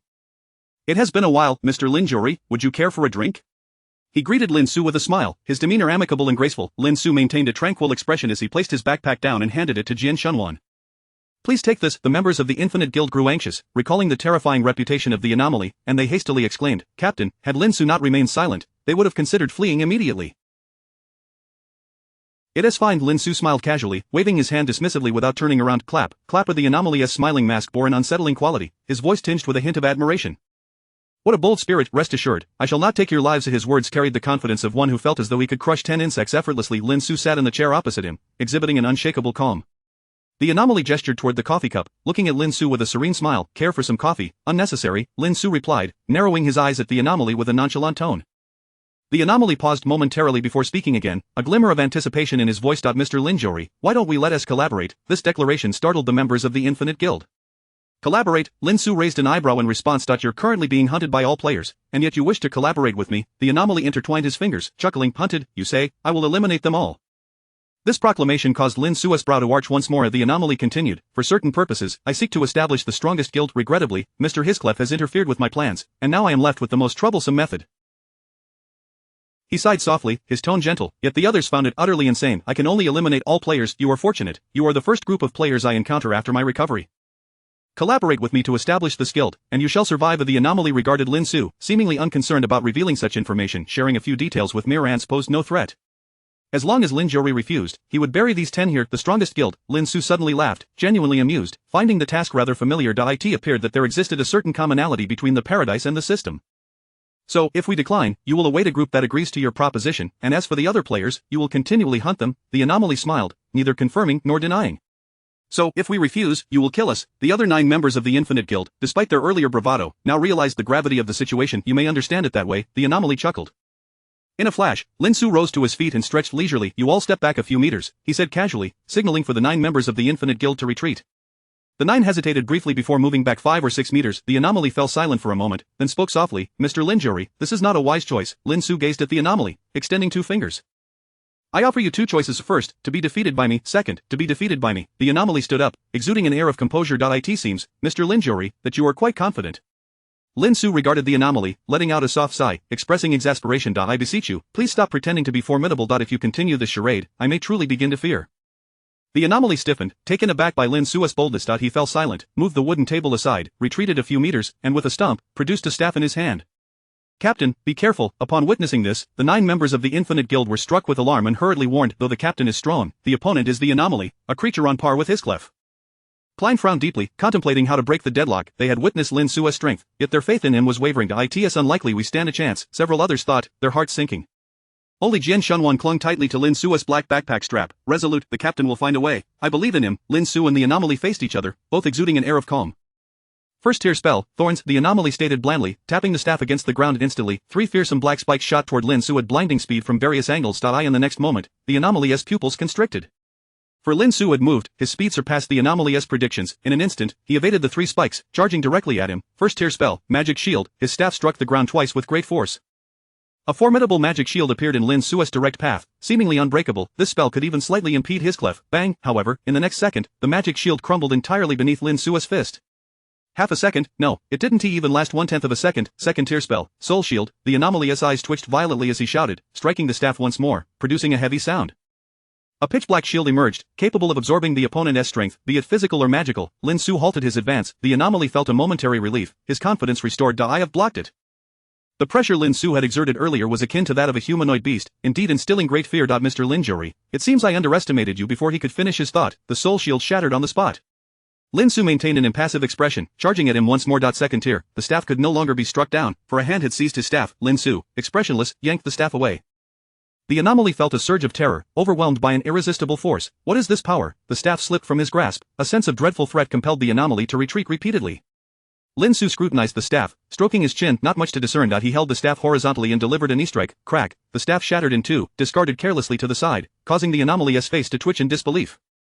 You have forced my hand. The anomaly's voice lost its earlier calm, now laced with darkness and fury from an unknown source. He produced another staff identical to the first, glaring at Lin Xu, who resembled a ferocious beast. The anomaly gritted his teeth and hissed, third tier spell, Transformation. This individual was more dangerous than his clef. Wasn't this supposed to be a second-tier intermediate world? Why had such a perilous player emerged? Chapter 37. Completing side quests. The members of the Infinite Guild nearby were utterly dumbfounded, their mouths agape, as if they could fit 2 large duck eggs inside. They stammered in disbelief. Captain, has the captain gained the upper hand? Jian Shunwan took a deep breath, tightening his grip on the shoulder strap of his backpack, his gaze brimming with fervor. No, he has completely overwhelmed the opponent. The crowd found it hard to fathom. The creature, which could stand toe-to-toe with the formidable leader of the Blood Alliance Knights, his clef, was being suppressed by their captain. They knew their captain was strong, but they had never imagined he was this powerful. Third tier spell, Alteration, the anomaly bellowed coldly. At that moment, he seemed to shed his disguise, losing all semblance of elegance and composure. The corners of his smiling mask fell, and a dark, eerie glow enveloped his body, enhancing his physical attributes. He was a bona fide berserk sorcerer. Ranged attacks merely served as a means to gauge the enemy. His true ferocity lay in close combat. Lin Xu observed the anomaly with an impassive expression. What sort of flashy nonsense was this? Now I somewhat understand the Scion's tactics. If there's any discontent, a pair of fists will suffice.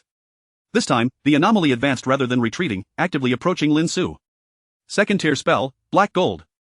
The frenzied, pitch-black staff, infused with a ghostly luminescence, lunged toward Lin Xu.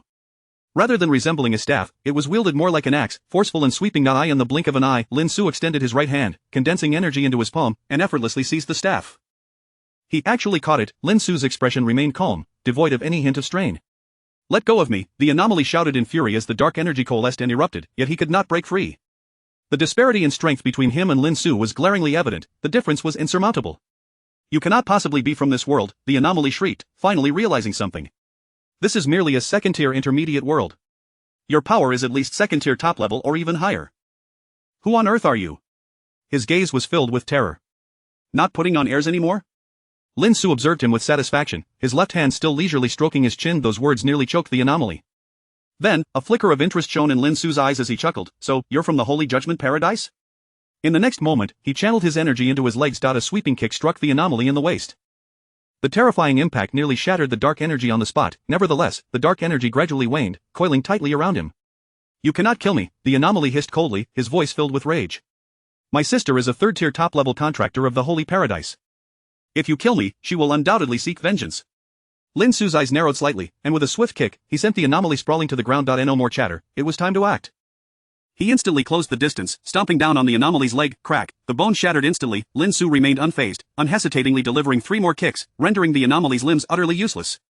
Now we can have a conversation. Lin Xu glanced at the anomaly, whose smiling mask was cracked beyond recognition, and took 2 steps back, speaking indifferently. I have but one request. I ask, you answer. How many paradises are there? What exactly is a paradise? Upon hearing this, the anomaly's face shifted dramatically, overwhelmed by shock. His voice was laden with pain and disbelief. You are not from the paradise? How is that possible? Lin Xu stepped forward, placing a foot on the anomaly's ankle and applying pressure once more. His expression remained cold as he stated, I have already said, I ask, you answer. Ah, the anomaly let out a pained howl. I do not know who you are, but the paradise forbids us from revealing its existence to non-paradise entities. If we disclose anything, we contractors will be annihilated. Lin Xu fell silent for a moment, stroking his chin before inquiring, what do second tier and third tier mean? The anomaly's tone softened slightly. This I can divulge. Countless dimensional worlds are classified according to their danger levels, and similarly, contractors are ranked according to their strength, corresponding to the same tiers. For instance, I am a second-tier intermediate contractor. Your strength is at least second-tier top level. This information did not pertain to the core secrets of the paradise and could be disclosed. The anomaly struggled momentarily before suddenly speaking, I can share a secret with you. Lin Xu felt a flicker of intrigue and took a step closer, but in the next moment, the smiling mask of the anomaly cracked wide open, unleashing a maniacal laughter. Lin Yuri, I know you won't let me go. Then let us perish together. Come with me to hell. Let's share a cup of coffee, ha ha ha. A terrifying force erupted from the shattered mask. Lin Xu's expression changed, and he swiftly retreated. His speed surpassed even that of his previous assault on the anomaly. You were hiding your strength, the anomaly suddenly realized. But the explosion had already commenced. Boom, a 5-meter radius was obliterated, a crater of at least 1.5 meters appeared on the ground, illustrating the magnitude of the power unleashed. It was fortunate that the 9 members of the Infinite Guild were at a safe distance, otherwise, they would have perished in that instant. Lin Xu hurriedly extricated himself from the billowing smoke. He was slightly dusted, having been hit by the shockwave. However, by enveloping himself in energy and utilizing a Tai Chi technique to dissipate the force, he emerged unscathed. What a madman, Lin Xu squinted, speaking slowly. To speak of self-destruction so readily was decisively bold. What a pity, I couldn't extract more information. Lin Xu frowned but soon relaxed.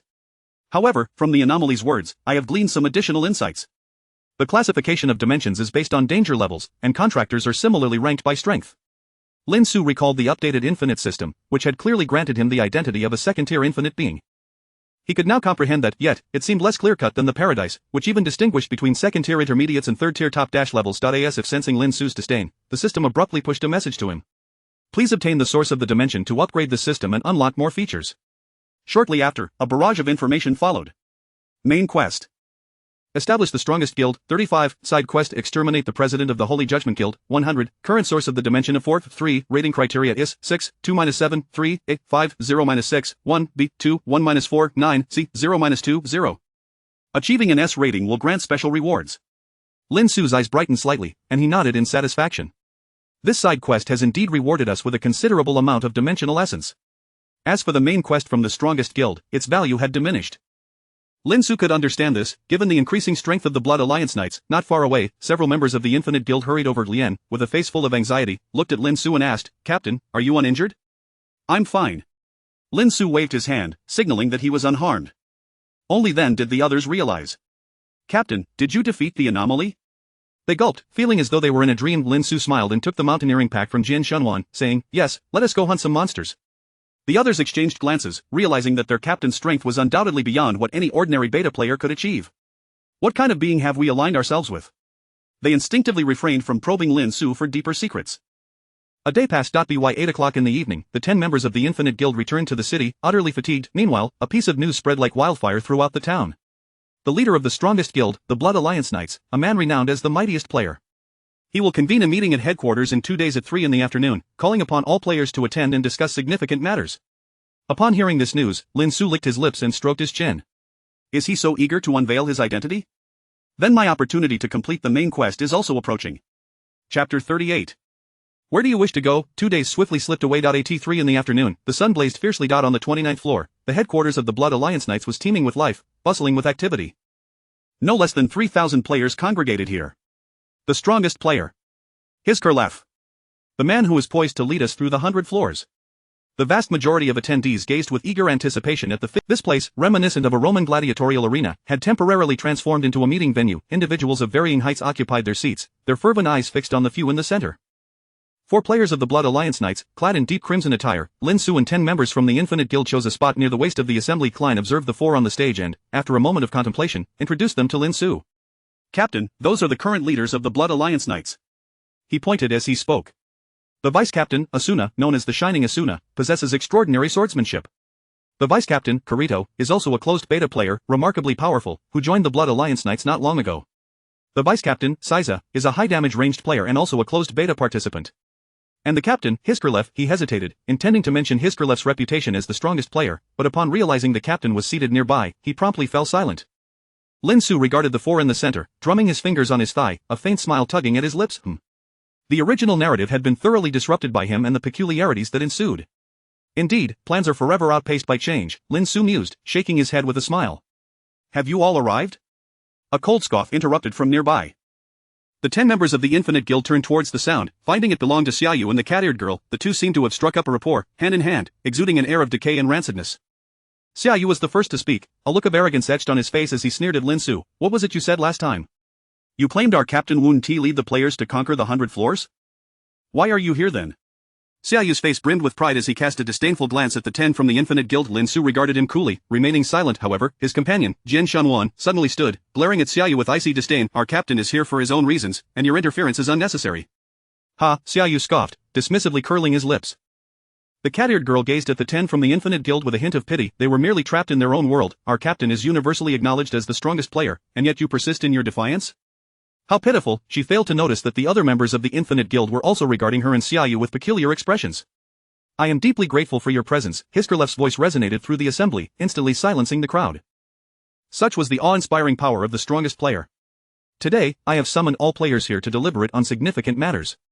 Hiskerlev paused deliberately. The three vice-captains instinctively stepped aside. Lin Xu stroked his chin, observing Hiskerlev. The savior they once envisioned would instantaneously transform into the most feared demon. That feeling was indescribably bittersweet. At that moment, the minds of the crowd likely echoed with a singular thought: the jester was indeed myself. Hiskerlev's expression remained impassive as he continued. SAO is a game of life and death, where the fittest survive. You have endured for 3 months, successfully eliminating those unfit to survive. Well done. His words elicited nods of acknowledgement from all, a sense of profound reflection filling their hearts. Yet, they couldn't shake the feeling that Hiskerlev's tone and manner seemed somewhat off, too detached. Hiskerlev scanned the crowd, appearing satisfied, gradually nodding. Currently, we have a total of 640 attendees, while the number of surviving players stands at 532. This statement ignited a sense of foreboding among the crowd. How did he possess such detailed information? Even the three vice-captains furrowed their brows, puzzled as to where the captain had acquired this data. The current progress of the group is at 50 floors, Hiskerlev stated slowly. Before he could continue, fervent voices erupted from the audience. Captain Hiskerlev, we believe you will lead us to safety. You will certainly guide us through the 100 floors. Hiskerlev's cold demeanor remained unchanged as he raised his hand, gradually silencing the crowd. I will not lead you to the 100th floor. I will await you at the 100th floor. His voice, amplified by a special device, echoed throughout the square. Everyone heard it. What does that mean? Confusion rippled through the crowd from the outset. An unsettling feeling lingered regarding Hiskerlev's words. Hiskerlev lifted his gaze to the blazing sun, speaking calmly. I am Kazuto Kuragaya. This revelation nearly ignited chaos among the crowd. Ha? Kazuto Kuragaya? Captain, please don't jest. A player from the Blood Alliance Knights trembled, forcing a faint smile, yet, the sense of dread only deepened to their captain, usually taciturn, would never make such a jest. Indeed, it seemed they had never witnessed their captain's health bar dip below 50%, such a formidable being. Was he truly a player? In the next moment, Hiskerlev's appearance began to shift gradually. A flicker of light revealed he had genuinely transformed into Kazuto Kuragaya. The sound of a pin dropping could be heard in the silence that enveloped the arena, followed immediately by an eruption of chaos. It really is Kazuto Kuragaya. How is that possible? Countless individuals felt their faith shatter. Particularly the members of the Blood Alliance Knights, who stood frozen, their faces pale and bewildered. This twist was simply too astonishing, all hope dashed in mere minutes. Kazuto Kuragaya surveyed the frenzied crowd of over 3,000, slowly declaring, I will await you at the 100th floor. Defeat me, and you shall live to see the outside world.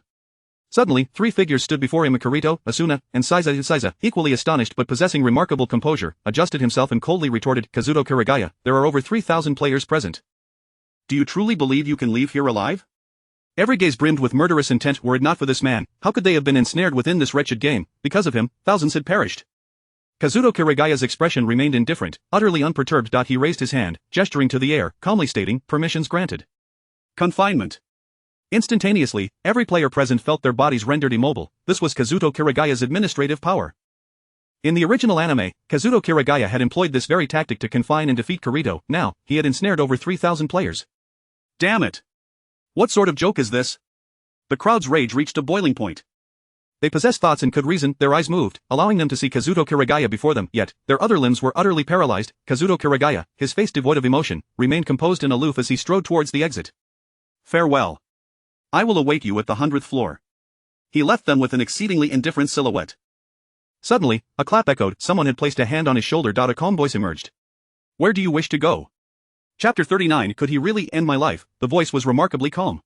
When Kayaba Akihiko was struck, chills raced down his spine, reminiscent of the terrifying sound of someone alone in a living room, cracking sunflower seeds. Confusion swirled in his mind, prompting him to dash forward, leaving his original position.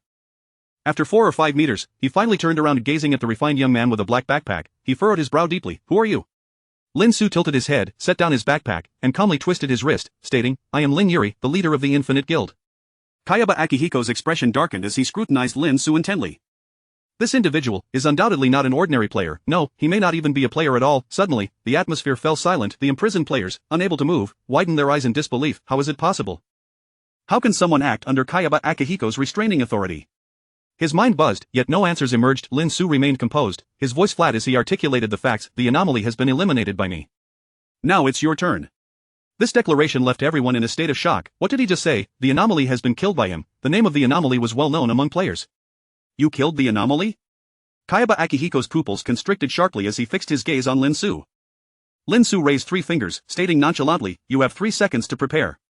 In the next instant, a smirk graced his lips. 3. A small crater appeared in the ground, a consequence of Lin Xu's explosive leg power. With merely 3 or 4 meters between them, Lin Xu almost instantaneously stood before Kayaba Akihiko. The sheer force of his punch sent Kayaba Akihiko's hair flying in all directions. At the final moment, Kayaba Akihiko barely managed to raise his cross shield.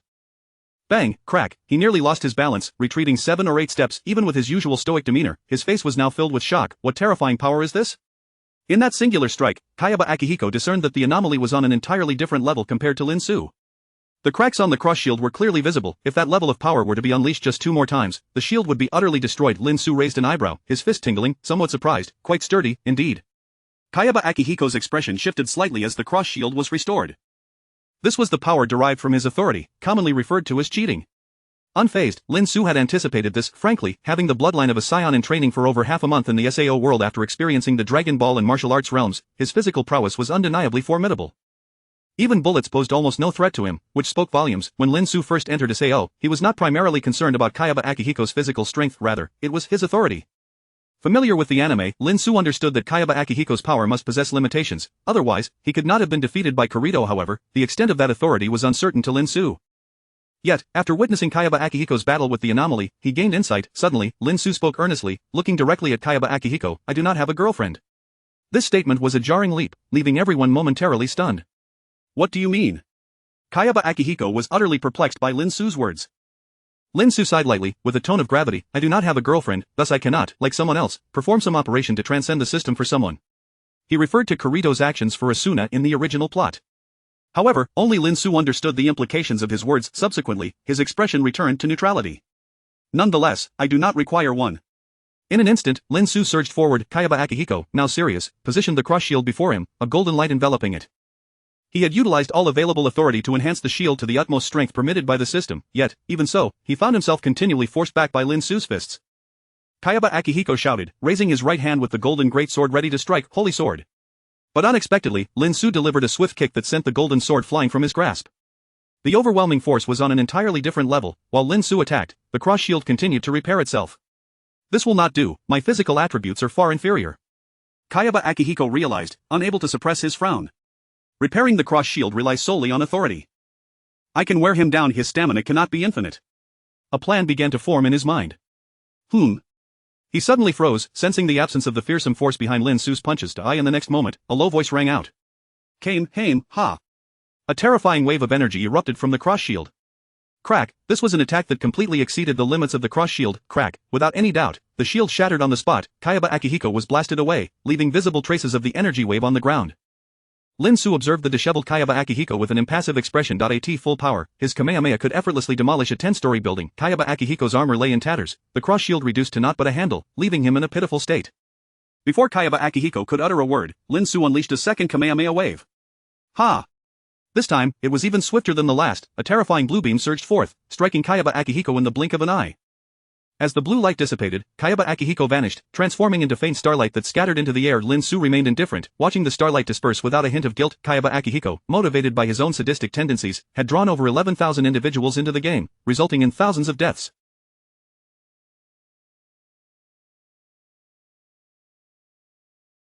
He was hardly a virtuous figure. Lin Xu felt no need to engage in dialogue with Kayaba Akihiko. There was no necessity for excessive words, simply eliminating him would suffice. The thousands of players present felt a wave of relief as the shackles of confinement gradually dissipated. I can move again. Me too. They were all overwhelmed with joy. Gulp. However, soon, as if sharing a collective consciousness, they all fell silent, staring at the figure on stage, swallowing hard. Xiaoyu and Kadir found their minds buzzing, recalling Lin Xu's earlier words, connecting this to the true identity of Heathcliff, and then observing the formidable Lin Xu on stage. They felt parched and a surge of shame and dread washed over them. Xiaoyu's complexion turned pale, trembling uncontrollably. The sense of superiority and confidence had been utterly shattered. How could I have ever clashed with him? If I had truly sought trouble in the tavern back then, would he have truly ended my life? Chapter 40 of the Infinite Guild. As Lin Zhori gazed at the youthful figure in the center, who was shouldering a mountaineering backpack, a sense of dread and anxiety enveloped Xiaoyu's heart. Beside her, the cat-eared companion trembled in unison, equally gripped by a mix of bewilderment and regret.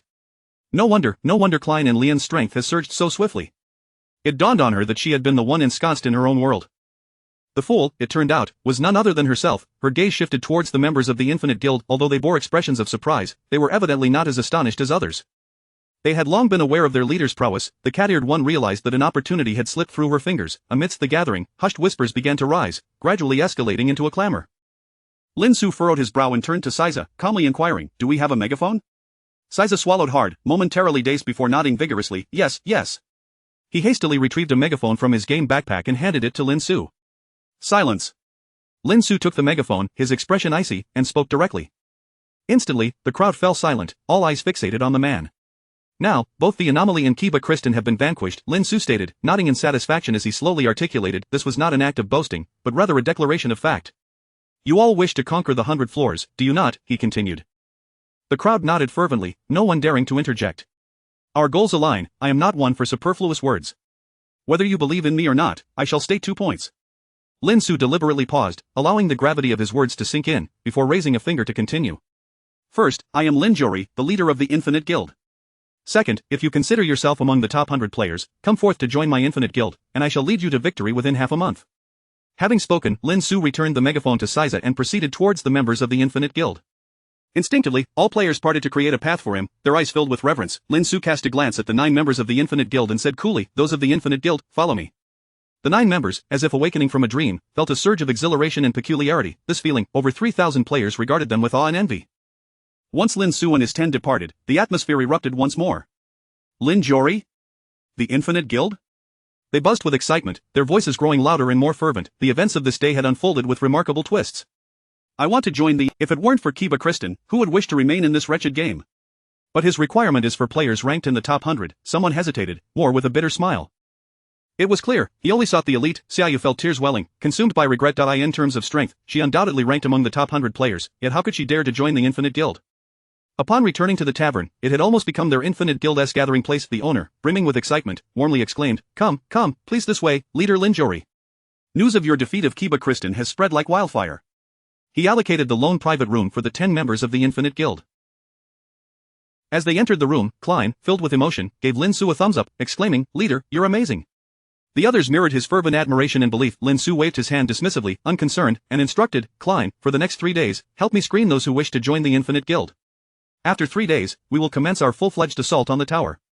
From this moment forth, there would be no strategy group, only the Infinite Guild." What were the challenges faced by the strategy group in their tower assault? 2 key points. The first was locating the whereabouts of each floor's major boss. The second, and more crucial, was the inadequacy of strength required to defeat the bosses. Even if they managed to win, it would be a Pyrrhic victory achieved through sheer numbers. This was a perilous game. No one wished to witness players perish in their quest for triumph. Yet, with Lin Xu's emergence, hope rekindled in the hearts of many. Could that man possibly single-handedly take down a major boss? Even the anomaly in Kiba Kristen's alternate form, his Ukarefo, had not inspired such anticipation. This was solely due to Lin Xu's formidable display of strength. Nightfall. In Lin Xu's room, the lights illuminated his surroundings. He lay on the bed, hands behind his head, a smile curving at the corners of his mouth. In his mind, several notifications had just been pushed through. Main quest, establish the strongest guild, 100. Side quest, eliminate the leader of the Holy Judgment Guild, 100. The first phase of the main quest has been completed, commencing the second phase of the main quest. Lead the Infinite Guild to conquer the 100 floors. Current source of the plane 5, 8. Rating standards hesitant face 6, 2-7, 3, 8, 5, 0-6, 1, B, 2, 1-4, 9, C, 0-2, 0. Achieving an S rating will result in the issuance of special rewards. Lin Xu's eyes sparkled with delight as he nodded in satisfaction. A source of dimension at 5. 8. It has indeed reached the standard of an A. The most formidable guild is not merely defined by strength, it also possesses significant influence among players. Otherwise, as for the main quest, it unfolded as he had anticipated. From the outset, he believed that the second phase of the task would either involve defeating Kibu or clearing the 100 floors. In my perspective, the difficulty of this second phase pales in comparison to the first. Ultimately, it would all hinge on sheer strength. Upon completing the second phase, based on this source of dimension, I should be able to attain an S rating. Lin Xu, like a languid fish, sat upright, stroking his chin with his right hand. In the worlds of Dragon Ball and martial arts, completing tasks yields rewards, but in the realm of Sword Art Online, it is quite the opposite. There are no clearly defined task rewards. Only upon achieving an S rank will there be special rewards. Of course, even if he did not attain an S rank, Lin Xu would harbor no regrets. His power had significantly advanced within the world of Sword Art Online. Suddenly, the door creaked open quietly. Lin Xu's pupils constricted sharply as he turned to look. It was nearly midnight. Who could possibly be visiting? To his surprise, he beheld a bashful yet charming young girl dressed in a lovely outfit. She had evidently put in considerable effort into her appearance, and her delicate face exuded a captivating charm. Lian? Chapter 41. Enter again in 3 minutes. Lian's face flushed crimson as she lowered her head, her voice tinged with shyness. Captain. She had presumed that the captain would be asleep at this hour, and her original plan was to quietly leave the letter she held and depart.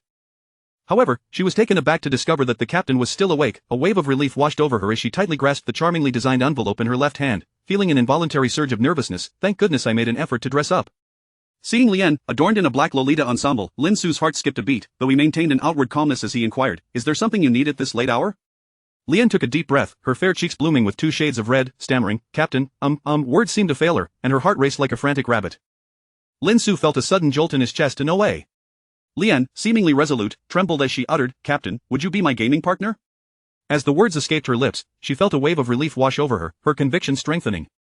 Lian raised her gaze to meet the captain's, her beautiful eyes brimming with anticipation. Lin Xu fell into a contemplative silence. To be fair, Lian was indeed quite attractive. At just 16, she emanated a refreshing innocence that exuded a sense of charming purity.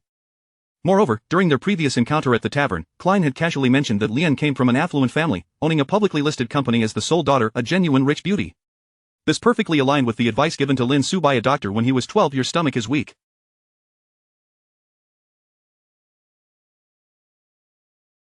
You are suited for a life of ease. However, Lin Xu's expression remained composed, as if he were oblivious to the implications. Lian, my system is different from yours. There is no loading content for gaming partners. His words were a blend of truth and half-truth. Lian recalled what the captain had discussed with Klein last time. Indeed, the captain's system was quite distinct due to its beta testing. Feeling somewhat disheartened yet understanding, she replied, "I see, I understand." The letter in her left hand contained the true essence of her feelings. She opened her mouth, nerves fluttering, ready to reveal the envelope. "Captain, enough, Lian, it's late. I need to sleep," Lin Xu interrupted, waving his hand with a tranquil demeanor. Lian, feeling a surge of urgency, raised her left hand. "Captain."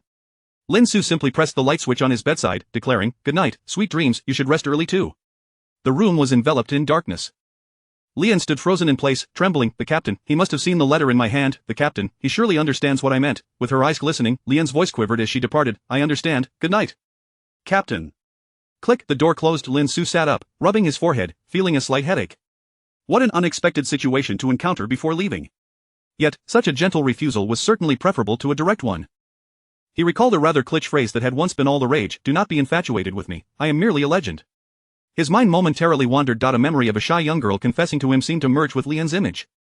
Speaking of which, it has been quite a while since I last saw her, hasn't it? The last time was when she was 15, 4 years ago. Lin Xu shook his head, pushing those memories from his mind. Time for sleep. 3 days swiftly passed. Among the remaining players, the Infinite Guild's reputation soared. Few had the opportunity to see the esteemed captain, Lin Xu. Most could only catch glimpses of the appointed vice-captains, Klein and Jin Shunwan. At 9 in the morning, within a tavern's private room, sat 10 individuals. Jin Shunwan's gaze was intense as he looked at the dashing young man beside him, exclaiming, "Captain, the numbers are all accounted for." Lin Xu nodded, his eyes sharpening, calmly asking, "How many do we have?" Klein, grinning beside him, had been responsible for the tally and recounted with precision. 73 individuals have registered, meeting your criteria, Captain. After a thorough selection process over these 3 days, we have narrowed it down to 50. Lin Xu stroked his chin, somewhat surprised, and softly remarked, "So that makes a total of 60, including us." This number exceeded his expectations. He had initially anticipated around 30. "Yes, they are all waiting outside, ready for you to lead them," Jin Shunwan affirmed, his enthusiasm palpable. "Then let us proceed," Lin Xu replied, rising to his feet and shouldering his black backpack. A larger group was advantageous. He made no effort to glance at Lian. The night's events seemed as if they had never transpired. As Lin Xu pushed open the door of the tavern's private room, he was met with a sea of eager faces. 50 individuals, neither more nor less, all were new members of the Infinite Guild. The moment the door swung open, every gaze converged upon the young man at the forefront, filled with reverence. Seiya stood and, with polite formality, bowed to Lin Xu, Captain. Lin Xu acknowledged him with a nod before surveying the crowd with mild astonishment. Quite a turnout. He recognized many familiar faces, including Asuna and Kirito among them. Lin Xu narrowed his eyes slightly before speaking with a calm demeanor. All right, everyone, rise. Our objective is the 51st floor. There was no need for him to acclimate the guild or concern himself with ulterior motives. There was only one goal now: to ascend. Understood, the group exclaimed enthusiastically, their spirits high. Soon, they arrived at the gathering place for the big boss on the 51st floor. Before them stood a towering gate, 10 meters high, radiating an eerie blue glow, enveloping the area in a mysterious aura. Seiya approached Lin Xu, adjusting his black-rimmed glasses, and earnestly analyzed, Captain, this is the chamber for the big boss on the 51st floor. We discovered it earlier, but due to caution, we did not attempt to conquer it right away. It is speculated that the boss's attack patterns may, but before he could finish his sentence, Lin Xu had already pushed the door open, leaving behind a calm declaration. Enter in 3 minutes. The top players in attendance froze in place. Klein stepped forward, placing a reassuring hand on Seiya's shoulder. Don't worry, you'll get used to it. Within, the sounds of monstrous roars echoed. Roar! The sheer volume resonated painfully in the ears of the onlookers. 10 seconds later, the roar became somewhat feeble. 20 seconds passed, and silence enveloped the chamber. As the door swung open, Lin Xu emerged with an impassive expression, startling the crowd. Gulp! They swallowed hard, scrutinizing Lin Xu, who had been inside for merely 30 seconds. He bore his backpack, his attire showing no signs of damage, not even a wrinkle. Lin Xu spoke with a calm demeanor, go in and collect the loot. Next floor. Chapter 42. That man. On a night when the Infinite Guild's 60 members returned to town, they brought with them exhilarating news that ignited the excitement of all players. The Infinite Guild had conquered the 10th floor. They had progressed directly to the 61st floor. According to insiders from the Infinite Guild, if it weren't for the limited time in a day and the difficulty in locating the whereabouts of the great boss, we would have gone beyond just 10 floors. After the initial shock, someone quickly inquired, what were the casualties? The insiders from the Infinite Guild announced, 0 casualties. While specific details were withheld, everyone understood the reason behind this. The reason lay with the guild leader of the Infinite Guild, Lin Xu. It was all about that man. On the following day, news from the raid group arrived, reporting progress to the 70th floor. On the third day, another update followed, revealing they had reached 76 floors. Ordinary players swallowed hard, their eyes brimming with excitement. Perhaps, just perhaps, there is a genuine hope of clearing the game within half a month. If it were merely a raid group, such rapid advancement would be impossible. That man, Lin Xu, is simply too powerful. The name Lin Xu was known among all players. In the enhancement shop, a bearded patron placed his great sword on the counter, requesting, Boss, could you enhance this equipment for me? The shopkeeper recognized him, his face lighting up with surprise as he asked, Are you from the Infinite Guild? The bearded man hesitated momentarily before sheepishly nodding, yes. The shopkeeper immediately slammed his hand on the table, laughing heartily, anyone from the Infinite Guild gets free services. He dashed to the back of the shop, rummaging through items while exclaiming, I'll find that dragon scale I acquired last time to help enhance your gear. The bearded man chuckled awkwardly, is that really necessary? The shopkeeper produced the dragon scale, puffing out his cheeks and glaring at the bearded man, what is wrong with that? You from the Infinite Guild are the hope for all of us. If you truly manage to clear 100 floors in half a month and free us from this wretched game, what use are these virtual trinkets? He thumped his chest with bravado, from now on, if you from the Infinite Guild need to repair your equipment's durability, you can come directly to my shop. The bearded man sighed with a wry smile, perhaps we won't need it anymore. Why? Do you look down on my humble shop? The shopkeeper was taken aback, thinking the bearded man dismissed his establishment. The bearded man waved his hands dismissively, no. After pondering for a moment, he continued, it's because we have our leader. He hesitated briefly before glancing at the shopkeeper and whispering, do you know why we from the Infinite Guild suffered 0 casualties?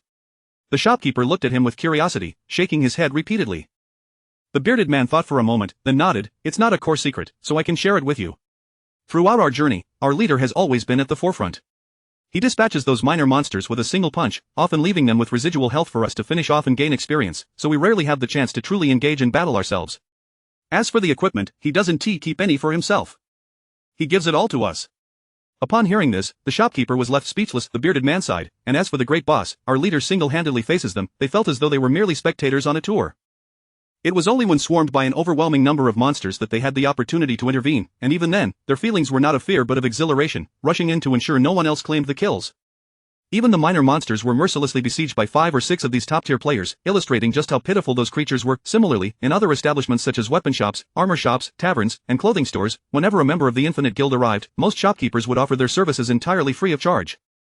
Thus, 12 days passed. That night, nearly all players had a restless sleep. Each one, invigorated, flocked to taverns to drink or sought out friends made within the game to converse. The reason was simple. The Infinite Guild had pushed through to the 99th floor, only the final 100th floor remained before they could clear the game. The Infinite Guild officially announced, tomorrow will be the day of completion. This nightmare had persisted for a full 3 months. The end was finally in sight. It was uncertain who shouted first. Thank you, Guild Leader Lin Xu. The entire establishment erupted in unison. Thank you, Guild Leader Lin Xu. Soon, this fervent gratitude spread, resonating throughout the street and the entire town. No one was foolish. If it weren't for Guild Leader Lin Xu, how many lives would have been lost? In fact, their bodies in the real world might not have endured long enough for them to escape alive. Lin Xu, in his room, also heard the resounding gratitude from the players. He rubbed his nose, feeling a bit bashful. After contemplating for a moment, he locked his door with 3 bolts to prevent anyone from entering during the night.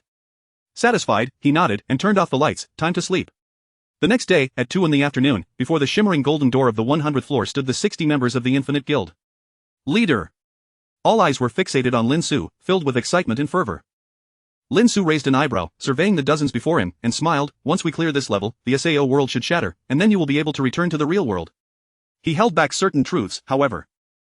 According to the original storyline, after Kirito defeated Akihiko Kayaba, the SAO game world was supposed to dissipate, but for reasons unknown, perhaps due to Kayaba's foreknowledge and preparations, after Lin Xu defeated him, the SAO world did not perish but continued to exist. But all of this must come to an end. Lin Xu's gaze sharpened. Once they cleared the 100th floor, everyone would return, and he, too, would return to his own world. He then lingered his gaze on the original 9 members of the Infinite Guild. They were all amiable and had been with him since the very beginning, forming a bond over time. Klein stepped forward, expressing his gratitude. Leader, if it weren't for you, we truly might not have survived. Where do you reside? Once we return to reality, I'll treat you to a drink. Ha ha ha. The faces of the crowd radiated with smiles. Lien, with her charming face, perked up her ears, eagerly gazing at Lin Xu. If she knew where Lin Xu resided in the real world, she might still have a chance, yet Lin Xu shook his head, laughing heartily. Everyone, take care of yourselves.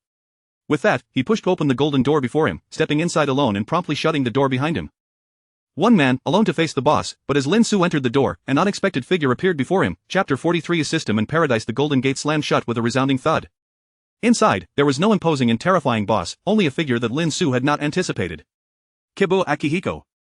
Lin Xu narrowed his eyes, scrutinizing the cold, indifferent visage of Kibu Akihiko, enunciating each word with deliberate precision. He slowly lowered his mountaineering bag and rotated his neck. Lin Xu's expression remained calm as he gradually clenched his fists, stating flatly, "It seems I failed to eliminate you last time.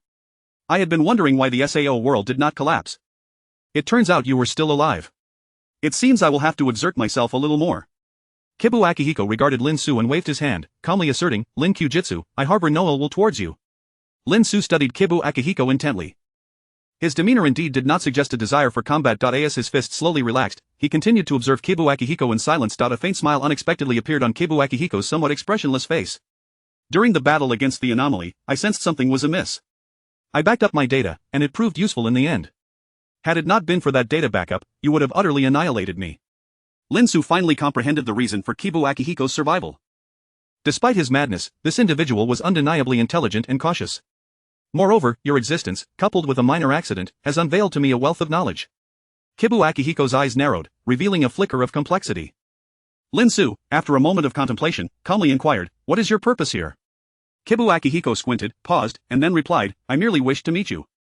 After all, you did kill me once. Are you seeking revenge?" Lin Xu's expression remained stoic, the aura of murder gradually manifesting around him.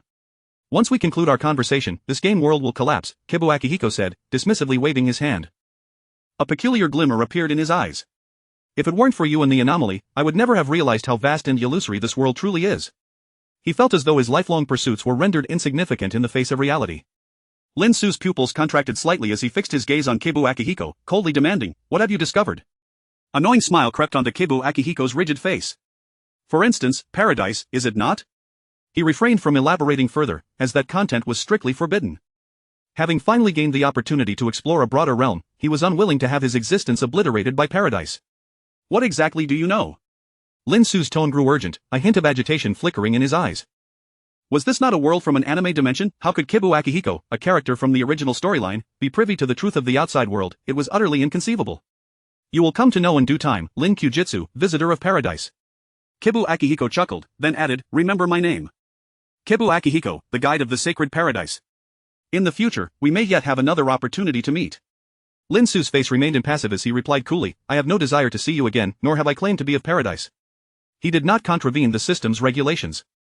He was merely probing Kibu Akihiko. Kibu Akihiko appeared momentarily taken aback before retorting coldly, Lin Xu, this jest is in poor taste.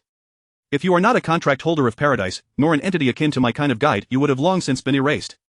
There exists no second possibility. He snapped his fingers, a hint of daze in his gaze, and then stated nonchalantly, until we meet again, shatter. Lin Xu felt the very fabric of his surroundings begin to disintegrate slowly, as though a scroll were being torn apart. In the SAO world, all players were in an uproar. SAO is starting to collapse. It must be Lin Xu of the Infinite Guild who has slain the final boss. Everything before him gradually tore apart, becoming blurred. The players sensed a subtle force pulling them back to reality. Everything is at an end. Countless individuals erupted in ecstatic cheers, raising their hands in gratitude. Thank you, Lin Xu. As the pulling force intensified, all surviving players vanished from their locations, returning to reality. In the land of the rising sun, within a top-tier hospital, a pure and adorable girl slowly sat up, her complexion pale. She surveyed her surroundings, her eyes gradually reddening. I have finally returned. Memories of her experiences in the game flooded her mind. Terrifying monsters, the harrowing specter of life and death. In that game, she had no family. The profound sense of isolation could drive a person to madness, to suicide. Tick-tock. Tears flowed continuously onto the white sheets. Had it not been for that man, she might have crumbled and taken her own life long ago. It was precisely because of that man that all players had the chance to return to reality, to come back so swiftly. Captain, I will find you. Chico Array, will not give up. Though her body remained feeble and weak, her gaze was resolute. At the same time, countless players awakened from their hospital rooms. This day, the headlines in the land of the rising sun were wholly dominated by this news. SAO players awakened after more than 3 months of coma. Everyone expressed their gratitude to the captain of the Infinite Guild, Mr. Lin Xu. Yet, who exactly was this Mr. Lin Xu? Among the players were many affluent individuals eager to personally thank the man. However, that man had vanished without a trace. No one knew where he had gone. That man had become the savior of thousands. Like Kibu Akihiko, he had disappeared, becoming a legend. In Blue Star, within a rented room in Deep Truth City, a figure bearing a mountaineering bag suddenly materialized. Kibu Akihiko, Lin Xu mused, stroking his chin, his brow furrowed deeply as he spoke to himself. A torrent of information surged in his mind. Third interdimensional transmission is Sword Art Online, SAO, Arc, World Difficulty Tier 2, Main Quest Phase 1 Establish the Strongest Guild, completed, Phase 2 Lead the Infinite Guild to clear 100 floors, completed, Side Quest Exterminate the Violators of the Sacred Judgment Paradise, namely the leader of the Sacred Judgment Guild, completed. Source of Dimension Theft 6, 9, S-Class Gift Pack has been delivered to the backpack, current source of the dimension. 14-9, Experience Dimensions at Dragon Ball, S, Kung Fu, S, Sword Art Online SAO Arc, S, Lin Xu set down his climbing backpack and took a seat on the bed, methodically processing this information. After a considerable pause, he exhaled deeply. Lin Xu began to tap his fingers against his thigh, his expression gradually growing devoid of emotion. System, it is time for us to have a serious conversation. The final words of Kayaba Akihiko sent a jolt through his heart. What did it mean that those who were not suited for paradise would be eradicated without hesitation? This peculiar sense of threat unsettled him. Moreover, the mention of the third-tier elite contractor's sister by that strange entity weighed heavily on his mind. Concerning his own life, Lin Xu resolved to engage in a thorough dialogue with the system. There were certain matters, if left unexamined, that would hinder his peace of mind. The infinite system remained silent. Lin Xu continued with unwavering determination. You rely on me to pilfer the source of the dimension. You ought to reveal who it is that we are stealing from, correct? What, pray tell, is this paradise they speak of? And what, exactly, are you? Chapter 44. The core universe, the four paradises. Lin Xu remained silent, and the system also fell into a contemplative hush. It seemed to be deliberating whether to divulge certain information to Lin Xu. After a full half-minute of Lin Xu's mounting impatience to speak, the system finally transmitted a message. Considering the host's circumstances, partial information will be disclosed. Lin Xu's spirit was instantly invigorated, sitting up straighter in his seat. He had anticipated that the system might choose to disregard his inquiries, yet this time it had truly responded, although the response pertained only to partial information. Core universe, the four paradises, reincarnation paradise, holy judgment paradise, divine paradise, temporal paradise. Lin Xu squinted, tapping his fingers against his thigh, earnestly analyzing each piece of information. These names were rather remarkable, the four paradises, temporal, reincarnation, divine, and holy judgment. Merely hearing these titles evoked a sense of formidable prestige. Moreover, Lin Xu felt a twinge of confusion within his mind. However, he resolved to wait until the system had finished its explanation before posing any questions. The system is not a paradise, but exists in a competitive relationship with them. Paradise, instead, it delivered a profoundly significant statement. The advancement of the system equates to the advancement of the host. Lin Xu stroked his chin, narrowing his eyes. He seemed to grasp the situation more clearly now. The anomaly was a contractor of the Holy Judgment Paradise who, for some reason, had become a violator and was subsequently accepted by the Divine Paradise. The Divine Paradise dispatched him into the world of Sword Art Online, SAO, to complete tasks and vie for the source of the realm. Concurrently, Lin Xu contemplated another point. System, does this imply that in the realms I will traverse in the future, I may encounter contractors from the four paradises? Indeed. Mainline tasks are fundamentally divided into two categories. First, competitive tasks, which resemble the contractor's tasks, vying for the realm's source. Second, contrary tasks, which are entirely opposed to the contractor's tasks, aimed at sabotaging them and seizing the realm's source through special means. Lin Xu instantly understood. In SAO, his task was undoubtedly of a competitive nature against the anomaly. The ultimate outcome was that he eliminated the anomaly, fulfilled his task, and secured the realm's source. It appears that henceforth, in the realms I enter, all contractors from the four paradises will be my adversaries. Lin Xu licked his lips, feeling a surge of inexplicable excitement rather than fear. What does Kiba Crystal's assertion about being directly obliterated by the paradises signify? Lin Xu followed up with another inquiry. The host possesses a system of covert existence. There is no need to worry about being directly obliterated by the paradises. A faint suspicion nestled in Lin Xu's heart. Apart from the four paradises and their mutual rivalry, any other entities obstructing their pursuit of the realm's source would likely be directly annihilated by the paradises themselves. This further underscored the formidable and tyrannical nature of the four paradises. This time, the system's earnest responses dispelled many of Lin Xu's uncertainties, granting him a measure of reassurance. At the very least, he now understood that he would not be inexplicably obliterated. He also had a clearer sense of his future direction. Seizing the realm's source to upgrade the infinite system would undoubtedly be advantageous for him. I, Lin Zhou, traverse the myriad realms, and what I do is contend with the contractors of the four paradises. Lin Xu. Lin Xu's expression darkened, having been called by that alias so often in Sword Art Online that he had nearly grown accustomed to it.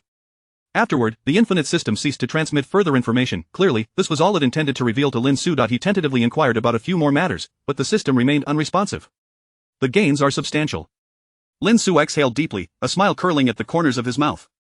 The information disclosed by the system had far exceeded his expectations. Lin Xu stretched lazily, contemplating. Let me first check my personal information. He opened his character panel. Infinite system. Frowny face. Teleportation countdown, 14 days, 23 hours, 51 minutes, character panel, name. Lin Xu. Age, 19. Occupation, second year student. Scion. Stamina, 24. Speed, 23. Strength, 25. Agility, 24. Charm. A 6 note, the average physical quality of a normal human on Blue Star is 5. Skills, Kamehameha, mastery level. Proficient, Tai Chi, mastery level. Proficient, skill proficiency can be categorized as novice, proficient, expert, extraordinary. Corresponding realm currency can be spent to directly enhance proficiency. Special Scion bloodline, realm currency, 30, inventory, Tai Chi, Buddha's palm, 2-6 flavor Remania pills, white quality, source of evil, realm contract 1, Hecate mask, blue, high-grade gene serum 1, blue, invitation scroll, 1-3, S-class gift pack. Source of dimensions. 14-9, dimensions experienced Dragon Ball, S, martial arts, S, Sword Art Online SAO arc, S, comprehensive evaluation, second tier infinite being. Could it be that someone genuinely believes they are not a mere combat novice? Lin Xu pondered while stroking his chin, and after careful consideration, he nodded to himself. In this iteration of SAO, my personal attributes have indeed seen minimal enhancement. However, my soft skills in various combat techniques have significantly improved. Lin Xu felt that he could now even defeat 3 versions of himself from his previous ventures into SAO. Next, I must thoroughly clarify my combat capabilities. Within the ancient martial arts system of the real world, what tier does my strength belong to? Is it the postnatal realm or the innate realm? Lin Xu squinted, tapping his thigh with his index finger, recalling something. Moreover, the anomaly stated that I am at least a top-tier second stage? What classification of strength is this? How peculiar. Lin Xu furrowed his brow deeply, recognizing the drawbacks of working in isolation. He had no contact with external ancient martial artists or contractors, rendering him unable to assess his own level of power. In a couple of days, as I head to participate in the assessment for the heavenly, I should be able to discern my standing within the ancient martial arts framework. Lin Xu retrieved clothing from his wardrobe, feeling quite pleased as he took a shower. Upon returning from his bath, his phone rang with the familiar tune of Dot. Upon checking, he saw it was a call from his father. He answered casually, smiling, Dad, when will you and Mom be back? Lin Xu's parents worked in the same company, engaged in sales. The family wasn't particularly wealthy, but they had enough to get by, fitting the mold of an ordinary household. On the other end, a middle-aged man's voice resonated, Xiao Su, this business trip has taken longer than anticipated. I expect we will return in about 3 to 4 days. His father's voice, Lin Tang, grew somber, tinged with sadness and complexity. Also, your great-grandfather could not endure any longer. He has passed away. In 5 days, we must return to our hometown. Lin Xu fell silent for a moment. His great-grandfather was the father of his grandfather. His grandfather had 3 sons and 1 daughter, with his father being the second eldest. Typically, he was away from home and rarely visited his ancestral roots, thus Lin Xu had limited encounters with his great-grandfather. To be frank, his memories of him were faint, yet, this sudden news stirred a sense of unease and complexity within him. I understand. After exchanging a few more words, the call ended. Lin Xu took a deep breath to calm his emotions. He then shifted his gaze towards the Infinite Systems backpack. Open S-rank gift package. Chapter 45. Journey to the Celestial Needle. Lin Xu sat cross-legged on the bed, a glimmer of anticipation in his eyes as he addressed the system. Open the S-rank gift package. S-rank gift package, opened. Rare basic swordsmanship, transcendently exquisite, mask of suffering, red, invitation scroll, 1-3, 55 plain coins, by the heavens. Lin Xu's reaction was quite pronounced, as he sat up in bewilderment, setting aside everything else. What was the deal with this mask of suffering? Why does that name sound so peculiar? Lin Xu's face twitched. It was indeed a genuine mask of suffering in his bag. He also possessed a blue quality harmony mask. Items are categorized by quality. According to the system's classification, they range from low to high as follows. White, green, blue, red, and purple. Of this mask of suffering was red. It was even a tier above the harmony mask. Curious, Lin Xu opened the item description. Mask of suffering, can alter appearance. Wearing it automatically reduces charm by 10, causing others to view you unfavorably, attracting hatred points. Lin Xu's expression shifted dramatically. This item would undoubtedly be unusable in normal circumstances. He shook his head. This thing could be relegated to the bottom of his bag. The 55 plain coins were more than he had anticipated. However, for the moment, he had no intention of utilizing them. I'll wait until I learn or draw some powerful skill, then I'll spend the plain coins to enhance it directly, Lin Xu mused. He turned his attention to the other items. Another 1/3 of an invitation scroll? That means I have already gathered 2/3, Lin Xu speculated about the purpose of this item. Perhaps it leads to a mysterious location. He clicked on the item description for the invitation scroll, which remained in a partially unlocked state. Its destination would only be revealed upon gathering the complete scroll. He continued to peruse the contents. Rare basic swordsmanship, transcendently exquisite, enables the host to directly master transcendentally exquisite basic swordsmanship. Exclusive to the host. Lin Xu raised an eyebrow, feeling somewhat frustrated, and sighed. This rare level swordsmanship can directly elevate to the transcendent level. It was evident that this item was quite precious. Unfortunately, it wasn't particularly suitable for Lin Xu. I don't use weapons. Nevertheless, this item could only be wielded by Lin Xu himself. After some contemplation, he decided to use it immediately. Why not take advantage of it? Basic swordsmanship could still offer some insights. I shall use it, Lin Xu declared, snapping his fingers. In the next moment, a torrent of information flooded his mind. Lin Xu's expression contorted as he closed his eyes, meticulously digesting the influx of knowledge of the following day. At the Jinling bar, at 9 in the morning, a man and a woman met and engaged in conversation. Lin Xu donned the harmony mask and slung a black hiking backpack over his shoulder. He smiled at the enchanting figure before him and greeted, Sister Yafei. Wang Yafei, dressed in revealing attire that showcased her smooth, jade-like thighs, replied apologetically, due to some changes within the organization, we had to move the time up. I sincerely apologize for the inconvenience, dear guest. Not a problem at all, Lin Xu waved his hand dismissively. Unfazed, the previous afternoon, Wang Yafei had contacted him to participate in the assessment ahead of schedule. Maintaining a calm demeanor, Lin Xu inquired, how long is this assessment expected to take? Wang Yafei pondered for a moment, then smiled knowingly. This will be the organization's first Shin-level assessment, and I cannot say for certain, but based on the information I have received, it should take no longer than 2 days at most. Lin Xu finally exhaled, relieved that it would not conflict with his return home. After exchanging a few more words, Wang Yafei led Lin Xu to the car. We will first drive to the Red Tree Sands in Linhai, where a speedboat from the Celestial Needle will be waiting to take us, she explained during the ride. Wang Yafei elaborated on the Celestial Needle. The Celestial Needle has 4 major branches, and our destination this time is called Donghuan Mountain Island. Currently, there are 7 Earth-level assassins stationed there, all of whom are experts of the innate level, she continued. Lin Xu squinted, curious, and asked, are there no Celestial-level assassins stationed there? Wang Yafei paused for a moment, then smiled. Celestial-level masters are beings of the Qi condensation level. Even in all of Huaxia, there are no more than 50 of them in the open.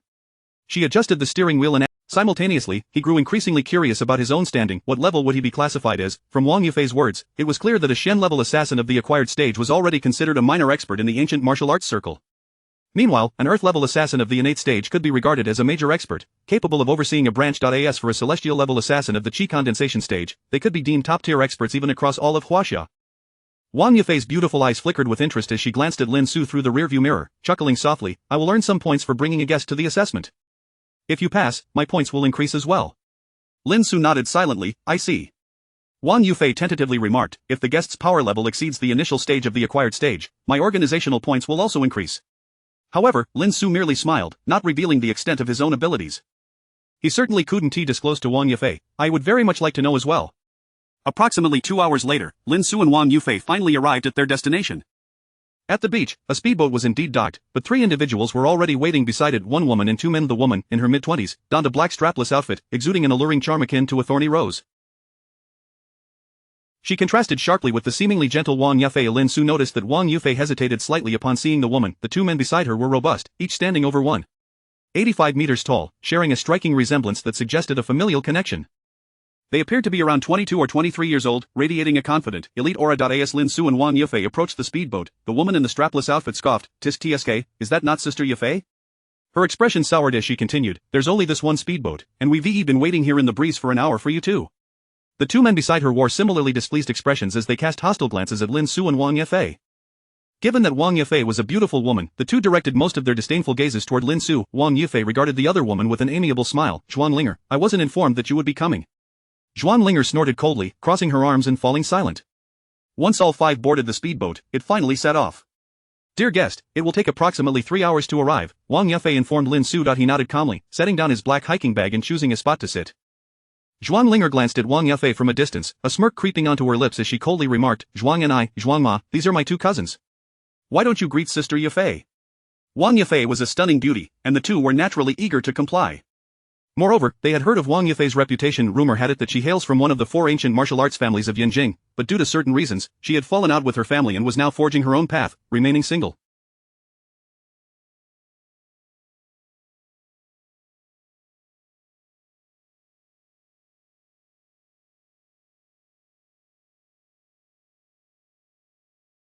They stood up, taking a few steps forward, their gazes fervent as they greeted, hello, Sister Yefei. Subsequently, their peripheral vision inadvertently flicked toward Lin Xu, accompanied by a hint of hostility and arrogance. Lin Xu noticed their scrutinizing gazes but paid them no mind, instead appreciating the vast expanse of the sea outside. Such a scene was rarely witnessed. Lin Xu's demeanor, however, seemed to irritate the Zhuang brothers. Wang Yefei beamed at the two, greetings to you both, I have indeed heard of the Zhuang family's two prodigies. In terms of appearance and allure, Wang Yefei far surpassed Zhuanlinger. Her address of guests made the two feel a sense of elation. Zhuang and I glanced at Lin Xu, then turned back to Wang Yefei, chuckling, Sister Yefei, is this your companion? Zhuang Ma, standing nearby, smirked confidently, acquired stage, is it? Both exuded confidence, almost as if looking down from a great height. After all, they were both at the mid-acquired level. In the realm of ancient martial arts, they were considered minor celebrities. Lin Xu rubbed his forehead in exasperation. Did these two really need to seek validation at his expense? To Lin Xu, their behavior resembled elementary school students seeking to draw attention from a goddess. Suddenly, Lin Xu stood up, regarding the two with seriousness. Zhuang and I, Zhuang Ma, I am indeed at the initial stage of the acquired level. Chapter 46. Arrival at the division. Zhuang and I and Zhuang Ma, the two brothers, were momentarily taken aback, only to be engulfed by a sudden fury. As they gazed upon the expressionless face before them, devoid of any discernible emotion, their complexions gradually turned an ominous shade of green. Are you mocking us, brother? The insult was laid bare right before them. Initially, Wang Yefei remained oblivious, but upon witnessing the brothers' increasingly pallid visages, she too swiftly grasped the situation. Unable to suppress her mirth, she stifled a laugh behind her hand, letting out a soft puff. Yet, she quickly composed herself, though it was evident she struggled to contain her amusement. The brothers, Zhuang and I and Zhuang Ma, wore expressions as frigid as ice, their murderous intent becoming palpable. You dare seek your own demise? Zhuang and I stepped forward, towering over Lin Xu, his cold gaze piercing down upon him as he stated, I recall. Zhuang Ma, standing beside him, let out a derisive laugh, his eyes brimming with malice and disdain. The Huaxia Tinglong list recognizes 300 prodigies under the age of 27. We rank within the top 200. Despite their respective ranks of 191 and 198, this was still a mark of honor. His tone was haughty, aimed at instilling fear in this country. Bumpkin, pray tell, were your earlier words an invitation for death? He anticipated the sight of Lin Xu cowering in terror, his face drained of color as he hurriedly sought forgiveness. Indeed, Lin Xu was momentarily flustered, yet, his fluster was so exaggerated that it elicited involuntary reactions from onlookers. My apologies, Lin Xu hastily clasped his hands together, patting his chest with an expression that screamed, I am so frightened. The expressions of the brothers, Zhuang and I and Zhuang Ma, darkened considerably. However, Lin Xu soon regained his composure, his countenance turning steely as he addressed them coolly, once you are finished, be gone. The brothers' faces shifted dramatically, a surge of rage swelling within them, their bodies tensing as if ready to unleash their power. Yet, Wang Yefei interjected, extending a delicate hand to block their advance. This prompted a momentary pause, and they exchanged a lingering glance with Lin Xu before conceding, for the sake of Sister Yefei, we shall spare you this time. The primary motivation behind their restraint stemmed from the fact that they were aboard the Tianxi speedboat. Causing a ruckus here could lead to undesirable repercussions. They were also present to participate in the Tianxi assessment and had no desire to stir trouble. They possessed insider knowledge regarding the recent upheaval within Tianxi, hinting at significant developments that had prompted their decision to join. They were unwilling to complicate matters further. Nonetheless, Zhuang Ma shot Lin Xu a cold glare, warning, Lin Zhuri, it would be wise not to cross paths with us again. Wang Yefei regarded Lin Xu with a hint of concern. Yet, Lin Xu remained unperturbed, as if entirely unaffected by the encounter. He inclined his head slightly towards Wang Yefei, expressing his gratitude, thank you, Sister Yefei, for coming to my aid. After a moment of contemplation, Wang Yefei sighed softly, the Zhuang family holds considerable influence in Guangdong. You must exercise caution in the future. From their interactions, it was evident that Lin Zhuri did not possess a lineage of significant heritage. Such individuals were not uncommon in the realm of ancient martial arts. Perhaps he had received the teachings of a skilled master or stumbled into the world of ancient martial arts by mere chance, acquiring certain fortuitous opportunities. The Zhuang family was reputed to be one of the 4 ancient martial arts families in Guangdong province, a force to be reckoned with. Lin Xu smiled but did not seem particularly concerned. The strength of Zhuang Ni and Zhuang Ma was painfully transparent to him. It would likely take but a single punch to settle matters. As for their status as an ancient martial arts family, Lin Xu was acutely aware of his own rapid progress in strength. What did it matter to him whether they were born of innate or acquired talents? He possessed the bloodline of a scion, and his growth in strength, honed through traversing realms, was beyond their comprehension. Even now, he had the means to protect himself. Throughout their journey, Zhuang Ni and Zhuang Ma continued to cast Even Zhuang Linger, from a distance, shot Lin Xu a few disdainful looks, yet, Lin Xu remained unbothered, his gaze fixed upon the breathtaking seascape beyond, allowing the ocean breeze to caress his face. This sensation is indeed rare to encounter, Lin Xu mused, his eyes growing increasingly contemplative. My foundation ultimately lies within the real world. Thus, in this reality, I must cultivate sufficient strength to safeguard those dear to me. Lin Xu's thoughts drifted to Zhang Wuling, his expression turning somber. The trope of playing the fool to catch the wise was not to his liking. Concealing one's strength was undoubtedly prudent, yet revealing a portion of it could avert many troubles. And my family? Only by securing his foothold in the real world could he effectively venture into the realm of dimensions, contending against the 4 great paradise contractors for the source of those realms. He aimed to elevate the system. Lin Xu understood one vital truth. Whether in the bizarre utterances or the system's declarations, he pondered, the formidable might of the 4 great paradises is unmistakable. They will not permit any entity to usurp their source. As he stroked his chin, his fingers drumming against his thigh, his thoughts crystallized. The system may provide temporary shelter, but it will be challenging to sustain it for long. A chilling glint flickered in his eyes. Only by continuously seizing the source can I strengthen the system. Perhaps sensing Lin Xu's intentions, the system sent forth a notification. Host will not be erased by the paradise in the short term.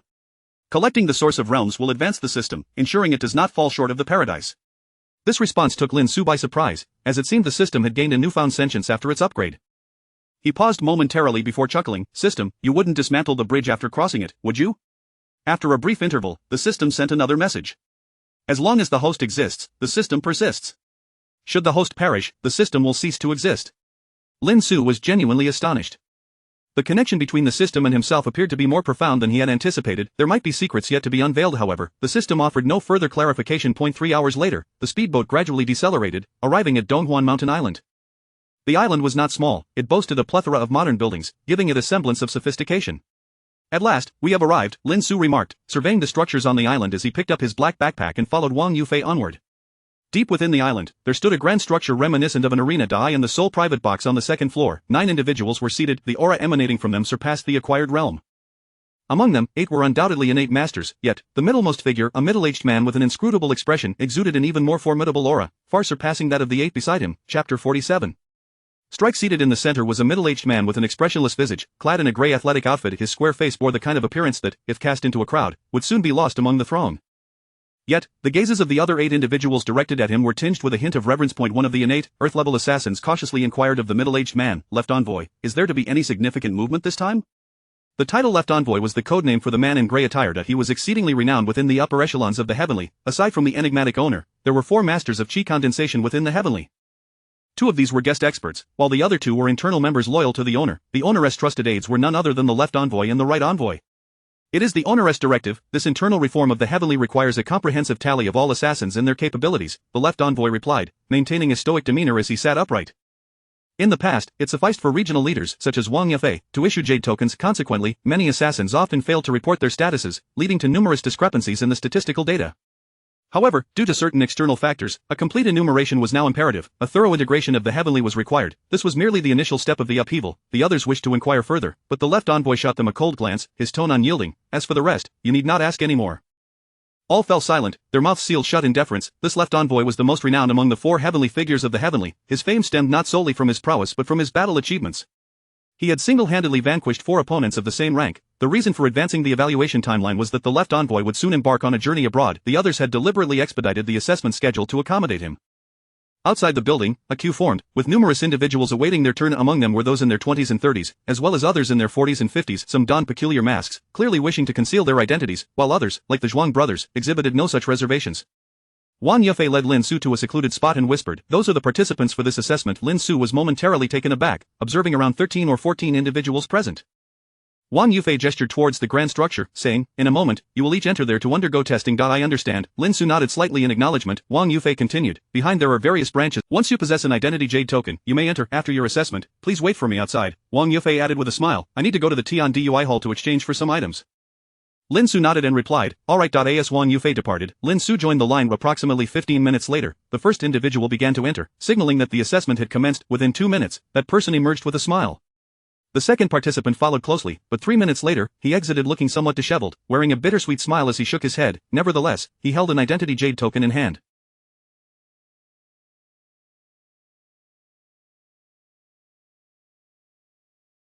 This piqued the curiosity of many regarding the nature of the assessment. The Zhuang brothers stood right before Lin Xu. They exchanged glances with him, a hint of mockery evident in their discussion. This time, the changes within the heavenly are considerable.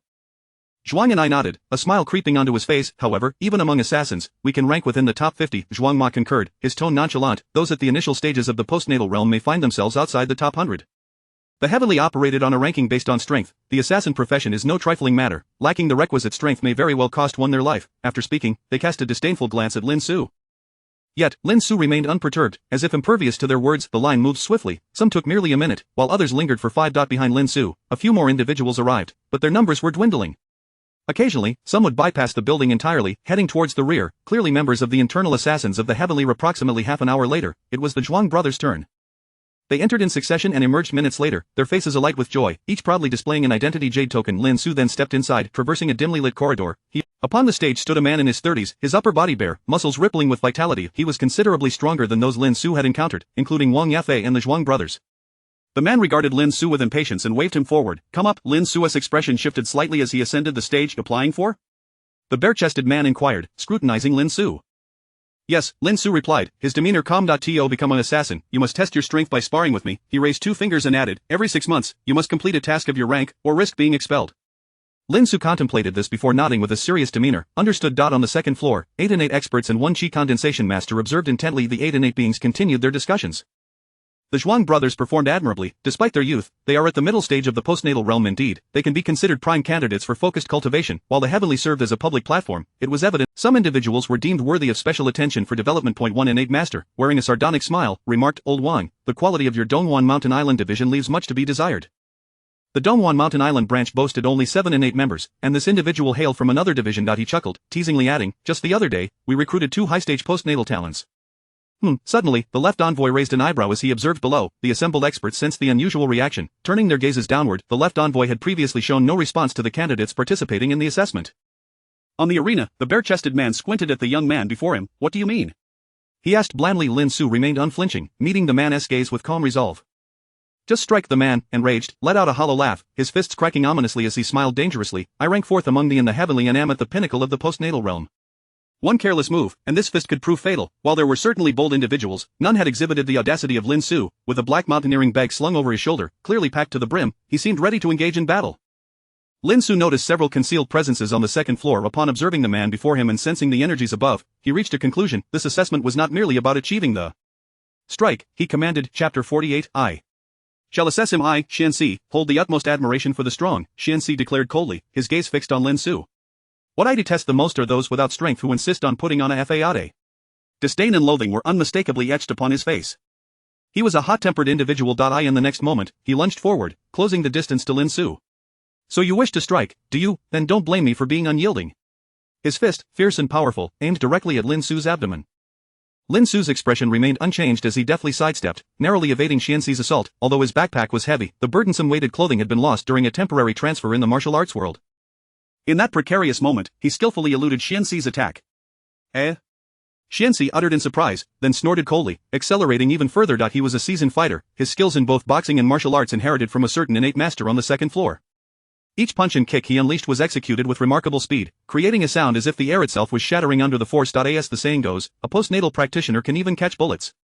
He was a paragon among the pinnacle of postnatal fighters. His technique was honed through the practice of hidden strength and visible force, mastering the control of his body and power. However, in the postnatal stage, one learns to manipulate chi. Though this chi was merely in its nascent stage, only able to adhere to the skin, it was sufficient to elevate them far beyond ordinary capabilities, exhibiting superhuman prowess. Yet Lin Xu eluded him like a slippery eel, avoiding each of his strikes. The innate masters on the second floor nodded in agreement, their expressions revealing astonishment. "This candidate is rather intriguing. His footwork is quite impressive. They commended Lin Xu, yet without witnessing him strike, they hesitated to assess his true comprehensive strength. The onlookers also observed the expression of the envoy. It was evident that he was far more intrigued by this individual than by all the previous candidates combined. In fact, he even moved his chair slightly forward. For a full half-minute, Xianxi failed to land a blow on Lin Xu, his face flushed with embarrassment as he cursed vehemently, "Are you a rabbit, only capable of dodging?" He was acutely aware that a significant figure had arrived above, and every action of his was under scrutiny. This humiliating display made him yearn to vanish into the ground. Xianxi's inherent weakness was his speed, and in his eyes, Lin Xu had exploited his openings. Lin Xu retreated 2 steps, his demeanor composed as he regarded Xianxi earnestly. "You are quite strong." With this comparison, he had gradually constructed a framework of strength in his mind. The prowess of the Fire Cloud Evil God was essentially among the elite of the early postnatal stage, while a Xing strength could reach the mid-postnatal tier. As for his instructor, Tianyi, he was superior to Xianxi before him, though not by a wide margin, probably at the threshold of the Earth level. At the very least, there was no qualitative disparity. "Well, I have a clearer understanding now." Lin Xu nodded slowly. Just as Xianxi was about to respond, Lin Xu set down his black hiking backpack. Observing Lin Xu placing his bag aside, Xianxi's expression softened slightly as he coldly snorted, "Humph, are you finally ready to get serious? Are you not going to dodge anymore?" However, Lin Xu merely shook his head slightly, gazing at Xianxi. "I suddenly no longer wish to test for the Xian level." Xianxi's teeth ground together in frustration, his pent-up fury unrelieved as he coldly stated, "Even if you don't wish to join us in the Heavenly Assassin, you must engage in a duel with me today." This was not merely a matter of pride.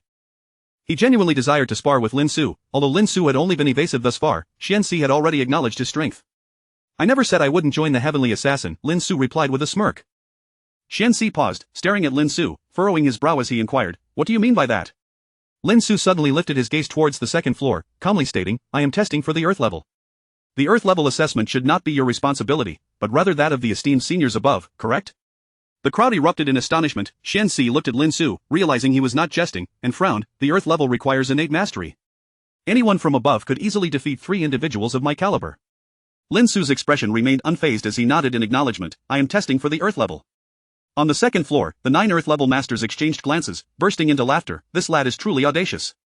What constitutes innate mastery? Such individuals could be considered grandmasters in the entire ancient martial arts realm. If placed among the major ancient martial families in Xiangguang East Province, they could serve as the family's revered patron. Even within a top-tier organization like the Heavenly Assassin, they would command respect." Suddenly, the envoy stood up, he opened the private room door and walked outside. "Envoy?" The innate masters were taken aback. Yet the envoy remained expressionless, stating calmly, "I shall assess him." This declaration left the 9 innate masters in a daze. Even shocked, the envoy himself would conduct the assessment. What level of authority did the envoy possess? He was one of the 4 heavenly level masters in the Heavenly Assassin. Even across all of Huaxia, he would rank among the top 50, a true pinnacle master. Glup. They swallowed hard, hastily exiting the private room. They dared not look down from above as the envoy assessed the individual below. Lin Xu raised an eyebrow, his expression growing increasingly serious as he glanced towards the staircase. There was a concealed yet sharp aura emanating from that direction. Descending the staircase was an ordinary middle-aged man, approximately 1.75 meters tall, with a square face. Xianxi was taken aback and quickly bowed respectfully. "Envoy, what brings you down here?" The envoy cast a glance at Xianxi, nodded slightly, and replied coolly, "You may leave." Xianxi felt a wave of trepidation but nodded repeatedly, "Yes." As an assassin trained by the Heavenly Assassin's main branch, he had a deeper understanding of the envoy's formidable nature.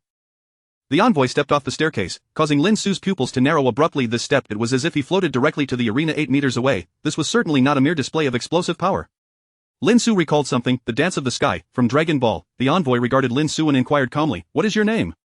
Lin Xu understood that the individual before him was likely a significant figure within the Heavenly Assassin, yet he responded neither with humility nor arrogance. "Lin Zhori."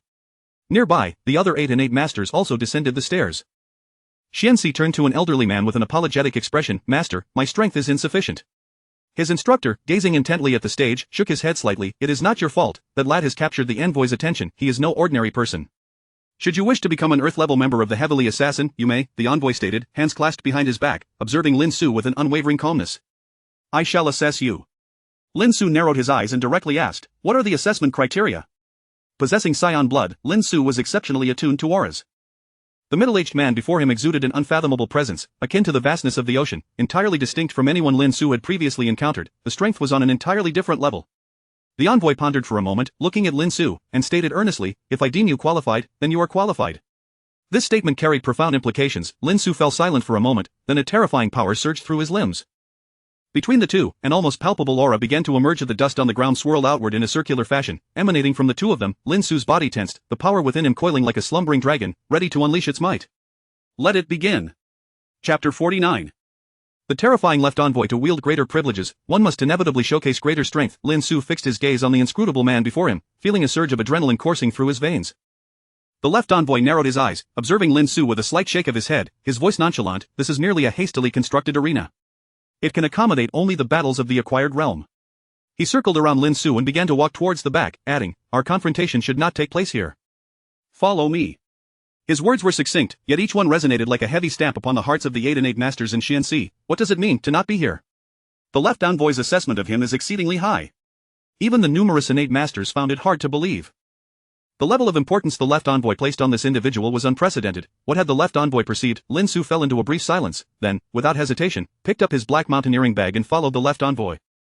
The 8 and 8 masters and a pinnacle acquired realm expert understood. The left envoy intends to take him to the Tianwu platform for assessment. That was an arena located behind the Eastern Ring Mountain Island branch, significantly sturdier than this one, constructed from special materials that could even withstand innate confrontations. Logically, to access the back area, Lin Xu would need the identity jade token of the Tianci, a strict rule, but Lin Xu was brought by the left envoy.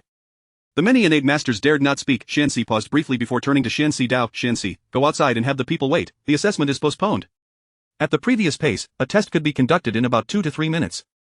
Yet now, it seemed it would take at least 20 to 30 minutes to resolve. Understood. Xianxi was equally anxious. He too wished to observe the left envoy assess Lin Xu and discern why Lin Xu had garnered such attention. He quickly dashed to the entrance and called out to those outside, due to unforeseen circumstances, please wait for a moment, you will be called in. After instructing the Tianci internal members responsible for order a few times, he hurriedly departed. What has happened? Why are there unexpected circumstances? The crowd murmured in confusion. The Zhuang brothers furrowed their brows, feeling puzzled. Wasn't it that kid Lin Zhuri who just went in? Could it be that he stirred up some trouble inside? The more they thought, the more they felt this possibility, especially since Lin Zhuri had yet to emerge. The Zhuang brothers spat in disdain, sneering, serves him right, that brat deserves a beating, it would be best if he perished inside. Following the dimly lit corridor, Lin Xu trailed after the left envoy. The location where the left envoy would assess Lin Xu seemed to connect with the previous place. After approximately 5 minutes, they finally arrived at their destination. It was a more expansive arena, circular in shape, with a radius of a staggering 20 meters, evoking a sense of grandeur. The arena's surface gleamed with a black gold hue, crafted from special materials that could absorb considerable impact. The left envoy halted his steps, not looking back, and stated coolly, this is the place. He stepped forward, as he had before, effortlessly floating to the arena more than 10 meters away. Lin Xu set down his black mountaineering bag and, with a powerful leap reminiscent of a raging dinosaur, soared a distance of over 10 meters, landing on the arena as well. Behind them, the 8 and 8 masters in Xianxi also arrived. They proceeded forward, witnessing the unfolding assessment. The 8 and 8 masters exchanged glances, filled with doubt. Does he truly possess innate strength? Entering the realm, acquired, innate, and condensing chi. Entering the realm is simple, while the acquired realm is rare. Innate strength, however, requires talent, effort, time, and opportunity, all of which must align. Countless individuals remain stuck at the pinnacle of the acquired realm, unable to advance throughout their lives. Even 50 pinnacle acquired experts may not yield a single innate master. Let the assessment begin. Before the crowd could ponder further, the evaluation commenced. Lin Xu's movements were vastly swifter compared to his earlier confrontation with Xianxi. How is this possible? Xianxi was astonished, more so in disbelief, as he could barely discern Lin Xu's actions. Bam! Lin Xu's foot crashed down, producing a thunderous sound that reverberated, causing parts of the ground to sink. The 8 and 8 masters swallowed hard. This was an alloy arena, and even they could not achieve the level of destruction displayed before them. Lin Xu did not hold back, unleashing 80% of his strength. The left envoy remained calm, hands clasped behind his back, observing Lin Xu's onslaught. The dazzling flurry of punches appeared crystal clear to him. With a step of his left foot, he effortlessly evaded Lin Xu's fist. Lin Xu narrowed his eyes. He had already realized upon sensing the aura that this man possessed greater strength than himself. Earlier, Lin Xu had easily dodged Xianxi's attacks, yet now, the left envoy perfectly mirrored Lin Xu's maneuvers. Not a single punch or kick landed upon the left envoy, but Lin Xu did not cease his relentless assault. Boom, crash. With each eruption, the ground showed signs of cracking and unevenness. Lin Xu's physical prowess was indeed astonishing. What was most shocking was that he maintained such explosive energy for a full 10 minutes without respite. Xianxi stood in awe. Lin Xu's stamina and physical strength were truly extraordinary, causing him to twitch at the corner of his mouth. Is he even human? Lin Xu's speed intensified, yet interspersed within was a sudden slow punch. The left envoy's expression shifted slightly. When fast and slow coexisted, the original rhythm was disrupted. Finally, he extended his hand, grasping Lin Xu's fist. The overwhelming power contained within prompted ripples of surprise within him, most crucially, the subsequent explosive force. A surge of power invaded Lin Xu's body, attempting to disrupt his energy flow. The most fundamental aspect of entering the realm is the ability to utilize both clear and hidden strength, to unleash residual force, yet the power invading his body was not merely strength. The left envoy realized he had not erred in his judgment. With Lin Xu's fist firmly gripped, he raised an eyebrow, acknowledging that the opponent's strength exceeded his expectations. Taking a deep breath, Lin Xu approached the left envoy like a wraith, his left hand moving forward like flowing water. Combining hardness and softness, employing gentleness to overcome strength, however, the left envoy released Lin Xu's fist and executed a whip kick towards him, clean, precise, and sharp, like a blade. It sliced through the air, its edge chilling Lin Xu's skin. The speed was too rapid. Lin Xu understood he could not evade it, and he shouted, "Concentrate." He enveloped his chi around both hands, clenched fists resting upon his chest, grounding himself firmly. Boom! The terrifying power surged through his hands, radiating throughout Lin Xu's entire being. This is no longer mere strength, it's chi. Lin Xu realized in an instant, shouting, "Disperse." His chi erupted, scattering the peculiar energy within him. Even so, a wave of pressure forced him to stumble back 7 or 8 meters. Cough. Lin Xu coughed lightly, his expression grave as he regarded the seemingly ordinary yet most fearsome expert he had encountered thus far. Throughout the battle, he had attempted to blend speed and slowness, employing Tai Chi to disrupt the rhythm, yet the opponent's skills were superior, yielding minimal results. The left envoy regarded Lin Xu with an impassive expression, his voice icy. "Is that all? You must be concealing something more, am I correct?" His gaze lowered, hands clasped behind him. "If this is all you possess, the Earth-level Killer Jade token shall remain beyond your grasp." Lin Xu, unaware, noticed the 8 and 8 masters beside him reacting with twitching expressions upon hearing the left envoy's words. Among them were 3 mid-level innate masters and 5 beginner-level innate masters, yet they believed that facing Lin Xu, they would likely falter. Lin Xu hesitated briefly, then his expression firmed. "Some things need not be concealed." Once more lowering his center of gravity, he summoned a brilliant blue light, gathering it in a frenzy. Full power. Chapter 50. Astonishing appraisal. Lin Xu concentrated his chi in the palm of his hand, a faint blue glow gradually materializing. This scene finally elicited a change in the expression of the left envoy, whose face had seemed frozen in 1,000 years of indifference. The corners of his mouth began to curve ever so slightly. Lin Xu's move left the 8 and 8 masters utterly dumbfounded. "Chi projection, how is that even possible?" they exclaimed in disbelief, unable to contain their astonishment, despite their seasoned experience. However, Lin Xu had no time to dwell on their reactions. After fully condensing his chi, the veins in his forearms visibly bulged as he thrust his hands forward with force, shouting, "Ha!" A straight blue Kamehameha wave shot forth, illuminating the entire arena in a brilliant azure hue. The left envoy sprang into action, assuming a knife hand stance, and with a swift motion of his right hand, he struck down towards Lin Xu's blue energy wave. In an instant, a crimson blade of energy formed, racing towards Lin Xu's Kamehameha wave. The blue beam and the red blade collided, causing the alloy ground to crack with a fissure half a meter wide. 3 seconds later, the Kamehameha wave and the red blade neutralized each other, creating a spectacle that appeared evenly matched. Yet Lin Xu was acutely aware that he had unleashed nearly 90% of his strength, while his opponent had barely exerted himself. "That will suffice," the left envoy said calmly, hands clasped behind his back. He cast a penetrating gaze at Lin Xu and added, "To force my hand is commendable." With a sigh of relief, Lin Xu exhaled deeply, his mindset shifting slightly. In the realm of reality, he had faced virtually no formidable opponents until now. This was the first time he encountered a master whose prowess far surpassed his own. The left envoy regarded Lin Xu with an impassive expression and stated, "Your strength has reached the earth level." He then raised 2 fingers and continued, "You may address me as left envoy. I present you with 2 choices. First, become an earth-level guest elder of the heavenly. Second, become a core earth-level member of the heavenly." Lin Xu squinted thoughtfully and, after a moment of contemplation, inquired earnestly, "What is the difference?" "An earth-level guest elder enjoys certain benefits and can utilize the platform to accept tasks, but must complete 1 task of the same rank each year," the left envoy explained. "A core earth-level member enjoys specific rights within the heavenly, receiving corresponding task points as remuneration each month. However, one must complete a task of the same rank every 6 months and respond to the heavenly summons in critical situations." Lin Xu keenly grasped the distinction between 2 key terms. Benefits and rights. These 2 words represented fundamentally different meanings. After a moment of reflection, Lin Xu asked earnestly, "If I were to become a core Earth-level member, would I be able to utilize the Heavenly's influence to protect certain individuals?" Indeed, the left envoy nodded, acknowledging this as the most basic privilege. Noticing Lin Xu's hesitation, he added, "There is no need to make a decision immediately. You may accompany me on an overseas mission to gain a deeper understanding of the Heavenly before deciding. This mission will count as your task for the next 6 months, provided you survive." Lin Xu raised an eyebrow. Accompanying him on an overseas mission, the implication of such a task seemed formidable. "What kind of mission?" Lin Xu inquired. "Travel to the United States and eliminate 2 traitors who fled from our China," the left envoy replied nonchalantly. "The difficulty is not high. You will primarily be dealing with those at the innate level."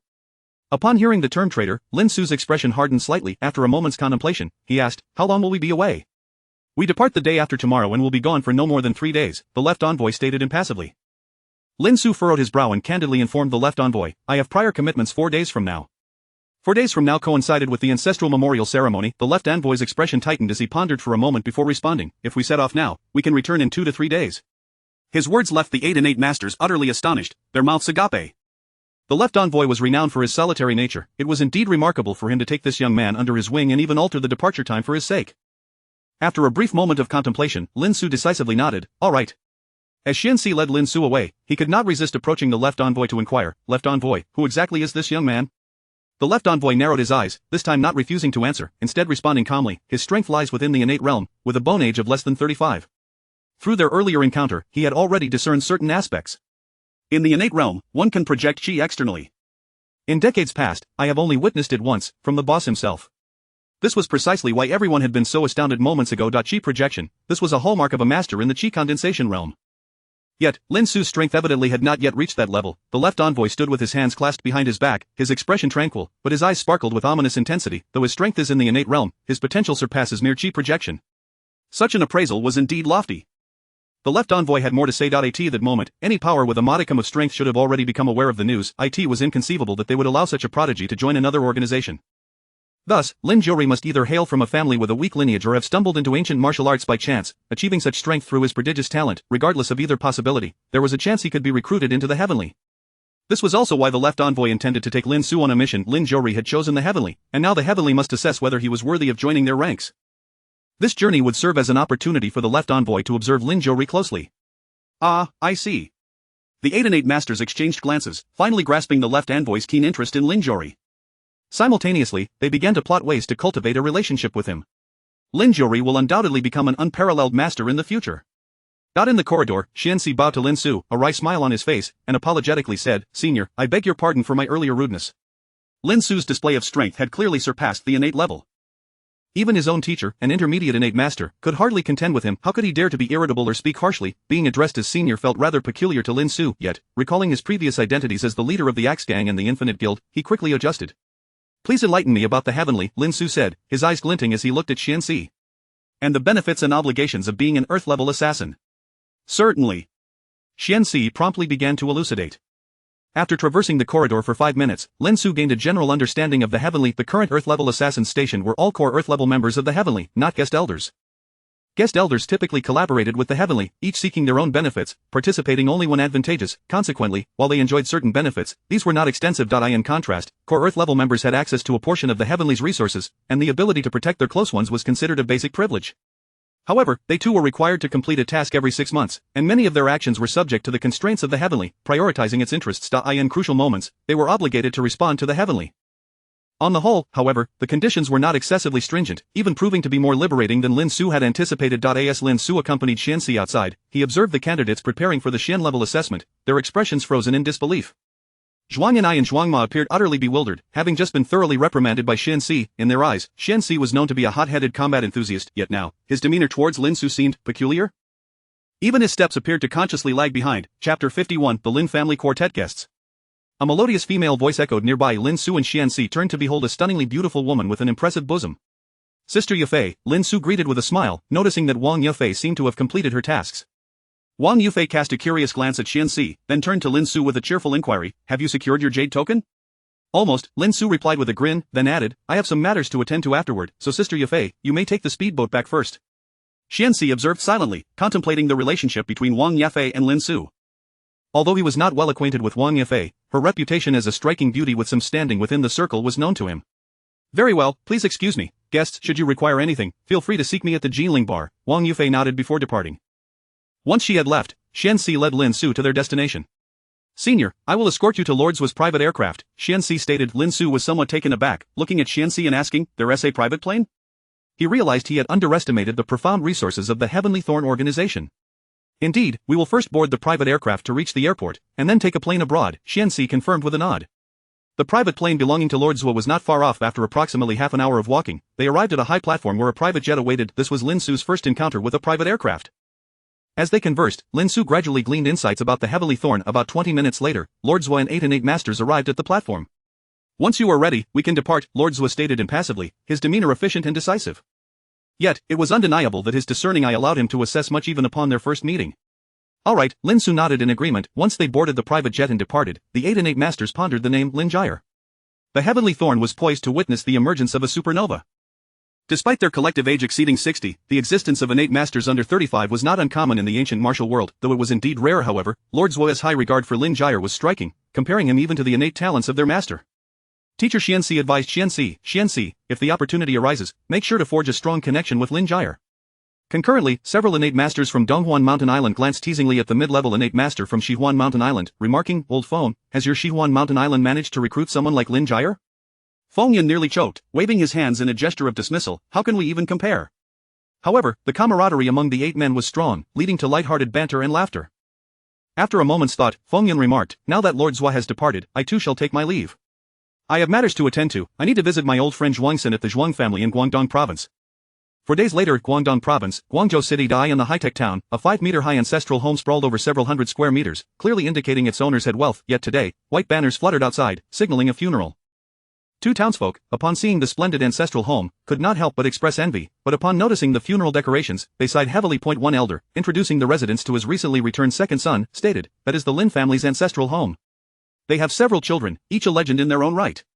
The eldest, Lin Jin, has ventured out, reportedly starting a company and now boasts assets in the millions." This revelation astonished his second son, who asked, "What about the others?" The third, Lin Kuang, is no ordinary individual. He holds a position in Guangzhou city and has climbed the ranks. As for the fourth, Linya, she is a striking beauty who has married a powerful figure with connections in both the underworld and legitimate society. His son swallowed hard, then inquired with a wry smile, "And what of the second?" In his eyes, the father had intentionally saved the Lin family's second son for last, suggesting he was an even more remarkable individual. This sparked anticipation within him. However, to his surprise, the elder shook his head slightly. Lin Tang, the second son, has fared the worst. He and his wife are merely ordinary sales employees out there. In the inner quarters of the ancestral home, 2 men and a woman sat in conversation. "Brother, will that person really come today?" The third son adjusted his gold-rimmed glasses, excitement gleaming in his eyes. The eldest son, a somewhat portly man, bore no expression of grief, instead smiling broadly. "What's the rush?" Beside him, the fourth daughter, Linya, looked youthful and well-maintained, appearing around 30. She chimed in eagerly, "Will the old master from the Zhuang family truly come?" Having married a powerful figure from Shenzhen, she had heard of that name, Zhuangsen, for decades. While many enterprises may have risen and fallen in Guangdong province, those truly in the know understood that a few powerful families had maintained their grip on everything, never wavering. These families were discreetly referred to among the prominent figures of Guangdong province as the 4 great families. The Zhuang family was one of them. When the eldest informed the 2 of them that the old master Zhuangsen would be attending, she could hardly believe her ears. For he was a figure her husband could not even hope to associate with. The eldest retrieved a jade token from his pocket, his already round face beaming with delight. "This is the promised jade token." Although he smiled on the surface, his words carried a chilling undertone. The old man, that decrepit relic, surprisingly hid this during his youth. "Thankfully he has passed. I found this jade token in a box beneath his bed while cleaning his room." The jade token gleamed vividly, its emerald hue captivating, intricately engraved with the character Zhuang in an ancient style. He spoke harshly about the deceased, yet the other 2 paid him no mind, their eyes gleaming with fervor as they gazed at the jade token in the eldest's hand. Casting a sidelong glance at them, the eldest continued with a grin, "Besides this jade token, there was also an old note hidden in the box. That old man, in his youth, unexpectedly saved the old master of the Zhuang family, Zhuangsen. This jade token is a token of trust from Zhuangsen to the old man. If there is a need, one can use this to seek assistance from the Zhuang family." This statement caused the 2 beside him to breathe more rapidly. Their minds raced with the potential benefits this could bring them. The fourth daughter scoffed, recalling her arduous journey to success, and exclaimed, "If that old man had presented this jade token sooner, we wouldn't have had to endure so much hardship in our youth." Becoming a mistress to a powerful figure was no walk in the park. Yet with this jade token in hand, everything would be different. Perhaps she could transform from a humble bird into a phoenix, soaring to great heights. The third son felt his throat dry as well. At his stage, climbing the ladder was an arduous task, but this jade token could change everything. The eldest chuckled, his gaze icy. The note from the deceased stated that his greatest wish was for the family to live peacefully for the rest of their lives. Such a sentiment, in his eyes, was laughable. Were it not for this jade token, the 3 of them would hardly have bothered to waste time on the old man's funeral. The funeral was merely a means to attract the old master of the Zhuang family, serving as a tool for greater empathy. Outside, a commotion announced the arrival of the second son's family. The 3 exchanged glances and instinctively fell silent. The eldest tucked the jade token into his pocket. They all understood one crucial fact: the distribution of the same resources among 3 individuals compared to 4 was fundamentally different.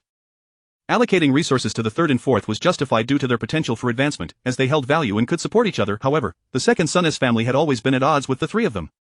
It was best for them to remain useless for their entire lives. When the old master Zhuangsen arrived, they would refrain from mentioning his identity. After the second son Lin Tang was no longer present, they would demand benefits from the old master Zhuangsen.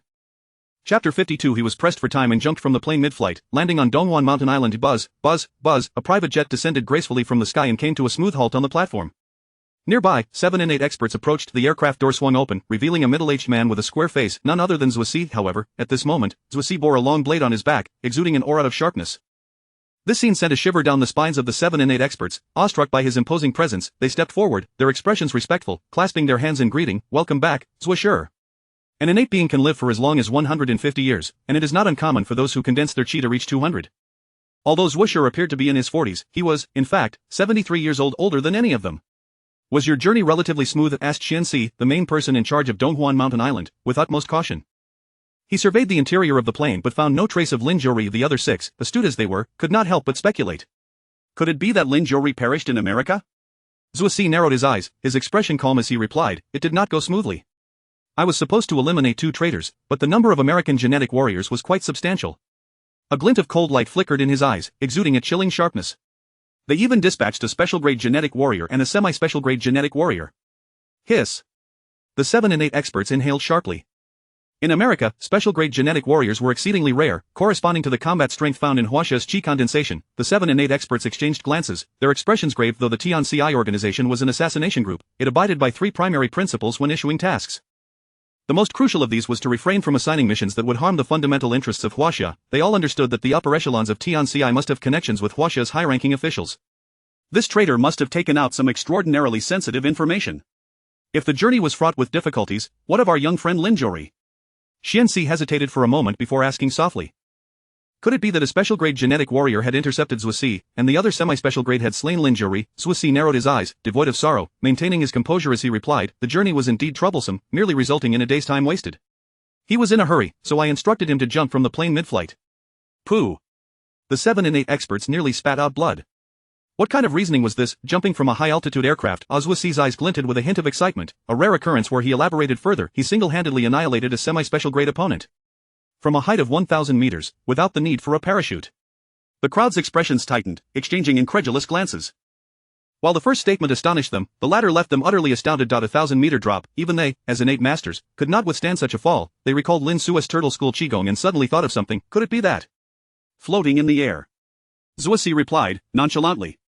Only 2 words echoed in their minds. Absurd. The 7 and 8 experts felt parched, for in their eyes, that was a domain exclusive to those who had condensed their qi. In recent days, I have assessed him and found no issues. Zhuoxi's gaze turned piercing as he addressed Qianxi, issuing a command, Zhang, go and procure a regional jade token for Lin Xu. Present it to him next time he arrives. Zhang Ling nodded. The 7 and 8 experts understood that TNCI was on the verge of nurturing a true prodigy. In the Lin family, the hall was filled with 5 young individuals of similar age to Lin Xu, 3 males and 2 females, dressed in mourning attire, standing outside in solemnity. Meanwhile, the eldest and third brothers' wives were on the second floor, preparing offerings for the memorial. At the entrance, a middle-aged couple appeared. The man appeared composed and steady, while the woman retained a hint of her youthful beauty, clearly a striking figure in her younger days. Just then, the eldest brother and the third brother emerged from the inner hall. The eldest brother, with a smile that did not reach his eyes, looked at the couple and said, second brother, sister-in-law, you two have arrived? The fourth sister, Linya, sarcastically chimed in, grandfather is in mourning, and you still dare to arrive so late? As for the third brother, he silently adjusted his gold-rimmed glasses, choosing not to speak. The atmosphere grew tense. Before arriving, Su Feng and her husband had mentally prepared themselves for being put in a difficult position, so their expressions remained largely unchanged. The traffic was a bit congested. Lin Tang sighed softly, gazing at the black and white photographs and the memorial tablets above, a trace of sorrow flickering in his eyes. The eldest brother's trio narrowed their eyes slightly, feeling a sense of discomfort. According to their lineage, Lin Tang was not considered a member of the immediate family. He was an orphan taken in 10 years prior after the unexpected death of his father, Lin Wuguei. Since childhood, Lin Tang had been exceptionally bright. His academic prowess and manners far surpassed theirs, earning the admiration of all the elders, who regarded him as a model for the 3. Linya harbored a cold smirk, her gaze condescending. What did it matter how talented he was in school? In the real world, he was just an ordinary worker. In terms of achievements, the second brother was the least impressive. Though he had graduated from university, he was faring worse than the 3 who had dropped out of middle school. The eldest brother smiled amiably at Lin Tang and his wife, casually inquiring, where is Xiao Su? Su Feng furrowed her brows slightly but replied, Xiao Su has some matters to attend to and is on his way. The fourth sister, however, interjected sarcastically, perhaps he doesn't want to return to see his great-grandfather? Truly a child lacking filial piety. This statement rendered the atmosphere utterly frozen. Even the eldest and third brothers flinched, feeling that the fourth sister's words were too harsh and her temperament too extreme. Su Feng felt a surge of anger rise within her, but a powerful hand grasped her arm. It was Lin Tang. Lin Tang's expression remained calm as he addressed the three in front of him, then swept his gaze over the 5 younger relatives, who appeared to be watching a show, and took a deep breath, saying, "Eldest brother, little sister, our family has returned solely to pay respects to grandfather. I hope everyone can maintain harmony." On such an occasion, he wished to avoid any conflict under his grandfather's memorial tablet. The eldest brother nudged Linya gently with his elbow, indicating that she should refrain from further comments. Humph. Linya's expression turned frosty. 6 months prior, she had been diagnosed with certain physical impairments, rendering her unable to bear children. Seeing Lin Tang and his wife display such affection only fueled her frustration. According to the rules, immediate family members are to observe 3 days of mourning. The eldest brothers spoke in a low tone. Even though they harbored disdain for the old patriarch, they needed to play their part to garner goodwill from the elder Zhuang. Senator Linya scoffed, muttering, "Non-immediate family members can come to pay their respects and leave." Though her voice was low, they were in close proximity. Everyone heard her. The eldest brother's face twitched, while the third brother nearly knocked his glasses off in shock, thinking, "This madwoman." Linya had completely lost her mind. Her speech seemed utterly devoid of thought. Outside, footsteps approached. A young man with a refined appearance, carrying a black hiking backpack, walked calmly toward the hall. Chapter 53 of the silent but ruthless. As if summoned by an unseen force, the gazes of the gathered crowd converged in unison towards the entrance. A handsome young man approached with purposeful strides. Xiao Su. Su Feng and Lin Tang's faces brightened at the sight of Lin Xu, their previous concerns about his well-being dissipating at last. "Father, mother, I apologize for the delay. I was held up by some matters," Lin Xu stated, his tone tinged with regret. Having shielded Zhuishir from a bullet, he felt a lingering burning sensation on his back, yet he was now able to move without major hindrance. Upon entering the hall, Lin Xu's gaze wandered to the ancestral tablets and the black and white photograph displayed prominently. Sigh. A soft exhalation escaped him. Though he had seen his great-grandfather only a handful of times, the deep chasm created by death stirred an inexplicable heaviness in his heart. The others, too, scrutinized Lin Xu. The 5 young individuals, offspring of affluent or influential parents, couldn't help but cast disdainful glances at Lin Xu's humble appearance, their thoughts echoing silently, "What a pitiful sight. Truly fallen from grace." While they held little regard for Lin Tang and Su Feng, the elders, their sense of superiority surged as they beheld someone of their own age in such a destitute state. "Even his shoes are in tatters," remarked the eldest daughter, wrinkling her nose at Lin Xu's cheap sneakers, which looked as though they had been pricked by countless tiny needles, rendering them utterly shabby. A silent exchange of disapproval passed among the young people. Linya, the 4th cousin, stepped forward, her gaze piercing as she addressed the handsome Lin Xu with a cold scoff. "What's the matter? Xiao Su, you can't even greet your elders upon entering?" "Uncle, auntie, greetings," Lin Xu replied, his expression unruffled as he nodded at the 3. Su Feng instinctively pulled her son closer, seeking to shield him from Linya's barbs. "This child, Xiao Su, seems a bit different from before," Lin Tang and Su Feng observed, a hint of unease creeping over them as they regarded their son. They sensed a newfound composure and tranquility about him that was both reassuring and perplexing. "Father, mother, what is it? Your stares are as if you wish to devour your son," Lin Xu remarked with a wry smile. "Nothing," Lin Tang shook his head, then lowered his voice. "Xiao Su, today we are here to pay respects to your great-grandfather. Do not stir up any trouble." Lin Xu's eyes narrowed slightly. He had long been aware of the strained relations between his family and the other 3 clans. His father's warning was clearly directed at avoiding any conflict with the opposing families. "Understood." Lin Xu nodded in agreement. While they sought peace, Linya approached. "Xiao Su, don't you even know to greet your elder siblings? Such a lack of manners." Lin Tang interjected, stepping in front of Linya, his brow furrowed. "Sister, let us not take things too far." Though Linya had always been somewhat headstrong and indiscreet, her behavior over the past 6 months seemed to transcend mere impulsiveness. The 5 young people observed the unfolding drama, intrigued to see how Lin Xu would respond. "Lin Tang, do not forget the nature of your and your wife's positions. It was father who had to approach them," Linya retorted with a disdainful huff, suddenly resurrecting a long-standing grievance. "You are not of the main family. In a certain light, we 3 are your benefactors."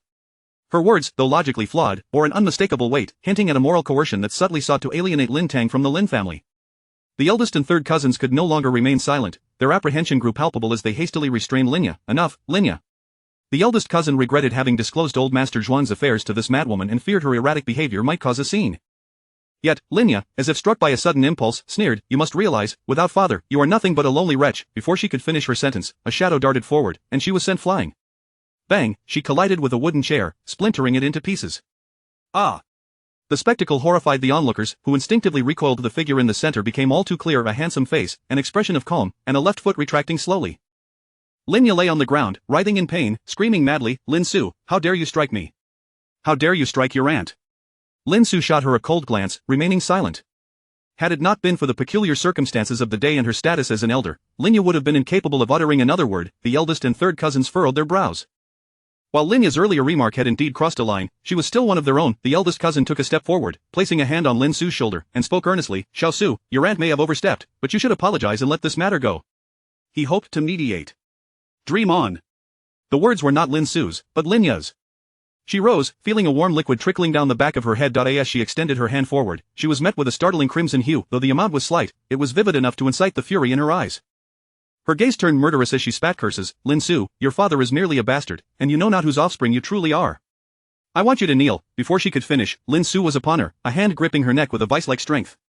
Lin Xu regarded Linya with an outwardly calm demeanor, yet an icy chill enveloped the hall, sending shivers down everyone's spine. Slap, Lin Xu's right hand lashed out, striking Linya's cheek with a resounding crack. In an instant, her left cheek swelled, a grotesque sight. Ah! Linya screamed, attempting to struggle, but the hand on her neck rendered her powerless. The scene unfolded with alarming speed, catching everyone off guard. No one expected Linya to unleash such vitriol, nor did they anticipate Lin Xu's willingness to retaliate. Xiao Su, Lin Tang and Su Feng stepped forward, their expressions darkened by Linya's earlier insults, yet they aimed to dissuade their son. Father, mother, leave this to me, Lin Xu replied, his voice eerily tranquil. Lin Tang and Su Feng shivered, watching their son's retreating figure, a complex mix of emotion swelling within them. Their son indeed had changed. Lin Xu's gaze fell upon Linya's heavily made-up face, and he struck again. Slap, the sharp sound reverberated, causing hearts to race. Linya's left cheek swelled grotesquely, resembling a pig's head. Apologize, Lin Xu commanded, his tone devoid of warmth. Linya's eyes widened in rage as she screeched, you little bastard, how dare you strike me? I will, slap, Lin Xu slowly withdrew his hand, watching Linya intently. You! Linya attempted to utter more, but was abruptly silenced by another resounding slap. Lin Tang frowned. If this continued, it would spiral out of control, and he feared retribution from Linya. Before he could voice his concerns, the eldest cousin interjected. Xiao Su, he barked, fixing Lin Xu with a cold glare, take heed of your elder's advice, release your aunt, apologize, and let this matter rest. Lin Xu had completely disregarded him, as if challenging his authority. Turning to face him, Lin Xu's calm demeanor was unsettling. Are you instructing me on how to act? He understood the fraught relations between his family and the other three, but due to his parents' work and his own studies, his interactions with these elders had been minimal. Now, confronting them, Lin Xu grasped the full extent of their disdain. Today was indeed special, and it was his aunt who had spoken, but to dare insult his father as an orphan? Excuse me. No matter the occasion, no matter who it may be today, none would get away with such affronts. You! The eldest cousin's eyes bulged in fury, his voice booming. Do you know who you are speaking to? Have you considered the consequences of your actions once you leave this place? The third cousin, adjusting his gold-framed glasses, was taken aback by the turn of events, which had far surpassed his expectations. After a moment's contemplation, he steeled himself, recognizing that he, the eldest, and the fourth were now united in purpose. He stepped forward, addressing Lin Xu in a seemingly gentle tone, yet laced with veiled implications. Xiao Su, your assault on your aunt could land you in serious trouble. Given his position, the words carried an ominous weight. Lin Xu chuckled, his gaze icy as he regarded the seemingly upright face before him. Are you threatening me? The eldest cousin could no longer contain his wrath, his face flushed crimson as he slammed his hand on the table. You think you've grown wings, don't you? You've turned against us. The table shook, sending fruit tumbling to the floor. You lot, restrain him. The eldest cousin commanded the younger ones, his eyes locked onto Lin Xu, his voice cold. As for why he didn't intervene himself, Lin Xu's earlier display of explosive fury had left him shaken and wary. In his eyes, Lin Xu was rather unhinged. This. The five young people exchanged glances, uncertain. Though they looked down upon Lin Xu, deeming him uncouth and prone to violence, the prospect of confronting him was daunting. Outside, the sound of a vehicle halting broke the tension. Mere seconds later, 4 figures emerged from the entrance. 2 elderly men, appearing to be in their 60s, made their way inside. 1, with silver hair and a face etched with wrinkles like a chrysanthemum, possessed sharp eyes that bore the weight of authority. The other, smiling gently, donned a white robe, his demeanor equally commanding. 2 burly men in sunglasses trailed closely behind, clearly acting as bodyguards. The elderly man with the hawk-like gaze spoke calmly. May I inquire if this is the Lin family residence? Chapter 54. A staggering revelation. Upon hearing the frail voice, the elder's expression shifted dramatically. He turned around, regaining his cheerful demeanor, his expression warm and respectful as he inquired, is it Lord Zhuang's son? Such a rapid change in attitude left the onlookers momentarily stunned. However, the eldest of the Lin family paid no mind to the gazes of others. Previously, he had merely presented a jade token to a member of the Zhuang family, conveying the news of his own patriarch's passing.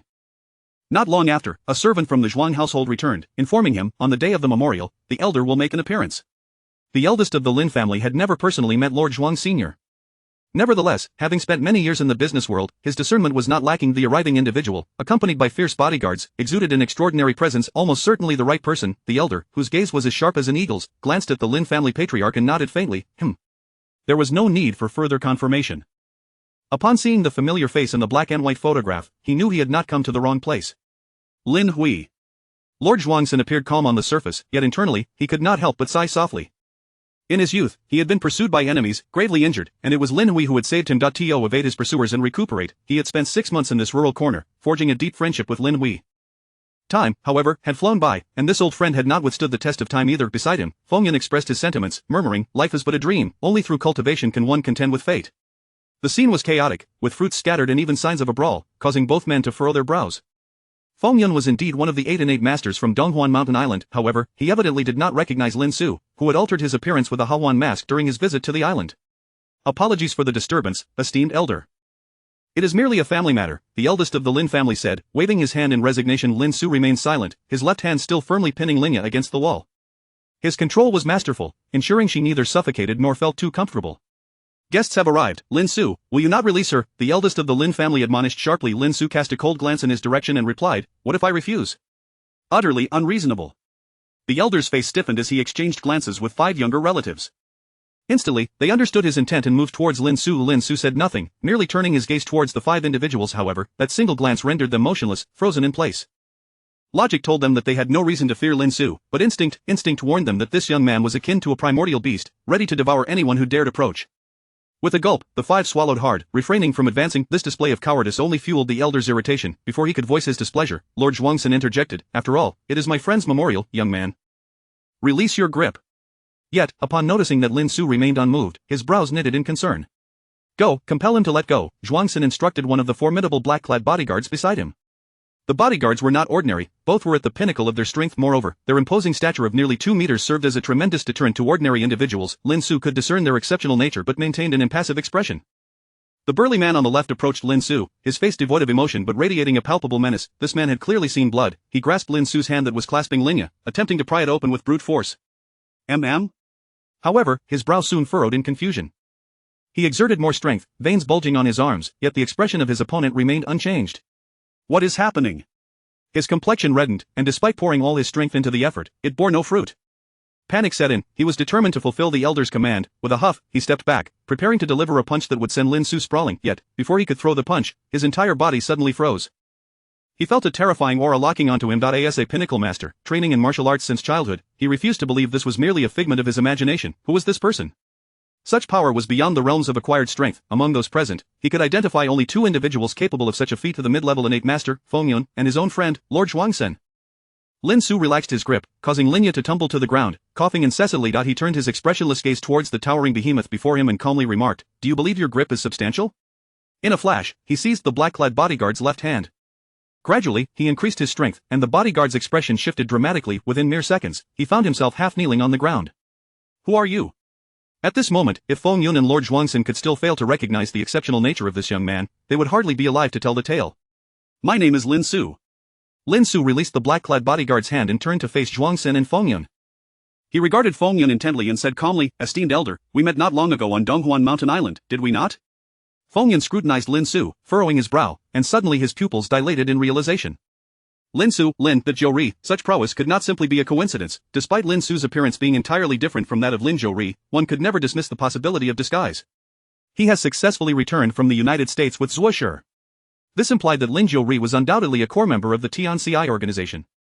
Moreover, his prodigious talent was acknowledged even by Zuosher himself. His expression shifted as he grasped the arm of his old friend, who was about to take action, and whispered, "Old Zhuang, this is the Lin Zhou-Ri I mentioned to you these past few days." Those words changed Zhuangxin's expression. In recent days, Fengyan had frequently spoken of a prodigious talent within TNCI, one so extraordinary that even Zuosher had taken notice. He had hoped for an opportunity to befriend this individual, yet here he was, unexpectedly face to face. Furthermore, this person was a junior of his old friend. However, the current situation felt somewhat amiss. In a flash, numerous thoughts raced through Zhuangxin's mind, and the seasoned veteran quickly devised a plan. Maintaining a composed demeanor, he stepped forward, addressing Lin Xu with a hint of apology. "Young friend Lin Xu, I have long heard of your name. This matter is my oversight. He is yours to deal with." He gestured towards the half-kneeling black-clad bodyguard. Such an extraordinary talent not only surpassed his own strength but had also garnered Zuosher's favor, making it extremely likely that he would ascend to the ranks of the powerful. Zhuangxin had no desire to offend him. The higher one ascended in status, the more acutely they understood that often, only true strength could sway the tide of events. If Zuosher were to issue a command, the Zhuang family would surely face annihilation within a fortnight. Lin Xu regarded him thoughtfully before replying, "I have no interest in his life." He slowly retreated to stand beside the Lin family hall. The onlookers, save for Fengyan, were left agape, as if their mouths could accommodate 2 duck eggs. That was Lord Zhuangsen. Even the younger relatives, unaware of Zhuangsen's status, could discern his exceptional nature. Otherwise, the eldest of the Lin family, with assets exceeding millions, would not have shown such deference.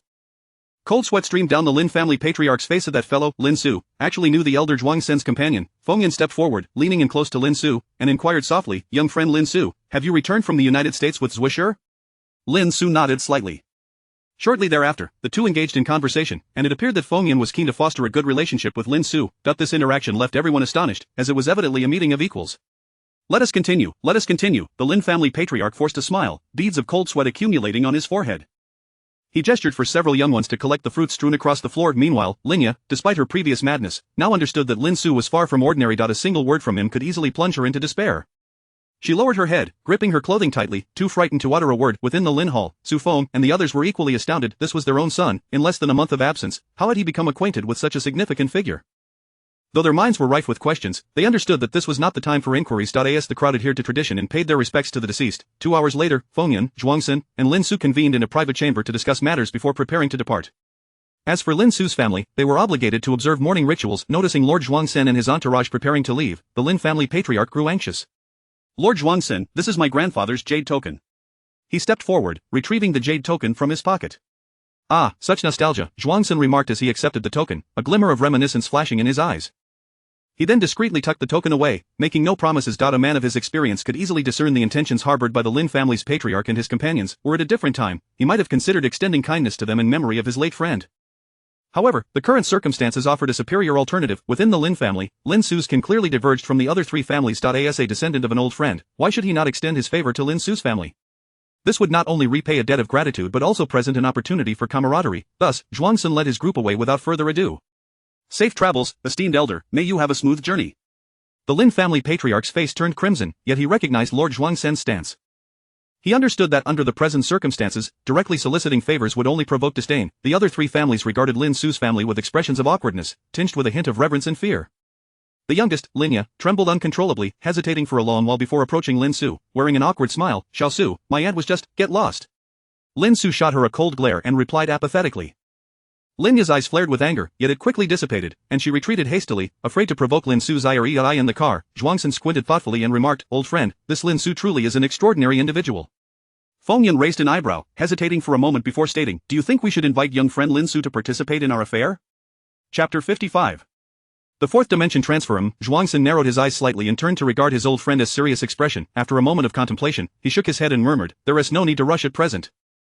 That place will not be unsealed for at least another half a month. We shall make our decision then." "All right," Fengyan nodded, a smile gracing his lips. That location was a mysterious find for the two of them, possibly harboring opportunities that could propel them further. According to their original plan, they intended to invite 2 other innate beings, gathering a total of 4 to venture forth. Regrettably, they had yet to identify suitable candidates, hence the suggestion to invite Lin Xu. The Lin residence, the atmosphere during the memorial service was palpably awkward. The Lin family stood distinctly apart from the other 3 families. The heads of the 3 families were consumed by regret, lamenting their decision to provoke the second family, Lin Tang's clan. They had offended Lin Xu, a seemingly insignificant boy who might very well be acquainted with influential figures, all while failing to garner any favor from the esteemed Zhuangsen. "It is all this madwoman's fault." The eldest and third heads shot resentful glances at Linya. The purpose of holding this funeral was to win the goodwill of Zhuangsen. Now, they were compelled to endure 3 days in vain, squandering precious time. Frustration brewed within them, their gazes towards Linya almost predatory. "Prepare a room for us," Lin Xu commanded, rising and casting a casual glance at the others. "Why yes," the eldest, startled, nodded vigorously, not daring to exert his seniority to impose moral obligations upon Lin Xu. The last person who attempted to do so had left a bloody trail behind. Lin Xu. The 5 young individuals gazed at his refined visage, their emotions a tumultuous mix. Their prior sense of superiority had been utterly shattered, giving way to a hint of trepidation.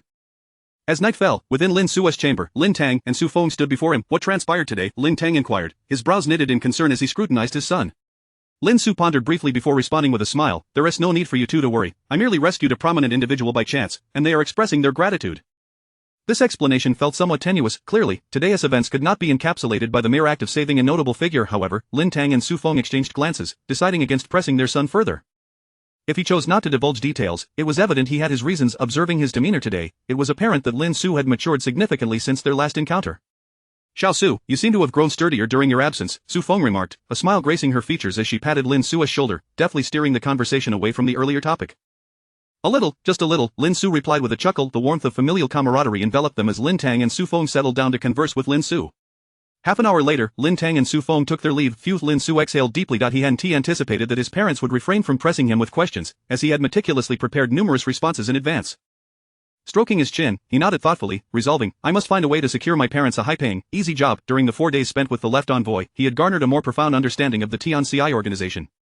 Given his core identity within the Earth-level sphere, arranging a comfortable, lucrative position for his parents was a straightforward endeavor. Suddenly, a glint of cold light flickered in his eyes as he recalled something.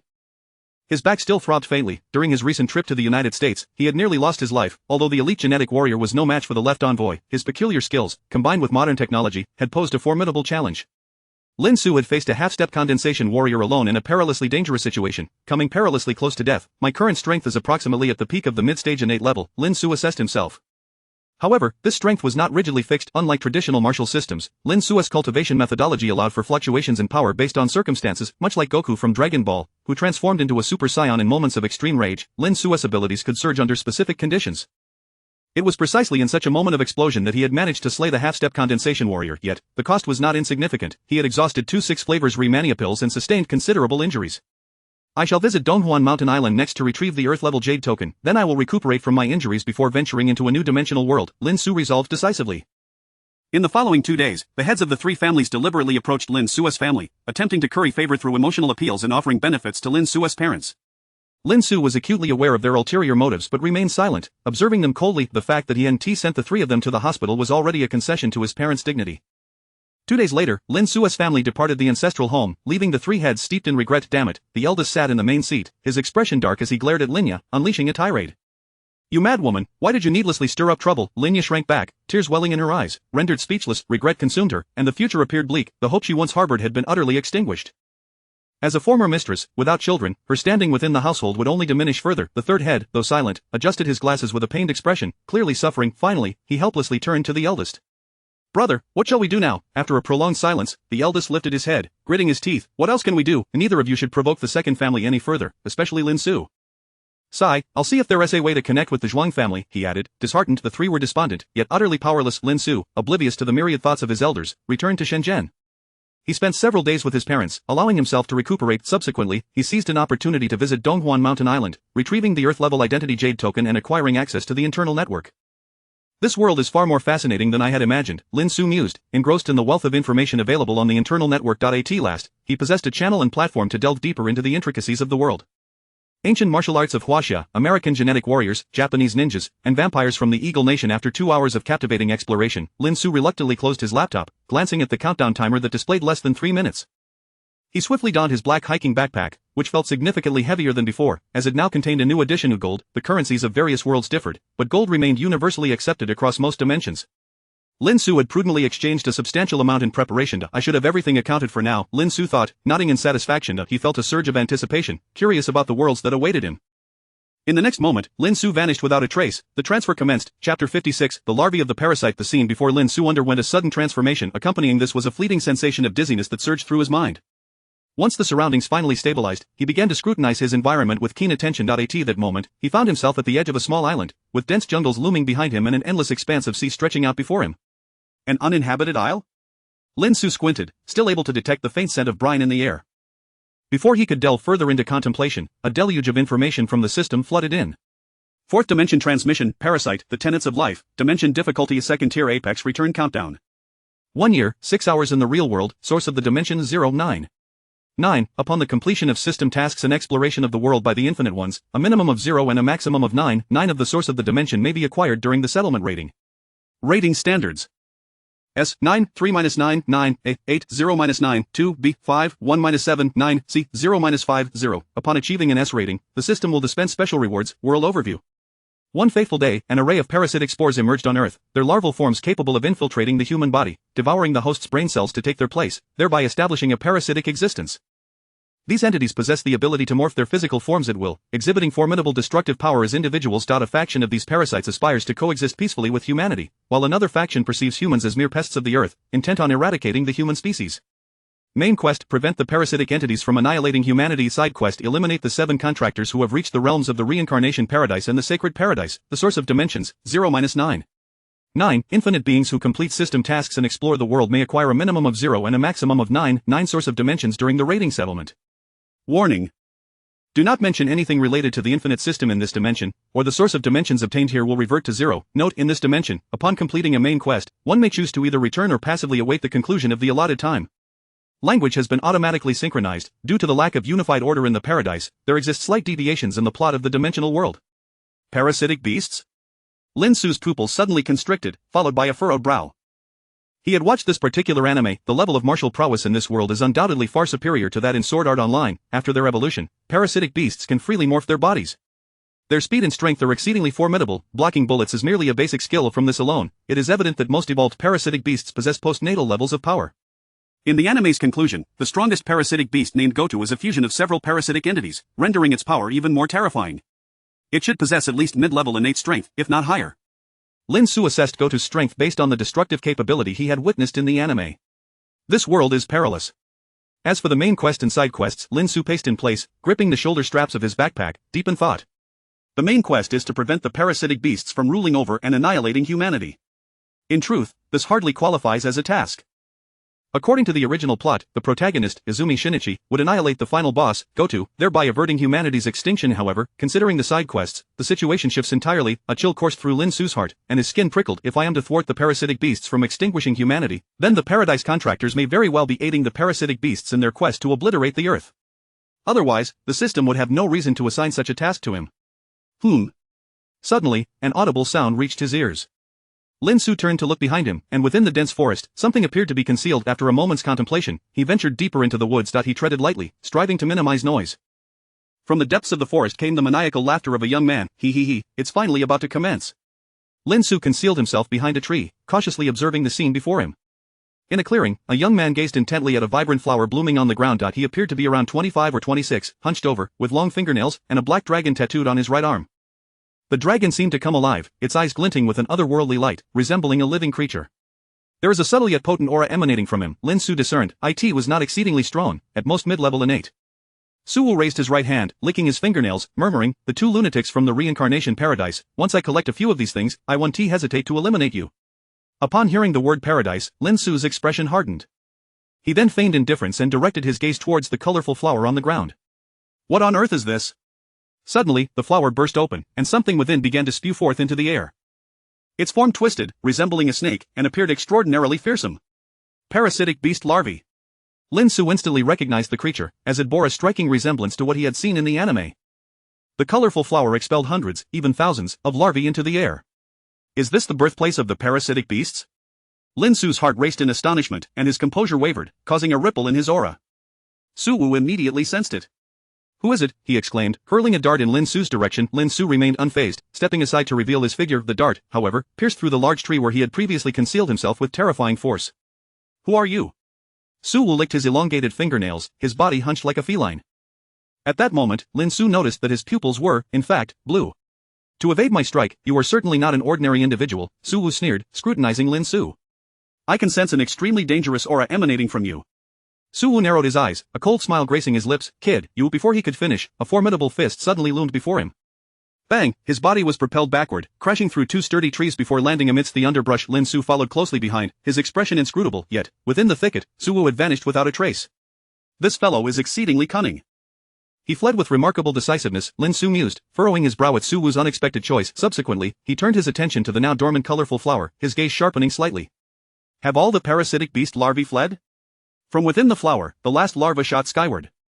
Lin Xu's form flickered as he reached out to grasp the larva. Sensing the presence of a living being, the larva attempted to burrow into Lin Xu's arm, seeking to consume his brain cells and parasitize him. "Humph! How dare you attempt to parasitize me?" Lin Xu's eyes gradually ignited with a dangerous glimmer. Chapter 50-70 Parasitic beasts approximately 1 kilometer away from Lin Xu, Suwu, with swollen cheeks and shattered teeth, was sprinting with all his might, distancing himself from Lin Xu. His expression was grim as he muttered curses under his breath. "Damn it, that wretched little brat." He extended his left hand and licked his elongated nails, which seemed to possess some arcane power. In less than 3 seconds, the swelling on Suwu's face subsided. Finding a concealed spot, he took refuge. He opened his right hand, revealing 2 parasitic larvae. The 2 larvae, resembling small serpents, writhed and attempted to burrow into Suwu's palm, aiming to invade his cerebral cells. However, the black dragon tattoo etched on his right arm emitted a chilling aura, releasing a peculiar wave that thwarted the entry of the larvae into his body. "Hey, you little creatures, consider yourselves fortunate to merge with me," he said, licking his lips, his eyes gleaming with anticipation. "My black dragon bloodline will thrive as long as I consume enough parasitic beasts." Su Wu's heart raced with excitement. This world of parasitic beasts represented an extraordinary opportunity for him. That brat just now, along with those two scoundrels from the reincarnation paradise, once I have devoured enough parasitic beasts, I shall eliminate you all. He snorted coldly. Lin Xu regarded with keen interest the serpentine larva bound in his grasp. It sought to penetrate Lin Xu's hand to invade his brain, yet, how formidable was Lin Xu's physical form? With merely a slight infusion of energy into his body, not even bullets could penetrate his defenses, let alone a juvenile parasitic beast. Lin Xu refrained from immediately exterminating the larva, instead contemplating. If my mission is to prevent parasitic beasts from extinguishing humanity, what of the other contractors? Their task might very well be to facilitate the annihilation of humankind. Alone, those of second-tier strength would find it nearly impossible to eradicate the human race. Only by harnessing the power of parasitic beasts could such destruction be accomplished. They may ally with the parasitic beasts. Perhaps they will even target the protagonist. Lin Xu speculated, recognizing the significant likelihood of this scenario. Subsequently, he shifted his thoughts. What course of action should I undertake? To thwart the parasitic beasts, it would be prudent to eliminate those factions harboring immense hostility towards humanity. And also to eradicate the contractors. Lin Xu narrowed his eyes, his thoughts crystallizing into a resolute plan. First, I must protect the protagonist, Quan Sini, provided he remains alive. After all, being the protagonist, he might prove useful. Second, I need to infiltrate the upper echelons of the parasitic beasts that exhibit extreme malice towards humans, waiting for them to congregate and then seizing the opportunity to strike together. The contractors are likely lurking around the group of parasitic beasts led by Gotu. With his determination set, Lin Xu gazed impassively at the parasitic larva in his hand. You still hold some utility. Parasitic beasts possess the ability to discern their kind through unique waves. To blend into the higher ranks, it was essential to disguise his own energy signature as that of a parasitic beast. It is impossible for you to invade my mind. Lin Xu narrowed his eyes, contemplating, then plucked a black hair from his head. This contained his life energy. He placed the hair beside the parasitic larva. The larva writhed incessantly, yet remained still. Parasitic beasts require life energy to thrive. The life energy contained in this single hair is insufficient, serving merely as a host template. Lin Xu raised an eyebrow, though this was within his expectations. He then gradually infused his chi into the strand of hair. The chi cultivated from the 7 Dragon Balls system was genuine life energy. Once the life energy permeated the black hair, the parasitic larva reacted instantaneously. It consumed Lin Xu's hair, gradually assimilating it. Soon, the hair became vibrant with activity. Not bad, Lin Xu nodded with satisfaction. He had merely approached this as an experiment, yet it had succeeded beyond his expectations. Of course, he sensed that the life energy in the hair was not self-sustaining. It was depleting, and at this rate, the larva would lose its vitality and perish within a day. The hair continued to writhe, subtly exhibiting a desire to attack Lin Xu. He was not surprised. There were many theories regarding the origins of parasitic beasts. Some claimed they emerged due to humanity's excessive resource consumption and environmental degradation, giving rise to entities aimed at cleansing humanity. Others speculated they hailed from outer space. However, one thing was certain: their primal instinct was to survive, which was everything to them. Follow me, and you shall survive. Lin Xu infused another trace of life energy into the black hair. The larva immediately quieted, understanding that only Lin Xu could provide it with this life energy. Excellent. Lin Xu was pleased and unconcerned. Parasitic beasts were primarily driven by survival instincts, with minimal capacity for emotional attachment. As long as he threatened its existence, rebellion was nearly impossible. The life energy necessary for its survival was solely within his possession. Lin Xu examined the writhing black hair in his hand and remarked, I shall call you life. Thus, I now possess the unique energy signature of parasitic beasts to infiltrate the ranks. He tied the black hair around his wrist, knowing this creature possessed sentience and would not fall away. Suddenly, a mask appeared in his hand, the Hahuan mask. He slowly donned it, his appearance shifting from handsome to unremarkable. Next, I shall head to the school where Quan Sini is located. Lin Xu was aware that the parasitic beasts harboring animosity towards humanity would not coalesce into a powerful faction within the Japanese government for several months. During this time, he intended to train while safeguarding the protagonist, Quan Sini. With a clear plan in mind, Lin Xu felt a sense of direction. Next, I must devise a way to leave this island. Lin Xu narrowed his eyes. Flight? He could indeed achieve this, but his current chi was limited, preventing him from effortlessly soaring to such heights. His maximum endurance was perhaps 50 kilometers per hour for about 2 hours. However, who knew how far this desolate island was from civilization? Lin Xu was reluctant to take that risk. After some contemplation, he struck a tree with his palm, breaking it. He retrieved a kitchen knife from his black backpack and infused it with chi. Instantly, the knife became razor-sharp, and Lin Xu expressionlessly felled the tree. In mere minutes, Lin Xu stood up, exhaling deeply, gazing with satisfaction at the oddly shaped, hideously crafted wooden boat lying on the ground. I shall use this to drift away. However, before that, Lin Xu had one more task to complete. I need to scour the island, preferably eliminating that contractor. Lin Xu's eyes glimmered with a dangerous light. You better not let me catch you. Chapter 58. Lin Xu's thoughts. However, after half an hour, Lin Xu still had not located Su Wu. It's quite possible that he has left. Lin Xu sighed lightly, harboring a tinge of regret. Subsequently, Lin Xu shouldered the wooden boat and 2 wooden poles and made his way toward the coastline. His expression remained calm, showing no signs of exertion. Upon reaching the shore, Lin Xu swiftly cast the wooden boat into the sea, allowing it to float upon the surface. He then donned his black backpack and leapt onto the oddly shaped vessel. Setting down his black backpack, he grasped the wooden poles, applying a slight force, and the boat glided forward. I never imagined I would find myself playing at survival one day, Lin Xu mused, finding the situation rather intriguing. Within his black backpack, he had provisions such as compressed biscuits and canned food, ensuring that with minimal consumption, he could sustain himself for at least 2 days. Choosing a direction, he continued to navigate onward. Approximately 5 or 6 hours later, Lin Xu spotted a speedboat in the distance. The vessel was headed towards him, manned by 2 fishermen returning from a hunt. Upon seeing the peculiar shape of Lin Xu's boat, the fishermen's faces twitched in surprise. My plane crashed, and I didn't want to be marooned on a deserted island, so I risked my life to venture out to sea, Lin Xu casually remarked. The fishermen, however, were warm and boisterous, saying, "Young man, just come with us, we'll return together after our hunt." An hour later, they brought Lin Xu back. The speedboat was significantly faster than the wooden boat, and they seemed to be quite close to land. Within an hour at full speed, they arrived at their destination. Grateful, Lin Xu bid farewell to the 2 fishermen and departed alone. Is this truly the land of the rising sun? Lin Xu twisted his neck slightly and nodded. It appeared that the system's teleportation had not cast him too far afield. First, I shall enter the city and seek out the protagonist, Izumi Shinichi's school. This task was not particularly challenging. Lin Xu found a shop and exchanged some of his gold for local currency. 2 days later, he arrived at the school attended by Izumi Shinichi. Gathering information about Izumi was not a daunting endeavor. Currently, parasitic beast larvae are spreading globally. Their vitality is fragile, and they will undoubtedly find a host in a short time. A flicker of light sparkled in Lin Xu's eyes as he recognized that there was a unique individual within this school. The high school mathematics teacher, Ryoko Tamiya. She was a female parasitic beast, an exceedingly rare specimen among them. Possessing an astute intellect, she was dedicated to exploring the existence of parasitic beasts. During the mid-story arc, she even utilized a human body to bear a child, ultimately sacrificing herself to protect her offspring at the hands of the police. Moreover, she was the creator of the formidable boss, Goto. Unless I am mistaken, Ryoko Tamiya should have successfully parasitized by now. Lin Xu crouched not far from the school gate, awaiting the end of Ryoko's class. If you sense her presence, do alert me, Lin Xu calmly instructed, casting a glance at the black hair in his hand. The hair writhed, sending back a clear signal. After more than 2 days, it had come to fully comprehend that its existence was entirely at Lin Xu's mercy. Lin Xu, unperturbed, settled into a nearby CAF, casually ordering a cup of coffee. Coffee was a rare indulgence for him. 3 hours slipped by in the blink of an eye. Around 5 in the afternoon, the school bell rang, and students began to stream in and out of the gates. Suddenly, the hair twitched, prompting Lin Xu's attention. It pointed in a specific direction. Lin Xu's gaze sharpened as he followed the indication. There stood a middle-aged man in his 40s, his expression devoid of emotion, exuding an aura of grease. Not who I am searching for, Lin Xu shook his head slightly. The greasy middle-aged man seemed to have sensed the presence of the hair as well. He hesitated briefly, glancing toward Lin Xu before departing. Without further ado, parasitic beasts could enhance their abilities through mutual slaughter and consumption. The man, sensing the hair's ethereal presence, could not gauge its strength and refrained from making a rash attack. About 15 minutes passed before a poised and beautiful female teacher emerged from the school gates. She was tall, with long purple hair and an icy demeanor that radiated an aura of intellectual beauty. This must be her, Ryoko Tamiya. Lin Xu's eyes lit up as he seized his black backpack and followed closely after her. Ryoko's expression shifted slightly, yet she did not halt her pace. Continuing straight ahead, Lin Xu was acutely aware that she had undoubtedly sensed his presence. However, he was unconcerned to eye in this manner. He felt somewhat like a furtive stalker. He trailed her closely, leading them into a dimly lit alleyway that was nearly deserted. Ryoko Tamiya came to a stop, her expression unreadable as she turned to address the young man behind her. "What are you following me for?" she inquired, her voice somewhat sluggish, a result of her recent parasitization and incomplete mastery of human speech.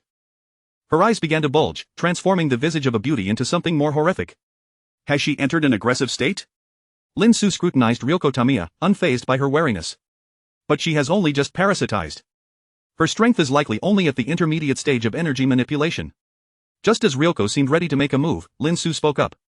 I am not here to fight. I need your assistance in finding information about a student named Izumi Shinichi from your school. Very well. Ryoko Tamiya showed no hesitation, nodding in agreement. This was the nature of parasitic beasts. They were largely devoid of emotion, acting solely in pursuit of self-interest. Gathering information on a student was a simple task, and she had no desire to antagonize Lin Xu, who was akin to her kind. Tomorrow, at this same location, we shall exchange the information. Lin Xu uttered this phrase before departing directly. Once he had left, Ryoko Tamiya narrowed her eyes. What a peculiar aura, is he partially parasitized? From this individual, she sensed a formidable threat. After Lin Xu's departure, he raised an eyebrow, suppressing the hair's yearning for aggression. Do you wish to consume her? Lin Xu's expression remained calm as he glanced at the writhing black hair in his hand. She is a significant figure. You cannot devour her. Lin Xu had contemplated whether to eliminate Ryoko Tamiya outright, effectively quashing the creator of the future strongest boss, Goto. However, upon reflection, he abandoned this notion. Around Goto, parasitic beasts with malice toward humanity will gather, even contractees. That is my ultimate target.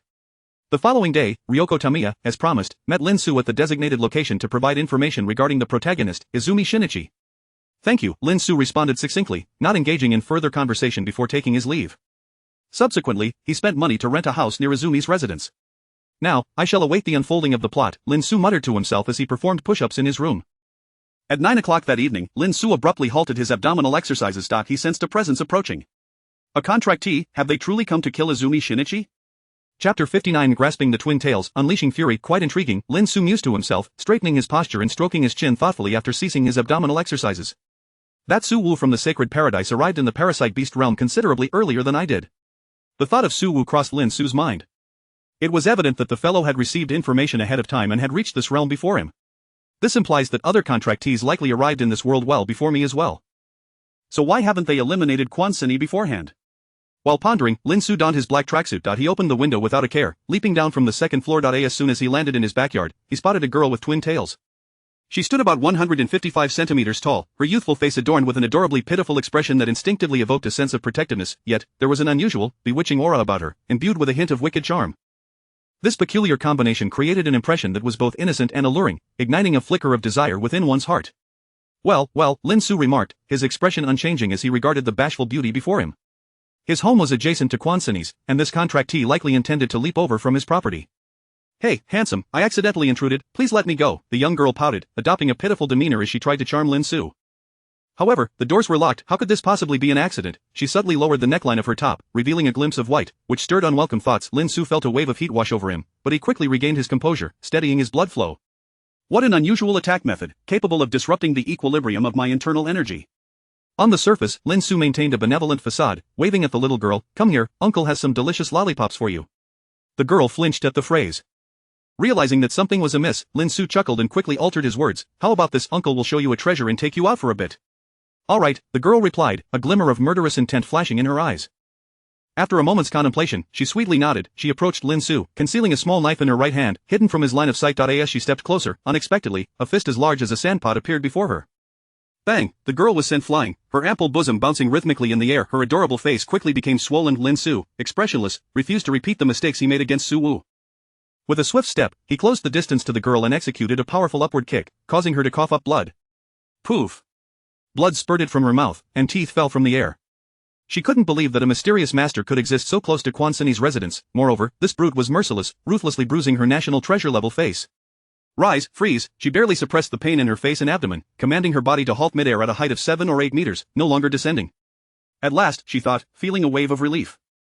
Yet, in the next moment, a sudden gust of wind rushed above her head. This is bad, she thought in horror, realizing that Lin Xu could actually fly. Among second-tier contractees, very few possessed the ability to soar. Although she herself was a mid-level second-tier contractee, her flying capability had allowed her to survive numerous life-threatening situations. A chill coursed through her skin as her twin tails were suddenly lifted. Lin Xu, devoid of expression, grasped her hair with both hands, shaking his head with an air of regret. Is this all there is to it? Then, Lin Xu demonstrated what it meant to grasp twin tails and unleash fury. Gathering energy in his legs, he delivered a powerful kick downward. The terrifying force immediately transferred to the girl's delicate frame, and the sound of bones cracking echoed faintly. The girl crashed to the ground with a loud thud. Lin Xu sensed her breath weakening and slowly descended. The girl on the ground was no longer reminiscent of a beautiful maiden. Her face was swollen, her clothes disheveled, and her hair was significantly pulled out, with blood continuously oozing from her mouth, indicating severe injuries. Now, you may tell me who you are, Lin Xu said with unwavering composure, looking down at the girl. Damn it! You don't even know who I am, yet you dare to strike me? The girl, nearly spitting blood, fixed her beautiful eyes on Lin Xu, her fury palpable. In this realm, they from the Sacred Paradise had arrived a month ago. In their reconnaissance, it appeared that only 5 of them from the Sacred Paradise and 2 from the Reincarnation Paradise were present in this world. Who on earth was this damned brat? Lin Xu raised an eyebrow, nodding in agreement, then continued, fair enough, you needn't disclose your identity. He smiled, simply tell me your purpose for coming here, along with the characteristics and strengths of everyone from the Reincarnation Paradise and the Sacred Paradise. Instantly, Lin Xu's expression turned cold as he stated flatly, 5 seconds. I do not wish to hear any superfluous words. The girl, clearly still oblivious to the gravity of Lin Xu's words, glared at him, her cheeks flushed as she coldly uttered, humph. But in the next moment, Lin Xu, like a specter, closed the distance and stepped firmly on her ankle, exerting force without hesitation. Ah! At that moment, the girl comprehended the terror of being dominated by Lin Xu. This brute showed no mercy whatsoever. There are 5 of us in the sacred paradise. The girl grimaced in pain, having learned her lesson, quickly providing information. There are 2 in the reincarnation paradise. My purpose for coming here is to eliminate one of the individuals from the neighboring house. As she spoke, she lowered her neckline even further, revealing a tantalizing glimpse, her voice laced with pleading and a unique allure. If you spare me, I am willing to do anything. I can even play at being a cat, or slap. Crack, Lin Xu's foot landed on her other ankle without hesitation, pressing down hard. The girl's face contorted in anguish, pain surging through her, yet, compared to the psychological torment, the physical pain was nothing. What kind of world was this? How had she encountered such a cold-blooded, unfeeling brute who was indifferent to women? But most crucially, Lin Xu's strength was utterly terrifying. This bastard must possess 3rd-tier strength. The girl bit her lip. How could a 3rd-tier contractee descend into a 2nd-tier realm without any restrictions imposed by the paradise? The 2 from the reincarnation paradise are nicknamed the Wolf and Tiger brothers. She no longer concealed the information, eagerly relaying the details of the 2 lunatics from the reincarnation paradise to Lin Xu, hoping for a clash between the 2 factions. And what else? Lin Xu inquired further. Additionally, a glint of cunning flashed in the girl's eyes. Suddenly, she threw a glass bead, which erupted in a cloud of white smoke, obscuring Lin Xu's vision. Farewell, brute, until we meet again. Her ethereal voice was filled with resentment, but soon, her tone shifted to one of shock and panic. What? What is this? Countless strands of black hair, resembling tentacles, ensnared her. Chapter 60 Annihilation. The power emanating from the multitude of tentacles was relatively feeble. However, it was precisely this modest strength that managed to momentarily hinder her movement. In that brief interlude of 1 or 2 seconds, a formidable hand had already ensnared her twin ponytails. A terrifying and menacing aura locked onto her. Bastard. The young girl dared not make a move, her scalp prickling with dread, fully aware that any act of defiance at this moment would surely provoke the brute to retaliate with brutal force. As the white mist dissipated, the scene before her became fully unveiled. On Lin Xu's left hand, a strand of hair danced incessantly, seemingly vying for his attention. Well done, Lin Xu remarked, casting a satisfied nod towards Shang. Fortunately, during their earlier encounter, he had taken precautions. When he seized the girl as ponytails, he had concealed Shang within her hair. Although Shang remained in her juvenile form, she was an entity with remarkable growth potential, and combined with Lin Xu's life energy, her overall strength was undoubtedly on par with the peak of the formidable. With her shapeshifting ability, it was entirely feasible for her to restrain the girl for a second or 2. Then, Lin Xu narrowed his eyes, directing a gaze brimming with murderous intent at the young girl. She was no novice. Upon meeting Lin Xu's steely gaze, a chill coursed through her, and she whispered, "You want to let me go." Previously an outlaw of the reincarnation paradise, she had since transitioned to the sacred paradise.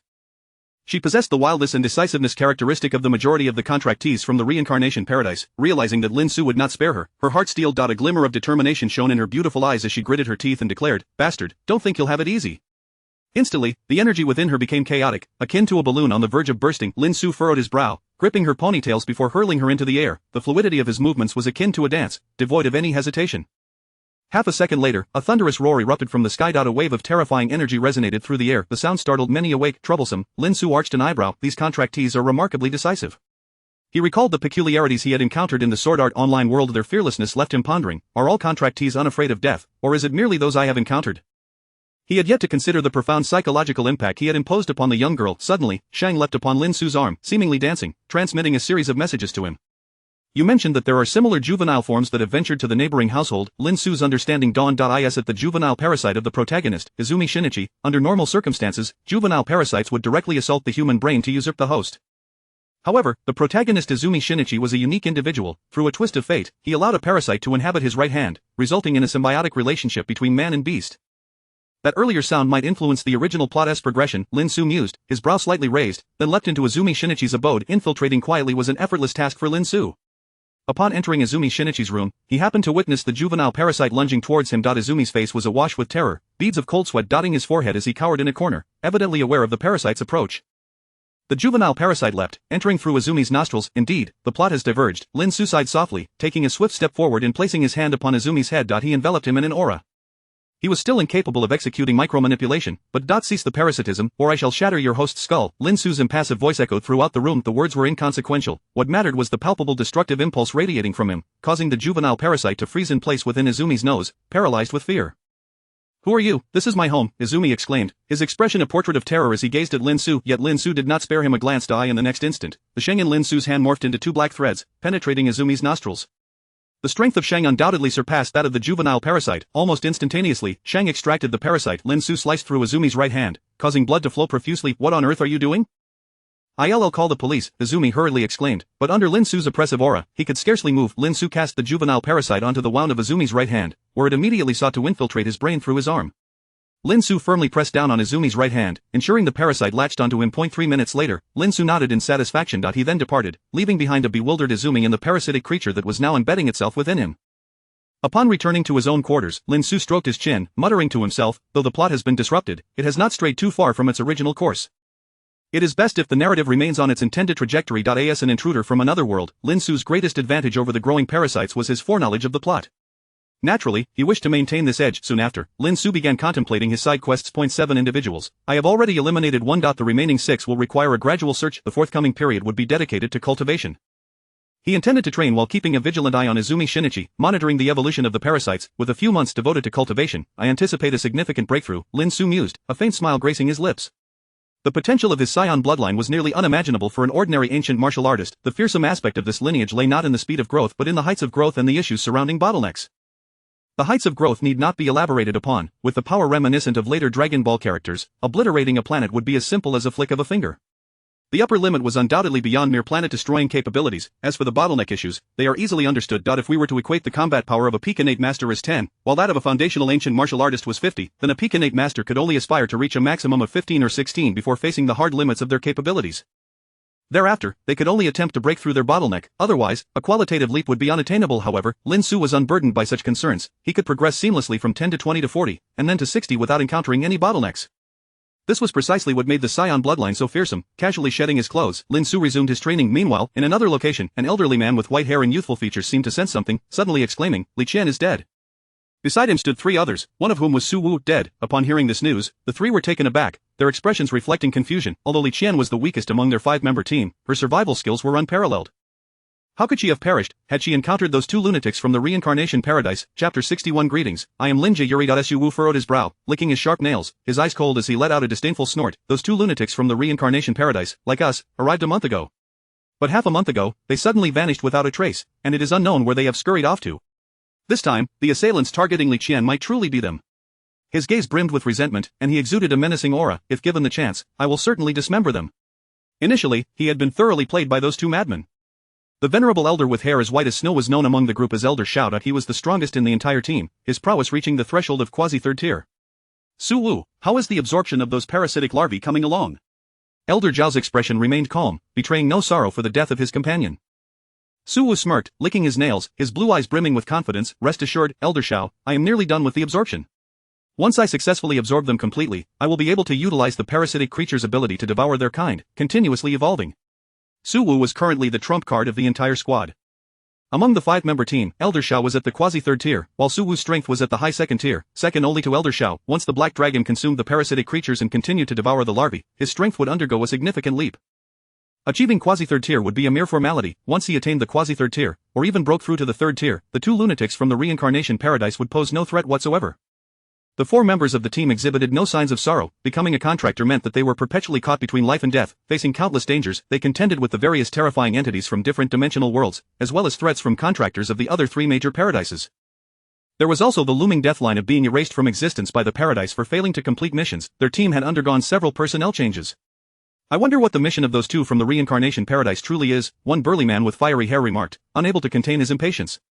Elder Shao glanced at Zhang Xia, shaking his head slightly, and spoke softly, regardless of what their mission is, we shall proceed according to our original plan. We will wait for the plot to unfold, for the parasitic creatures to infiltrate the upper echelons of humanity, and then we will hasten their destructive progress. 2 months swiftly passed. Humanity gradually discovered a series of unexplained murders occurring in various locations. These murders were executed with such brutality that it was utterly appalling. Some bodies were left mangled, while the majority simply vanished without a trace, leaving no remains.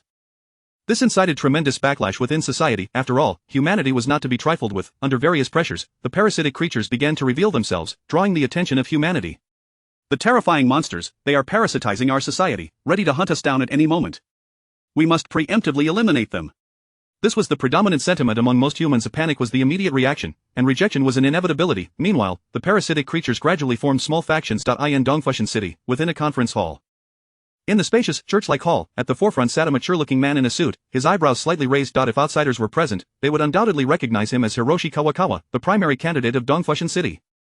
Hiroshi Kawakawa observed the nearly 100 individuals seated below him with a calm demeanor. He was human, while the 100 below were all parasitic creatures. A glint of cool rationality mixed with fervor shone in Hiroshi Kawakawa's eyes. Your ideology is correct.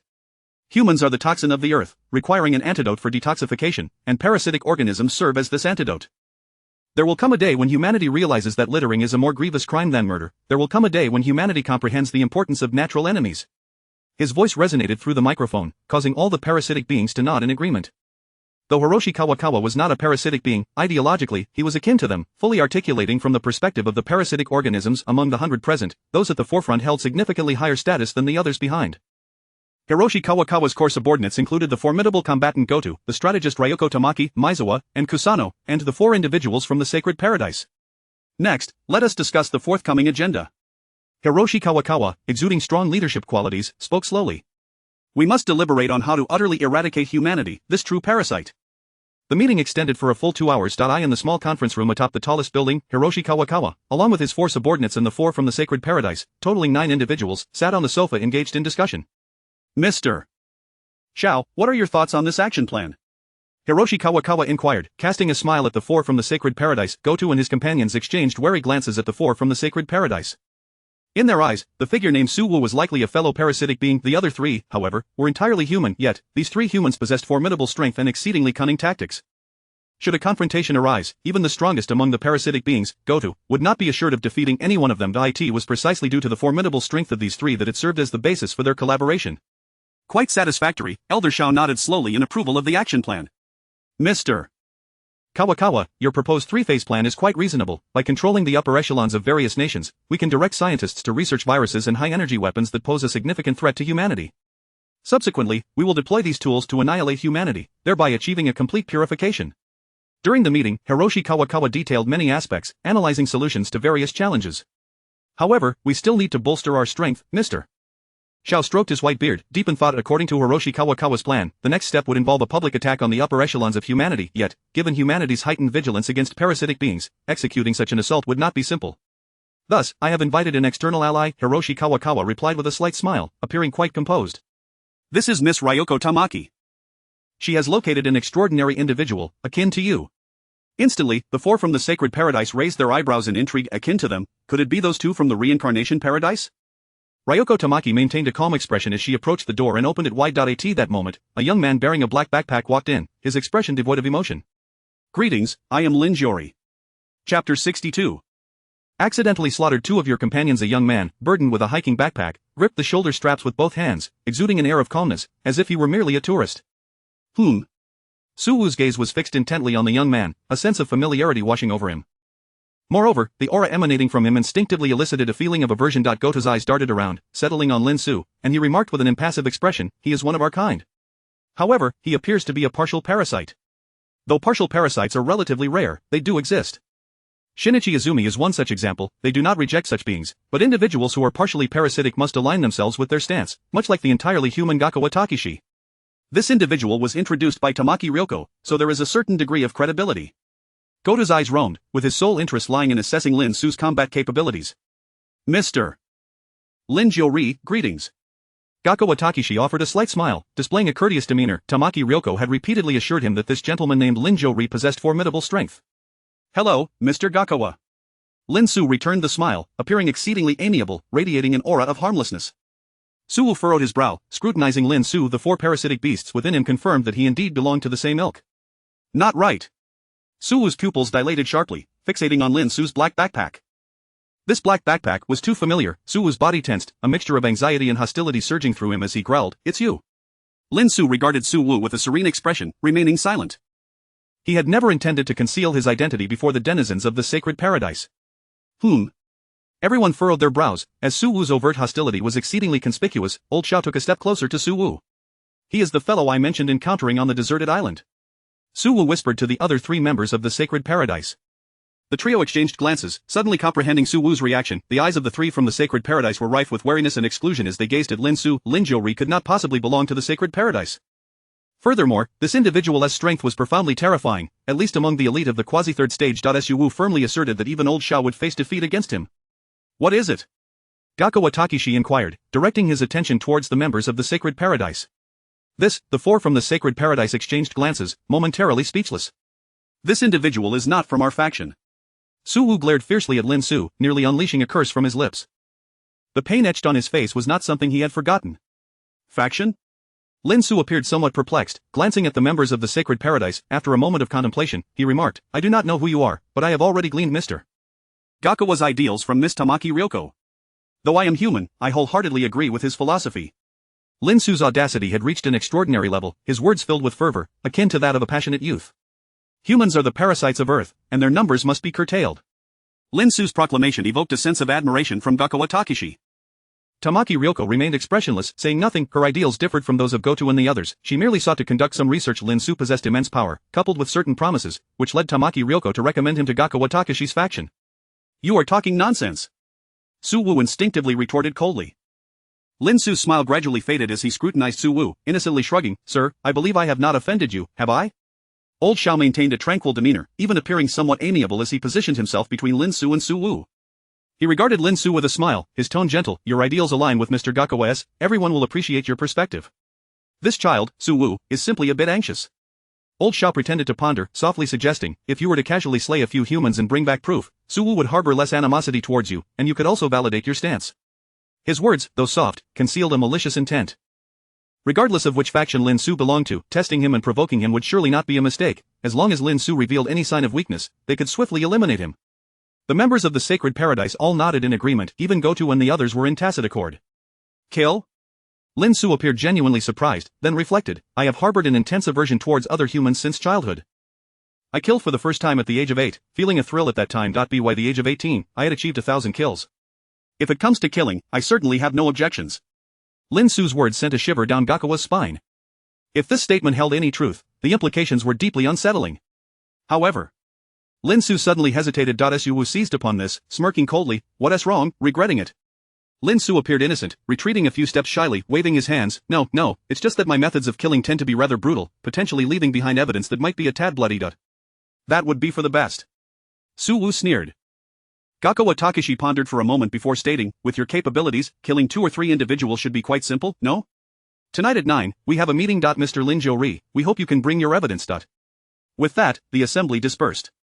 Lin Xu, with his backpack in tow, departed with an untroubled demeanor. Tamaki Ryoko followed closely behind, and once the two had completely exited the building, she calmly remarked, do not forget your promise. Of course, Lin Xu replied with a smile.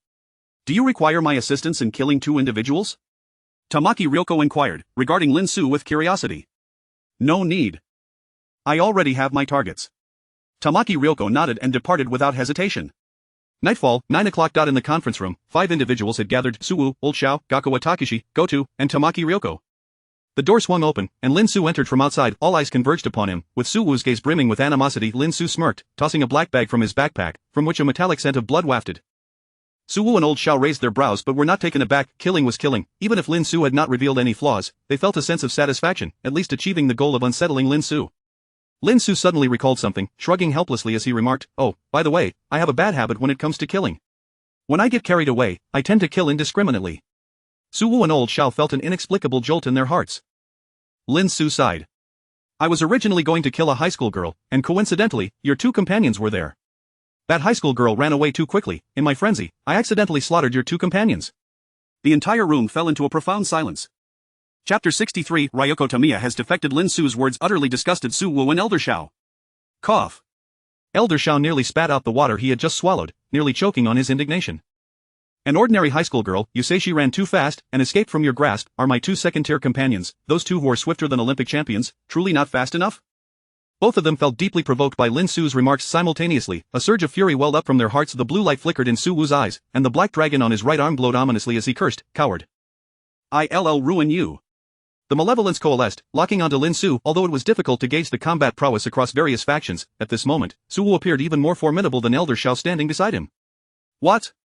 I've already apologized, and you still wish to pick a fight with me? Lin Xu's previously awkward expression vanished. He regarded Su Wu with a half-smile, speaking nonchalantly, I tend to get a bit reckless when I fight. If I inadvertently kill you, it wouldn't be good, would it? Lin Xu's words were nothing short of a blatant threat.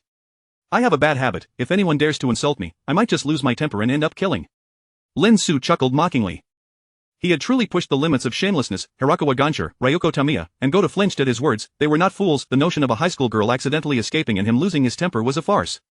The real intent was to eliminate Su Wu's 2 companions. Lin Xu undoubtedly recognized Su Wu and his group, and there was significant conflict between the 2 sides. You are seeking death. The black dragon on Suwu's arm darkened, as if it were about to break free from his limb. Mr. Suwu, let us settle this matter amicably, Hirakawa Gonsher interjected, stepping between the two parties in an attempt to mediate. Amr.Suwu, Mr. Lin Xu, let us all calm down. His demeanor was composed, as if he had not noticed the black bag on the ground. We are all on the same side. These minor issues can be resolved through negotiation. Suwu glared fiercely, contemplating that if it weren't for Hirakawa Gonsher's presence, he might have torn him apart right then and there.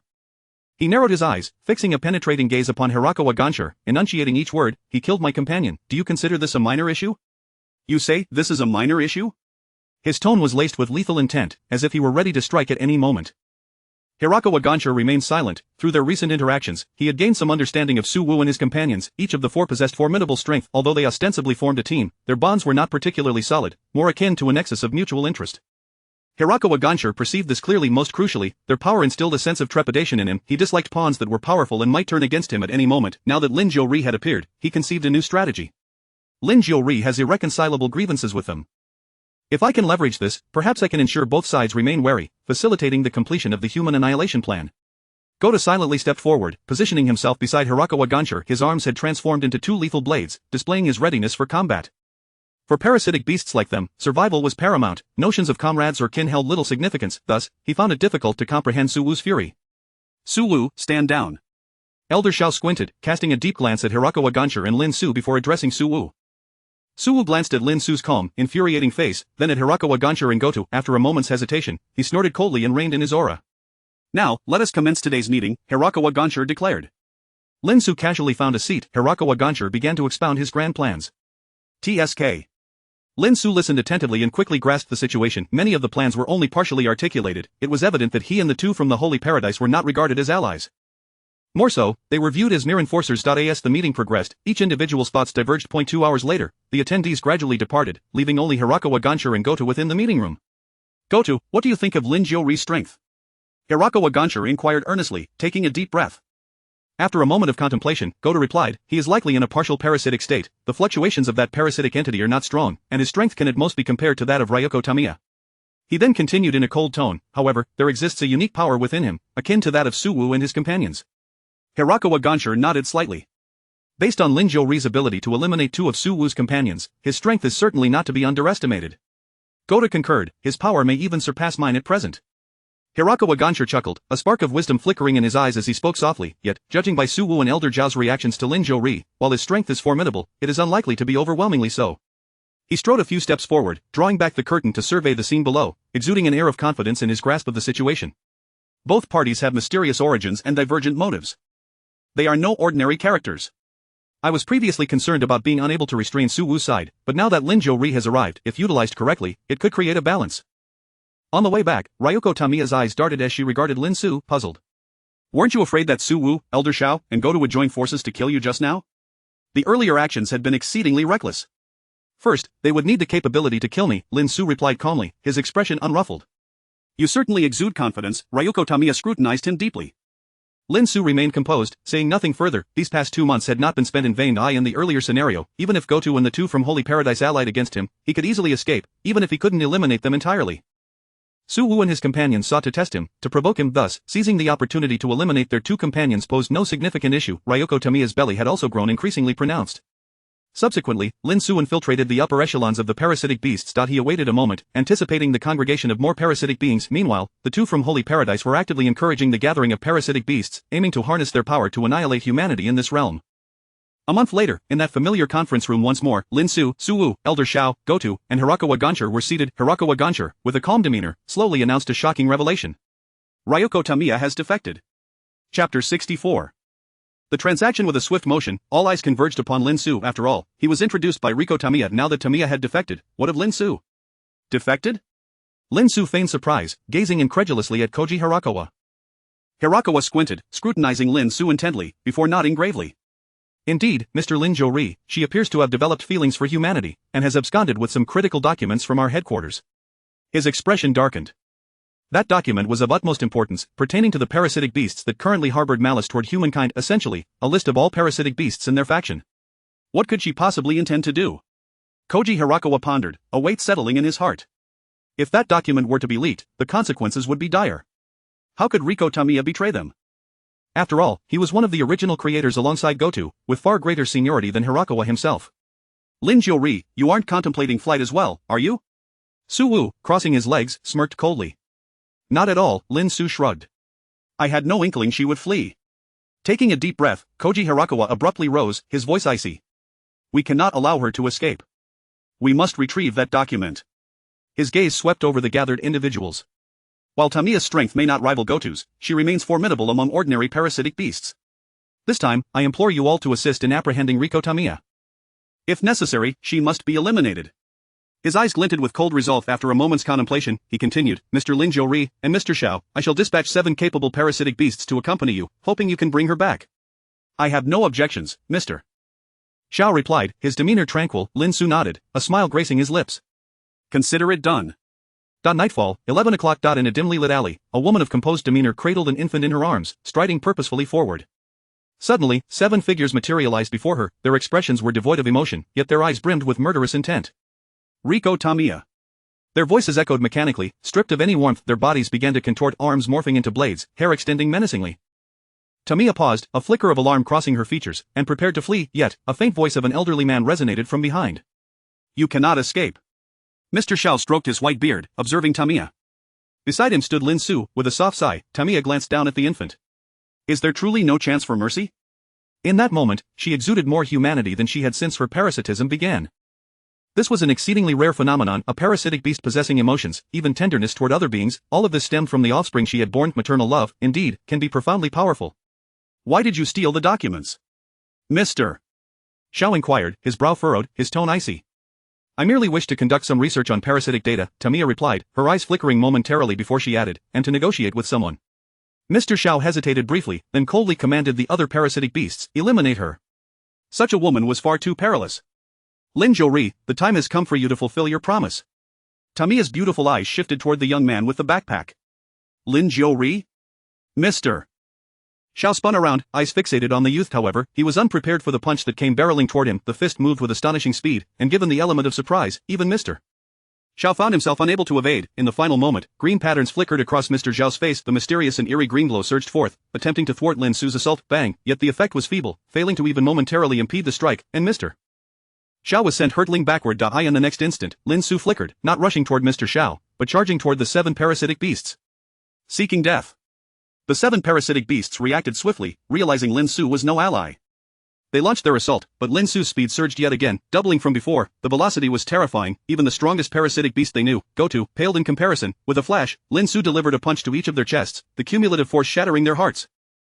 All of this transpired in mere seconds. By the time Mr. Xiao regained his footing, the 7 parasitic beasts had already perished.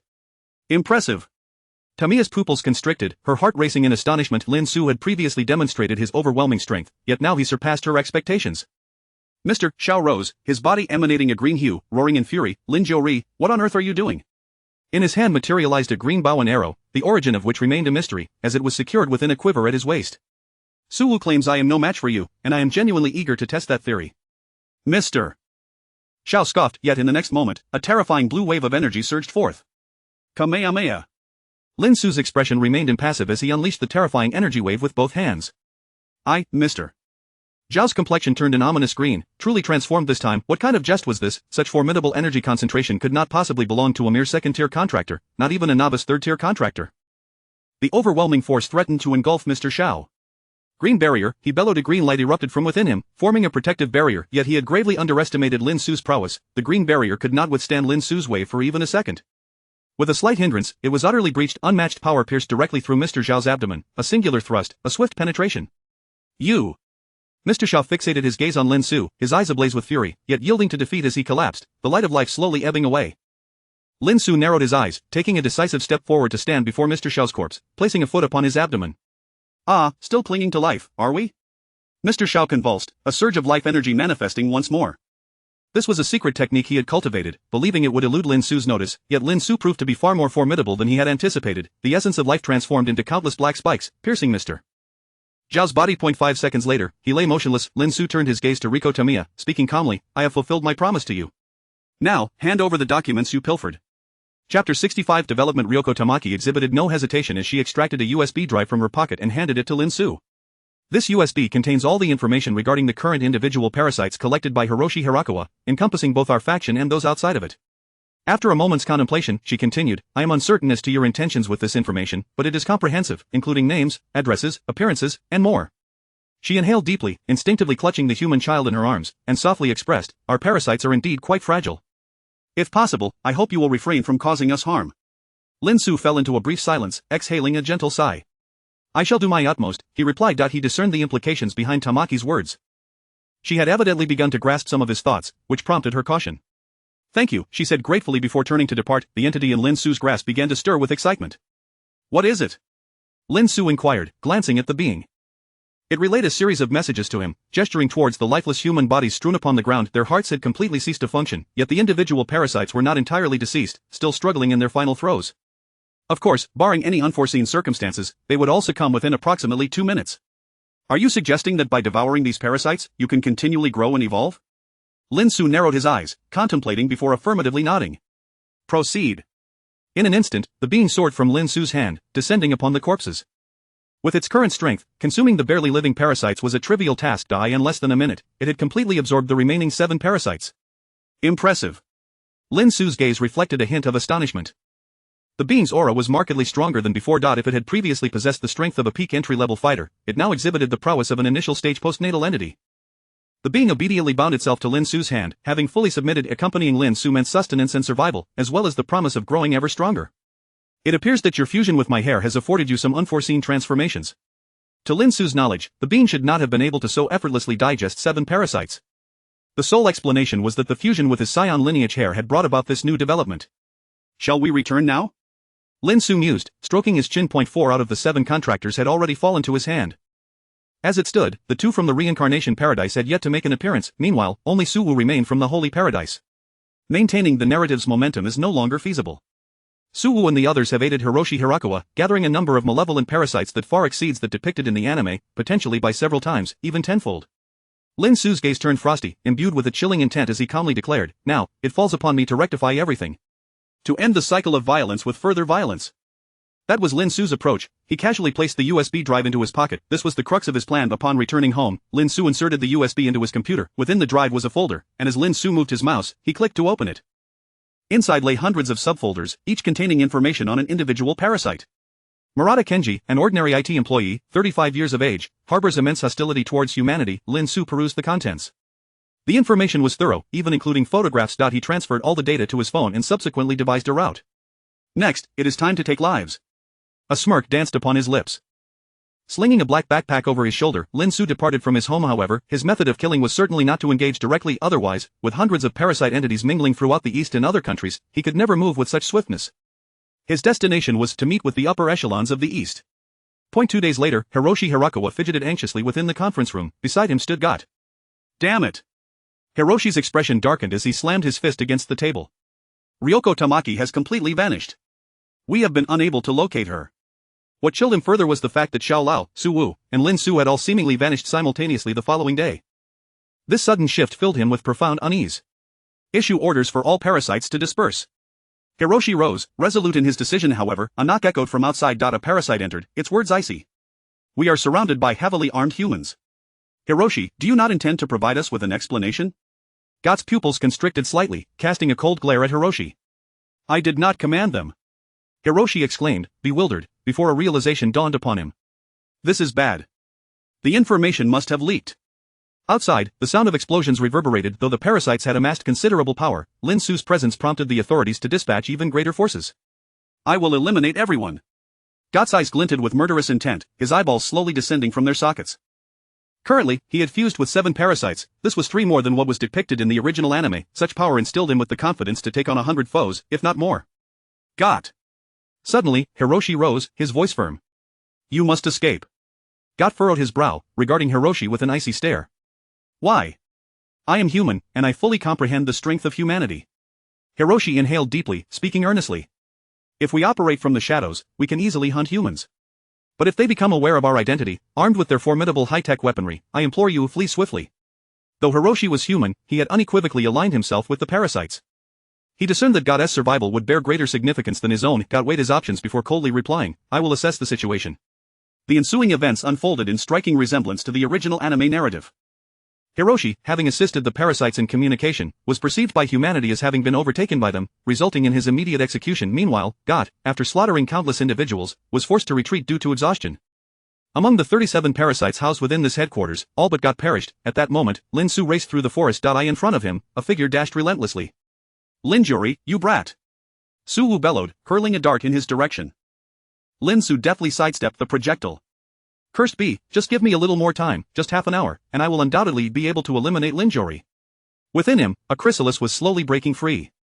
Chapter 66 The transmutation of Suwu. A chill coursed through Suwu's heart as he thought that wretched Linjuri could never be merely a second tier. He was resolute in his conjecture. Old Xiao possessed a life lamp. The moment Old Xiao met his demise, Suwu felt an unsettling tremor within. In this realm, what force could extinguish the life of a peak second tier like Old Xiao? And what entity could render him incapable of escape? In Suwu's mind, there were only two possibilities: either the two lunatics from the reincarnation paradise had conspired to ambush Old Xiao, or it was Linjuri. The former held a shred of likelihood, yet, to be candid, even if those two madmen collaborated, while defeating Old Xiao might be feasible, they should not have been able to impede his flight. Therefore, Suwu leaned more towards the latter hypothesis. Without hesitation, he took flight. Currently, he was merely at the pinnacle of the second tier. Fulfilling his mission was undeniably crucial, yet he sensed that remaining with Kawaguchi Jishir could lead him to an untimely end at the hands of Linjuri. Little did he anticipate that Linjuri, employing some unknown method, would still manage to track him down. "Life, lock onto him." Lin Xu licked his lips, his expression devoid of emotion as he gazed ahead at Suwu. At this moment, Life's hair had taken on a faint golden hue. Over the past few days, he had hunted down 10 parasitic beasts, feeding them to Life for consumption. Life's transformation was remarkable, not in terms of strength, but in his ability to sense energy. Much like Goku's instantaneous movement in Dragon Ball, which relies on locking onto the energy of formidable beings, Life had begun to exhibit this characteristic. This form of locking was particularly acute when it came to his kin. Suwu bore the essence of parasitic beasts. As long as he remained in the east, he could not evade Life's detection. In terms of strength, however, Life's progress could only be deemed average, hovering around the mid-level of the acquired tier. "You wretched spawn!" Suwu unleashed a barrage of shurikens, which merely served to slightly hinder Lin Xu's pace. Given the current circumstances, it would not be long before Lin Xu completely caught up to Suwu. Suddenly, two figures appeared ahead, engaged in combat. They were two individual parasitic beasts. Got and Izumi Shinichi. For reasons unknown, perhaps due to the inertia of the plot, Izumi Shinichi found himself once again being pursued by Got. Moreover, judging by the situation, Izumi Shinichi was already gravely injured. An opportunity. Suwu's eyes gleamed as he darted forward, bellowing, "Got!" Instantly, both Got and Izumi Shinichi turned their gazes toward him. "Behind me is that scoundrel Linjuri. He has leaked our information and is now hunting me and all parasitic beasts." He cast all the blame onto Linjuri first. Subsequently, he flickered and departed from the area. Lin Xu attempted to pursue but was intercepted by a towering figure. "Got!" Lin Xu narrowed his eyes, observing this formidable being that harbored 7 parasitic beasts within. At this moment, Got was undeniably the strongest individual among the parasitic beasts. In the original anime, he required merely the fusion of 4 to attain mid-level innate strength. Now, due to the emergence of the paradise in the system, the storyline had shifted, rendering him even more powerful. 7 parasitic beasts fused, his strength surpassed even that of the peak innate tier by a fraction. "I was hoping to find you, little did I expect you would present yourself," Got said, his expression impassive, paying no heed to the already prostrate Izumi Shinichi. "What a coincidence." "So was I," Lin Xu replied, twisting his neck, his demeanor nonchalant. An atmosphere of palpable tension enveloped the two. Withered leaves swirled between them, and Got made his move, his entire head transformed into countless sharp spikes, hurtling toward Lin Xu.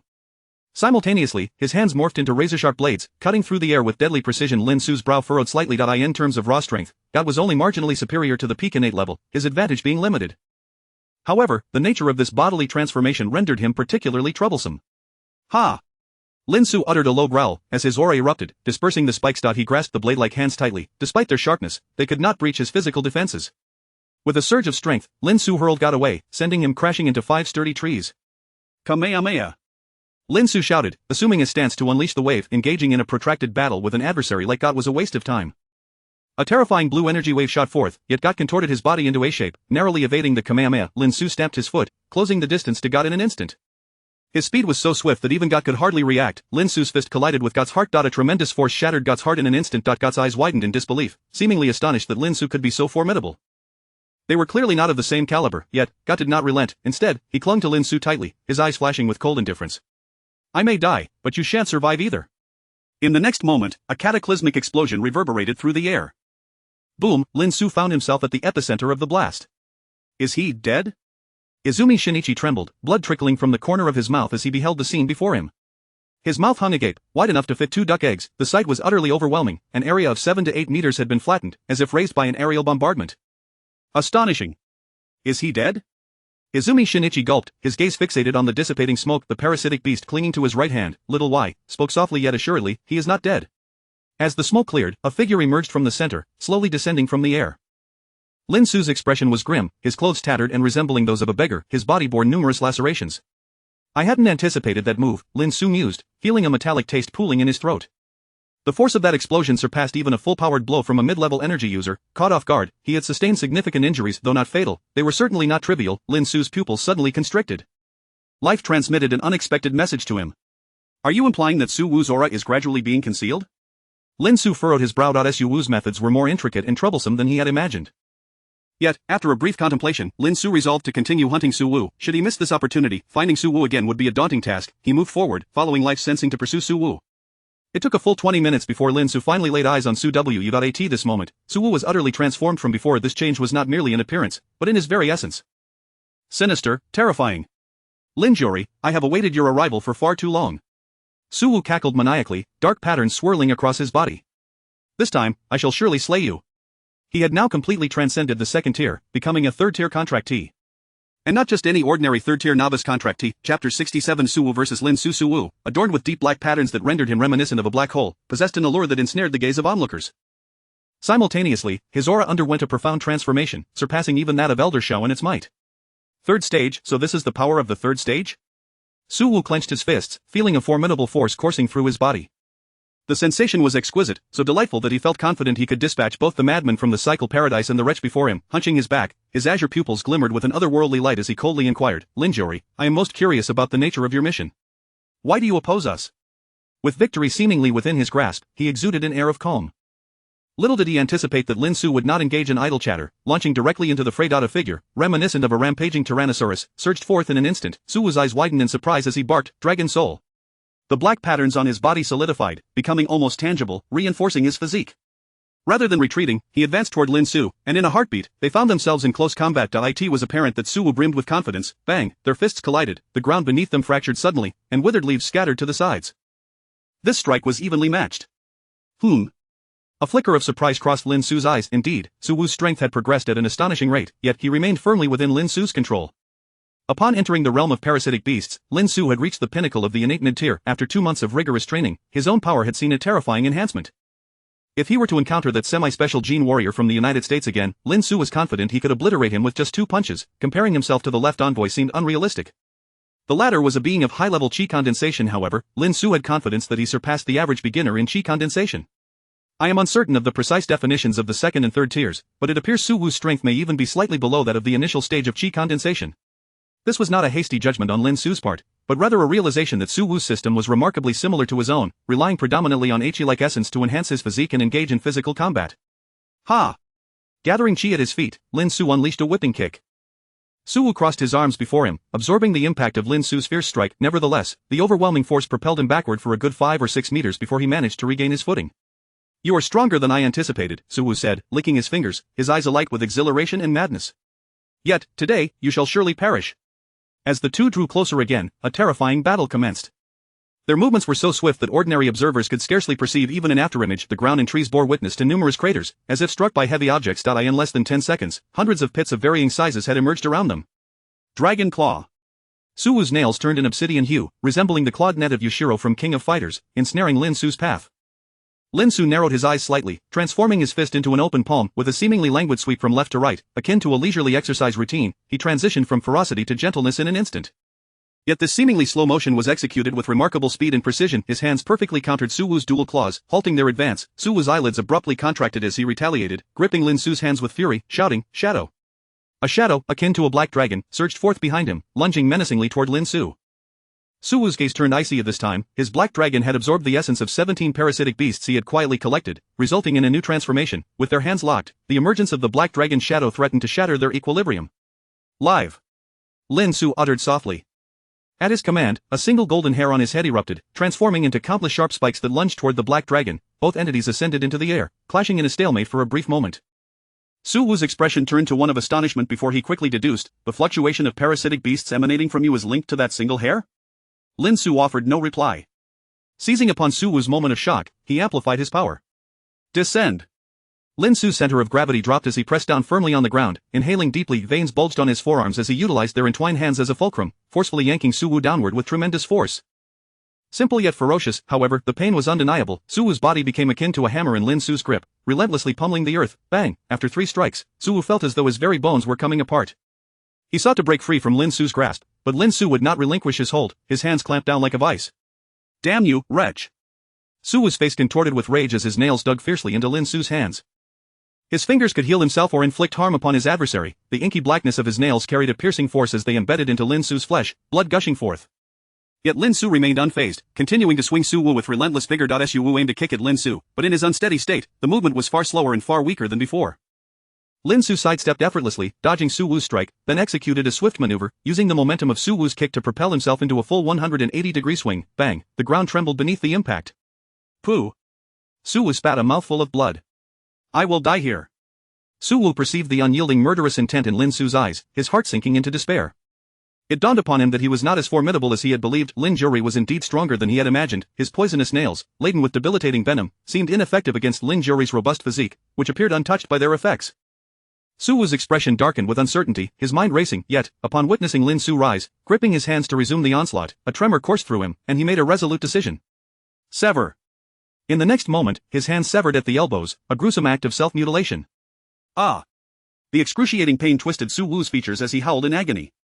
Yet, he found himself devoid of alternatives. In that previous state, he would only grow increasingly feeble, losing any chance of a comeback. The black dragon shadow soared back to Su Wu's form.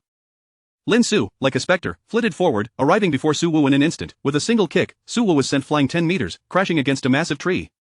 Wretched Su Wu coughed blood, his complexion pale, struggling to catch his breath.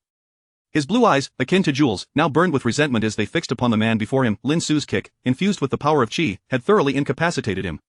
Am I to perish here? Su Wu's gaze grew distant, his teeth clenched in frustration. Clap, clap. From a short distance away, 2 figures swept past, one tall, one short, one stout, one slender, both young men adorned with expressions of admiration. Not bad, not bad. By doing this, we will avoid too much troublesome interference. Su Wu's pupils dilated in shock, his eyes blazing with fury. Cycle Paradise. Chapter 68. A turn of events. Even Lin Xu paused momentarily. From the reincarnation paradise? His gaze turned slightly cold as he watched the approaching duo of brothers, one tall and the other short. These 2 rascals had been hiding so close by, he had not sensed their presence until now. The pair from reincarnation paradise possessed remarkable skills in concealing their aura. You're Lin Xu, aren't you? The taller, leaner one squinted his eyes and said nonchalantly, I cannot allow you to eliminate Su Wu. What he harbors within him can extract the species of parasitic beasts, and we require him to remain alive. The shorter one beside him made a face at Su Wu and chuckled. You must be quite puzzled as to why we have not shown ourselves during this time, right? You fool. Our mission differs significantly from yours. We aim to become the rulers of the parasitic beasts and annihilate humanity in this realm. Becoming the sovereign of parasitic beasts was no easy feat. However, Su Wu's emergence had presented them with an opportunity. Su Wu could devour and merge with parasitic beasts, allowing them to extract species from his body. The formidable species would be sufficient to subjugate other ordinary parasitic beasts at their core. They had been observing the situation closely until this moment. You should be reaching your limit soon, right? It would be wise for you to meet your demise. The short, stout one sneered at Lin Xu, drawing a handgun from his waist and aiming it at him. Both of them possessed peak second-tier strength, only slightly weaker than Xiao Lao. They could clearly see that Lin Zhou's legs were trembling slightly after battling with Gotu and the evolved Su Wu. How much of a threat could Lin Zhou still pose? Bang! A shot rang out, the bullet clearly extraordinary, spiraling forth with a hint of blue luminescence. Lin Xu's pupils constricted as he forcefully dodged. This is troublesome, Lin Xu thought, his pupils narrowing.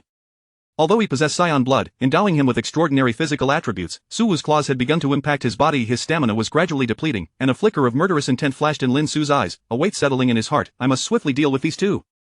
Otherwise, as time passes, I will only grow weaker. Now was not the time for a protracted struggle. Lin Xu rose, unleashing the scant remaining energy within him. The burst of power was alarmingly swift. The 2 from reincarnation paradise had not anticipated Lin Xu retaining such strength. Instinctively, they took a step back. Second-tier talisman, golden shield talisman.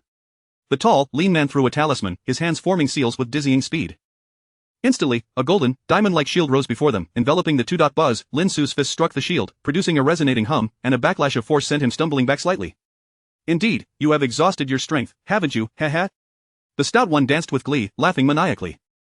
Lin Xu's complexion had turned pale, and the seemingly powerful strike he had just delivered failed to significantly affect the diamond shield, which only served to bolster their confidence in their assessment. Damn it! Lin Xu took a deep breath, seemingly lacking strength, and lunged once more at the diamond shield, mimicking his previous motion. There's no need to waste any more time, sir. The stout one remarked in a sarcastic tone. But in the next moment, golden energy shards struck him squarely in the face. His punch collided with the diamond shield, shattering it into countless golden energy fragments.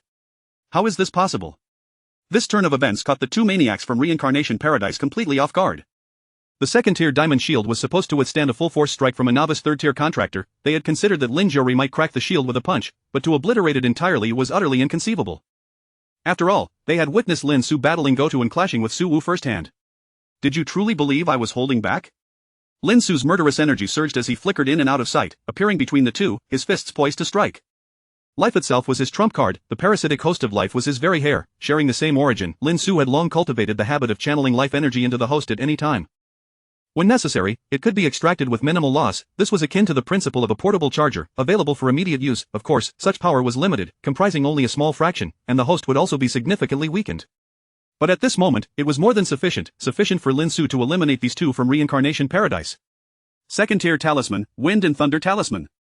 The tall, lean man hastily threw a talisman towards Lin Xu.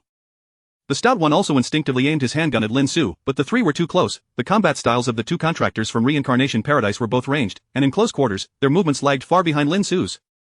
One punch after another, each strike landed with brutal force, directly interrupting their spellcasting. Their faces contorted as they were sent flying. Lin Xu had no intention of granting them a moment's respite. Kamehameha Wave.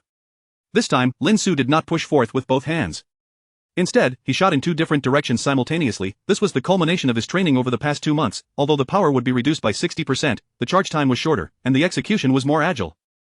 To Su Wu, the attack might seem diminished, but to the two mere second-tier contractors, this was an extremely formidable offensive technique. Third tier, Purple Diamond Talisman. A flicker of pain flashed in the tall, lean man's eyes as he produced a purple talisman, spitting forth a mouthful of vital blood to sprinkle upon it. His aura immediately diminished significantly. Meanwhile, the stout one appeared flustered. Faced with such a maneuver, he had no effective means of defense and could only fire blue bullets at the Kamehameha Wave. The two Kamehameha waves struck the pair. The stout one's abdomen was directly penetrated. The tall, lean man managed to activate the purple diamond talisman, which impeded Lin Xu's Kamehameha Wave momentarily. However, the residual force still shattered the purple shield, crashing into the tall, lean man. Put. Cough cough of the tall, lean man slammed against a tree, causing numerous green leaves to cascade down. His complexion turned ashen. Although he fared better than the stout one, he was far from unscathed, having sustained severe injuries. Damn it! He was filled with rage and astonishment. Lin Xu was far more powerful than they had anticipated, and this unexpected trump card was beyond everyone's imagination. As for the stout one beside him, he was already gasping for breath. It's over. Lin Xu's expression remained stoic as he slowly clenched his fists. His internal power was nearly depleted. If he could eliminate this tall, lean man, he would claim victory in this battle. Over? Suddenly, a mocking voice interjected. Lin Xu, it is indeed time for it to end. A figure swiftly darted past Lin Xu, positioning itself before the stout one and the tall, lean man. It was Su Wu. His eyes gleamed with madness as he licked his lips, his hands morphing into a fearsome maw, directly devouring the bodies of the two. You bastard! The tall, lean man roared in fury, yet found himself unable to resist. Su Wu cackled, as strands of power gradually surged within him. This was his final resort, a capability acquired after absorbing numerous parasitic beasts. Though it would inflict severe harm upon his body, likely reducing him back to second tier afterward, eliminating Lin Xu was worth the cost. Lin Xu, this time you are doomed. Chapter 69. Rebound. The dark patterns on Su Wu's face were particularly pronounced, appearing more profound than in other areas. Lin Xu. His eyes were bloodshot, veins coursing with fury, and his mental state had begun to veer into madness. Lin Xu took a slight step back, his brows furrowing in cold defiance against the bizarre Su Wu before him. I currently possess less than 20% of my energy, yet judging by Su Wu's condition, he seems not fully recovered either, perhaps at 3 or 4/10 at most. Lin Xu pondered internally. Is it worth the risk to fight back? Before he could reach a conclusion, Su Wu bellowed furiously, binding net. Suddenly, the nails on his fingers detached completely, soaring into the air, peeling away in layers to form a birdcage with a radius of 3 meters, ensnaring both of them. Lin Xu, today it shall be either your death or mine. He clasped his hands together and spun violently, morphing into a massive serpentine maw, lunging towards Lin Xu as if intending to swallow him whole. The maw dripped with a viscous green slime, lined with jagged teeth that sent chills down one's spine. Do you wish to kill me? Lin Xu scoffed coldly. He attempted to take a step forward, but his legs suddenly weakened, and he half-kneeled on the ground. Lin Xu, you wretched spawn, you have finally succumbed to my potent venom, ha ha ha. Su Wu laughed maniacally, and the serpentine maw surged forward with even greater speed. This is not good. Lin Xu's expression darkened slightly. In an instant, the entity he controlled transformed into countless strands of black hair, binding the serpentine maw with ferocity. Life. Lin Xu's eyes brightened momentarily, but soon his expression fell once more into darkness. The power of life had diminished significantly after his previous extraction, barely managing to restrain the serpentine maw, but it was evident that it would not hold for long. After a moment's deliberation, Lin Xu steeled his resolve. Feed, he murmured coldly, channeling every last drop of energy within him into life. In that instant, life's color became noticeably more vibrant. The two forces appeared to maintain a precarious balance. Both Lin Xu and Su Wu wore grim expressions. This was their final gambit. You wretched spawn, Su Wu glared fiercely at Lin Xu's visage, grinding his teeth as he growled, Lin Zhou. This individual possessed an unnaturally tenacious vitality. Having endured the full brunt of Gota's self-detonation, he had already sustained considerable injury. Following that, he had battled against a newly advanced Tier 3 contractor and two lunatics from the reincarnation paradise, yet he still had the energy to contend with Su Wu. Lin Zhou was truly terrifying, even he had to concede this point. Thus, Su Wu's murderous intent boiled over, causing the green slime of the serpentine maw to secrete even more. Therefore, you must die today. Lin Xu, too, wished to eliminate Su Wu. Just one more left. This was the last surviving contractor from the side quest. The two remained locked in a stalemate for 10 seconds, neither gaining the upper hand, yet Lin Xu suddenly felt a wave of fatigue wash over him, the energy he supplied to life waning slightly. I'm nearing my limit. Lin Xu realized the perilous situation. Surrounded by the nail birdcage and faced with the formidable opponent Su Wu, what was he to do? Given his recent all-or-nothing gamble, even attempting to flee now felt uncertain. The nail birdcage, while not immensely sturdy, was enough to impede him, and that moment of delay was crucial. It appeared he had reached a deadlock. However, Lin Xu remained calm, devoid of regret, still rationally searching for a way out. Traversing dimensions was no trivial endeavor. He had to face numerous dangers. It was entirely plausible that one day he might perish at the hands of a narrative character or be eliminated by a contractor. The strength of life was waning, visibly retreating. Suddenly, a gust of wind whooshed by the external nail birdcage was struck. Su Wu's attention was diverted, causing the serpentine maw to falter briefly. Izumi Shinichi? Lin Xu had nearly forgotten about this anime protagonist, only to find him appearing now. Having recently battled Goto, it was evident he had sustained serious injuries, yet he had arrived just in time. Izumi Shinichi was drenched in blood, a determined smile gracing his lips as he declared, Mr. Lin Zhou, I have come to rescue you. Lin Zhou resided near Izumi's home, and before he matured, Izumi had saved him several times. Even just moments ago, by defeating Goto, Lin Xu had rendered a significant favor.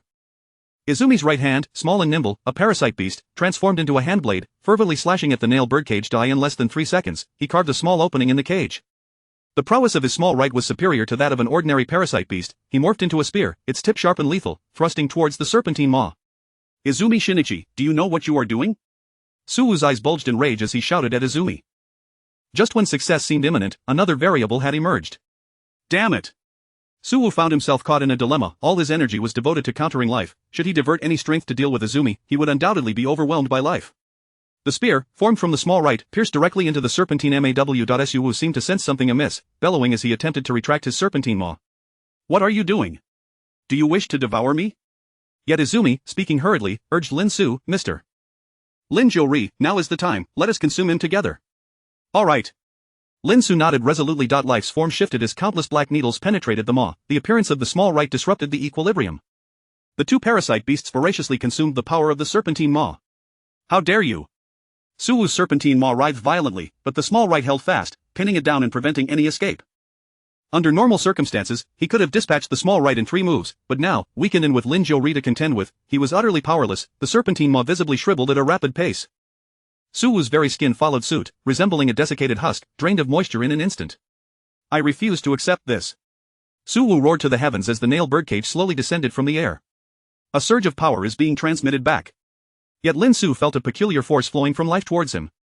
His expression sharpened as he realized that this power was exclusive to parasite beasts, possibly the beastly force spoken of by the two individuals from the reincarnation paradise. He commanded life, whispering, absorb all the energy within. Such a phenomenon would benefit life far more than it would himself. Upon receiving the command, life ceased to relay power back to Lin Xu. Its hue transformed, visibly turning a radiant gold, as if it were on the verge of evolving into a super scion even before Lin Xu. 1 minute later, Su Wu was utterly deceased. Chapter 70. I am a Huaxia person. Su Wu's frail body, merely a wisp of paper, crumpled at the slightest gust of wind. He had succumbed to death, devoid of any semblance of life. He had been utterly squeezed dry by Shang and Xiaoyu. Emerging from the gaping maw of the serpent-like creature, Xiaoyu and Shang exhibited the most pronounced transformation. Shang's hue had intensified, radiating a brilliant gold, reminiscent of a super scion's hair. Xiaoyu, too, had undergone a notable metamorphosis. The recent infusion of power had yielded a roughly 60-40 division between it and Shang. Xiaoyu had also acquired the strength of beast kind, poised for transformation. Xiao Yi, I am on the verge of metamorphosis. For now, I shall succumb to a slumber. Xiaoyu reverted to the form of Quan Xiaoyi's right hand, immobilized in the throes of evolution. Sheng returned to Lin Xu's wrist, automatically securing itself while transmitting messages to Lin Xu, also preparing to enter a state of dormancy for evolution. Clearly, this absorption had proven immensely beneficial. Bang, bang, both bodies collapsed to the ground simultaneously. Quan Xiaoyi and Lin Xu both had sustained grave injuries, relying solely on their dwindling willpower to endure thus far. Ha ha ha ha ha. Ha ha ha ha ha. Exchanging a glance, the two erupted into laughter. For Lin Xu, this battle had been extraordinarily intense and exhilarating. It far surpassed the formidable Goto from the anime, as well as the unexpected duo from the reincarnation paradise, with Su Wu's ever-unfolding trump cards. Lin Xu felt as if he were traversing a tightrope. One misstep could lead to his downfall. I must take good care of my body. This battle had yielded significant insights for Lin Xu, necessitating careful reflection. However, for the time being, both he and Quan Xiaoyi were rendered immobile. Their injured forms lay upon the uneven ground, punctuated only by the sound of their heavy breaths. Lin Xu could sense toxins coursing through his body. Fortunately, they posed minimal threat to his constitution, only causing a temporary effect. He estimated that within half an hour, the influence would dissipate entirely. With his eyes closed, Lin Xu sought to recuperate and regain his strength. Nearly 2 hours passed, and as dust began to settle, Lin Xu's eyes snapped open. I have regained some strength, he murmured, licking his lips as he sat up. His body ached. He remained in a state of severe injury, yet the scion blood coursing through him was indeed extraordinary, granting him the ability to move. A glance revealed Quan Xiaoyi, now at ease, had fallen into a deep slumber. Lin Xu approached, hoisting Quan Xiaoyi's body onto his shoulder. Hiss. Quan Xiaoyi jolted awake, inhaling sharply. Take it easy, he shot Lin Xu a look imbued with mild resentment. Carrying you is already a favor, Lin Xu chuckled, striding away with purpose. Subsequently, he transported Quan Xiaoyi to a concealed location he had established for recuperation. Lin Xu found the recovery process relatively effortless. Within 3 days, thanks to his remarkable self-healing abilities, he had nearly restored his strength. In contrast, Quan Xiaoyi was only barely able to walk. Their battle against Goto had been excessively fierce. Rest well, I shall take my leave, Lin Xu said, shouldering his black backpack as he bid farewell to Quan Xiaoyi. Quan Xiaoyi sat on the bed, watching the retreating figure, suddenly gripped by an ominous premonition. Perhaps he would never again encounter this enigmatic man. In the land of the rising sun, at the high-level headquarters. A young man clad in black athletic wear, with a black backpack slung over his shoulder, strode unperturbed into the core area. Surrounding him were fully armed soldiers, all elite humans, their vigilant gazes fixed upon Lin Xu. They exchanged glances, seemingly communicating something among themselves. Lin Xu sensed their scrutiny but maintained a tranquil demeanor, feigning ignorance. Navigating through a series of high-tech doors, he was guided forward. After a considerable 15 minutes, Lin Xu finally halted, entering a grand chamber. Within, 11 individuals were present. Seated was a middle-aged man sporting a handlebar mustache and a hawkish nose, exuding an aura of authority that commanded respect without uttering a word. The other 10 were outfitted with gear far superior to that of the soldiers outside, towering over 2 meters tall, radiating vitality and menace. Any ordinary person entering this space would likely have succumbed to terror, yet Lin Xu remained composed, neither obsequious nor arrogant. Mr. Lin Xu, thanks to your intelligence, our nations have been able to eradicate those parasitic beasts. The man seated spoke with a smile in his eyes. Lin Xu was unfazed, having received information through his system a day prior. He had completed both the main and side missions. It was my duty, Lin Xu replied nonchalantly. The man before him was the second in command of the East Japan faction. When Lin Xu first arrived at the headquarters, he had showcased overwhelming combat prowess, single-handedly defeating dozens of soldiers. Following verification through a hair sample, he had proven his humanity, thus earning the opportunity to converse with the higher-ups. I possess the majority of the data on parasitic entities, he declared without reservation. This statement naturally piqued the interest of East Japan's high command. Subsequently, Lin Xu disclosed information about several parasitic beasts. The higher-ups dispatched covert teams, only to discover the veracity of Lin Xu's claims. Thus, a foundation for collaboration was established. The gold you requested is right here, the second in command of East Japan said appreciatively, gesturing towards a corner. There, 4 massive cabinets were conspicuously joined together in the form of a box. Lin Xu approached, opened it, and indeed found it filled with authentic gold. Nodding in satisfaction that he was now able to transport items freely back to the real world, Lin Xu effortlessly hoisted the large box, causing the faces of the 10 soldiers to twitch in astonishment. What immense strength! Mr. Lin Xu, the second in command of East Japan, gazed at him with a genial smile, his eyes glimmering with an inscrutable light. Would you be interested in assisting us? With your abilities, you could significantly bolster our efforts in East Japan. Lin Xu's expression turned icy, a chill that abruptly halted the man's words. As he hefted the cabinet and took a step forward, he replied coolly, I am a Huaxia person, and that will never change. It wasn't born from a sense of nationalism, but rather from an indelible memory Lin Xu would not forget. Such a pity. Then, the second in command sighed softly, rising to his feet as he began to fade away. It turned out this was merely a holographic projection. The projection was so lifelike it could easily deceive the senses, yet Lin Xu remained unfazed. From the moment he entered, he had sensed the absence of any aura from this individual. Is this truly the case? Lin Xu had suspected as much, yet remained composed. The second in command's voice echoed throughout the room, tinged with coldness and resolve. A person like you poses a significant threat to us, regardless of which nation you might align with. You must die. Outside, the sound of heavy, synchronized footsteps echoed ominously. At least 500 elite soldiers had completely surrounded the area, and judging by the sounds, more were converging. Lin Xu, as a foreigner, if he could not be of use, must be utterly obliterated.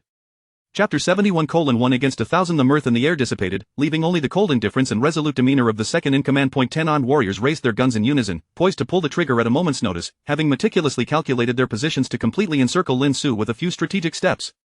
What a nuisance, Lin Xu muttered as he set down the golden chest in his grasp and loosened his black backpack, rotating his neck while maintaining an impassive gaze on the 10 men before him. These 10 were merely the vanguard, the true elite lay beyond. The weapons they wielded were clearly not ordinary firearms. Lin Xu could sense a palpable energy converging within them. This was a high-tech weapon akin to a laser gun. Fire! One of them commanded in a low voice, yet, in the blink of an eye, Lin Xu vanished from his spot. When he reappeared, it was right before one of the men, and with a terrifying force, his punch penetrated through the layers of their bulletproof vest. Lin Xu's fist was more fearsome than a bullet, the vest buckled under the impact, the sheer force obliterating the man's internal organs. Do you think your trigger-pulling speed can surpass my strike? Lin Xu's expression remained calm. The sound of gunfire erupted. It was only then that the remaining 9 warriors' high-energy weapons discharged at Lin Xu's original position. Blue-black beams of light, imbued with devastating power, pierced through the ground, leaving behind a trail of black holes that attested to their terrifying penetrating force. The technological system has its strengths, but it also bears its weaknesses, Lin Xu reflected, the blue-black light reflecting in his eyes, yet he remained unfazed. He pivoted and lunged towards another adversary. His fists were akin to cannonballs, none could withstand his blow. In a mere 7 seconds, 10 men had fallen, a slight smirk graced Lin Xu's lips, and an inscrutable glint flickered in his eyes as he mused, I initially intended to leave with the gold. However, since you wish to play, I shall indulge you. Lin Xu strode forth, leaving the golden chest and black backpack behind. Although the infinite system allowed him to transport items from the dimension back to reality, it required physical contact. Furthermore, for the time being, he could not store non-system items in his backpack. Just as he was about to step out, Lin Xu suddenly recalled something important. A weathered tome materialized in his hand. Dimensional Contract 1. Allows one servant to return to Blue Star, Master Servant Contract. This was a reward Lin Xu had drawn from an S-grade package within the martial arts dimension. Shun, sign this, who knows when we'll need to leave. There may not be time later. Lin Xu infused his essence into the tome. Shang was only half awake, not fully conscious yet, but he could still perceive Lin Xu's message. Without a moment's hesitation, he infused a fragment of his life force into the tome. The Master Servant Contract was established, a wondrous sensation blossomed within Lin Xu's heart. He could now dictate Shang's life and death, and their communication had become significantly more seamless. Preparations are complete. It is time to venture forth. Lin Xu exited the chamber, where a high-tech glass dome enveloped the vicinity. Numerous soldiers outside watched Lin Xu with hawkish eyes. Inside the dome, the ground rapidly grew wet, water surging from an unknown source. The water level rose swiftly, and a strange odor permeated the air. It was a chemical weapon. However, given Lin Xu's current physical prowess, its effects were negligible. Drown me, Lin Xu scoffed. If they could not match him in single combat, they sought to exploit a clever trick. The water level was expected to fully submerge the area in less than half a minute. With the glass dome in place, the water would not escape. It seems you have great confidence in this dome, Lin Xu remarked, lowering his center of gravity as he delivered a piercing punch. The afterimage of his strike resonated with an explosive sound in the air, showcasing the speed of his punch, yet the dome only trembled slightly, showing no signs of yielding. Lin Xu, surrender your resistance. We have already assessed your strength. A soldier outside declared through a loudspeaker, his voice cold. This shield is not something you can breach in just a few minutes. Lin Xu took 2 steps back, expressionless, as he suddenly placed his hands at his waist. Kamehameha, a terrifying and concentrated force swiftly gathered, coalescing into a brilliant blue light. Ha, Lin Xu bellowed, thrusting his hands forward as a beam of blue light shot forth. What is this? The soldiers were taken aback, captivated by the dazzling blue wave. Upon contact with the dome, the shield held firm. Someone exhaled deeply, but before they could fully relax, their faces froze in shock. The dome began to crack. In less than 3 seconds, it shattered into countless fragments, exploding outward. In an instant, chemical weapons and torrents of water surged forth. In the blink of an eye, Lin Xu's presence had vanished. Yet, cries of agony resonated among the crowd, accompanied by the sight of muscular figures being hurled backward, disrupting their formation. Lin Xu, devoid of emotion, had transformed into a merciless killing machine. In this dimension, aside from the parasitic beasts, no other extraordinary powers existed. Relying solely on the physique of these ordinary individuals, even the elite could not withstand a single punch from him. The slaughter commenced. Retreat, encircle him. The soldiers, clearly well trained, attempted to regroup into their usual formations, relying on preordained strategies to drain Lin Xu's strength. But had they ever battled such a monster before? Lin Xu moved like the wind, erupting like thunder, targeting the densest clusters of foes. His stamina was beyond human limits. To date, the most formidable individual known was the parasitic beast, Gotu. Yet Gotu had retreated after battling 200 soldiers due to exhaustion. In less than 2 minutes, Lin Xu had dispatched 100 warriors. His stamina showed no signs of waning, rather, it felt increasingly invigorated. We can't continue like this. The soldiers were not foolish. It was evident they were merely sacrificing themselves. The leader shouted a command. A fourth plan. All soldiers retreated in unison. The doors swiftly shut. Lin Xu burst through, only to discover yet another layer of shield outside. Lin Xu suddenly sensed something and leapt upward. The ground was inundated with water, now charged with high voltage. The soldiers watched with grave expressions, feeling a sense of relief. Surely, Lin Xu would not fall without consequence? Once he did, he would be subjected to the high voltage, and there was no way he could withstand it, right? Lin Xu narrowed his eyes, a subtle smile curling at the corners of his mouth, as his body descended from the air.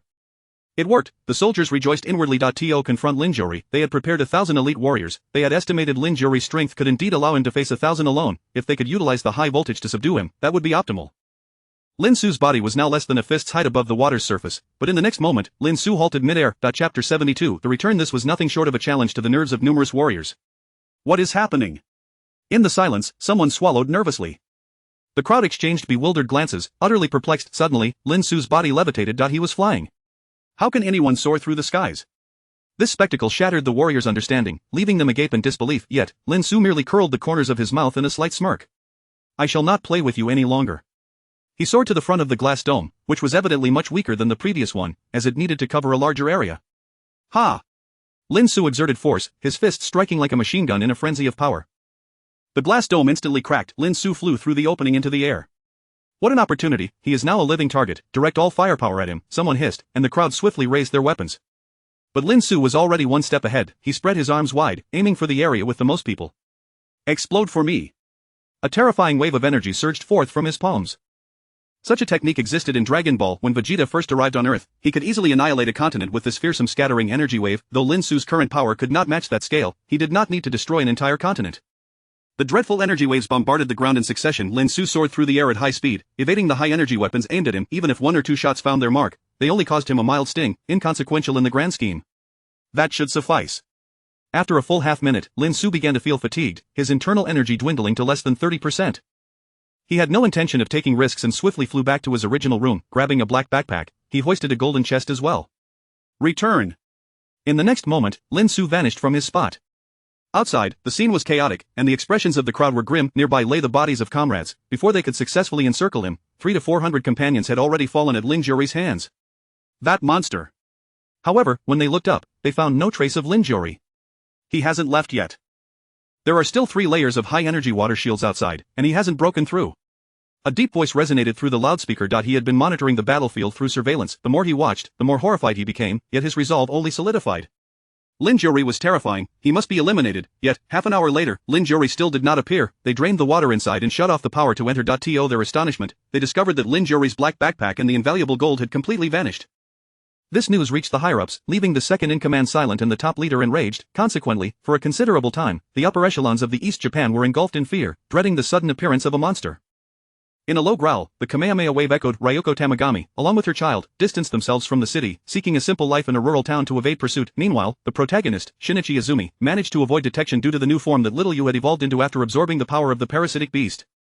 Other rare parasitic beasts also faded into obscurity. In the real world, in a humble rental room in Deep Truth City, Lin Xu's figure suddenly materialized. He bore the black backpack and the golden chest.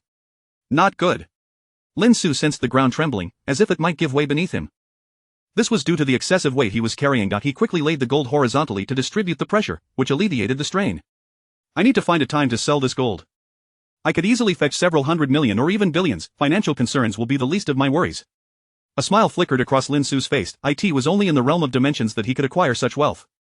If he attempted to seize such an amount in the real world, he would likely forfeit any chance of living openly in the future. Phew. This journey had lasted over 2 months and was far from easy. In his mind, the system relayed information. 4th dimensional transmission. Parasitic beasts, the laws of life. Dimensional difficulty level 2. Main quest, prevent the parasitic beasts from dominating and annihilating humanity. Completed. Side quest. Eliminate 7 contractees who have reached this dimensional realm, the Rebirth Paradise, and the Holy Paradise. Completed. Source of dimensions 09. 9. Infinite beings who accomplish system tasks and explore the world may receive a minimum of 0 and a maximum of 9. 9 of the source of dimension during the settlement rating. Stolen source of the dimension. 9/7 S-Class gift pack has been dispatched to the inventory. Current source of dimensions 24/6 Experienced dimensions a Dragon Ball S Kung Fu S Sword Art Online Yaseo Arc S Parasite the Maxim S. Lin Xu's lips curled into a smile, his spirits lifted. This time, he had nearly completed the main quest and side quests to perfection simultaneously. His various attributes had undergone a significant transformation. With a mere thought, a 3-dimensional image materialized before him. Character panel, name. Lin Xu age, 19 occupation sophomore student, Scion stamina 29 speed, 29 strength, 29 agility, 29 charisma, 5 note, the average attribute level of a normal human in Blue Star is 5 skills, Kamehameha, mastered, Tai Chi, mastered, skill proficiency can be categorized as Novice, Mastered, Peak, Extraordinary. Proficiency can be directly enhanced using the corresponding dimensional currency, Special Scion Bloodline, Dimensional Currency, 85, Inventory, Tai Chi, Buddha's Palm, Origin of All Evil, Mask of Agony, Red, Mask of Harmony, Blue, High-Level Gene Serum 1, Blue, Invitation Scroll, 2-3, S-Class Gift Pack 1, Source of Dimensions. 24, 6, Experience Dimensions A Dragon Ball, S, Kung Fu, S, Sword Art Online SEO Arc, S, Parasite, The Life Cycle, S, Comprehensive Evaluation, Second Order Infinite Being. Surely, no one genuinely believes they are not utterly mediocre, do they? Lin Xu nodded with considerable satisfaction, chuckling softly. Moreover, I have even brought back a life form from there. In his grasp, a strand of golden hair, as fine as a thread, was autonomously evolving. Undoubtedly, this life form would become one of Lin Xu's pivotal trump cards, whether as a source of auxiliary power or a mobile power bank. This entity would prove immensely beneficial. With a master-servant contract in place, there was no need for concern over potential betrayal. I shall refrain from opening the S-grade gift pack for now. At this moment, Lin Xu felt a thrill akin to that of a lottery draw, planning to take a refreshing shower and indulge in a nap before delightfully unveiling his prize. Outside, the dawn had broken, and it was now 7 in the morning. After a refreshing shower, Lin Xu slept until 3 in the afternoon before awakening. Alright, it is time to open the S-grade gift pack. Chapter 73. Master, help me kill Lin Xu. After taking a bath and changing clothes, Lin Xu awoke from his slumber. The tension that had gripped his heart began to dissipate significantly. Open S-grade gift pack. With a mere thought, the infinite system promptly delivered a wave of information. S-grade gift pack has been opened. Dimension coins. 85, Demon Manuscript, Red, Paradise Contract? The items that appeared this time were far fewer than Lin Xu had anticipated. The dimension coins have increased, totaling 170 now, but it seems there is nothing I need to spend them on immediately. I shall let them accumulate for the time being. Lin Xu pondered, realizing that 5 dimension coins could be exchanged for a point of attributes. This amounted to a substantial 34 points. With 8 attribute points added to each quality except charm, my strength could rival that of the left envoy, couldn't it? Lin Xu entertained this bold speculation. Presently, his attribute points, aside from charm, were all capped at 29, yet even so, his prowess surpassed that of an ordinary beginner in chi condensation. If he could push them close to 40, surpassing the left envoy would be entirely reasonable. Should he exchange for the attribute points directly? Lin Xu hesitated momentarily but ultimately resolved to forego that option. Some skills, if mastered, can unleash combat power that is equally formidable, if not superior, to merely augmenting with attribute points. After weighing his options, Lin Xu decided to refrain from utilizing them for now. Next, his attention shifted to the Demon Manuscript. Demon Manuscript, a document crafted by demons from a distant realm, capable of summoning demons. Humans, let us engage in an equitable exchange. Offer your soul, and I shall fulfill all your desires. Lin Xu smirked. Fulfill all desires? What a fanciful notion. The infinite system would never dare to make such a claim. This trinket is utterly useless. I might as well toss it into the corner. He waved his hand in mild exasperation. The final item, however, piqued his interest. Paradise Contract, a pact between the 4 great paradises and the infinite system. When they return, the myriad worlds shall rise. For every contract holder of the 4 great paradises slain, a fraction of the dimension's essence may be plundered. Ah! Lin Xu inhaled sharply, momentarily disregarding its function. System, what does this mean? He quickly inquired, his previous assumptions instantly overturned. The 4 great paradises have forged a contract with you? His mind was a chaotic whirl, completely unprepared for such a revelation. Aren't you in a competitive relationship with the 4 great paradises? How could they possibly offer you such a contract? To Lin Xu, this seemed an unequivocal advantage for the infinite system. The 4 great paradises willingly consent. Even though the system had not explicitly stated it, Lin Xu could discern that the current standing of the infinite system was indeed inferior to that of the 4 great paradises. Host's current strength is insufficient. No need to comprehend further. The information relayed by the system caused Lin Xu's expression to stiffen momentarily. He felt a mix of anger and resignation. The system was uncommunicative, and pursuing answers was futile. Yet within Lin Xu's heart, a few conjectures began to crystallize. The 4 great paradises are undoubtedly aware of the infinite system's existence. Despite their competitive nature, they are willing to jointly sign such a pact with the infinite system. There must be reasons unknown to me. This sense of the unknown sent an involuntary chill down Lin Xu's spine. The infinite system nurtured only him, thus any changes within it were intricately linked to his own fate. Sitting on the edge of his bed, Lin Xu stroked his chin, frowning in contemplation for a considerable time. After a full 10 minutes, he finally shook his head, casting aside these thoughts. In the eyes of the 4 great paradises, his strength was akin to that of an ant. Had it not been for the protection of the infinite system, he could be crushed at any moment. I must grow stronger. Lin Xu sensed that many currents were surging beneath the surface. Having traversed several dimensions, he increasingly realized that only his own strength held any true significance. Everything else was ephemeral. In Deep Truth City, the Chen family lying on the hospital bed, completely swathed in bandages, Chen Feng stirred slightly. Surrounding him were several individuals of the powerful magnate of Deep Truth City who held sway over both black and white, Chen Lai, the exceptional talent of the ancient martial world, Chen Jun. Chen Jun's mentor, a postnatal initial stage expert known as the Eye of the Shadow, and an elderly figure who commanded respect even from the Eye of the Black Hawk, the Elder, with hair white as snow yet a youthful visage, possessed piercing triangular eyes filled with malice, clad in a black and white Taoist robe that rendered the atmosphere around him somewhat tense. Both Chen Lai and Chen Jun stole furtive glances at the Elder, daring not to linger too long, their expressions imbued with profound reverence. The Elder was named Tai Wuxia. He was a prominent figure within the special camp of China, specifically from the Shuo camp. The strength he possessed had been discreetly communicated to the two by the Eye of the Black Hawk. Lord Wuxia is among the top 2 experts beneath the 7 lords of Shuo camp. His strength is equivalent to that of a peak innate expert. Chen Lai might not have fully grasped the implication of this statement, merely recognizing its significance. However, Chen Jun gasped in disbelief. Peak innate, that placed him among the elite in the ancient martial world, just below the pinnacle. I did not expect that merely passing by, we would discover such a treasure. Tai Wuxia's eyes sparkled with intensity as he licked his lips, fixating his gaze intently on the bandaged Chen Feng. Ha ha ha. He grinned widely, his laughter resonating with vigor, causing the entire room to tremble slightly. The heavenly martial body. It is indeed the heavenly martial body. The pupils of the Eye of the Black Hawk and Chen Jun contracted instantly, their mouths agape as if they could fit 2 duck eggs inside, their faces a tableau of incredulity. Chen Jun stammered, unable to believe his ears. My lord, are you saying my brother is the heavenly martial body? Such a physique was the stuff of legends within the ancient martial world.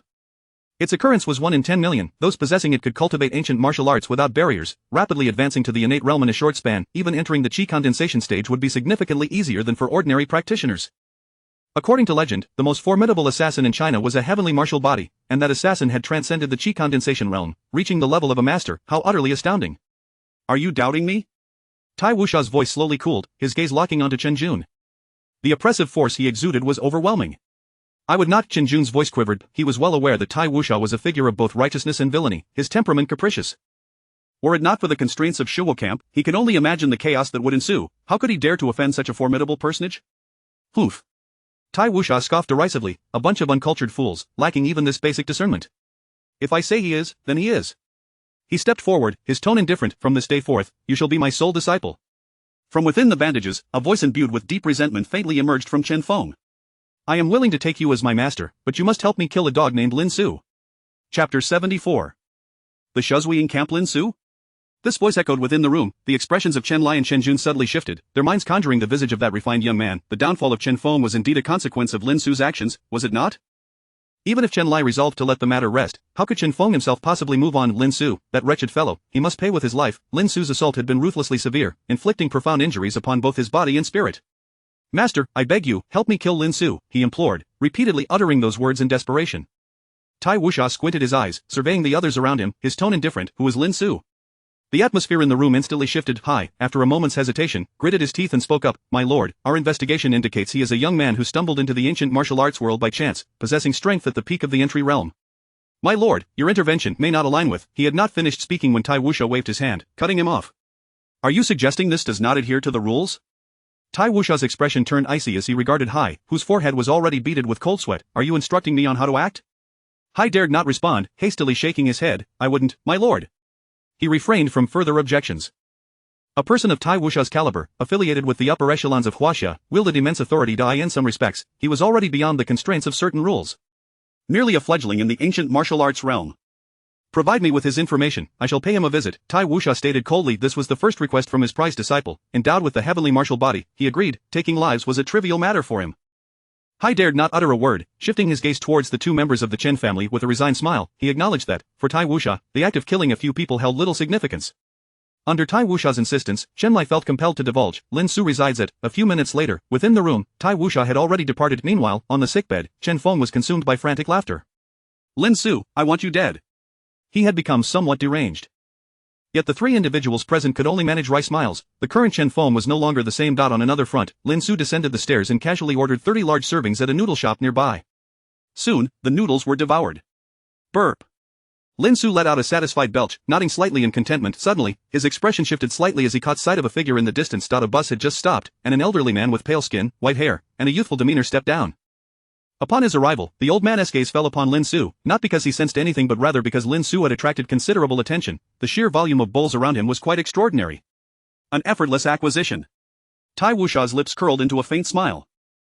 A young man like this, with just a flick of hidden strength, could easily lead him to heart failure and an untimely demise. He approached Lin Xu, his sharp eyes clearly fixated on his target. TSK, where did you come from? Lin Xu stretched lazily, a smile gracing his face, yet his eyes were filled with an icy resolve. He could perceive the faint, discernible intent to kill emanating from Tai Wuxia. This man wished to take his life. "Boss, I'll settle the bill." Lin Xu casually paid, then elegantly exited. He headed towards a dimly lit alley. 5 minutes later, he came to a halt. This narrow passage, due to the surrounding architecture, was somewhat deprived of sunlight, lending it a rather gloomy ambience. Coupled with its dampness and a faint stench of refuse, it was devoid of surveillance, rendering it nearly deserted. Lin Xu paused, and Tai Wuxia, trailing behind, also came to a stop. "Young man, you are quite vigilant," Tai Wuxia remarked, his tone flat, his eyes devoid of warmth as they scrutinized Lin Xu.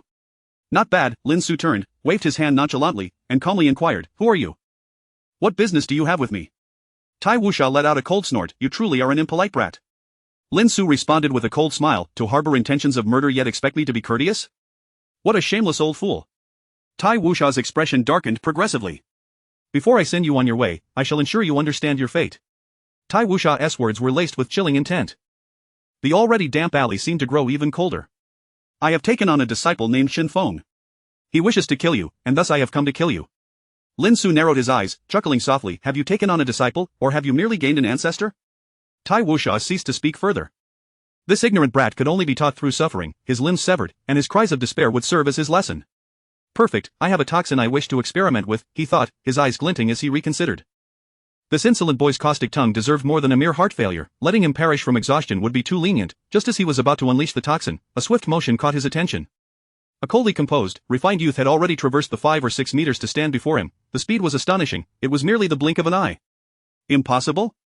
A jolt of apprehension surged through Tai Wuxia's heart, an ominous premonition taking root. He intended to retreat, but a hand had already grasped his neck. He was lifted effortlessly, as though clutching a chick's neck. Tai Wuxia's face flushed crimson, a manifestation of rage. For so many years, who had dared to treat him this way? Seeking death, he bellowed as he unleashed his strength, channeling it through his body towards Lin Xu. Yet in the next moment, silence enveloped the scene. Lin Xu remained unfazed, his expression still cold. The hand constricting Tai Wuxia's neck tightened further. "Chen Feng, it seems I must find the time to eliminate him," Lin Xu mused, seemingly with the capacity to ponder other matters. If others, especially those from the ancient martial arts realm, were to witness this scene, they would undoubtedly be horrified. Tai Wuxia was a pinnacle of innate strength. Though his vitality may have waned and his prowess diminished, he was still a peak innate master. To be so easily restrained by a single hand, his face turning red, unthinkable, only Lin Xu knew that his own strength had surpassed that of an average beginner in chi condensation. His physical power was otherworldly, ordinary attacks could not even breach his defenses. "You!" Lin Xu frowned, suddenly increasing the pressure. Crack, with a twist of the neck, Tai Wuxia's eyes widened in shock, unable to close them in death. How could a dignified pinnacle innate master perish under such force? Yet his consciousness gradually faded. Tai Wuxia had fallen. Erase all traces first. Lin Xu casually unleashed a wave of energy, reducing Tai Wuxia's corpse to ashes. In the special camp of Huaxia, the Shuzhuiying a pair of azure eyes snapped open in an instant. Tai Wuxia is dead. After a prolonged silence, he finally spoke, issuing an order. "Gather information, ascertain the cause of death." He was a pinnacle innate master and a member of their Shuzhuiying. Who dared to kill him? Chapter 75. Block. Tai Wuxia, with his extreme temperament, embodies a blend of righteousness and malevolence. However, it cannot be denied that his prowess is formidable, placing him among the elite in the realm of ancient martial arts, just a step below the pinnacle. Tai Wuxia had previously achieved great merit for the Shuzhuiying, ascending to the position of deputy commander, which led certain high-ranking officials to overlook his radical methods. And now, news has emerged that someone has audaciously slain Tai Wuxia. A middle-aged man with azure eyes, his voice raspy yet laced with chilling resolve, spoke. Tai Wuxia is still in Huaxia. In Huaxia, who dares to kill a member of the Shuzhuiying? What audacity! The Shuzhuiying, as the name suggests, represents all ancient martial artists of Huaxia. With such powerful individual capabilities inherent in ancient martial arts, how could the upper echelons lack any means of constraint? The Shuzhuiying serves as the governing body, and to kill a member within its ranks in Huaxia is tantamount to stirring a hornet's nest. The fact that the perpetrator is a deputy commander from beyond the 3 main camps only exacerbates the situation. A thorough investigation is inevitable. The entire Shuzhuiying was abuzz with turmoil as the news of the deputy commander Tai Wuxia's demise spread rapidly, eliciting shock from all quarters. Consequently, immense power was mobilized to trace the footsteps of Tai Wuxia during his lifetime. Within an hour, an answer emerged. Guangdong Province, Shenzhen City, Chen family. The azure-eyed man pondered momentarily before rising and striding outside. To have killed Tai Wuxia, it is highly probable that a peak innate expert of the same caliber was involved. He scarcely considered the realm of chi condensation. Individuals at that level were documented in Huaxia's ancient martial arts register, and with their stature, they would not recklessly assault a deputy commander of the Shuzhuiying. I, Jun Haixin, shall personally take action. I will subdue that audacious individual. His expression remained indifferent. The journey from here to Shenzhen would only require 3 hours if he utilized a private jet. The fact that the commander of the Shuiying, Jun Haixin, at the intermediate stage of qi condensation, was compelled to act, indicated that the individual in question must possess significant standing. 3 hours later. In Shenzhen City, Longgang District. At tea house, Lin Xu had donned the Hawan mask, rendering his appearance ordinary. He personally served tea to the middle-aged man across from him, who was burdened with a cloth-wrapped package. Left envoy, what brings you here? Lin Xu inquired, a hint of curiosity in his tone. Simultaneously, a chill ran through him as he recalled the earlier act of subjugation. No longer a novice, he understood the significance of Tai Wuxia as a peak innate martial artist in the ancient martial arts community, implying a complex background. Could it be that his act of killing had been exposed? Indeed, there is a matter at hand. The left envoy's grayish-white eyes fixated on Lin Xu. He raised an eyebrow, momentarily taken aback, and instead of immediately addressing the issue, remarked, Lin Xu, it has only been a few days since our last parting, yet I find myself sensing your aura has diminished. He scrutinized Lin Xu closely, raising his calloused left hand to lift the teacup. It appears you have made considerable progress in these few days. Lin Xu maintained a calm demeanor, chuckling softly. The last time I accompanied the left envoy to the United States, the battle provided me with some insights. At that moment, he experienced a distinct shift in his state of mind. Through the platform of TNCI, he accessed the dark web, gaining a comprehensive understanding of the ancient martial arts community. Those who could be classified as experts were considered to be at the postnatal level, while those at the innate level were regarded as top-tier masters within a province. Currently, there were a total of 52 individuals across Huaxia at the qi condensation stage. Beyond qi condensation lay another realm, known as the Master Realm. Masters were true legends and represented the pinnacle of combat power within the ancient martial arts community. On the surface, there were only 4 individuals in the Master Realm throughout Huaxia. Lin Xu now possessed a clearer understanding of his own capabilities. His combat prowess surpassed that of an average beginner at the qi condensation stage. In the entirety of Huaxia, he was not merely walking with confidence, he was nearly invincible. Moreover, if pressed, he could directly convert all dimensional currency into attribute points, unleashing his most terrifying form. Though Lin Xu had not yet attempted this, he speculated that if his attribute points averaged around 40, it was highly probable that the left envoy at the peak of qi condensation would not be his match. Accompany me to the United States once more, the left envoy stated calmly, his gaze steady. Lin Xu's expression shifted, quietly observing the left envoy. The United States? Is there another issue at hand? The left envoy nodded slightly. The information we retrieved last time contained backups by those traitors. This time, we must ensure complete destruction. For him, the previous mission had not been thoroughly executed. Lin Xu pondered for a moment before asking, when do we depart? 2 days hence, the left envoy replied nonchalantly. Lin Xu's thoughts shifted as he noticed the system's countdown. There were still 14 days until the next dimensional transfer. He then nodded, I shall agree to this matter. Excellent. The left envoy nodded, pausing momentarily before narrowing his eyes and stating, Lin Xu, I must ask you. Do you possess any other ancient martial arts legacies? Lin Xu was taken aback, his hand holding the teacup momentarily frozen. He then raised his head, responding calmly, none. All that I have learned is merely the result of a fortunate encounter. His answer posed no issues. The infinite system had indeed been an unexpected turn of events. He had anticipated that perhaps close acquaintances would inquire about this, thus he had prepared an answer in advance. Good. The left envoy nodded with slight satisfaction, a flicker of a smile appearing on his otherwise stoic face. Lin Xu, you are a core member of our foundation, yet you are not solely defined by that role. He contemplated how best to explain to Lin Xu. In the not-so-distant future, a substantial upheaval is anticipated among nations, at which point the unique powers of each country will rapidly strengthen. Huaxia's ancient martial arts, the ninjas of the East, the Jin warriors of the United States, the vampires of the Eagle Nation, and so forth.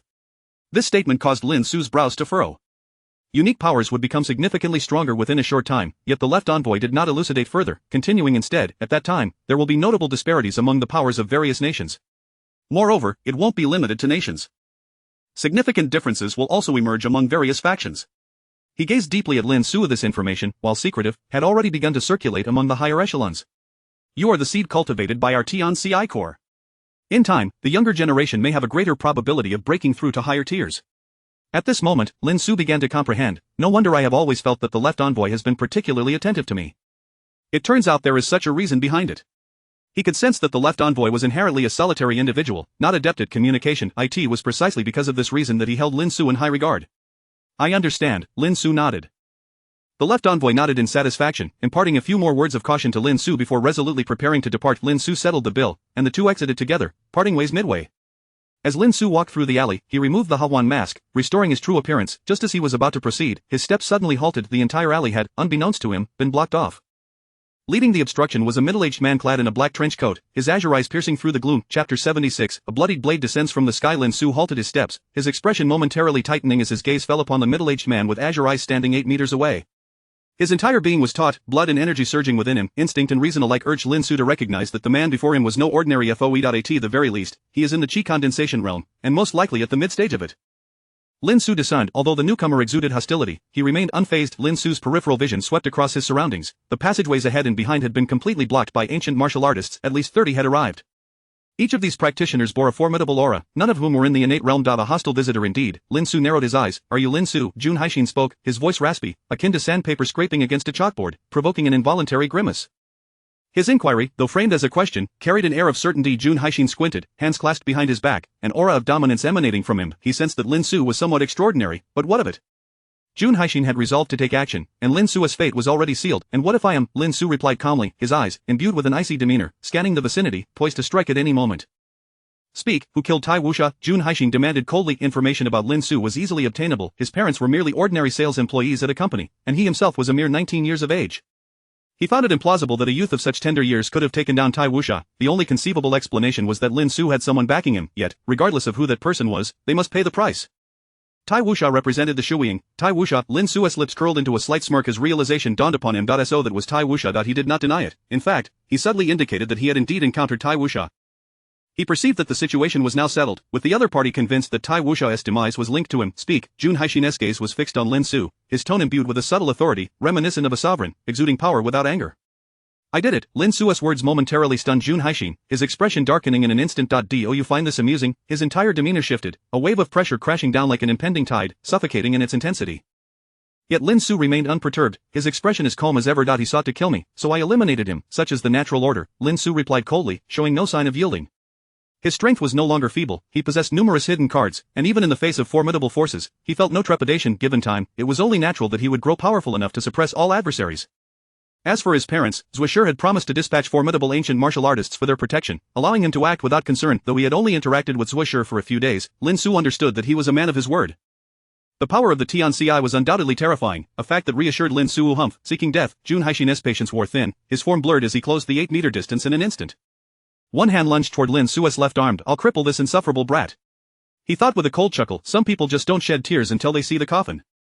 However, to his astonishment, before he could grasp Lin Xu's arm, a massive fist suddenly filled his vision. Simple, brutal, swift and powerful. Jun Haixin's pupils constricted sharply, his body momentarily halting as he unleashed a surge of energy to repel Lin Xu's punch. Even at the mid-stage of the innate realm, he should have been able to force Lin Xu back, but how fearsome was Lin Xu's punch? Even in a direct confrontation, Lin Xu's strength was not significantly inferior to Jun Haixin's, especially since Jun Haixin had not exerted his full power. The layer of energy shielding merely hindered Lin Xu momentarily. The terrifying punch struck directly at Jun Haixin's face. Bang! Jun Haixin's body was propelled toward the left wall like a cannonball, colliding with a resounding crash. Despite his attempts to dissipate the force, a visibly shocking crack formed in the wall. All the ancient martial artists present were left dumbfounded, their minds blank as they stared at the unfolding scene. Was this a dream? That was the captain at the mid-stage of the chi condensation realm, a peerless master ranked 25th in the annals of ancient martial arts in China. A transcendent powerhouse capable of taking on thousands. How is this possible? They murmured in disbelief, their throats dry, some pinched their cheeks hard, the sharp pain grounding them in reality. Meanwhile, several kilometers away, Zhuo, who had been preparing to leave, abruptly halted. He turned his neck slightly, peering in a certain direction, narrowing his eyes. Lin Xu, that Lin Xu's aura, accompanied by an unfamiliar presence of a strong chi condensation master. Without a moment's hesitation, he redirected his steps, striding purposefully toward that direction. Jun Haixin rose from the ground, disbelief coursing through him, followed by a surge of fury. His experience allowed him to dissipate most of the force from the impact, sparing him from severe injury, yet the lingering pain on his cheek ignited his rage. This brat is at least in the mid-stage of the innate realm, perhaps even high stage. His azure eyes deepened, turbulent like the roaring sea, the oppressive aura emanating from him intensifying. He realized one crucial fact, Tai Wuxia could indeed have been killed by this young man. I will slay you. This time, he held nothing back, his action swifter than before. Lin Xu's expression remained impassive, energy within him coiling tightly, ready to unleash. To battle. Then, Jun Haixin closed the distance to Lin Xu, a palm striking out toward him. Sudden storm, the speed was blinding, the strike utterly unexpected. In Lin Xu's view, it was as if waves were reflected before him, momentarily halting his breath. By the time he reacted, he too found himself unable to evade the attack, which struck him squarely in the chest. A tremendous force surged forth, threatening to penetrate his defenses. Lin Xu was instantly forced to retreat violently. Lin Xu grunted, retreating 7 steps, each footfall leaving behind a terrifying indentation in the ground. Yet outwardly, he appeared largely unaffected. Humph, Jun Haixin was somewhat taken aback by Lin Xu's resilience. However, you must die today. A surge of malice rose within him. He was determined not to let Lin Xu escape, lunging forward again to pursue. But in the next heartbeat, a chill coursed through his skin, goosebumps erupting, an exceedingly formidable spiritual energy locked onto him. The sensation was paralyzing, as if a malevolent spirit had him in its sights, a sea of blood unfolding before him. Simultaneously, a bloodied blade descended from the heavens. Chapter 77 of the Bound Martial Camp and the Celestial Assassin. The blood-red blade of the knife was deeply shocking, evoking a sense of dread. Before him, it appeared not merely as a weapon but rather as a mirror reflecting the very depths of hell. A terrifying aura of murderous intent locked onto Jun Haishin, rendering him unable to make even the slightest movement. Indeed, there are forces behind him. This presence is at least on par with my own level. A hint of malevolence flickered across Jun Haishin's face, as a surge of resentment erupted within him. Even if Lin Xu has backing, what does it matter? I represent the Bound Martial Camp. I am part of the organization that restrains ancient martial arts in Huaxia. With a burst of energy, Jun Haishin unleashed his aura, causing the surrounding air to ripple, with a faint blue hue emerging. He aimed to break free from the shackles of the oppressive energy binding him, but in the next moment, a middle-aged man, whose face was so ordinary he could be lost in a crowd, approached calmly from the side. As he walked, the subordinates of the Bound Martial Camp instinctively parted ways, not daring to obstruct him in the slightest. The man's formidable presence was simply too terrifying. It was as though countless blades surrounded him, even though nothing was visibly present. Who are you? Jun Haishin's pupils suddenly constricted, his heart racing. The Huaxia Ancient Martial Register chronicles the pinnacle masters who have reached the realm of chi condensation and even beyond. The person before him was undeniably among their ranks. The Celestial Assassin, the Left Envoy. Though he had never encountered the Left Envoy, how could one of the three camp leaders of the Bound Martial Camp be unaware of this individual? The Left Envoy of the Celestial Assassin ranks 7th in the Huaxia Ancient Martial Register. This meant that in terms of combat prowess, he was at least the 3rd strongest, excluding the 4 masters of the highest realm. While there may be some discrepancies, it sufficiently attested to the terrifying might of this man. Left Envoy, why do you obstruct me? Jun Haishin's imposing aura gradually receded as he cast a wary glance at the Left Envoy. It was not merely due to the latter's superior strength, but also because of the Celestial Assassin's formidable background. In all of Huaxia, there exist certain unique organizations. The Bound Martial Camp serves as an institution for regulating the ancient martial power of Huaxia. The Celestial Assassin is one among them. However, they are ostensibly a platform for assassins, yet their true responsibility is to discreetly manage matters that are best left in the shadows for the sake of Huaxia. This is becoming quite troublesome, Jun Haishin thought, his heart sinking slightly. If the Bound Martial Camp primarily operates internally, the Celestial Assassin is focused externally. In terms of hierarchy, there is no distinction between the two. Moreover, those of them who have reached the chi condensation realm are all acutely aware of one fact. The Celestial Assassin's boss, the monster who, in a fit of rage, buried 100,000 foreign soldiers, is exceedingly protective of his own. Therefore, unless absolutely necessary, no one wishes to provoke the people of the Celestial Assassin. Their ruthlessness is unparalleled. Why do I obstruct you? The Left Envoy's expression remained impassive, the blood knife embedded in the ground quivering slightly. To obstruct you requires no justification. As the Left Envoy approached, Jun Haishin felt an undeniable tension coursing through his body, his expression betraying his apprehension. Lin Xu, upon seeing the Left Envoy, clasped his hands respectfully, saying, "Left Envoy." Jun Haishin's expression darkened further. After a moment's hesitation, he inquired, "Do you know each other?" The Left Envoy nodded at Lin Xu, choosing not to respond to Jun Haishin immediately. "Your performance was commendable. I witnessed it just now." A glimmer of amusement and astonishment danced in the Left Envoy's eyes. At this moment, Lin Xu's strength had undergone a qualitative leap compared to when he first arrived in the United States. Back then, Lin Xu was merely at the mid-level of innate strength, but now, he exuded a faint aura reminiscent of the chi condensation realm. His combat power undoubtedly surpassed that of the pinnacle of innate strength. Seeing the Left Envoy disregard him, Jun Haishin's fury ignited within, yet he refrained from expressing it outwardly. "Left Envoy," he emphasized, "this individual named Lin Xu has killed our deputy camp leader." The Left Envoy narrowed his eyes, silently observing Lin Xu, awaiting an explanation. Lin Xu remained calm, replying nonchalantly, "I killed an old man named Tai Wuxia, but I neither know him nor have I wronged him. He sought to kill me, so I eliminated him." It is as simple as that. This declaration caused the Left Envoy to nod slightly. He then turned to face Jun Haishin, stating coolly, "That is precisely the situation." "Do you comprehend?" Jun Haishin felt a surge of indignation, suppressing his rage as he replied, "Left Envoy, you must realize the implications of killing the deputy camp leader of the Bound Martial Camp." "And what of it?" the Left Envoy answered indifferently. Jun Haishin's expression darkened. Although he was the weakest among the 3 camp leaders, he was reluctant to appear diminished in stature. He opened his mouth to speak, but the Left Envoy shot him a cold glare. "Lin Xu is one of mine from the Celestial Assassin." This statement felt like a proclamation, silencing Jun Haishin's words abruptly. Tai Wuxia brought this upon himself. That is his own issue. If you have any grievances, address them directly to me. The Left Envoy spoke with authority, stepping forward to draw the descending blood knife. The knife emitted a resonant clang, causing Jun Haishin to instinctively take a step back. This madman. Jun Haishin thought, his expression darkening considerably. Being at the chi condensation level, his senses were naturally heightened. He could perceive that if tensions escalated, the Left Envoy would indeed strike. "If your Bound Martial Camp has any grievances, come find the Celestial Assassin, seek out my boss." The Left Envoy's voice was cold, shocking those around them. Some exhibited expressions of discontent and confusion. What is the Celestial Assassin, ISNT? It's just a mere assassin organization, a clandestine group that operates in the shadows. How dare they compare themselves to the Bound Martial Camp?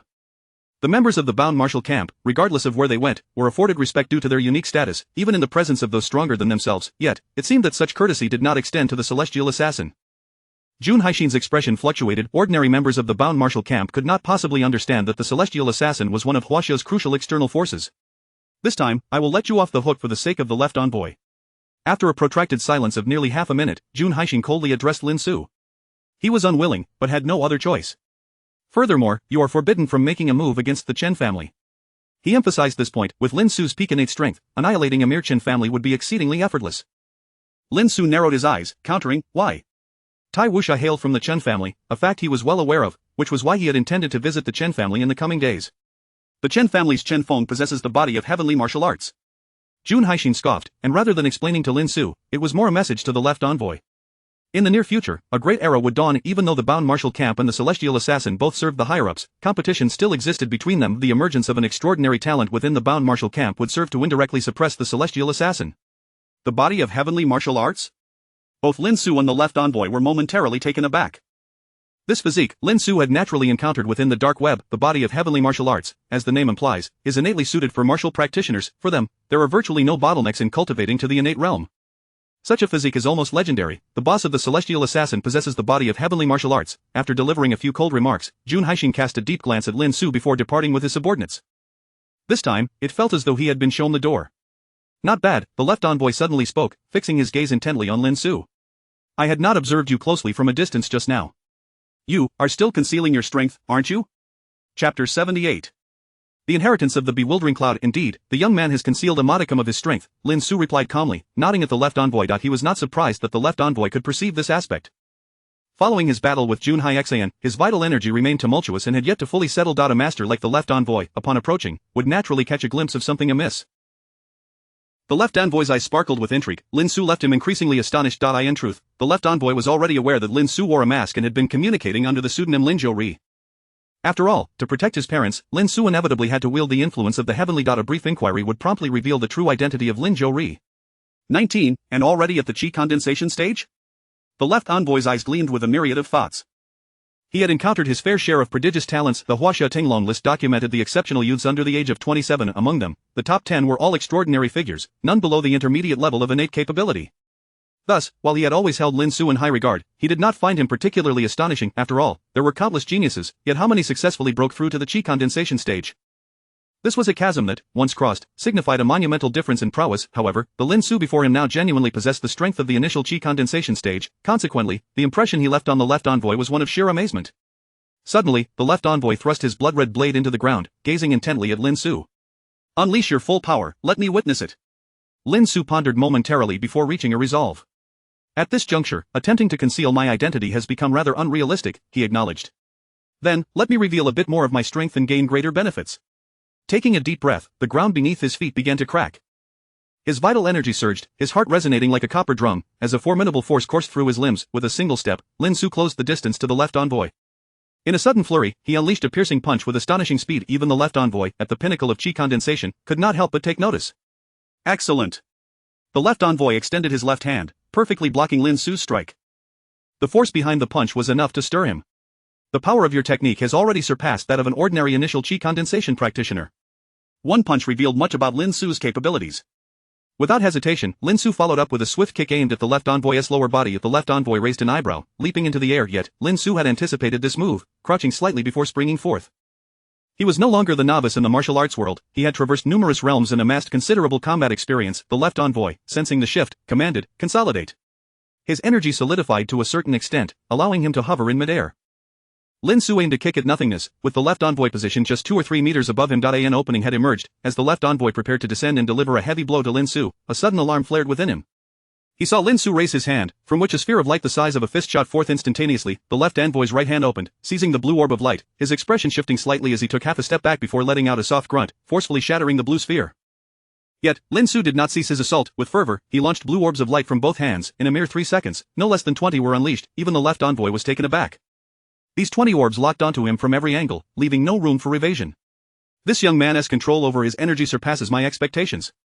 He inhaled deeply and shouted, "Scatter." With that, 20 blades of energy erupted from him, striking with pinpoint precision at the blue orbs. The two forces collided, dissipating into nothingness gradually. The two descended from the air. The left envoy regarded Lin Xu with newfound respect. "Your strength has exceeded that of an ordinary initial chi condensation practitioner," he stated earnestly. "Even I must take you a bit more seriously." He marveled internally, never imagining this young lad would be so extraordinarily gifted. "It seems the left envoy has shown me leniency," Lin Xu replied, shaking his head slightly as he recognized the disparity between them. The left envoy stood in contemplation before making a decision. "Lin Xu, how about accompanying me to Donghuan Mountain Island?" Lin Xu raised an eyebrow in surprise at the invitation. "Shouldn't we be heading to the United States for the mission in 2 days?" The left envoy nodded, a hint of depth in his gaze. "Indeed, we are scheduled to depart for the United States in 2 days. However, tonight, the boss will appear on Donghuan Mountain Island." This revelation sent a tremor through Lin Xu, sparking a glimmer of excitement in his eyes. The boss of the Heavenly, one of the 4 great masters of Huaxia, renowned as the first legendary assassin of the nation, to claim that Lin Xu was uninterested would be a falsehood. "The celestial grade jade token can only be bestowed by the boss," the left envoy explained, gently shaking his head. "If you miss this opportunity, who knows when you might encounter the boss again." Clearly, even for those at their level of chi condensation, meeting the boss was no easy feat. Celestial grade jade token? Lin Xu's heart raced.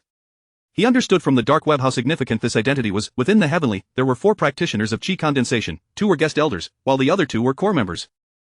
The celestial grade jade token referenced by the left envoy was evidently not for guest elders, but for core members. If Lin Xu were to obtain one, it would signify that his authority would not fall far behind that of the left or right envoys. Even Lin Xu felt this progression was rather swift, unable to suppress his curiosity. "So soon?" The left envoy, however, merely shook his head, stating calmly, "I never said you would definitely obtain it. Whether you can secure it, the boss alone shall decide." "Very well." Lin Xu did not hesitate, nodding vigorously.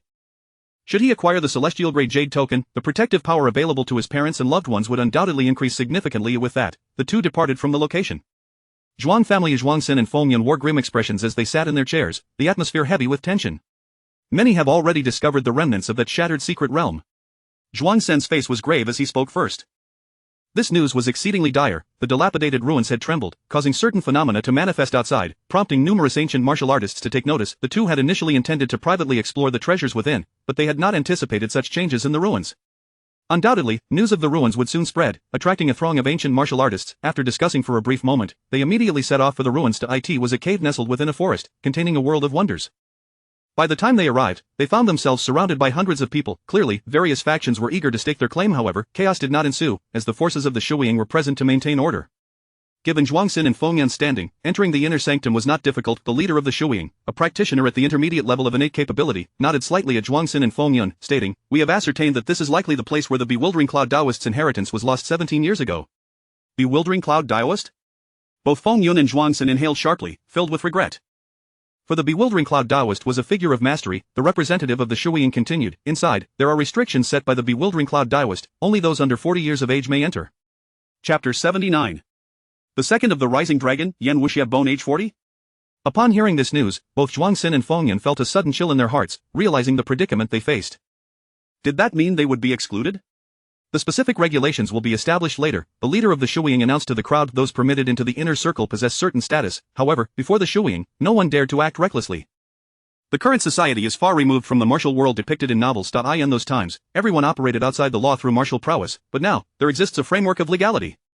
The Shuiying decisively declared that the regulations would be forthcoming in a few days and requested everyone to await further notice, as this place was temporarily under their control. After departing, the thoughts of the gathered individuals diverged, yet they all burned with fervent anticipation. The renowned Jingyun Daoist was indeed one of the most illustrious masters in the world. Not only those of their level, whether acquired or innate, but even masters of the same realm would undoubtedly find themselves intrigued. Meanwhile, Lin Xu tidied up briefly before accompanying the left envoy back to Donghuan Island. They first took a taxi to the coastal area. "Let us fly directly," the left envoy stated calmly, observing Lin Xu. Lin Xu was momentarily taken aback, but soon realized and smiled, nodding in agreement. "Very well." Immediately, the two ascended into the air in a secluded spot. The left envoy hesitated briefly before proceeding forward, seemingly possessing a specialized method to discern the location of Donghuan Island. Lin Xu followed closely behind. The left envoy accelerated, skimming over the sea surface. "Impressive," the left envoy remarked, casting a sidelong glance behind him, nodding slightly. At this speed, even an ordinary practitioner at the initial stage of chi condensation would find it exceedingly difficult to keep up. Yet, Lin Xu managed to stay on pace.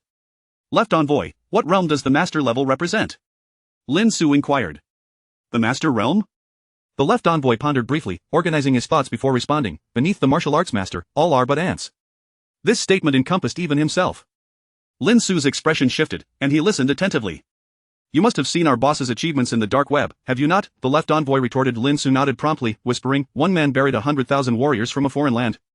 He felt a profound resonance with this, as during his last departure from the parasitic beast dimension, he had faced nearly 1,000 warriors alone. He had calculated his limits, realizing that 1 against 1,000 was about as far as he could stretch. The inherent frailty of humanity was undeniable, yet when paired with modern high-tech weaponry, 1,000 individuals could unleash terrifying power. One man buried 100,000? The left envoy shook his head slightly, scoffing, that was merely a narrative released by the enemy state to preserve their national reputation. I was present during that battle, the left envoy stated nonchalantly, his gaze deepening as if recalling something. At that time, our boss single-handedly buried 360,000 warriors. 360,000?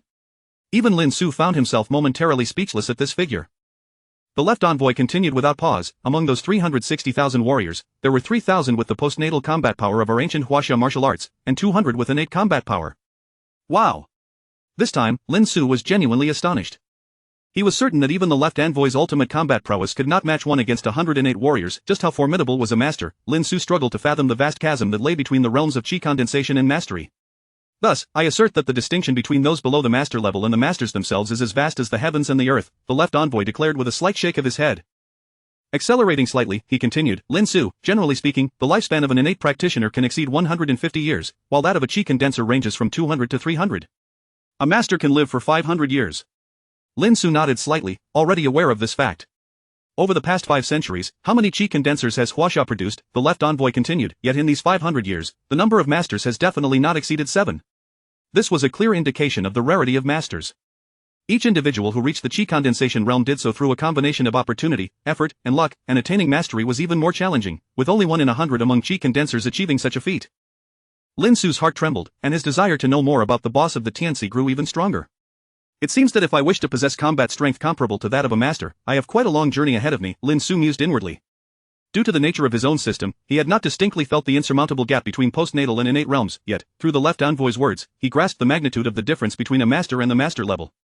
If I were to follow this description, even if I were to exchange all my dimensional currency for attribute points to reach the pinnacle of chi condensation, would it suffice to withstand a single strike from a master? The left envoy ceased speaking, and Lin Xu's mind was awash with myriad thoughts. Thus, 4 hours later, the two finally arrived at Donghuan Island. Upon landing, they proceeded inside together. Along the way, they encountered many Tianxi assassins, who, upon seeing the left envoy, expressed their reverence, bowing and clasping their hands in greeting. As they walked straight ahead, Lin Xu and the left envoy arrived at the inner sanctum, where the grand arena awaited, bustling with activity. All 7 core-level individuals of Donghuan Island were present. However, 6 of them wore awkward expressions as they watched the arena, while one stood atop the platform, confronting a young man. The core-level figure on the platform was none other than Master Xianxi, Zhangling. The young man opposite him boasted striking features, with sharp brows and bright eyes, exuding an air of remarkable handsomeness. His demeanor was one of cold arrogance, clad in white garments and wielding a sharp sword, reminiscent of an otherworldly sword immortal. The handsome young man regarded Zhang Ling with an icy gaze and remarked casually, to withstand 200 of my strikes, you are quite commendable among the innate mid-tier. Despite his youth, he carried himself with an air of authority, leaving the 7 core-level individuals feeling utterly embarrassed. Yet, they were powerless to intervene, for each had tried their hand and found themselves unable to best this young prodigy. The second on the rising dragon list, young Master Yan Wuxie, is indeed deserving of his reputation. Zhang Ling's face flushed red, his sleeves bearing numerous marks from sword qi. He lamented, your strength surpasses that of us 7 old fellows. Truly, the later generation surpasses the former. The left envoy entered, prompting the other 7 innate practitioners to hastily regain their composure, bowing and greeting in unison, left envoy. Left envoy? Yan Wuxie raised an eyebrow, his starry eyes fixed on the 2 figures at the entrance. Ah. He arched an eyebrow slightly, surprised. Although he was unfamiliar with the left envoy, he recognized his appearance. However, who was the person beside him? He sensed not a hint of aura from him. What is the situation? The left envoy inquired, his expression remaining calm as he looked at the core-level individuals. Our boss has returned and brought along young Master Yan Wuxie, Zhang Ling explained. Young Master Yan wishes to join us in Tianxi. Only then did the left envoy comprehend the situation. He was aware of the close relationship between the boss and the master from the Yan family, and it appeared that Yan Wuxie had been sent by that very master. The timing of Yan Wuxie's arrival took the left envoy slightly by surprise. I come to Tianxi solely for self-refinement and to seek a higher martial path, Yan Wuxie stated coolly. He was a martial enthusiast, solely devoted to the pursuit of martial arts. However, it seems there are no young talents in Tianxi worthy of my efforts, which is why I have challenged you, esteemed seniors. He bowed slightly to the left envoy before turning his gaze toward Lin Xu, his sword-like brows raising. I sense a unique aura about you. Would you care to engage me in a duel? Chapter 80. After all, you cannot best him out. As these words echoed through the hall, a momentary silence enveloped the crowd. Zhang Ling and the other 6 innate masters felt their initial embarrassment dissipate, replaced by a burgeoning curiosity and anticipation. At that time, Lin Xu indeed displayed strength akin to the mid-tier of the innate level. Can he truly stand against Yan Wuxie?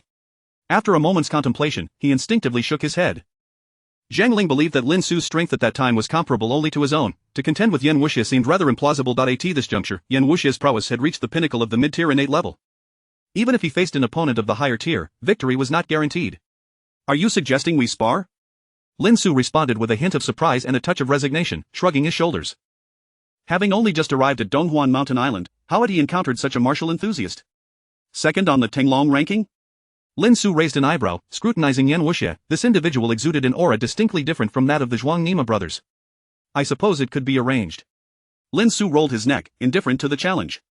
Zhuo arched an eyebrow, glancing at the 7 somewhat dispirited core-level masters and then at the confident, proud Yan Wuxie. A martial fanatic he may be, but this brash demeanor truly warranted a lesson. Lin Xu, do not be too merciless, Zhuo cautioned, turning to Lin Xu. Yan Wuxie's expression twitched at once. Do not be too merciless, he echoed, fixing a fierce gaze upon Lin Xu. Just based on that, as the leader of the Tinglong ranking, he had only narrowly lost after 2 or 3 exchanges. Very well. What left him further speechless was Lin Xu's seemingly genuine acceptance of the challenge. His expression grew increasingly frigid as he resolved to demonstrate his prowess to Zhuo. Lin Xu crouched slightly, preparing for a sudden burst of speed, propelling himself over 7 or 8 meters to the stage. Yan Wuxie raised an eyebrow. This single action showcased strength that was no less than that of the early innate stage. This fellow indeed possessed some skill. Zhuo, the other 7 core-level masters approached him, their expressions filled with concern. They feared Lin Xu might once again be taught a lesson by Yan Wuxie, leaving Donghuan Mountain Island utterly humiliated.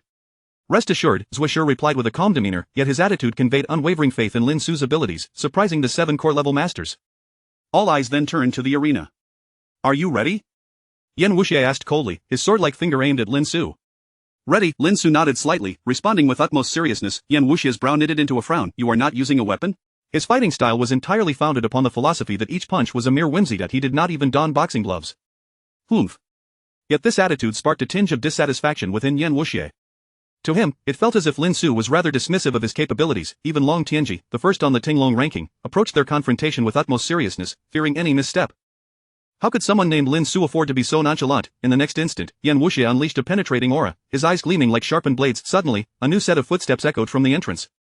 An elderly man, stooped and wearing reading glasses, ambled in. He appeared to be around 60, garbed in a grey-white Taoist robe, with graying hair at the temples and a goatee.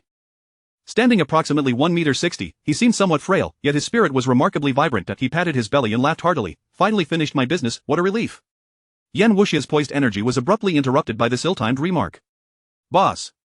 Yet everyone in Tianci, including Zhuo, bowed their heads and clasped their hands in greeting. Lin Xu's pupils constricted slightly as he regarded the seemingly ordinary elder. So ordinary, was this man truly the master hailed as the finest assassin in Huaxia? Lin Xu focused intently, scrutinizing the Tianci boss. No, something lurks within him, a terrifying power lies dormant. Lin Xu's heart raced. It was as if he had stepped into a realm where, at the limits of his vision, he glimpsed a vast ocean. He could sense the overwhelming force, a palpable terror. Immeasurable, utterly unfathomable. That sensation, though blurred, was undeniably real. The Tianci boss's gaze shifted from Zhuo, as if sensing something, and fell upon Lin Xu. His expression held a hint of amusement, yet to Lin Xu, it felt like he was staring into the abyss of fear, prompting him to involuntarily take a step back. He exists on an entirely different plane. Lin Xu experienced this realization for the first time. In the next moment, the world around him blurred, and before he could register the afterimage, the Tianci boss had traversed 10 meters to stand before him. Adjusting his reading glasses, the Tianci boss regarded Lin Xu as if examining a rare curiosity. Quite interesting indeed, he remarked, circling Lin Xu and expressing his astonishment. Remarkable, truly remarkable.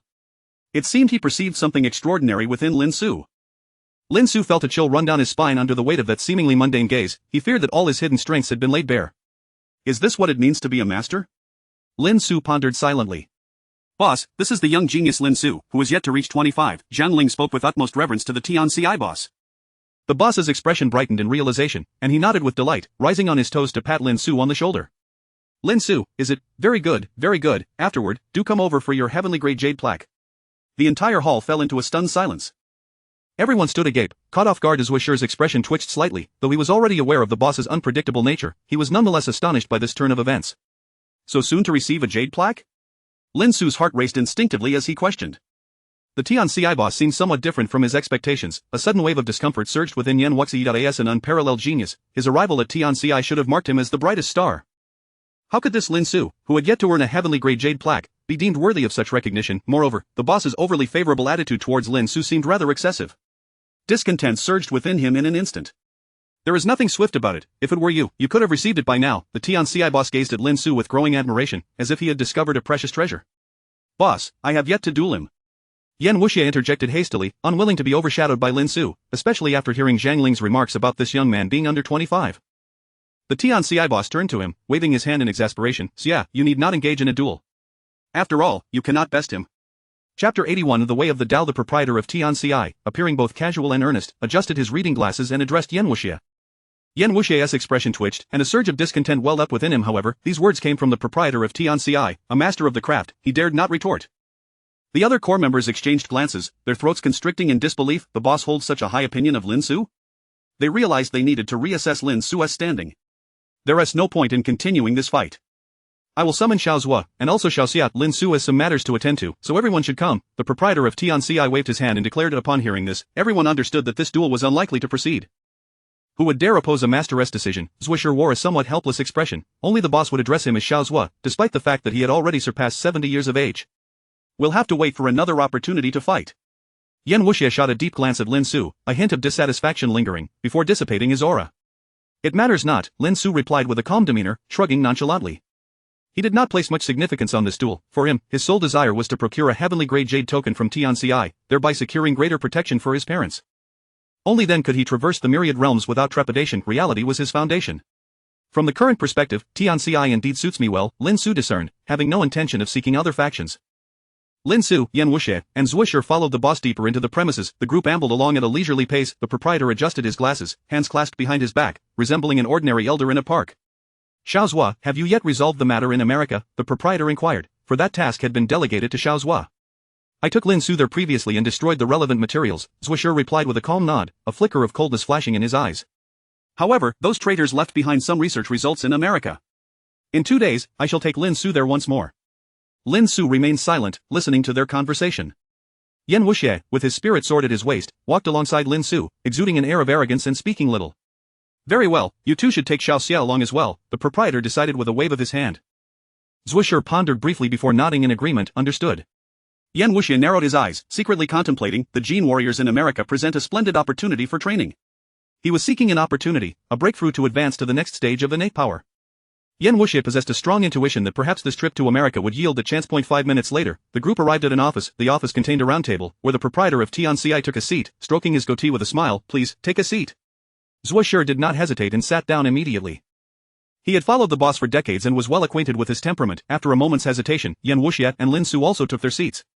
You two are the strongest among the younger generation of Tianci, the proprietor remarked, looking at Yan Wuxie and Lin Xu with a satisfied nod. Yan Wuxie remained non-committal, pride glimmering in his eyes. Second on the Tenglong ranking, could he be anything less than formidable? Among the younger generation, only a handful could contend with him. Lin Xu, however, remained undisturbed, exuding a calm demeanor. There's a task I need you two to undertake, the proprietor said with a light chuckle. In Guangdong province, the tomb of Jingyun Taoist, which can also be considered a place of inheritance, has surfaced. His warm gaze fell upon the two, yet his words startled Yan Wuxie and Zhuo. Jingyun Taoist? Yan Wuxie exclaimed in astonishment. Lin Xu, puzzled, glanced at Zhuo. Jingyun Taoist is a master of the Tao, Zhuo replied solemnly. This statement enlightened Lin Xu, who suddenly comprehended why Yan Wuxie was so astonished. The old rogue set a restriction. Only those under 40 years of age may enter. The proprietor chuckled softly, as if he had known Jingyun Taoist in the past. He was fond of petty theft and amassed a treasure trove of remarkable items.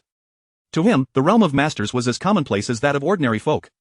Although the martial camp has yet to reach a definitive decision, I've received word that in about a week, various factions will send forth their prodigies under the age of 40 to vie for the inheritance. Could it be? Lin Xu felt a stir of excitement within him. Indeed, I wish for you two to compete for a particular item within, the proprietor said, his gaze warm and inviting towards Lin Xu and Yan Wuxie. No need for the boss to mention it. I shall also be going. Yan Wuxie declared, his eyes ablaze with determination. My grandfather once told me that Jingyun Taoist collected numerous unparalleled ancient martial texts, and several half-Tao techniques. Zhuo narrowed his eyes. Half-Tao techniques? The proprietor smiled knowingly, nodding in agreement, for Yan Wuxie's words were not in error. Only Lin Xu appeared somewhat bewildered. Half-Tao techniques? The terms they spoke of eluded Lin Xu's understanding. Yan Wuxie cast a sidelong glance at Lin Xu, a smirk playing on his lips. Half-Dao techniques were not something an ordinary ancient warrior could comprehend. The reason the Master's realm far surpasses the Qi condensation stage is largely due to their understanding of Dao techniques. Zhuo elaborated, offering Lin Xu an explanation. It was a form of technique that approached the essence of Dao. Dao techniques could only be comprehended by masters, and half-Dao techniques were merely rudimentary versions derived from the Dao techniques by masters. Although their power may not match the original Dao techniques, they undoubtedly surpassed other techniques. Such artifacts, if obtained, would undoubtedly serve as a trump card. Their value was self-evident. Even masters of the same level would find them intriguing. After Zhuo's explanation, Lin Xu finally grasped the preciousness of half-Dao techniques. However, the proprietor gently shook his head, pushing up his glasses and laughing heartily. What I am asking you to seek is not half-Dao techniques. At this pronouncement, the others turned towards him in confusion. Not half-Dao techniques? Shouldn't that be the most valuable item? What I wish for you to find is a substance known as the seven-colored condensation stone. That old rogue should have several pieces within his place of inheritance. The proprietor smiled at the group, offering no further explanation of what the seven-colored condensation stone entailed. The other three present furrowed their brows in deep contemplation, yet after a moment, they shook their heads, unable to recall any information regarding the seven-colored condensation stone. As long as you can procure a few pieces of the seven-colored condensation stone, any requests for contribution points or the like can be negotiated, the proprietor stated, his gentle eyes flashing with depth. After advising Lin Xu and Yan Wuxie for a few moments, he waved his hand. You two may leave first, I have some matters to discuss with Xiao Zhua. Understood. Lin Xu and Yan Wuxie replied in unison as they exited the room. Once outside, the proprietor stroked his chin, gazing at Zhuo with a smile. This time, you have indeed brought us an extraordinary talent. Chapter 82 Airplane Incident. Boss, what have you discerned? Zhuo gazed intently at his superior, his voice low and measured. Given his understanding of the boss, it was evident that he had uncovered something remarkable about Lin Xu. Prompting such a query, Zhuo furrowed his brow, a hint of perplexity manifesting on his square face. His strength surpasses that of an ordinary initial stage condensation realm practitioner. That much is indeed true. It appears he possesses a physique akin to yours, boss, the celestial martial body. But beyond that, what else have you perceived? Zhuo's eyes burned with intensity. The celestial martial body? The boss chuckled softly, shaking his head slightly. His constitution is not the celestial martial body. It is an extraordinary body. An extraordinary body? The boss clasped his hands behind his back, his voice gradually slowing. Such matters are not for you to comprehend at this juncture. I had thought that such a constitution would not manifest since antiquity. Yet, its emergence now is indeed surprising to me. It was clear that he possessed extensive knowledge. I cannot ascertain the precise nature of his extraordinary body, but his potential is undoubtedly far beyond mere condensation. The certainty in his words reverberated. Zhuo's heart jolted, his gaze rising sharply to meet the silhouette of his boss. The implication of those words suggested that Lin Xu was destined to reach the master realm? It was precisely because he was stuck at the pinnacle of condensation that he understood how formidable that bottleneck was. The disparity between a master and the condensation realm was insurmountable. The boss turned to face Zhuo, a warm smile gracing his features, and spoke earnestly. Little Zhuo, do not assume that the pinnacle of martial realms culminates at master. He lifted his gaze thoughtfully toward the sky. Perhaps, that level is not even the true essence of martial arts. Zhuo's heart trembled at this revelation. What did the boss mean? Was he merely indicating that there existed realms beyond master, or was he hinting at the terrifying potential of Lin Xu? However, the boss soon shifted the conversation to more mundane matters. Lin Xu and Yan Wuxie stepped out of the room. Yan Wuxie turned to Lin Xu, his gaze ablaze with an unquenchable spirit of battle. Shall we engage in a spar? I believe that arena over there would suffice. His interest in Lin Xu was palpable, eager to partake in a duel. The confidence Zhuo had in Lin Xu, coupled with the boss's regard for him, left Yan Wuxie feeling overshadowed. Transitioning from the center of attention to a mere supporting character was an uncomfortable experience. He was unwilling to yield and sought to test his mettle. In his view, only strength could validate everything. No, perhaps another time. Lin Xu gently shook his head, declining the offer. Very well, we shall fight when the opportunity arises. Yan Wuxie was resolute, not pressing Lin Xu further, though a tinge of regret lingered as he retracted his fighting spirit. Soon after, the two parted ways. On Donghuan Island, there were naturally guest rooms available for someone of Lin Xu's caliber. A specially designated chamber awaited him upon returning to his quarters. Lin Xu resolved to cultivate during his stay on Donghuan Island. Seated cross-legged upon his bed, Lin Xu stroked his chin, reflecting on the visage of his boss. He differs greatly from my expectations, Lin Xu murmured to himself, having anticipated a figure of formidable stature, someone capable of burying countless foreign warriors in a fit of rage. Yet, outwardly, he appeared to be an ordinary elder. Though he seems unremarkable, his strength is utterly unfathomable. Contemplating this notion sent shivers coursing through Lin Xu's body. The Scion bloodline endowed him with acute sensitivity, allowing him to sense the lurking, profound power. 10 Zhuo's working in unison would likely falter against the boss. Nonetheless, this experience has unveiled to me the zenith of individual power within the blue star. Lin Xu licked his lips, a faint smile gracing his lips. In various nations, despite differing systems, the ultimate combat prowess invariably resided at the master level, with negligible disparity. A fact Lin Xu gleaned from the dark web. Having grasped the highest combat potential, he now possessed a clear objective, and many things began to crystallize. System, I wish to inquire about something. A thought struck Lin Xu as he addressed the infinite system. The infinite system remained silent, yet Lin Xu proceeded with his question. I have yet to encounter any contractors within the Blue Star. Could it be that they hail from elsewhere? Third-tier contractors possess the strength of the condensation realm. What of the fourth and fifth tiers? It would be entirely plausible for them to exhibit master-level strength or even surpass it, given the formidable nature of the four great paradises. Fourth and fifth tier entities were undoubtedly not mere high-end combatants. Why, then, had Lin Xu not heard of such terrifying figures in the Blue Star? Blue Star, no contractors, the infinite system replied, assuaging his doubts and validating the conclusion he had reached. From a certain perspective, this is indeed good news. Lin Xu nodded slightly. Soon after, he entered a state of quietude, awaiting the awakening of his life force. 2 days passed swiftly upon boarding the private aircraft. The trio arrived at the airport, where, after assuming false identities, Lin Xu, Zhuo and Yan Wuxie stealthily made their way to the United States. Meanwhile, at a border location in the United States, a dimly lit bunker exuded an eerie chill. In a room on the uppermost floor, two foreign individuals with blonde hair and blue eyes engaged in conversation. Are you certain that Zhuo from Huaxiao will come? Inquired the individual on the left. His left arm bore exaggerated musculature, starkly contrasting with the normalcy of his right arm. Peering through the window at a middle-aged foreigner clad in a suit below, a smirk slowly formed on his lips. He will come. All we need to do is eliminate him. His movements were graceful as he gently clasped his hands together. The divine shall bless us. Rifan's expression radiated confidence, as though he could already envision the outcome. Humph, once he arrives, he will undoubtedly meet his demise. Hitler's voice was cold. His concern did not lie in Zhuo's combat prowess but rather the possibility of Zhuo opting not to appear. He himself was also a pinnacle force within the United States. In comparative terms, he and Zhuo occupied the same echelon. Rifan, a genetically enhanced warrior of exceptional caliber, while perhaps slightly inferior in strength, was still formidable, equivalent to a mid-stage condensation practitioner from Huaxia. Together, the two would ensure Zhuo's death. Hitler's countenance darkened. Last time, I was a step too late, and he destroyed the data. This time, we will certainly eliminate him. Unbeknownst to them, his right arm had swelled with muscle while his left arm returned to its normal size. His expression was filled with malice. Genetically enhanced warriors primarily relied on various high-tech serums administered by the upper echelons, necessitating regular injections of thus, in a sense, they lacked the freedom enjoyed by ancient martial artists of Huaxia. They could only prove their worth through the completion of tasks to ensure their survival. The two awaited their opportunity within the bunker. On the airplane, Lin Xu and his companions chose a corner seat, striving to remain inconspicuous. However, fate had other plans. As the aircraft encountered an incident, such an exceedingly rare occurrence had befallen the three of them. Chapter 83, Controlling the Aircraft. What on earth is happening? Oh my god. Is the plane in trouble? Within the aircraft, a cacophony of panicked voices erupted, and the expressions of the numerous passengers grew increasingly grim. The fuselage trembled violently, the intensity of the vibrations escalating with each passing moment. It was evident to any discerning observer that the situation was deteriorating rapidly. The aircraft is actually in distress. Zhuo raised an eyebrow slightly, yet remained unperturbed. Lin Xu mirrored his composure. Both of them possessed the ability to manipulate the air. Even if the plane were to falter, as long as they disengaged in time, they would be unharmed. This is quite troublesome. Yan Wuxie, too, was calm, reassured by Zhuo's presence.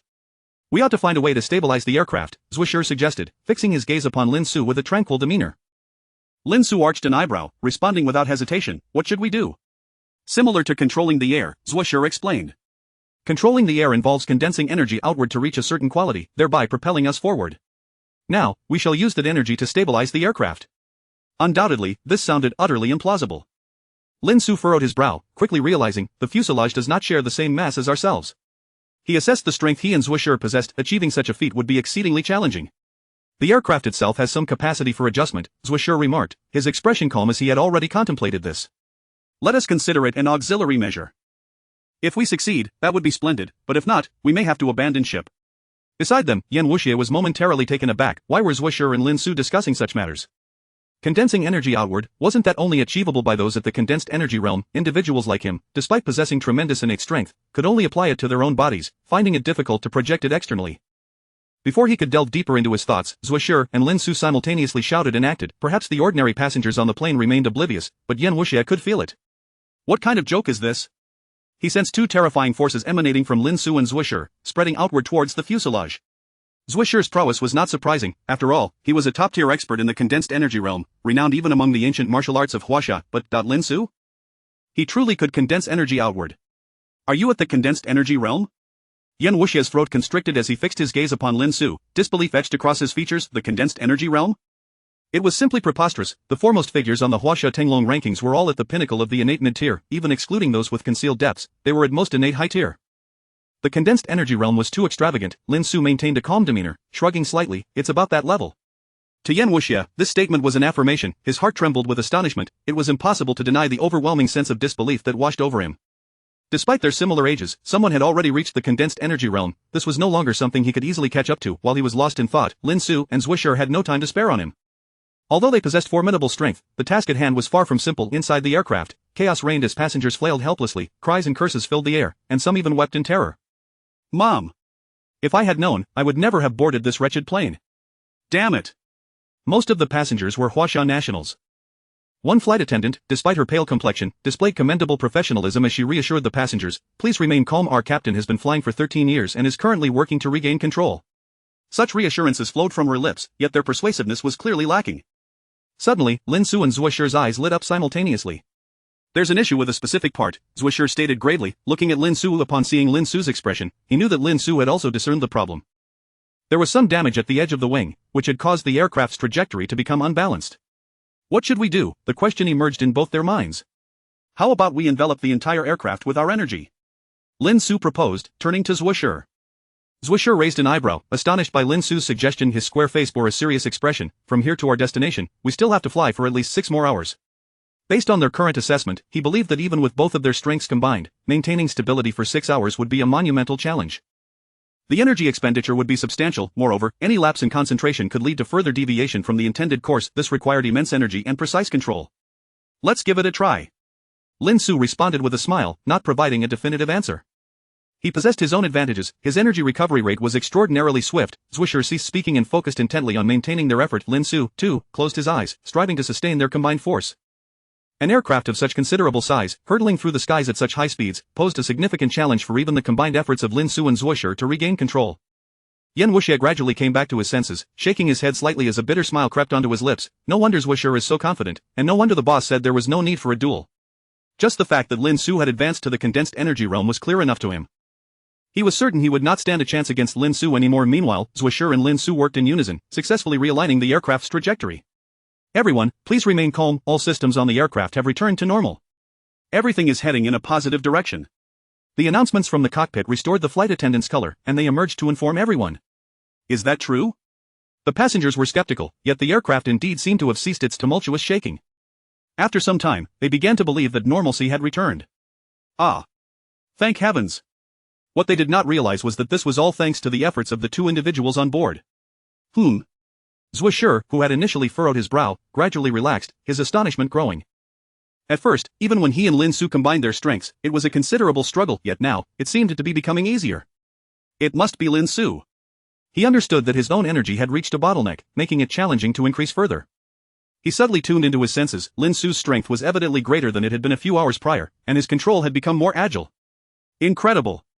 Even Zhuoshi, accustomed to extraordinary talents, could only marvel in awe. Lin Xu's progress was genuinely visible, unfolding right before his eyes. Lin Xu kept his eyes closed, finding himself in a remarkably profound state. Controlling the aircraft had transformed into a form of cultivation. This realization was something Lin Xu himself had not anticipated. Is this a method of energy control? Lin Xu's energy enveloped the wings, allowing him to acutely perceive the changes in the external air. Frequently, different forces were required for control, demanding a high level of precision in power application. This became a form of training for Lin Xu, proving immensely beneficial and sparking many innovative ideas within him. There are myriad ways to train. I had previously constrained my thoughts by the depictions presented in the Dragon Ball anime. 2 hours passed, and Lin Xu's eyelashes fluttered slightly. The aircraft came to a halt. He opened his eyes to find that they had indeed arrived in America. Chapter 84. Lin Xu's enlightenment. As Lin Xu opened his eyes, the left envoy cast a glance in his direction. In a certain sense, they had accomplished a remarkable feat together. The left envoy turned his head, observing Lin Xu's serious expression, about to speak, when his demeanor suddenly shifted, and the words caught in his throat. Enlightenment, he mused inwardly. It was evident that Lin Xu was immersed in a profound state. A ripple of emotion stirred within him, his expression betraying his feelings. At that moment, Lin Xu had entered a unique state, one revered in the ancient martial world as enlightenment, an exceedingly rare occurrence. This state of enlightenment could potentially allow martial artists to break through their current limitations or gain a deeper understanding of their techniques, offering numerous advantages. Countless martial artists find it challenging to attain this state even once in their lifetimes. Even the left envoy had only experienced enlightenment twice over the years. Lin Xu was indeed contemplating something, having gained a modicum of insight. He was unaware of the concept of enlightenment and did not perceive his deep thinking as particularly remarkable. Ever since he acquired the Scion bloodline, this kind of deep contemplation had graced him dozens of times. He recalled a recent anime he had watched, titled Jujutsu Kaisen.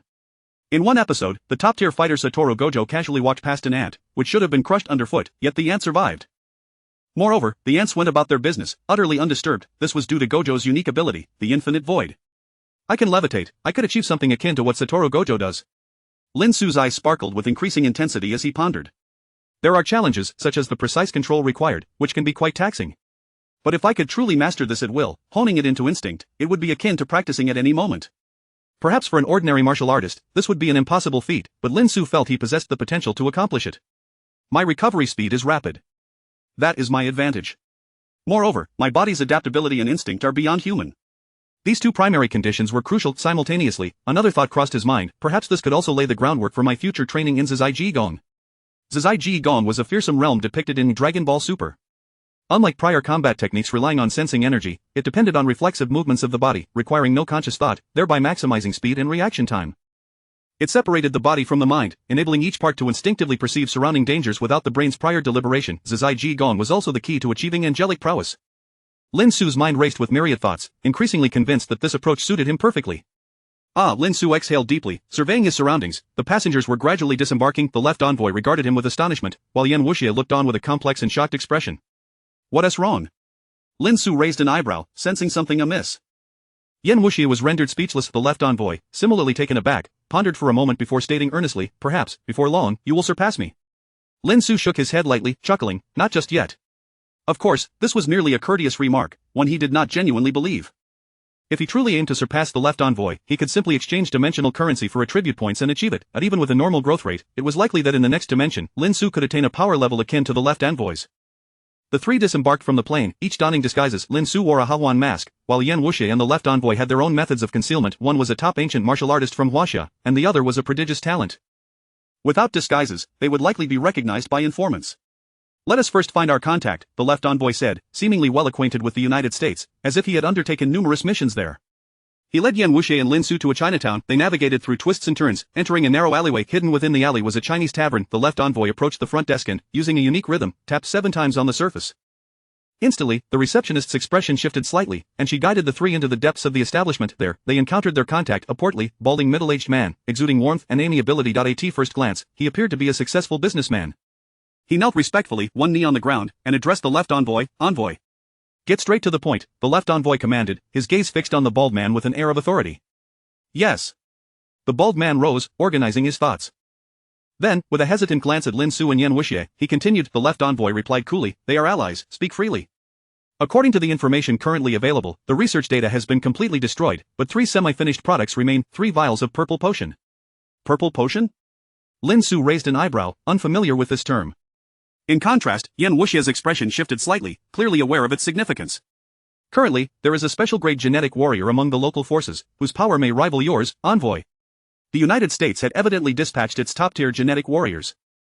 The left envoy remained unfazed, giving a slight nod. Subsequently, the bald man divulged further intelligence, including locations and points of caution. Among other details, half an hour later, the left envoy departed with Lin Xu and Yan Wuxia in tow. The trio left, boarding a means of transportation to their destination. Meanwhile, at the border, in a high-security bunker, Rifen clasped his hands together as if in prayer, a Bible laid before him. The door swung open, and Hitler strode in. Rifen, any news? Rifen nodded, softly replying, under God's blessing. Hitler waved his hand dismissively, smirking, enough with the theatrics, just give me the news. Rifen smiled slightly, unruffled, and said, informants relay that they are heading toward the border and should arrive by tonight at the latest. Hitler licked his lips, a glint of bloodthirst flashing in his eyes. The left envoy? I've heard that the blood of ancient martial artists from Huaxia is quite delectable. Weren't the 2 women I sent you last night sufficient? Rifen inquired. 2 women are too few, though their quality was excellent, being untouched. The scent of their blood from their necks was quite sweet. Hitler grinned, revealing remnants of flesh caught between his teeth, the source unknown. Rifen seemed unfazed, merely expressing pity. God will bless those 2 young ladies. As night descended, 3 extraordinary guests arrived at the U.S. border. Chapter 85:2v2. The trio arrived at the border, with the envoy appearing quite familiar with the area. They meandered through the terrain, leading everyone to a secluded woodland. The dampness of the forest was palpable, and the faint sounds of buzzing insects added to its tranquil atmosphere. Is it within here? Lin Xu surveyed the surroundings, his expression serene. Indeed, there lies a concealed research facility, the envoy nodded. The purple elixir is notoriously unstable and demands a highly controlled research environment. Only a select few locations are suitable for such studies. The envoy guided the three forward. Suddenly, both the envoy and Lin Xu came to a halt. What's the matter? Yen Wuxie asked, his brow furrowed as he noticed the subtle shift in expressions of Lin Xu and the envoy. Realizing something, his demeanor turned icy as he swiftly drew his sword, a fierce battle spirit radiating from him. There are foes, Lin Xu stated flatly. Impressive. From behind an enormous tree emerged two figures. One had an arm that was grotesquely disproportionate, exuding a menacing aura, while the other held a Bible, a look of solemn compassion etched upon his face. Are you the envoy? Rifen's gaze flickered momentarily before settling on the envoy. Both are elite genetic warriors, Lin Xu mused internally. The last time he accompanied the envoy to the United States, he had encountered their genetic warriors, an entirely different system from the ancient martial arts of his homeland. The ancient martial arts of Huaxia relied on one's own strength, primarily developing qi.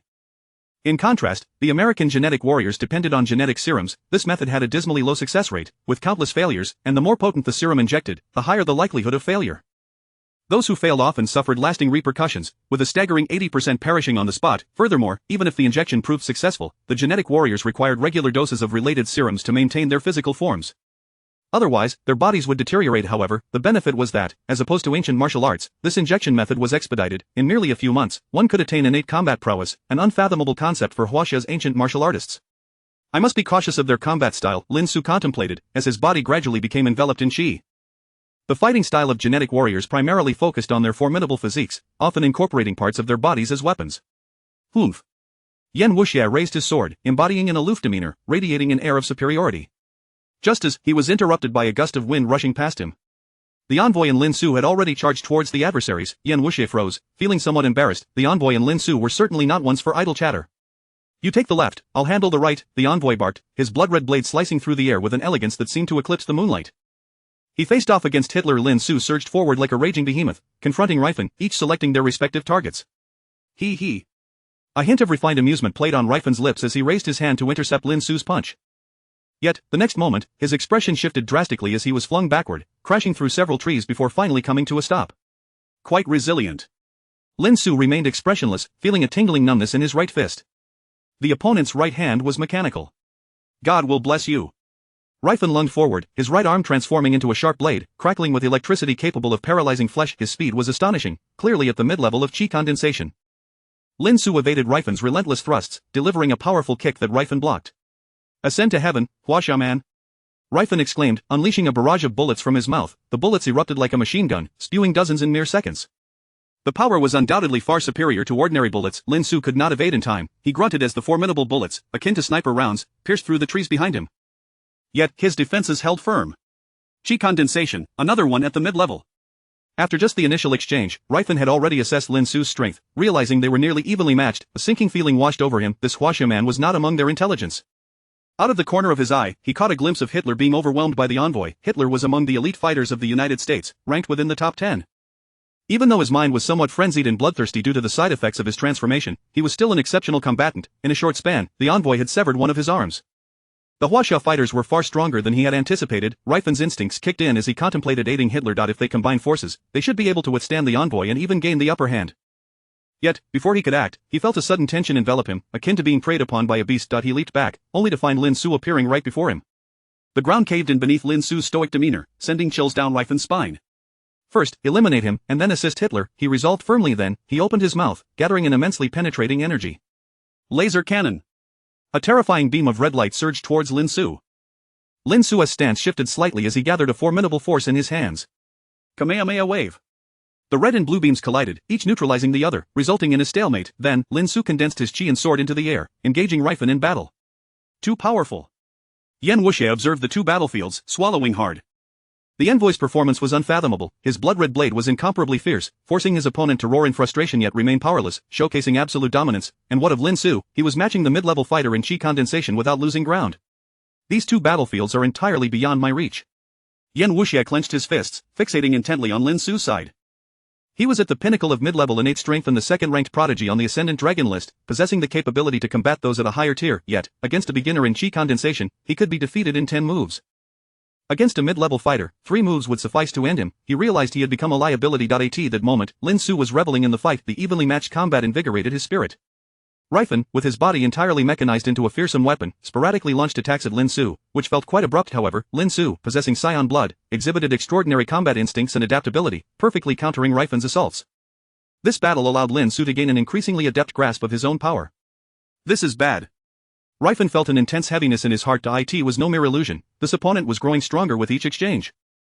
In theory, the partially mechanized bodies of genetic warriors should provide them an edge in prolonged combat against ancient martial artists, yet, throughout this encounter, he had not sensed any sign of fatigue from Lin Xu. From the initial standoff, he is now beginning to suppress me. His gaze hardened. Use that thing, and eliminate him swiftly. Otherwise, neither I nor Hitler will leave here today. Chapter 86, The Crisis Returns. Hit him with that. Rifen bellowed, shedding the previously compassionate guise of a paternal figure. Damn those Chinese, I will slay you. Hitler roared, his eyes ablaze with fury, fixating on the cold expression of the envoy opposite him. With a sharp crack, his abdomen opened, revealing a mechanical contraption containing a brown vial. He uncorked the vial and gulped down its contents in one swift motion. Meanwhile, Rifen, having briefly forced Lin Xu back, retrieved a similar brown vial from his own person and downed it as well. This was the source of their audacity to attempt to assassinate the envoy of the nuclear essence potion. The potion could instantaneously unleash latent power within them. Of course, the repercussions were severe. 10 years of life expectancy was merely the starting point. But at this moment, they had no other choice, they were driven to their limits. This power. A fleeting look of ecstasy crossed Hitler's face, his lips curling into a maniacal grin. The surge of strength coursing through him exceeded anything he had felt before. The envoy furrowed his brow slightly, the blood-soaked blade in his hand growing ever more menacing. He was unfazed, yet he cast a calm glance toward Lin Xu, stating, "Lin Xu, their potion is time-limited." The implication was clear. Lin Xu need not engage in a futile struggle, he merely had to endure. In time, whether he dispatched Hitler or Rifen exhausted their enhancement, it would be deemed a success. Time-limited? Rifen trembled as the power surged throughout his being. Then, a smile crept onto his face, his tone deceptively gentle yet laced with menace. "I will ensure he meets his maker within that time frame." In the blink of an eye, he lunged toward Lin Xu. The terrifying mechanical strength emitted a thunderous roar as his fist struck Lin Xu's abdomen. Boom! In an instant, Lin Xu crashed to the ground, the impact reverberated through the earth. The force of that blow approached the pinnacle of qi condensation. At that moment, Rifen felt an unrelenting tide of strength engulfing him. "Go meet your maker," he shouted, unleashing a horrific crimson energy beam from his hands, wreaking havoc upon the landscape. Trees were uprooted, and the cacophony echoed for miles. This was a borderland, where every leaf bore witness to the conflict. Had such a disturbance occurred on any ordinary day, it would have attracted numerous warriors. But today, no soldiers dared approach. Everyone had received orders. This area was off limits. This is bad. Yan Wuxie's expression shifted dramatically as he involuntarily took several steps back. The overwhelming heat surged toward him, igniting a profound sense of foreboding within. His formidable innate strength was rendered impotent at this moment. Even the residual shockwaves posed a threat to him. Only Lin Xu, with his unique nature, remained unfazed. The disparity between qi condensation and innate mastery was immense. Is there a straggler? Rifen's brows arched in amusement as he fixated on Yan Wuxie. The moment he was singled out, a chill ran down Yan Wuxie's spine. "Let me send you to your maker first." Rifen continued his assault on Lin Xu, while simultaneously unleashing a narrower laser beam aimed directly at Yan Wuxie. This strike was sufficient to grievously wound even someone at the peak of innate mastery. Yan Wuxie doubted his ability to withstand it. 7 stars, Soul Pursuit. Yan Wuxie brandished his sword, which emanated a dark, ghostly light. Gritting his teeth, he combined his strength and momentum, channeling his spirit to unleash his most potent technique in an attempt to block the impending attack. The laser beam surged toward him with a piercing intensity. Suddenly, a hand grasped the beam. With a fierce grip it shattered, the laser dissipated into a cascade of blue light, vanishing between slender fingers. Yan Wuxie turned abruptly, the expression of a familiar, emotionless face materializing before him. It was Lin Xu, however. At that moment, Lin Xu appeared disheveled, yet he stood tall, exuding an air of unwavering confidence. Rifen narrowed his eyes, failing to notice Lin Xu's emergence from the barrage of attacks. Lin Xu patted Yan Wuxie on the shoulder and calmly said, "Step back a bit." Yan Wuxie's expression shifted, hesitating as he regarded Lin Xu. "Lin Xu, if we truly cannot overcome this, But his words faltered, for within Lin Xu's tranquil visage, something else seemed to resonate. "Just leave it to me," Lin Xu replied with serene assurance. Compelled by an inexplicable impulse, Yan Wuxie retreated repeatedly. Lin Xu lifted his head, twisting his arms. Let us continue. With a sudden thrust of his left foot, he launched himself into the air like a cannonball. The battle was only just beginning. Seeking death. Rifen's eyes brimmed with murderous intent as his formidable mechanical body, coupled with advanced weaponry, relentlessly bore down on Lin Xu. Yet Lin Xu was akin to an indomitable cockroach. Despite their efforts, they could not extinguish him. The sensation was utterly disheartening. Meanwhile, Hitler, too, was gripped by a chilling realization. How is this possible? His own power had surged, yet the envoy's strength had risen in tandem. Just moments ago, he had not reached his limit. I must kill you and savor your blood. But retreat was not an option. He charged toward the envoy, his rationality increasingly overshadowed by instinct. The envoy glanced at Lin Xu, feeling a slight alleviation. Although Lin Xu was pressed, he projected an aura of unwavering strength, showing no signs of weakness. At this rate, I need not resort to my trump cards, the envoy mused. The two battlefields raged with ferocity, 5 full minutes elapsed without a victor emerging, yet, the tide of battle began to shift. The envoy maintained a dominating presence over Hitler. Any lapse in Hitler's focus would expose him to the envoy's terrifying blade energy.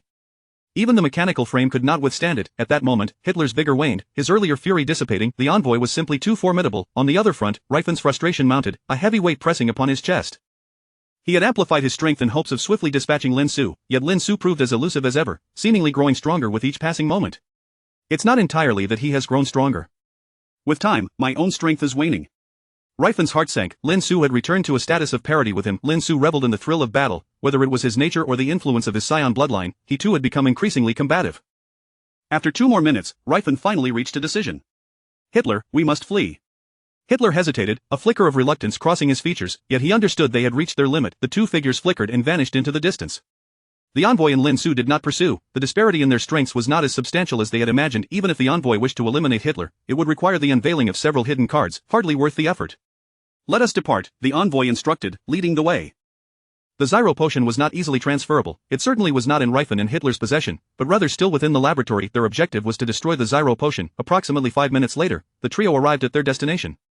However, inside, there was no one. Lin Xu and the envoy exchanged glances, their expressions shifting as they looked skyward. A missile was hurtling toward them from the distance. Chapter 87.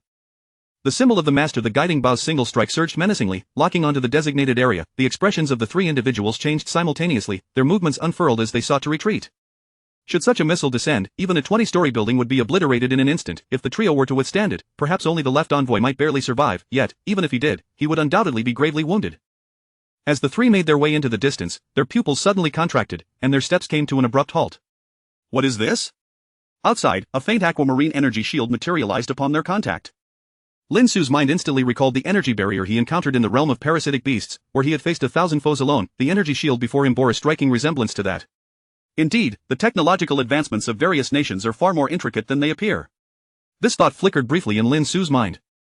However, there was little time to ponder such matters now. Riefen and Zeit had clearly prepared a contingency, intending to use this to eliminate the three of them. The expressions of the left envoy and Lin Xu grew solemn.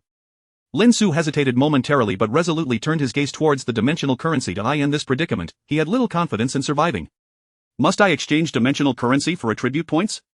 Just as he was about to proceed with the exchange, Yan Wuxia interjected with a sharp cry. Left envoy, Lin Xu, let me handle this.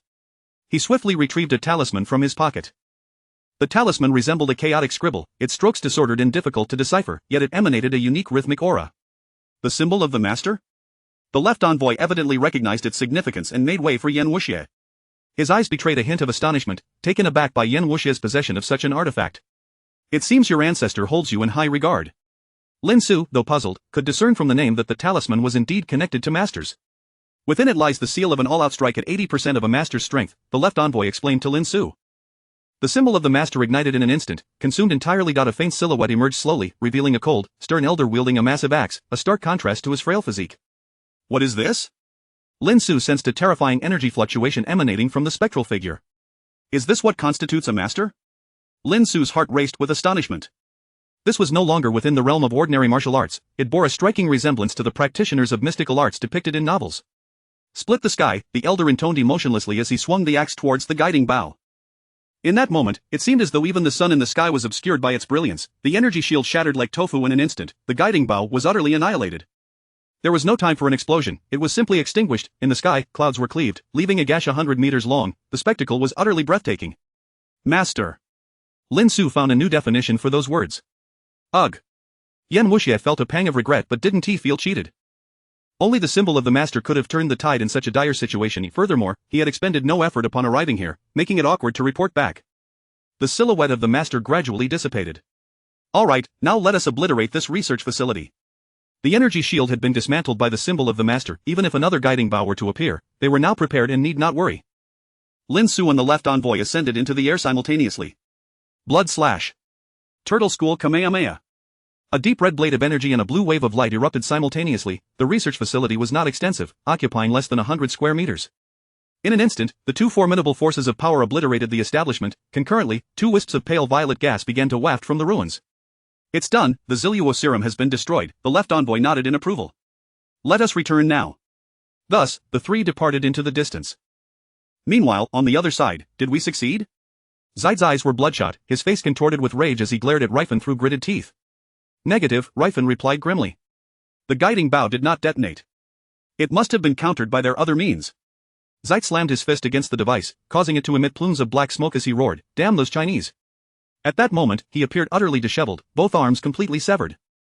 The mechanical core had sustained severe damage, rendering it irreparable. Ryfan's expression mirrored his own darkness. This time, the two of them had utilized nuclear reagents, yet they achieved nothing, suffering a significant loss. Upon returning, they would likely face harsh repercussions. Lin Xu and his companions boarded a plane, departing the United States. The journey was uneventful, and they arrived safely. Lin Xu opted to temporarily reside on Donghuan Mountain Island. Yan Wuxia followed suit, his competitive spirit ignited, challenging Lin Xu nearly every day. Through this trip to the United States, Lin Xu gained insight into Yan Wuxia's character. Proud yet passionate about martial arts, he was not unpleasant to engage with in sparring. No more, no more. Yan Wuxia waved his hands repeatedly from the arena. A fist hovered in front of him, the wind generated causing his hair to sway. Alright, Lin Xu withdrew his fist, nodding calmly. At that moment, Yan Wuxia was far from his previous dashing self. He looked rather disheveled, with a bruised and battered face. Why do you always aim for my face? Yan Wuxia gritted his teeth, glaring intensely at Lin Xu. Lin Xu paused momentarily, contemplating, then nodded, "It's merely my fighting habit. If you need me again, feel free to reach out." Yan Wuxia felt a sense of despair, his handsome visage had been thoroughly marred. Moreover, Lin Xu's words sounded peculiar to him, as if suggesting he had a penchant for masochism, yet, after a brief hesitation, he shouted, "Let us continue tomorrow." If it meant improvement, he would endure the blows. Lin Xu waved his hand, acknowledging he had heard. Back in his room, Lin Xu stroked his chin, beginning to formulate a plan. That so-called inheritance site of the Azure Cloud Taoist will likely need to wait until I have traversed the next dimensional world before I can visit. There was another matter Lin Xu nearly overlooked. Having traversed 4 dimensions, I'm nearly ready for school. He had almost forgotten that he was still a sophomore. It's been ages since I last saw the martial order. When Lin Xu initially joined the Heavenly Sting, he had procured some healing items, and his martial order was long restored. And then there's the Chen family. Lin Xu squinted, a cold glint flashing in his eyes. I shall seek you out in due time. Though the Shuiying had advised against initiating action against the Chen family, Lin Xu had no intention of adhering to such constraints. Once his strength reached the level of a master, his first order of business would be to eliminate Chen Feng. While he was confident in his rate of improvement, he would not overlook this potential threat.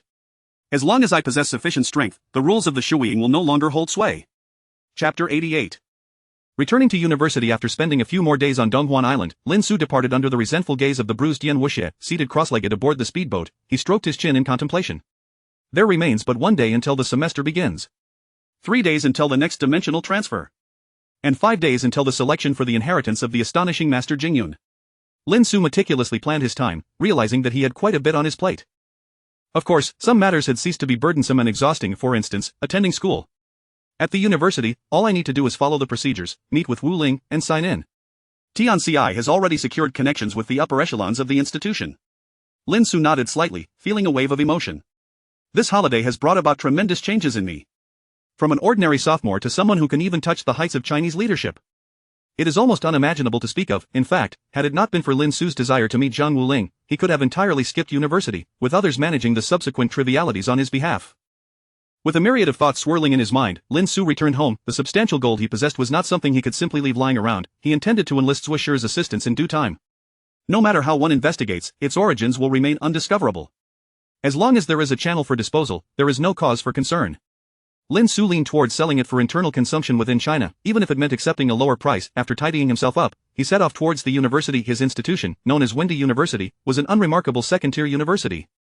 Although it resided in Guangdong Province, it was located in Guangzhou City, not in Shenzhen City. Taking a moment, Lin Xu called his parents to assure them of his safety.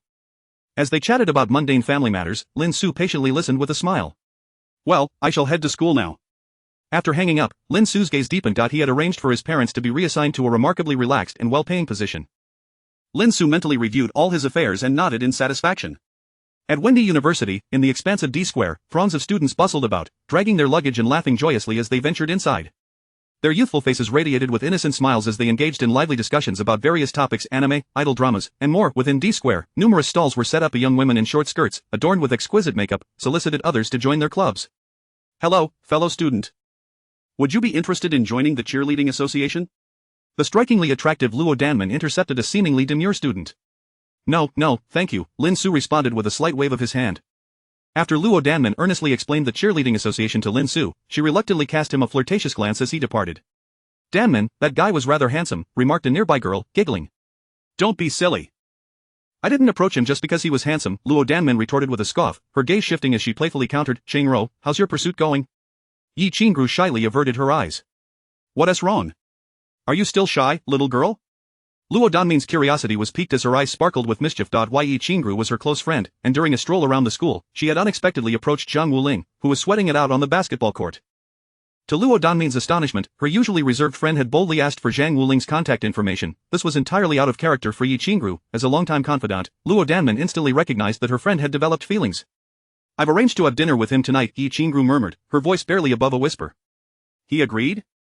Luo Danman's eyes lit up, her long legs accentuated by a blue miniskirt, drawing the gaze of several male students nearby. Gulp. Many a throat was swallowed as they beheld the enchanting duo. What's the status? Luo Danman inquired once more, her curiosity unabated. He agreed, Yi Qingru nodded slightly. Luo Danman's expression grew serious as she contemplated, tonight, I will tag along to see for myself. Yi Qingru's cheeks flushed slightly as she hesitated, isn't that inappropriate? What's inappropriate about it? Luo Danman huffed, a hint of frustration in her tone. You're just too naive. It makes you an easy target for deception. That Wang Jin who pursued you 2 months ago was nothing but a scoundrel. If I hadn't caught on, you would still be oblivious. Yi Qingru seemed to recall something, her complexion paling slightly. It's settled then. Luo Danman declared decisively. Unable to resist her friend's persuasive spirit, Yi Qingru reluctantly acquiesced. Hello, may I have your contact information? A boy mustered the courage to approach and request her contact details, only to be gently declined. Su Zi. Zhang Wuling spotted Lin Xu and approached with a hearty laugh, clapping him on the shoulder. Have you been working out? He raised an eyebrow, surprised. How's your recovery coming along? Lin Xu replied, noting that Zhang Wuling appeared to be in good spirits. Recovery is going splendidly, heh. Zhang Wuling nodded, seemingly proud. Even the doctor remarked on my astonishing recovery speed. I was starting to wonder if I might be a martial arts prodigy, blessed with unparalleled talent. Lin Xu couldn't help but chuckle. As for those who had assaulted Zhang Wuling, Lin Xu had concocted a tale using his influence, claiming they were merely a group of petty thugs, now apprehended. He preferred Zhang Wuling remain unaware of the orchestrators behind the incident. He wished for his brother to forget Yi Zisa sooner rather than later. By the way, Su Zi, why don't you join me for dinner tonight? Zhang Wuling's expression shifted slightly as he hesitated. Dinner? Lin Xu raised an eyebrow, calmly responding, if it's just a casual gathering among classmates, then I shall pass. Zhang Wuling waved his hand, shooting Lin Xu an exasperated glance. It's a dinner invitation from a junior. But she suddenly mentioned that her best friend would also be attending, so I felt a bit awkward going alone. Lin Xu instantly understood, casting Zhang Wuling a knowing smile. However, this change was a positive development. Alright, I'll go with you tonight, Lin Xu pondered for a moment before agreeing with a hint of a smile. Great, I'll take charge, we're heading to Jin Feng restaurant. Their pig's stomach chicken is simply exquisite, and it's on me. Zhang Wuling boasted, thumping his chest. Lin Xu chuckled softly. It seemed that the establishment was owned by a wealthy second-generation student named Wang Jin. Chapter 89. We went to Shuiying. Zhang Wuling stood aside, engrossed in his phone as he sent a message to Yi Qingru, informing her that he would be at the Jin Feng Hotel tonight. May you find love soon and bear precious offspring, Lin Xu remarked, playfully patting his shoulder, a glimmer of amusement dancing in his eyes. What nonsense are you spouting? I haven't even started. Zhang Wuling shot Lin Xu an exasperated glance. It had been over 6 months since he had broken up with Yi Zisa. Initially, he harbored a flicker of obsession, which naturally faded when Chen Feng began his relationship with Yi Zisa. Meanwhile, Yi Qingru gradually wove herself into his life. During his hospital stay, she had come alone to bring him some fruit and offer her care. Thus, a tender sentiment began to blossom. When will you find a partner, you rascal? Zhang Wuling countered, his expression twisting into a sardonic smile. If memory serves me right, you haven't even experienced your first love yet, have you? Lin Xu's demeanor stiffened instantly. The two brothers then meandered through the campus. Zhang Wuling, feeling the urge to play basketball, insisted on dragging Lin Xu to the court for a few shots. Wow, how are you so accurate? Zhang Wuling stared in disbelief at the swishing basketball, unable to comprehend Lin Xu's prowess. Lin Xu had scored 10 out of 10, he chuckled softly, offering no explanation. This extraordinary display of talent was exhilarating. He sensed a subtle transformation within himself. Having traversed various realms, his spirit had remained taut. The myriad crises had compelled him to mature significantly, yet, upon returning to school, it felt as though he had reclaimed his youthful essence. Not enough, let's try a few more. Zhang Wuling urged, desperate to convince Lin Xu to shoot again, refusing to accept defeat. Wuling, you have a date at 6:30, and it's already 5. You still need to return to your dorm to shower, Lin Xu interjected, causing Zhang Wuling's expression to falter momentarily. Fine, he acquiesced reluctantly, allowing Lin Xu to escape. At precisely 6 o'clock, Lin Xu and Zhang Wuling arrived early at the Jin Feng Hotel. The Jinfeng restaurant, located within the university town, was considered a mid to high-end dining venue. To their surprise, two neat rows of hostesses stood outside, clad in elegant kipeos, each trained to perfection, their faces radiating warmth and smiles. What is going on today? Zhang Wuling raised an eyebrow, taken aback. Such a formal reception was unusual for the Jinfeng restaurant. Perhaps a distinguished guest is arriving, Lin Xu casually suggested. The third floor of the Jinfeng Hotel has private rooms, each with vastly different prices, he added with a grin. We're only going to the first floor, far removed from the bigwigs. Zhang Wuling nodded in agreement and led Lin Xu into the hotel. I recently landed a side job and earned a bit of money. This meal is on me, Zhang Wuling announced with a smile. I suspect it's because of a certain lady that you're feeling so generous, Lin Xu retorted with a smirk. Their banter was playful, yet it did not diminish their camaraderie. Upon entering the private room numbered 1 to 14, a sleek red luxury car came to a halt outside, and several individuals disembarked. Wang Jian, the proprietor of the Jinfeng Hotel, wore a broad smile as he regarded another man with a hint of apprehension. The man appeared to be in his 40s, with graying hair at the temples, a green tattoo visible on his left arm, exuding an intimidating aura, and accompanied by a woman. If Lin Xu were present, he would undoubtedly recognize her as his aunt. Lin Yas. As the principal guest arrived, the hostesses immediately stood at attention, their eyes sparkling with anticipation. Su Hai furrowed his brow slightly and spoke coldly, Wang Jian, is she truly here? Indeed. Wang Jian lowered his head and nodded. The individual claims to know you, her name is He Shui. Su Hai's heart quivered with expectation. He recalled the name He Shui vividly. Su Hai wielded considerable influence, being the local powerhouse in Shenzhen. However, compared to the cloud of Longting Enterprises, he was somewhat lacking. Yet, how did he know of the 4 prominent families of Guangdong province? It was because he himself was a martial artist, albeit an inexperienced one, possessing only intermediate strength in his cultivation. 10 years ago, I was severely injured and had no choice but to recuperate in the East for 3 years. I did indeed teach a few Chinese disciples, one of whom was the orphan named He Shui. He squinted slightly, though due to unforeseen circumstances, we were forced to part ways. I had thought she had perished. To his astonishment, she had survived. Su Hai was a man deeply attached to his emotions and memories, which was why he had come here. Let us go, he gestured, entering the Jinfeng Hotel. Nearby, a group of young onlookers observed, their faces reflecting youthful longing. How impressive! Luo Danman exclaimed, her eyes sparkling as she tugged at Yi Qingru. I never imagined we would encounter such distinguished individuals today. Yi Qingru, equally surprised yet somewhat timid, hesitated at the thought of entering the hotel with so many eyes upon her. Come on. We can't be late. Luo Danman declared boldly, pulling Yi Qingru into the establishment, drawing the attention of the crowd. A chorus of swallowed breaths echoed as they entered. Yi Qingru donned an extraordinarily pure JK uniform, exuding a refreshing charm, devoid of any artifice. In contrast, Luo Danman wore a revealing black camisole, her curves subtly accentuated, drawing the gaze of many. The two beauties were, naturally, the center of attention. On the third floor, a woman in her 20s sat gracefully. Standing at 1.72 meters, her legs were long and slender, and her delicate features were graced with a gentle smile as she regarded the approaching quartet. Wang Jian, Wang Jin, Su Hai, and Lin Xu. Teacher, it's been a long time, He Shui stood to greet them. Su Hai felt a jolt in his heart, a flicker of nostalgia crossing his eyes. I can hardly believe the little girl from back then has blossomed into such a stunning woman. Ah Chi, where are the little ones, Lu Zi, and the others? Lin Xu, upon seeing He Shui's exquisite visage, could not suppress a twinge of jealousy. Within the Su family, her status had diminished, and she was acutely aware that her only remaining value in Su Hai's eyes lay in the power of the eldest and the third son. Meanwhile, Wang Jin, blessed with striking looks, gazed at He Shui with eager eyes filled with yearning. How was I unaware of such a gem at our school? Wang Jian subtly tugged at his son, casting him a stern look. Rein in your thoughts.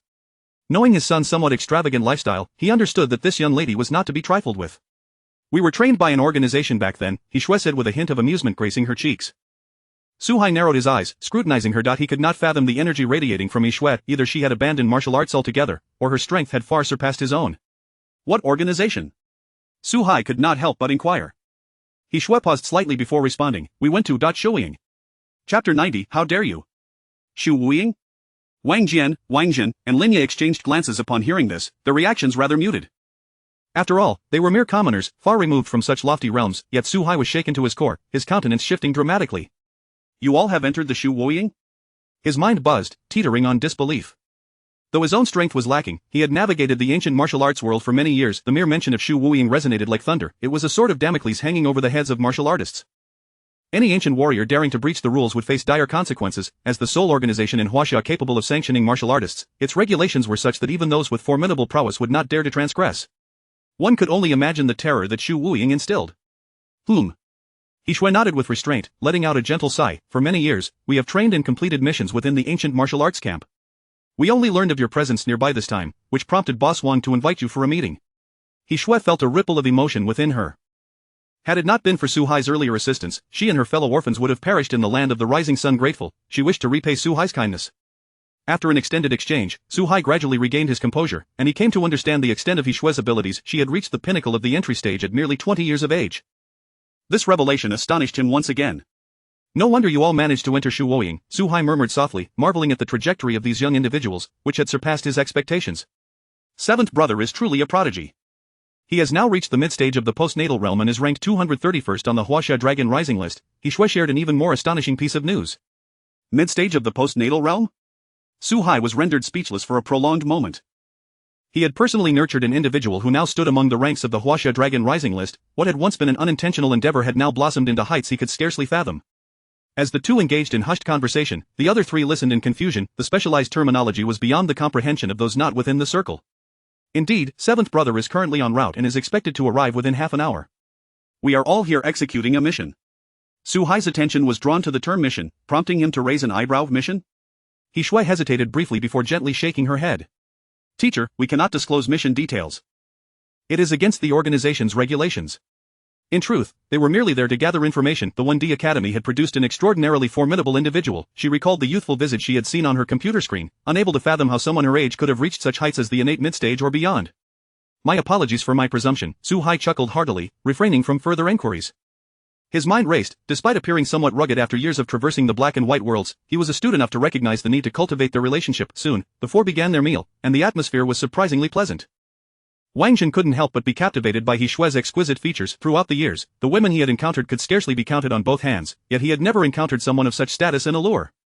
He Shui's standing was evidently enough to leave even Su Hai astounded. This is a tough one, he mused, fully aware that a woman of her caliber was beyond his reach. Halfway through the meal, he excused himself, feeling the weight of the tense atmosphere pressing down upon him. He Shui is unattainable. With this time, I might as well seek out a few women elsewhere. On the first floor, in box 1 to 14, a square table was occupied by 2 men and 2 women. From a certain perspective, this could indeed be considered a handsome and beautiful combination. Yi Qingru and Luo Danmin remained silent, while Zhang Wuling, tall and handsome, exuded a strong, masculine aura from years of martial arts practice. Lin Xu, though not conventionally handsome, possessed a certain charm that drew others in effortlessly. Click. Lin Xu gently nudged Zhang Wuling. He could sense the unique gaze Yi Qingru directed towards Zhang Wuling. This could indeed blossom into something. So it's you, Luo Danmin exclaimed upon spotting Lin Xu. Her eyes sparkling, Lin Xu was pleasantly surprised to encounter Luo Danmin here. Classmate, shall we exchange contact information? She presented her phone with a WeChat QR code for Lin Xu to scan. After a moment's hesitation, he agreed and scanned it. Allow me to formally introduce myself. I am Luo Danmin, a sophomore and president of the cheerleading club. She extended her fair hand with confidence, smiling at Lin Xu. I am Lin Xu, he replied. Meanwhile, Zhang Wuling and Yi Qingru began conversing. Though shy, Yi Qingru found Zhang Wuling unfazed, as he proactively assisted her in unwrapping the bowls and plates, pouring hot water over them. Lin Xu silently unwrapped the packaging in front of him, while Luo Danmin's smile grew ever more pronounced. As their meal progressed from initial awkwardness to a more relaxed atmosphere, Luo Danmin skillfully orchestrated the interactions, facilitating the budding relationship between Yi Qingru and Zhang Wuling. Suddenly, the door swung open, and 2 figures entered. The leading individual was none other than Wang Jin, adorned with an expensive watch and dressed in the latest fashion. His handsome appearance undoubtedly attracted many admirers. Following closely behind was a slightly portly man. Upon entering, Wang Jin's gaze fixated on Luo Danmin and Yi Qingru, his previous irritation rekindled with fervor. Qingru, if not for the portly fellow informing me of your presence here, I would have remained oblivious, Wang Jin remarked with a smile. Next time you dine at my family's restaurant, do let me know, ha ha ha. Yi Qingru's face paled, her neck retreating slightly. This is your family's restaurant? She truly had no prior knowledge of this. Of course, Wang Jin smirked, his gaze lingering on her as if he intended to devour her whole. When his peripheral vision caught sight of Lin Xu and Zhang Wuling, a shadow darkened his heart. How dare these men encroach upon a woman he coveted? From their attire, they appeared to be from ordinary backgrounds. This meal is on me, he declared casually, as though announcing his dominion over Lin Xu and Zhang Wuling. Zhang Wuling raised an eyebrow, his displeasure evident. This meal is on me, he countered promptly, recognizing Wang Jin's intentions towards Yi Qingru. At this moment, retreating would be tantamount to submission. Fine then, Wang Jin whistled, turning to the portly man, have the waiter add an order of golden 3 dishes. Absolutely, Brother Jin, the portly man nodded vigorously, stepping out to summon the waiter. The golden 3 dishes were the signature offerings of the Jinfeng restaurant, priced exorbitantly, with the total easily exceeding 1,000. Qingru, consider this my gift to you, Wang Jin sneered, casting a disdainful glance at Zhang Wuling. Treating, did he truly believe he had the means to compete? How dare this pauper vie for a woman against him? Chapter 91. Who dares to cause trouble? Wang Jin had his fish ponds in many places, and Yi Qingru was one of them. Not only that, he was also contemplating how to ensnare Luo Danman alongside her. Although he had become aware that Yi Qingru likely knew some of his past, he firmly held onto a principle in his heart. Those with wealth are akin to fathers. A woman would rather weep in a BMW than smile on a bicycle. At least, that was Wang Jin's belief. Qingru, in the future, come here to speak with me. Complimentary meals and discounts are all negotiable, Wang Jin said with a smirk, as the rotund man returned from outside, holding a golden card. This is the golden card for the Jin Feng restaurant, which grants a 40% discount on your purchases. Consider it a gift from me. He walked towards Yi Qingru. No, I don't want it. Yi Qingru waved her hands repeatedly, casting a furtive glance at Zhang Wuling, fearing it would discomfort him. Luo Danman's gaze turned icy. Wang Jin, Qingru has no desire to be associated with you. Please take back that golden card. As a close friend, she stood up for Yi Qingru. Such words only create distance. Wang Jin regarded Zhang Wuling and Lin Xu with a half smile. Zhang Wuling's face darkened. Though Wang Jin had not uttered any malicious words, his actions were a blatant affront. Yet, he was not Yi Qingru's boyfriend, and the other party was the restaurant owner, a clear-cut affluent second generation. Lin Xu patted Zhang Wuling's leg. Suzy, Zhang Wuling turned to Lin Xu, this doesn't seem like your style. Lin Xu glanced at him, a hint of profundity in his eyes, and softly said, if trouble arises, I'll cover for you, go to hell. Zhang Wuling rolled his eyes at Lin Xu.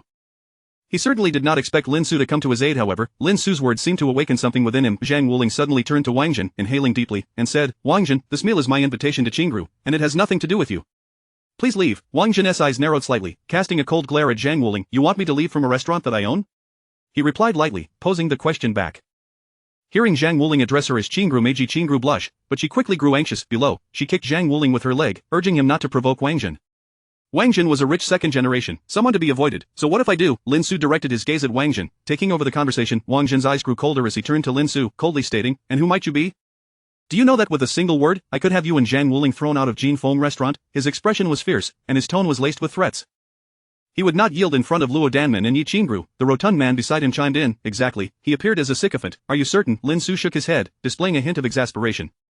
His demeanor was somewhat unusual. Luo Danman's beautiful eyes flickered with surprise. She had thought Lin Xu to be a more introverted and shy individual. However, it seemed otherwise. Zhang Wuling, too, was taken aback, noticing a subtle change in his brother. Regardless, I will stand with Suzy, Zhang Wuling declared, determination gleaming in his eyes. Do you want to test that? Wang Jin looked at Lin Xu, chuckling derisively. If you think you can, then go ahead. Lin Xu nodded slightly. He did not enjoy creating disturbances, but he had never backed down. A glimmer of ferocity flashed in his eyes. The atmosphere in the room seemed to drop several degrees. Fatty, go summon the security. Wang Jin, furious yet amused, scoffed. These two impoverished individuals had always irked him, and now they dared to speak so audaciously. Today, Wang Jin would show these two the true meaning of wealth being akin to a father. Wang Jin, I hope you refrain from causing a scene. We will leave. Yi Qingru summoned her courage and addressed Wang Jin. Qingru, the golden 3 dishes are on their way. There is no rush to leave. Wang Jin replied with a slight smile. If you choose not to eat, it would mean you are denying me. Wang Jin, my due respect. This veiled threat caused Yi Qingru's complexion to pale. How can you be like this? Yi Qingru's eyes brimmed with tears. Wang Jin, however, remained silent. His pursuit of women was secondary. His true intention was to deal with Lin Xu and Zhang Wuling. By sending the fat man to fetch security, he clearly aimed to force Lin Xu and his companion out. Suzy, Zhang Wuling's eyes bore a hint of worry. He was unafraid of being beaten. However, with 2 girls present and his good brother beside him, the situation was delicate. Wuling, let us leave, Yi Qingru said, her teeth clenched in anger as she stood up. Yet outside, 4 burly security guards entered with unfriendly expressions. Leaving now would not be so simple. On the 3rd floor, He Shui was discussing matters concerning the ancient martial arts world with her mentor, Su Hai, while Lin Ye and Wang Jian accompanied them. Now that you both have joined the Shuiying, you've certainly gained some prestige, Su Hai remarked with a smile. He Shui did not deny it. She set down her chopsticks and dabbed at her crimson lips with a napkin. In all of Huaxia, the Shuiying was akin to a sword that restrained ancient martial artists. For someone like her, though her strength was only at the pinnacle of the entry level, even encountering a peak postnatal master would compel them to show her some respect due to her affiliation with the Shuiying. Suddenly, a resounding crash echoed from below. What happened? Su Hai and He Shui exchanged alarmed glances, as they could sense a vague energy flickering. There were ancient martial artists below. They looked at each other and stood up. There are ancient martial artists present below, and it seems they are engaging in a scuffle. He Shui squinted her eyes faintly. They could still hear the sounds of chaos from below. They pushed open the private room door and made their way downstairs, followed closely by Lin Ye and Wang Jian. Upon reaching the hall, they discovered 4 security guards sprawled on the ground, their expressions filled with shock. In the hall, 2 parties were at a standstill.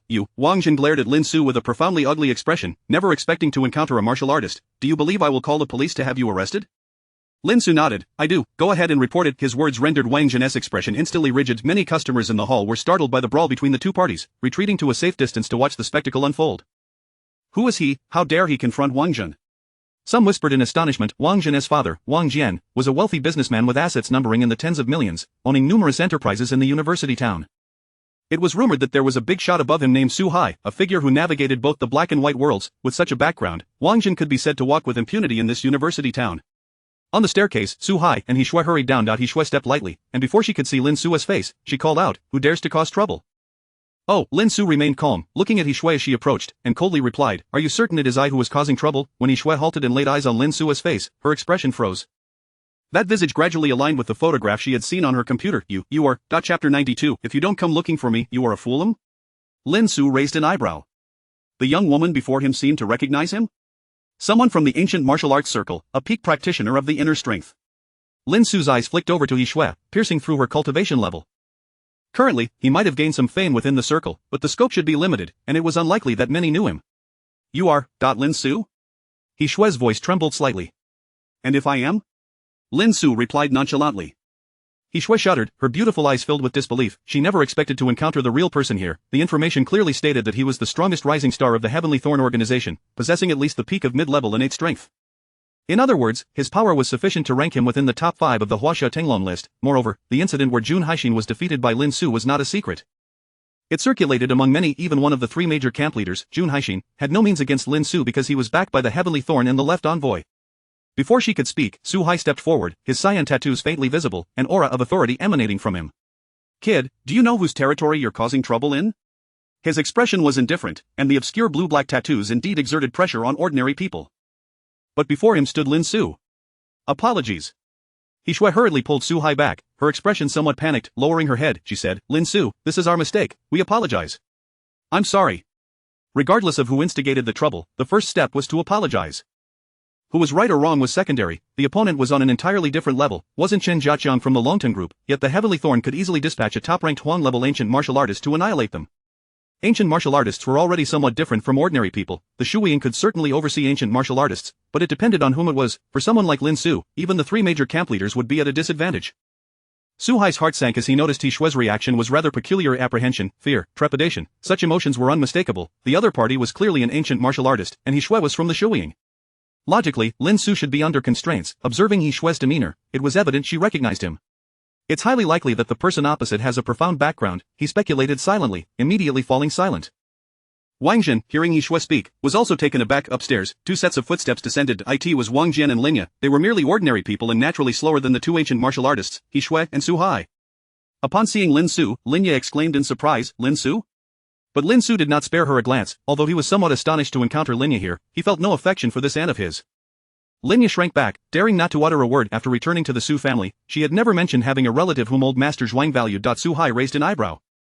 Lin Ye knew Lin Xu. The atmosphere grew strangely tense. 4 security guards remained on the ground, wailing in agony. "Let us go in and eat." Lin Xu patted Zhang Wuling's shoulder and glanced at Wang Jin. A smile graced his lips, seemingly encouraging. "By the way, I'm Lin Xu. If you have any grievances, feel free to come find me directly." Lin Xu chuckled, "You are quite wealthy, aren't you? It shouldn't be difficult to look up my information, so feel free to come find me. If you don't come looking for me, you are a fool."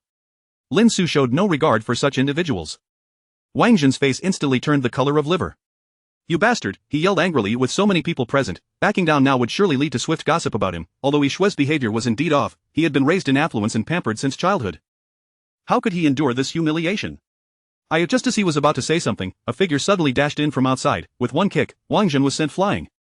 He flew 5 or 6 meters away, rolling like a tumbling gourd. Everyone turned to look, and there stood a young man with a grotesque scar on his left cheek. He appeared to be around 23 or 24, clad in blue, his expression void of emotion, exuding an air of unapproachable severity.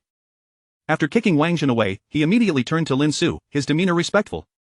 "I am Li Qi from the Shuiying." He lowered his posture considerably. Su Hai swallowed hard. He instantly recognized this was his own disciple. The aura emanating from him was unfathomable. Reaching mid-level postnatal, Li Qi was a prodigy ranked on the Huaxia Tenglong list. It was astonishing that he showed such respect to someone who appeared to be a year or 2 younger. "Brother Qi," He Shui stepped forward, as if she had committed a wrongdoing, her heart racing with unease. "I will handle this matter," Li Qi said softly. His and He Shui's mission was to investigate information regarding Lin Xu. His standing in the Shuiying was significantly higher than He Shui's. Li Qi had apprenticed under a deputy camp leader, thus possessing more knowledge. For example, Lin Xu had single-handedly killed deputy camp leader Tai Wuxia. Moreover, from a certain perspective, the Heavenly Thorn was also one of the upper echelons of power. Offending someone like Lin Xu could lead to dire consequences. "I have no interest in your trivial matters," Lin Xu stated calmly. "My brother and I are merely here to dine." Upon hearing this, both He Shui and Li Qi felt a sense of relief. Clearly, as long as they handled it appropriately, Lin Xu would not hold it against them excessively. Suddenly, a series of authoritative voices rang out from outside. "Step aside. We are here to handle the situation." Everyone clear the way. A group of men in police uniforms entered, totaling 7. It turned out that the pudgy man accompanying Wang Jin had secretly called the police. Did we hear there was a disturbance here?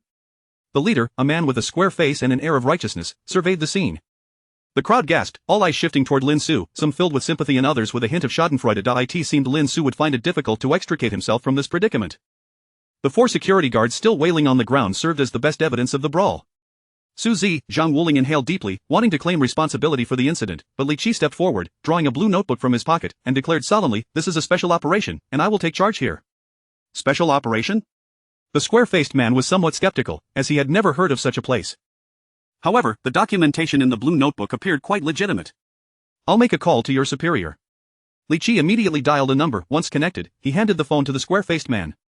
After a few stern words, the square-faced man quickly assumed a respectful demeanor and led the other 6 out. The venue fell silent once more. A special operation. This was evidently a force from a higher echelon within Huaxia. Their authority was so great that they could directly take over a crime scene. The fact that even Li Qi held such reverence for Lin Xu hinted at the latter's extraordinary stature. Chapter 93. Linya's regret. Upon returning to the private room on the first floor, Lin Xu casually closed the door behind him. The 4 of them then took their seats. "Shuzi, what on earth happened?" Zhang Wuling inquired, his expression one of bewilderment as he gazed at Lin Xu, swallowing hard. "Are you still the Shuzi I know?" Having grown up together, he had never fathomed that Lin Xu possessed such a side. The individuals from earlier were undoubtedly significant figures, yet Lin Xu remained so composed, even commanding in his conversation with them. "Nothing much, I merely saved one of their high-ranking officials by chance, so they have to show me some respect." Lin Xu waved dismissively at Zhang Wuling, casually explaining. This reasoning was rather tenuous, yet it seemed to be one of the few plausible answers. Naturally, Zhang Wuling remained skeptical. The demeanor exhibited in that confrontation was not something one could achieve merely by saving a single person. "Impressive, a powerful ally," Zhang Wuling remarked, giving Lin Xu a thumbs up, and as a brother, he tacitly refrained from pressing further. Luo Danmin and Yi Qingru exchanged glances, both stunned. This brother of Zhang Wuling was somewhat terrifying. The 4 of them suddenly found their appetites diminished. However, they felt awkward about leaving just yet. The atmosphere outside was undoubtedly grave. In fact, it was indeed so. Wang Jin had risen from the ground, his face contorted with rage, a trickle of blood staining his mouth. "Who kicked me? And damn," he began to curse, but his father, Wang Jian, swiftly silenced him. At that moment, cold sweat trickled down Wang Jian's forehead. "I apologize, my son is having a moment of confusion. We shall take him for treatment immediately." He was an ordinary businessman, shielded by Su Hai, yet the 2 young men present were evidently of a higher status than Su Hai. After years of experience, Wang Jian had developed a keen eye, especially the young man with the scarred face who had just arrived. He was undoubtedly a true heavyweight. For such a figure to kick Wang Jin was akin to a mere flick. "Teacher, it's been a while." Li Qi finally turned around, casting a wistful glance at Su Hai. In the past, Su Hai had treated their group well, even guiding them into the realm of ancient martial arts. Without Su Hai, they would not have become who they were today, thus, they genuinely felt grateful. "Qi, it truly is you." Su Hai felt a stir within, equally nostalgic. Li Qi nodded slightly before fixing his gaze on Wang Jian, speaking coldly, "Restore the environment. It must not be noisy, lest it disturbs the esteemed guest inside." Wang Jian trembled, feeling as if he were being scrutinized by a predatory wolf, goosebumps erupting all over his body. Yes, of course." He wiped the cold sweat from his brow and hastily called for other security personnel to maintain the environment. The audience members, too, found it impossible to linger any longer. However, Lin Xu's visage was etched in their memories. Some attentive individuals even captured photos and videos, swiftly uploading them to the forum of Wendy University. Shockingly, a super heavyweight, is he a top-tier rich second generation or a powerful heir? Stunned, is this a moral decline or a distortion of humanity? The rich second-generation Wang Jin was struck to silence. Numerous captivating headlines soon sparked a frenzy. Every second, fresh information flooded the forum. Some reveled in the satisfaction of seeing the scoundrel punished, while others, shyly, inquired if this dashing young man had a girlfriend. Of course, a few comments were quickly deleted, such as "Doesn't he resemble Lin Xu from the neighboring class?" Meanwhile, Li Qi and his companions ascended to the 3rd floor. "Qi, who exactly is this Lin Xu?" Su Hai could no longer restrain his frown. In the room, only Linya and He Shui remained. Wang Jian and Wang Jin were deemed unworthy to enter. "Teacher, you need not concern yourself too deeply with this matter. Just know that his strength is not below that of the innate late stage." Li Qi pondered briefly before responding. Innate late stage. Su Hai's eyes widened in disbelief as he swallowed hard. That young man appeared exceedingly youthful. At most, he would not exceed the age of 25. To possess strength at the innate late stage, Li Qi hesitated for a moment, then sighed. "He is a person we cannot afford to provoke. Although the Shuiying is formidable, it is not invincible." Just now, that Lin Xu killed one of the deputy commanders of Shuiying. This statement reverberated in Su Hai's mind. He had slain a deputy commander of Shuiying? What an alarming level of power. Most chilling was the realization that after killing the deputy commander, this individual remained unscathed. Could it be that Deputy Commander Tai Wuxia was killed by him? He Shui, beside them, expressed her shock. The news of Tai Wuxia's demise had been sealed by Jun Hai, known only to a select few, and He Shui was unaware of it. Yet, upon hearing Li Qi's words, she recalled the recent accidental death of Deputy Commander Tai Wuxia. Li Qi nodded slightly, then solemnly stated, "This matter must not be divulged. Although it might not lead to dire consequences, it could certainly attract trouble." Of course. He Shui and Su Hai nodded in agreement. The name Lin Xu was firmly etched in Su Hai's memory. He then turned his gaze to Lin Ya. You know Lin Xu, he had observed Lin Ya's reaction earlier.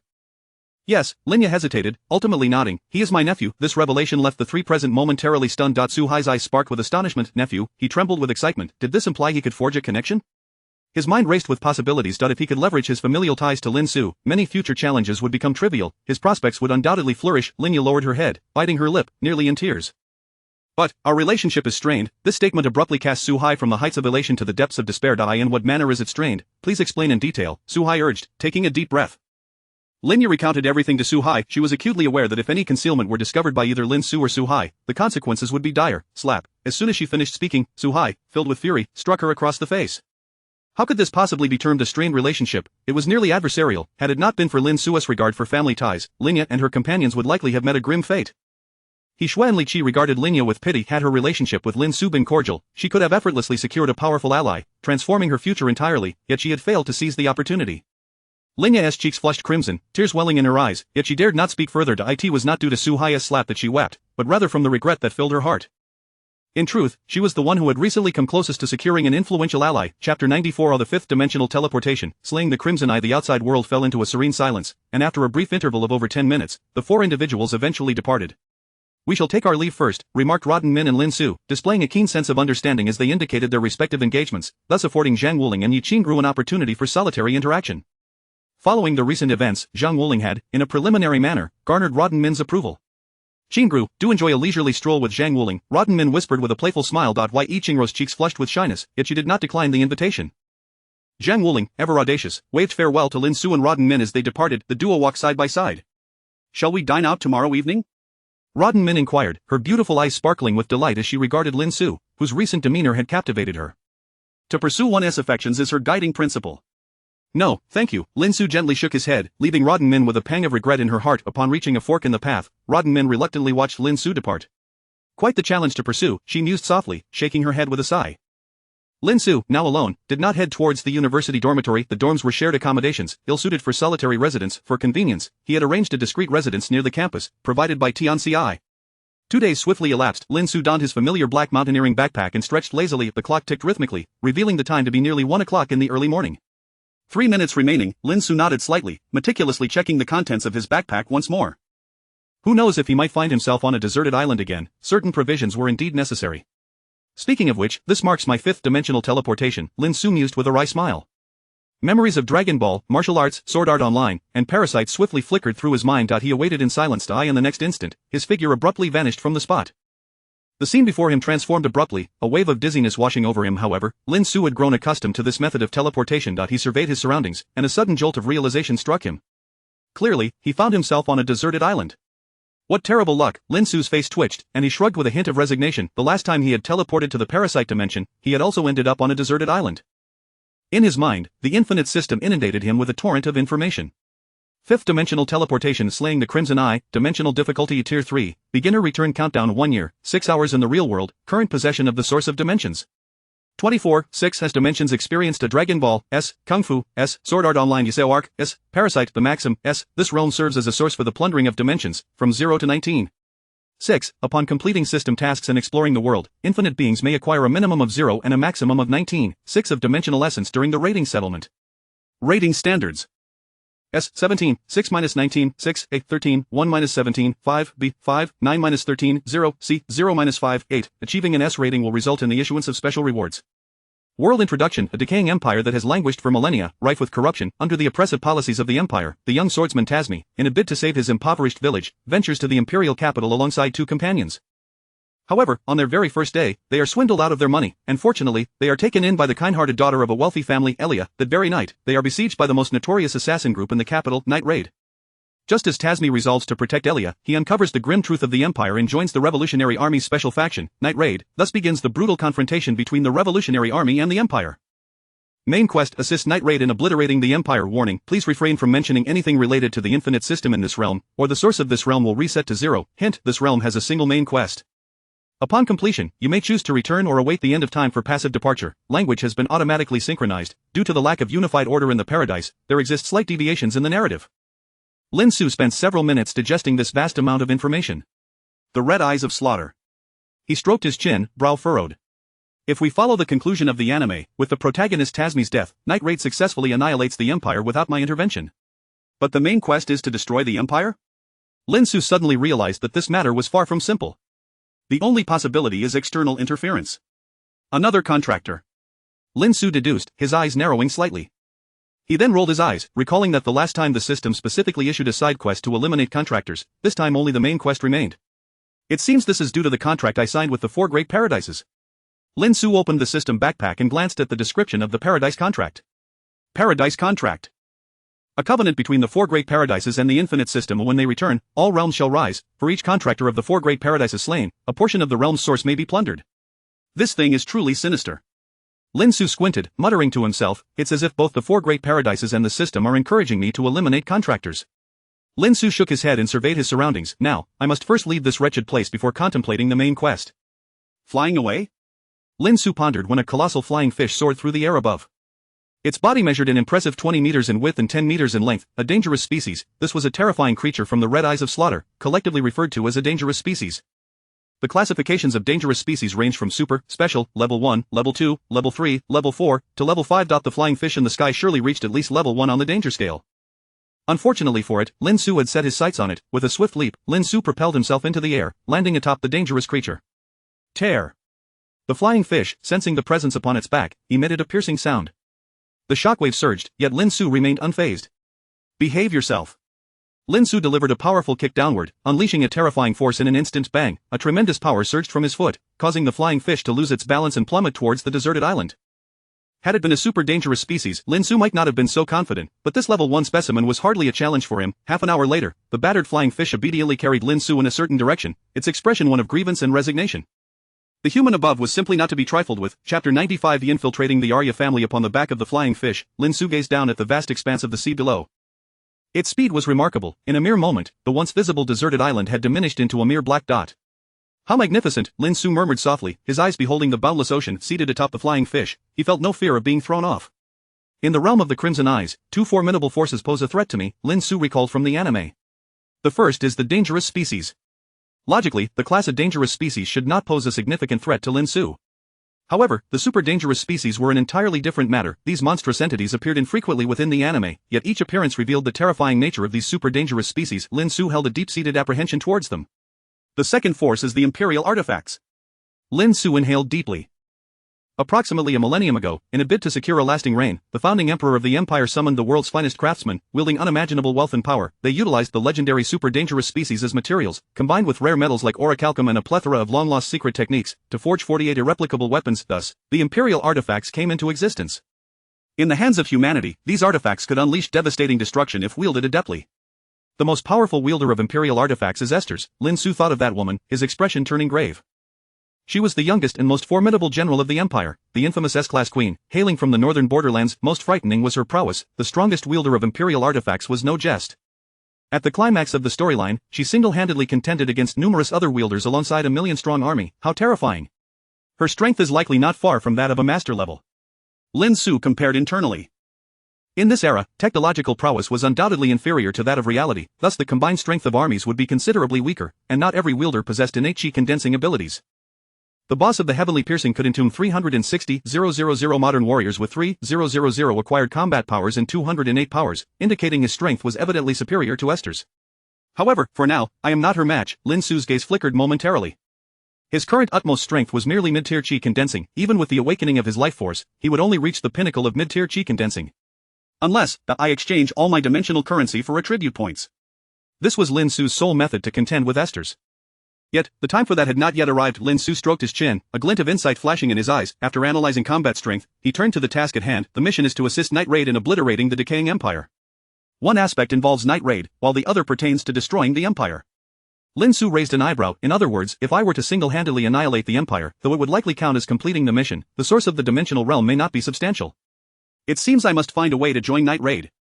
This time, Lin Xu aimed to ally himself with a faction. Was it difficult to join Night Raid? It was neither particularly easy nor exceedingly hard. Night Raid was the assassination organization of the Revolutionary Army, operating at the front lines, with each member possessing exceptional individual strength. I certainly meet the requirements in terms of strength. What I lack is merely an opportunity. Lin Xu recalled the protagonist, Tatsumi. Tatsumi initially departed from his village for the imperial capital, only to be deceived by the lioness of Night Raid, Leon, losing his money and ending up homeless, until he encountered a hypocritical girl who took him in. Subsequently, Night Raid's main force arrived to eliminate the hypocritical family, allowing him to join Night Raid seamlessly. Perhaps I can consider this method to approach Night Raid, Lin Xu nodded slightly. However, the immediate priority is to determine the timing. The flying fish sped swiftly, soon reaching land. In the distance, a town came into view. Alright, this is sufficient. Lin Xu leaped off the flying fish. The class of dangerous species hastily fled, distancing themselves from this harbinger of death. Lin Xu sought out a village, inquiring about the direction to the imperial capital before hastening onward. Along the way, he encountered a Class B dangerous species, which he effortlessly dispatched. By 8 o'clock that evening, he finally arrived at the imperial capital. Lin Xu recalled the name of the hypocritical girl who had taken in Tatsumi. Her name was Arya, a member of a wealthy noble family in the capital. After inquiring around, he finally gathered pertinent information. Lady Arya, she is indeed a kind-hearted young lady, frequently taking in the homeless from the streets, an elderly man hunched over informed Lin Xu. I believe I just saw Lady Arya's carriage. It seemed she was heading towards the commercial street to buy something. Thank you, Lin Xu nodded in gratitude. With newfound information, he swiftly set off, disappearing from the old man's sight. With leads in hand, it became considerably easier for Lin Xu. Within half an hour, he located his target, 4 individuals, Arya, 2 armored guards, and the protagonist Tatsumi. This can be considered a form of training. Tatsumi revealed a resigned smile, clutching a large pile of gift boxes filled with Arya's purchases. The 2 guards chuckled heartily at him. The scene was quite heartwarming. I can ascertain the timeline. Upon seeing Tatsumi, Lin Xu's eyes brightened. At this moment, Tatsumi had just been taken in by Arya and had yet to uncover her true nature, indicating that the plot was just beginning. Lin Xu paused for a moment before formulating a plan. He approached a beggar and snatched away his tattered bowl. Instantly, the beggar's eyes widened in shock, about to protest when he noticed a small gold coin appear in Lin Xu's hand. His expression shifted immediately, filled with eagerness. Sir, this trinket is yours. Holding the worn bowl, Lin Xu leaned against a wall on Arya's return route, pretending to be a vagrant. Look, there's a beggar over there, how pitiful. Let us take him in. Arya exclaimed upon spotting Lin Xu, her kindness evident. Lady Arya, you truly possess a benevolent heart, Tatsumi remarked, visibly moved, recalling how Arya had similarly taken him in and the 2 guards exchanged hesitant glances. Miss, is this appropriate? In truth, this was merely their guise. It's fine. Let's bring him back. Arya remained resolute in her decision to take Lin Xu in, prompting the guards to reluctantly agree. Tatsumi approached Lin Xu, laughing heartily. You have nowhere to go, right? The winds of the imperial capital can be quite chilly, come along with us. He gestured towards Arya, whispering, she is a very kind noble lady, I was taken in by her as well. Lin Xu raised his gaze to meet Tatsumi's. The depths of his eyes compelled Tatsumi to instinctively take a step back. In that fleeting moment, Lin Xu appeared almost like a super dangerous species. Lin Xu, adopting a helpless expression, replied, I came to the capital from a nearby village seeking work, but I was swindled out of my funds, leaving me to wander the streets. His words resonated with Tatsumi. Me too. Tatsumi's eyes sparkled, his teeth clenched in frustration. If I encounter that big-bosomed thief again, I will surely teach him a proper lesson. Afterward, Lin Xu successfully mingled into the group. He followed Lady Arya back to her family's castle. Lin Xu was well aware Night Raid will strike against the Arya family in 2 days. At that time, I will finally be able to connect with Night Raid. Chapter 96. Lin Xu's ruthless tactics. In the dead of night, Tasmi and Lin Xu lay in a twin guest room, engaged in conversation. Fortunately, Miss Alia took us in, otherwise, I truly wouldn't know what to do. Tasmi, a spirited and passionate youth, remarked with a lively demeanor. The imperial capital is indeed a marvelous place, Lin Xu replied, casting a meaningful glance at Tasmi. But how can you ascertain its merits after merely 1 day here? The dangers in this place are not to be underestimated, Lin Xu added, for the imperial capital served as a veritable epicenter of chaos, rife with countless hidden perils. Ha! Danger or not, it matters little to me, I am quite formidable, I even vanquished a first-tier earth dragon on my way here. Tasmi boasted with confidence, eager to impress Lin Xu. Suddenly, a noise echoed from below, prompting Tasmi to sit upright in alarm. Enemies, he exclaimed, donning his sword as he made his way downstairs.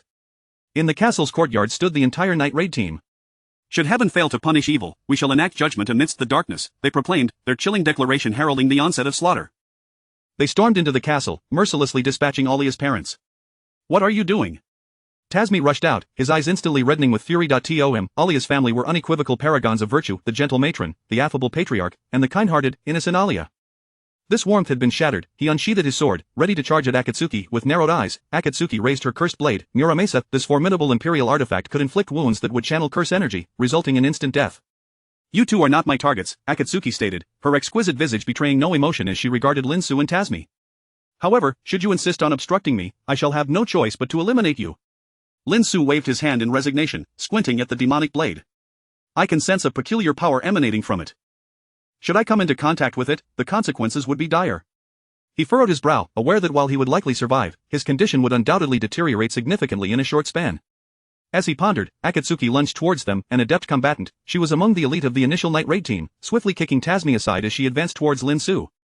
Lin Xu deftly evaded her assault. Akatsuki's pupils dilated in surprise. Such speed was beyond that of an ordinary person. This individual was on a different level than Tasmi. Trained as an assassin from a young age, she possessed keen instincts. You bastard!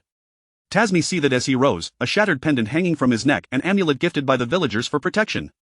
Had it not been for that talisman, he too would have been pierced by Muramasa. Akatsuki narrowed her eyes, preparing to strike once more. Suddenly, a boisterous female voice interrupted, Akatsuki, do not kill him.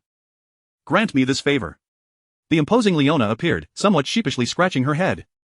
It's you! Tasmi's eyes brimmed with tears again. This was the very individual who had deceived him out of all his money. Lin Xu stood calmly, choosing not to interfere with the unfolding drama. Soon after, Alia arrived, and the night raid team revealed the grim truth. It turned out that Alia's family, while seemingly benevolent, had been exploiting and imprisoning people in a warehouse, raising them like livestock for their own amusement. Their primary targets were naive newcomers like Tasmi. Over the years, they had played with and killed countless innocent lives. When the warehouse doors were flung open, Tasmi's world crumbled. Inside lay two of his friends who had set out from the village with him, one already lifeless and the other barely clinging to life. Overcome with despair, he accepted the grim reality and took it upon himself to slay Alia. Young man, would you be interested in becoming an assassin? Leona inquired with a grin, having recognized his cool-headed potential. The team was taken aback. An assassin? Tasmi stammered, initially inclined to refuse. However, Leona had already bound him and prepared to take him away. What about this guy? Akatsuki pointed at Lin Xu. Just leave him here, Leona replied nonchalantly, having missed the earlier confrontation between Akatsuki and Lin Xu. He's quite formidable, Akatsuki remarked, eliciting subtle shifts in the expressions of the night raid team. To be acknowledged as strong by Akatsuki was no small feat. Their gazes converged on Lin Xu, with Tasmi particularly astonished. He, like me, is merely a newcomer from the village seeking to survive in the imperial capital, Tasmi murmured. Your skills do not resemble those of an ordinary person, Akatsuki noted, her eyes narrowing. Lin Xu shrugged, a subtle smirk gracing his lips. Speaking of which, I have also been searching for you. Searching for us? The night raid team was once again taken aback. Night raid, am I mistaken? Lin Xu twisted his neck. I intend to overthrow this empire, and I require your strength. His expression remained tranquil, yet his words were audacious enough to astonish. Tasmi gulped nervously. Lin Xu, you mean you wish to overthrow the empire? He could hardly believe that his comrade, just moments ago, would harbor such radical ambitions. We cannot simply bring an unknown individual back with us, Leona interjected, raising an eyebrow in skepticism. Lin Xu looked at Tasmi, bound and helpless, feeling the sting of double standards. Ah, it seems I am more suited to employing direct and forceful methods, Lin Xu mused aloud. He gazed at the night raid team, speaking with calm assurance. If I truly wished to kill you, you would not be able to escape. Do you grasp my meaning? The night raid team bristled with indignation at his audacity. If you can accomplish that, what would it matter if we took you back? Leona scoffed, unconvinced, waving her hand dismissively. Yet the next moment, her pupils widened in shock. Her imperial artifact, the Beast King transformation Lion King, granted her animalistic prowess and heightened senses. In that instant, she sensed an overwhelming danger emanating from Lin Xu. You will die. Those three words inexplicably echoed in her mind. Lin Xu's foot struck the ground with tremendous force, creating a deep crater. His speed was so extraordinary that none could even catch a glimpse of his shadow. He appeared before Leona in an instant, delivering a swift roundhouse kick. Leona barely managed to raise her arms in defense, only to be sent crashing into a tree several meters away. You bastard! The night raid team quickly regained their composure and charged at Lin Xu. Yet, his strength was far beyond their comprehension. What was the initial strength of the night raid team? The most formidable among them, Akatsuki and Brand, were merely at the early stages of innate prowess. Such levels, in Lin Xu's eyes, were utterly insignificant. Muramasa, first, they would need to make contact with him. With a single punch, Akatsuki was sent flying, unable to withstand the force. Brand's armor boasted exceptional defensive capabilities. Lin Xu's steps grew heavier as he gathered a flickering blue light upon his fist, a manifestation of chi far exceeding previous levels. He unleashed a full-force blow. This strike rivaled that of an advanced chi condensation technique. Brand stood no chance. The battlefield fell into an eerie silence. In mere moments, the three strongest among the seven had already collapsed. Chapter 97. These six individuals, allow me gurgle, Tasmi and the few remaining members of Night Raid, their expressions filled with astonishment, instinctively swallowed hard. What kind of combat prowess is this? They had never encountered such formidable individuals before. You are not an Imperial Arm user. Akane rose to her feet, confusion evident in her eyes. Brand followed suit, clearing his throat. The armor he wore slightly dented. If he is not an Imperial Arm user, how could he possibly be this strong? The armor he donned was indeed an Imperial Arm, enabling the wearer to unleash terrifying power and even attain invisibility. However, to don this particular imperial arm known as Demon's Embrace, one required an unparalleled physical constitution. A mere ordinary person would perish upon wearing it. It was precisely due to his rigorous daily training that Brant was acutely aware of the limits of the human body. "Are you from the Royal Fist Temple?" he suddenly inquired, his expression shifting slightly as a realization struck him. The Royal Fist Temple was the preeminent training ground of the entire empire, home to many powerful warriors. "No," Lin Xu replied nonchalantly. Brant's eyes flickered with intensity, and in an instant, he vanished from sight, invisible, still not giving up. "Are you?" Lin Xu's expression remained impassive as he suddenly kicked to his left. A resounding clash echoed. Bang! Brant materialized, staggering backward, blood spurting from his mouth. Lin Xu was adept at sensing an individual's aura. He did not rely solely on sight to ascertain a person's whereabouts. Not only could he gauge their location, but he could even discern aspects of their character and combat style through their aura. In Brant's case, Lin Xu felt a vigorous masculine energy, indicating that his combat style was likely aggressive and straightforward. Conversely, Akame was enveloped in a subtle, eerie aura, perfectly complementing her demon blade, Murasame, which relied primarily on delivering a fatal blow in one strike. The atmosphere fell silent once more. Lin Xu's display of strength was utterly overwhelming, leaving no room for counterargument. No matter how powerful an imperial arm user might be, they were still mere mortals, yet Lin Xu seemed to transcend that categorization. He employed the most direct and crushing approach, devoid of any ostentation. "Is this sufficient?" Lin Xu surveyed the room, his tone indifferent. His profound gaze rendered the entire Night Raid team somewhat hesitant to meet his eyes. "I have stated before, I harbor no ill will towards you. If I wished, none of you would leave." Lin Xu's demeanor remained calm, devoid of arrogance. What once seemed a humorous statement to them now felt far from amusing.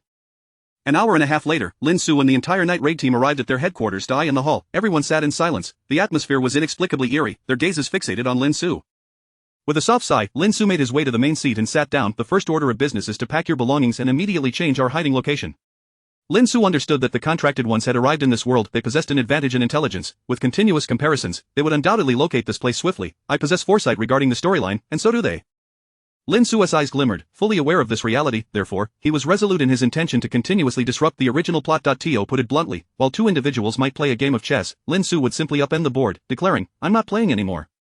Lin Xu's pronouncement astonished everyone. Their expressions reflected indignation and dissent. "Lin Xu, do you comprehend how many resources it takes to change a stronghold? The mere construction demanded considerable expenditure, and such terrain was rare, requiring extensive time for exploration. This location will soon be exposed," Lin Xu stated flatly, his tone resolute. "Exposed?" Brant narrowed his eyes. "How do you know that?" Suddenly, laughter and chatter drifted in from outside. "We were fortunate to find it first. In that case, the crow should reward us handsomely." The voices were imbued with an air of calm confidence. "There are people." At that moment, the eyes of the entire Night Raid team shifted, hastily exiting the room. As assassins, they understood the peril of confining themselves within a small space, otherwise, they would be vulnerable to a barrage of high-powered weaponry. The entire Night Raid team, including Tasmi, emerged. Outside, 6 individuals stood before them. Their attire resembled that of mages from a game, clad in blue robes, wielding staves. Upon seeing the Night Raid team emerge, they exhibited no signs of panic. Instead, they appeared composed and self-assured, their gazes filled with calmness. As long as we eliminate Night Raid, our task will be nearly complete. They sneered. This time, all 4 major paradises had dispatched contracted ones to this realm, totaling 40 individuals. Each paradise contributed 10. Their mission was to eradicate the Revolutionary Army and prevent the Empire's downfall. To annihilate the Revolutionary Army, we must first eliminate their most formidable unit, Night Raid. This was a fact well understood by the contracted ones. Thus, they eagerly set out to locate Night Raid, with the most recognized powerhouse among the contracted ones from the Reincarnation Paradise, Mr. Crow, declaring that a reward awaited anyone who could find Night Raid. These 6 individuals hailed from the Sacred Paradise. Although they were the weakest among their ranks, fortune seemed to favor them at present. Suddenly, a mysterious figure appeared behind the Night Raid team. According to the intelligence from Akame Ga Kill, there was no record of such an individual. "Not to worry, we'll just kill them all together." One person scoffed, their eyes gleaming with murderous intent. "Indeed, just a mere Night Raid," they smirked with disdain. Though the weakest among the Sacred Paradise, each possessed peak innate strength, such power could easily overwhelm the fledgling Night Raid. "Tsk, leave those girls to me. I am quite curious about their capabilities." A slightly plump female grinned lewdly. A chill ran through the hearts of the others. She was a Yuri enthusiast. Quite the bold words. Leona stepped forward, huffing disdainfully. She was the leader of Night Raid and possessed a spirited personality. "Since you have discovered our base and approach us with hostility, you shall not leave." Brant stepped forward, the Imperial Armed Demoness embrace enveloping him, his armor suddenly manifesting. In the entire Imperial capital, only a handful could contend with Night Raid. How could a mere 6 individuals hope to easily crush them, unaware of your impending doom? The 6 laughed coldly, preparing to strike.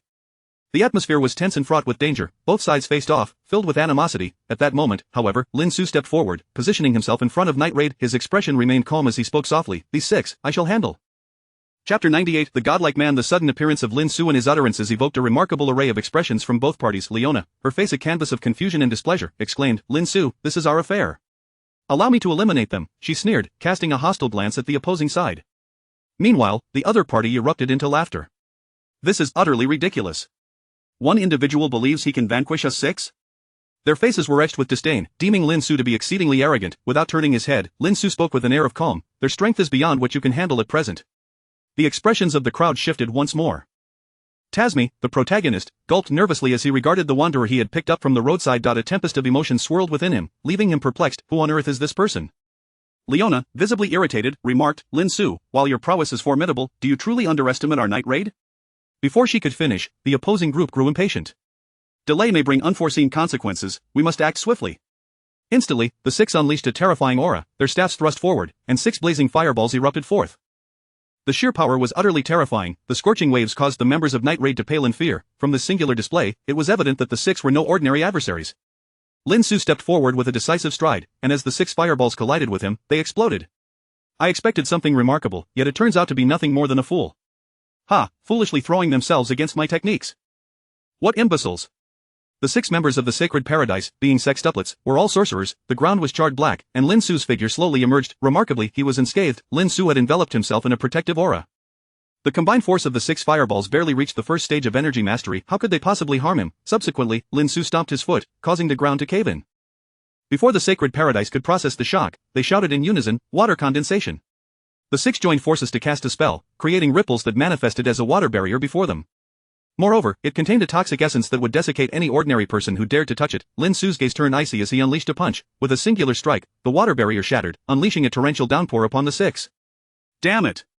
The 6 were engulfed in fury, invoking their movement technique to hastily evade.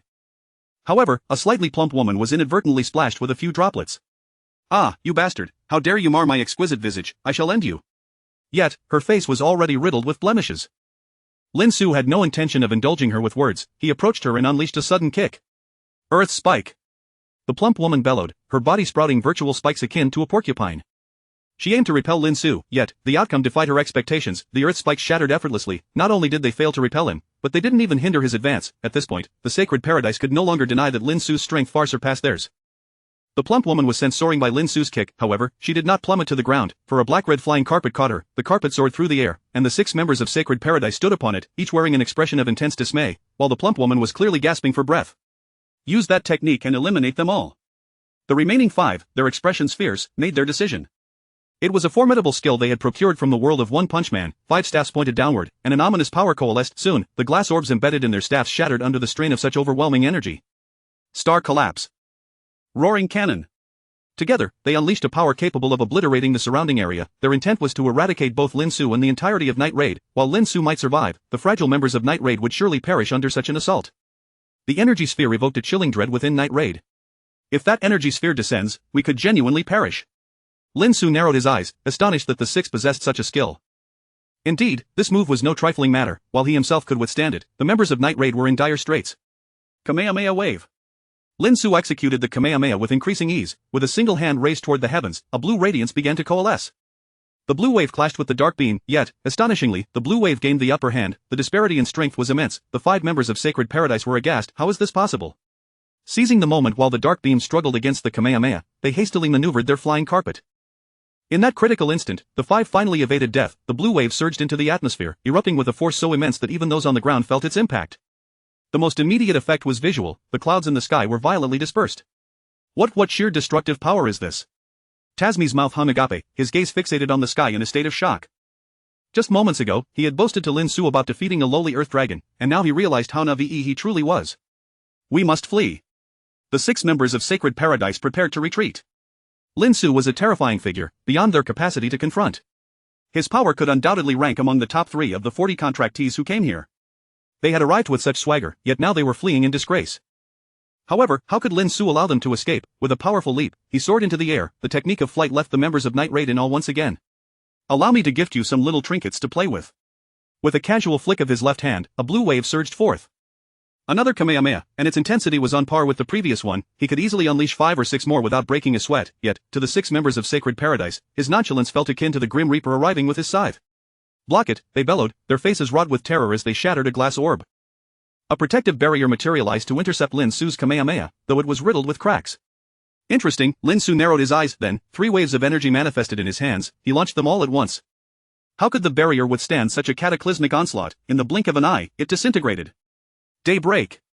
This was the last utterance of the 6 members of Sacred Paradise. They Lin Xu's expression remained serene as he descended slowly. The members of Night Raid stood in stunned silence, gazing at this godlike man. Chapter 99. And the hunter initially, they felt an overwhelming discomfort, convinced that the 6 adversaries opposite them could not possibly defeat them. However, as the 6 from the sacred paradise displayed their formidable prowess, including the terrifying skill known as the star-crushing roar cannon, the reality became starkly evident. Should a direct confrontation ensue, the entire Night Raid team could indeed find themselves perishing here. In a certain sense, Lin Xu had inadvertently saved their lives. His strength is truly unfathomable. Each member of the Night Raid thought to themselves, their minds unable to find tranquility. Before them stood a group even more formidable than their own, yet within a mere 3 minutes, they had been utterly annihilated. Enough, let us hasten our departure, Lin Xu remarked, raising an eyebrow as he surveyed them. He sensed a judgment forming within him. It seemed that this time, the summoned contractors were not few in number. Concurrently, information began to surge into his mind. Kill the 6 contractors of the sacred paradise, reward. 3 of the source of the dimension. The source of this dimension is indeed substantial, Lin Xu remarked, narrowing his eyes. The contract between the system and the 4 great paradises was far more formidable than he had anticipated. Shortly thereafter, Lin Xu and the entire Night Raid team departed from their stronghold. Not long after their exit, a group of individuals clad in crimson armor arrived at the scene. The aura of those 6 has vanished from here, declared the leader, his brows like flames, towering nearly 3 meters tall, resembling a small giant. He was a mid-level 3rd-tier contractor, Red Hammer Hongding. He was also the most powerful contractor descended from the sacred paradise. Interesting, Hongding mused, squinting. Their 40 contractors had not been present for long. Thus, they should not have significantly altered the plot. Logically, the butterfly effect should not be that pronounced. Is there a contractor covertly interfering? Or is there some other unforeseen development? After leaving the base, Lin Xu and the Night Raid team proceeded southward. The boss has contacted us. There is a more concealed stronghold nearby, and she is currently awaiting our arrival. Leona informed. The group nodded, their eyes alight with excitement. Having a place to reside was certainly preferable to wandering through the treacherous forest. Moreover, the forest was often fraught with perilous creatures, which, while not always threatening, were nonetheless bothersome. As dusk fell, they finally reached their new destination, a lakeside. A small castle, reminiscent of the previous one, loomed ahead. At the forefront stood a strikingly beautiful young woman, approximately 25 or 26 years of age, with a cold demeanor and a mechanical right arm. She regarded the group, a hint of a smile gracing her lips. Welcome back. She was none other than the leader of Night Raid and the boss mentioned by Leona, the former general of the Empire, Najita. Her brow arched suddenly, her gaze landing on Lin Xu and Tatsumi. Tatsumi was a trivial matter, she could discern his naivety, resembling a person with a childlike heart, easily understood. However, Lin Xu, with his refined features and composed demeanor, appeared entirely at ease. Furthermore, the other members of Night Raid seemed to harbor a certain reverence towards him, keeping their distance. Quite intriguing, Najita, as a former general of the Empire, possessed a formidable insight. Leona, who are these 2? She inquired, narrowing her eyes. Leona first playfully tapped Tatsumi on the head, chuckling, this is our newly recruited member of Night Raid, he shows considerable potential. Then, her words faltered as she turned to Lin Xu, momentarily at a loss for how to introduce him. I am Lin Xu. He stepped forward, meeting Najita's gaze. His expression was tranquil, entirely unlike Tatsumi's timidity. I am here to assist you, Night Raid, and your revolutionary army, Lin Xu stated directly. Oh? Najita's eyes narrowed, sensing a certain audacity in his tone.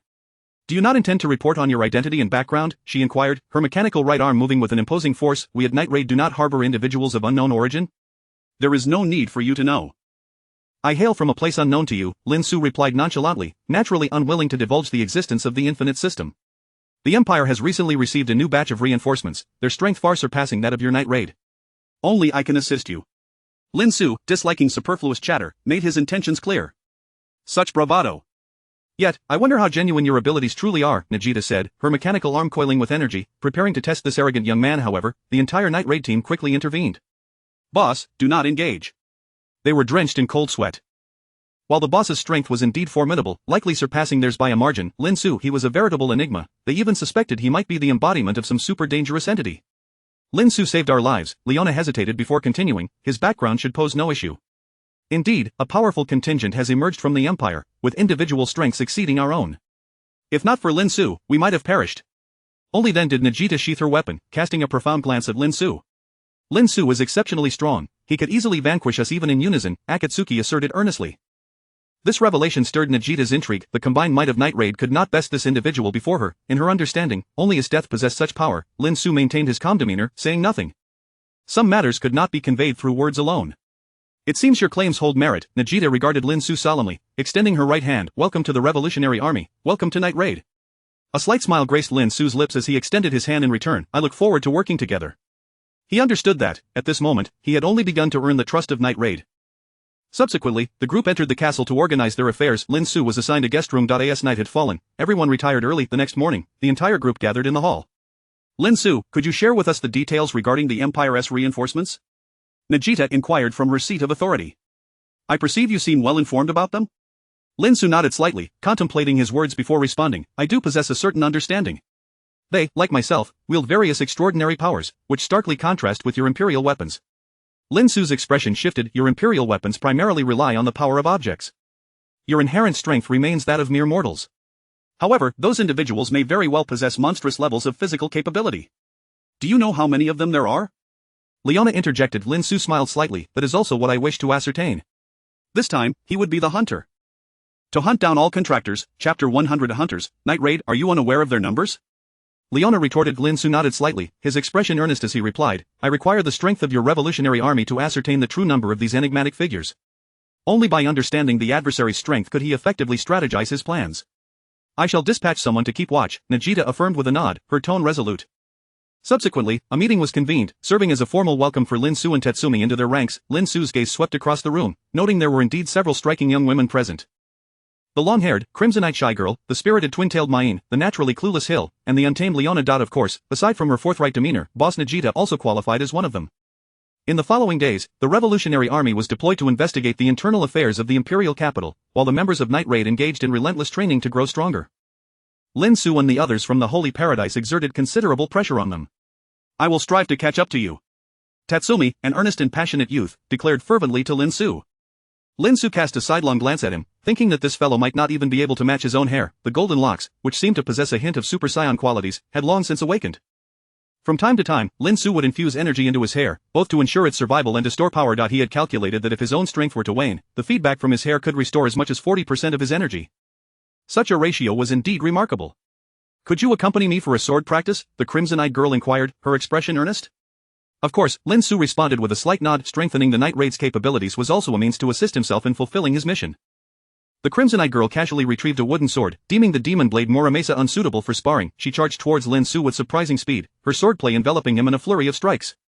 Impressive, Lin Xu noted, a hint of admiration in his gaze. Although her strength and speed were somewhat lacking in his eyes, her technique was undeniably top tier. However, there are still weaknesses.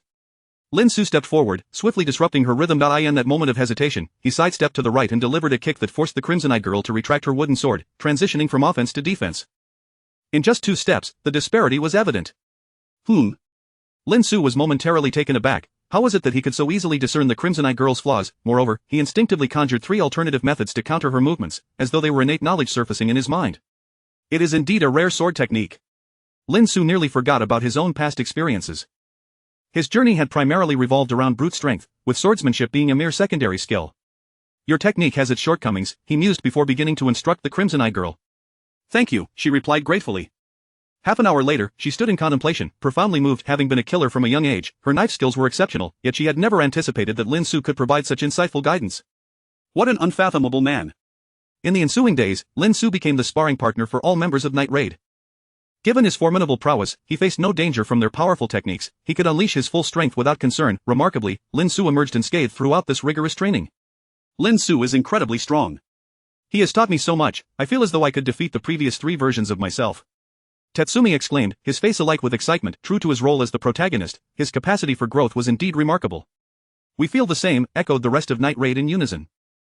In these few days, they had fully embraced Lin Xu into their fold. Najita approached, holding a thick stack of papers in her hands. We have a new mission, she declared earnestly. Furthermore, we have acquired specific information regarding the mysterious individuals mentioned by Lin Xu. Lin Xu's spirit soared, a smile gracing his lips. If it were solely up to me, gathering intelligence on the enemy would be quite challenging, but with an organization behind us, it's a different story. The group promptly reconvened in the hall for a meeting. First, let us discuss the information regarding the mysterious individuals in the imperial capital. Najita's demeanor turned grave, a flicker of shock evident in her eyes. These messages were obtained through clandestine channels, ensuring their authenticity. It is said that the 6 individuals you previously encountered were merely the weakest among them. This revelation caused the members of Night Raid to stiffen. The 6 they faced were merely the weakest? Boss, how many are there in total? Leona inquired impatiently. At the very least, there are 30, though it should not exceed 40. Najita provided a range that closely aligned with the reality. 30 to 40? Lin Xu squinted, contemplating the implications of such numbers. With so many present, it was certain that a few would possess formidable capabilities. What is the strength of the strongest among them? Do we have any intel? Lin Xu directed his gaze toward Najita. Najita took a deep breath, her eyes reflecting a trace of trepidation. The exact strength remains indeterminate. However, she paused, leaving the members of Night Raid in suspense. The strongest among them appears to be one known as Crow.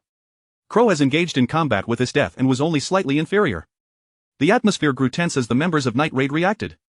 His death was regarded by their boss as the mightiest wielder of Imperial arms, though they had not witnessed her true terror. The boss's demeanor often conveyed a sense of caution, yet it was Lin Xu and Najita who felt the greatest shock. Slightly inferior to his death? Lin Xu's expression grew increasingly serious. Perhaps, during their sparring, his death had not exerted her full strength. Given that her Imperial arm abilities were extraordinarily fearsome and not easily unleashed, however, the fact that Crow could contend with his death spoke volumes about his formidable nature. He likely possesses peak gas condensation strength. And perhaps not just any ordinary peak. Lin Xu's heart sank as he equated Crow's power to that of the left envoy. Nonetheless, I still possess means to counter him. Lin Xu's gaze flickered. The dimensional currency was his trump card. If pressed, he could endure in this realm for a while to cultivate, then utilize the dimensional currency to elevate himself directly to master-level strength. Now, let us discuss the task at hand, Najita continued.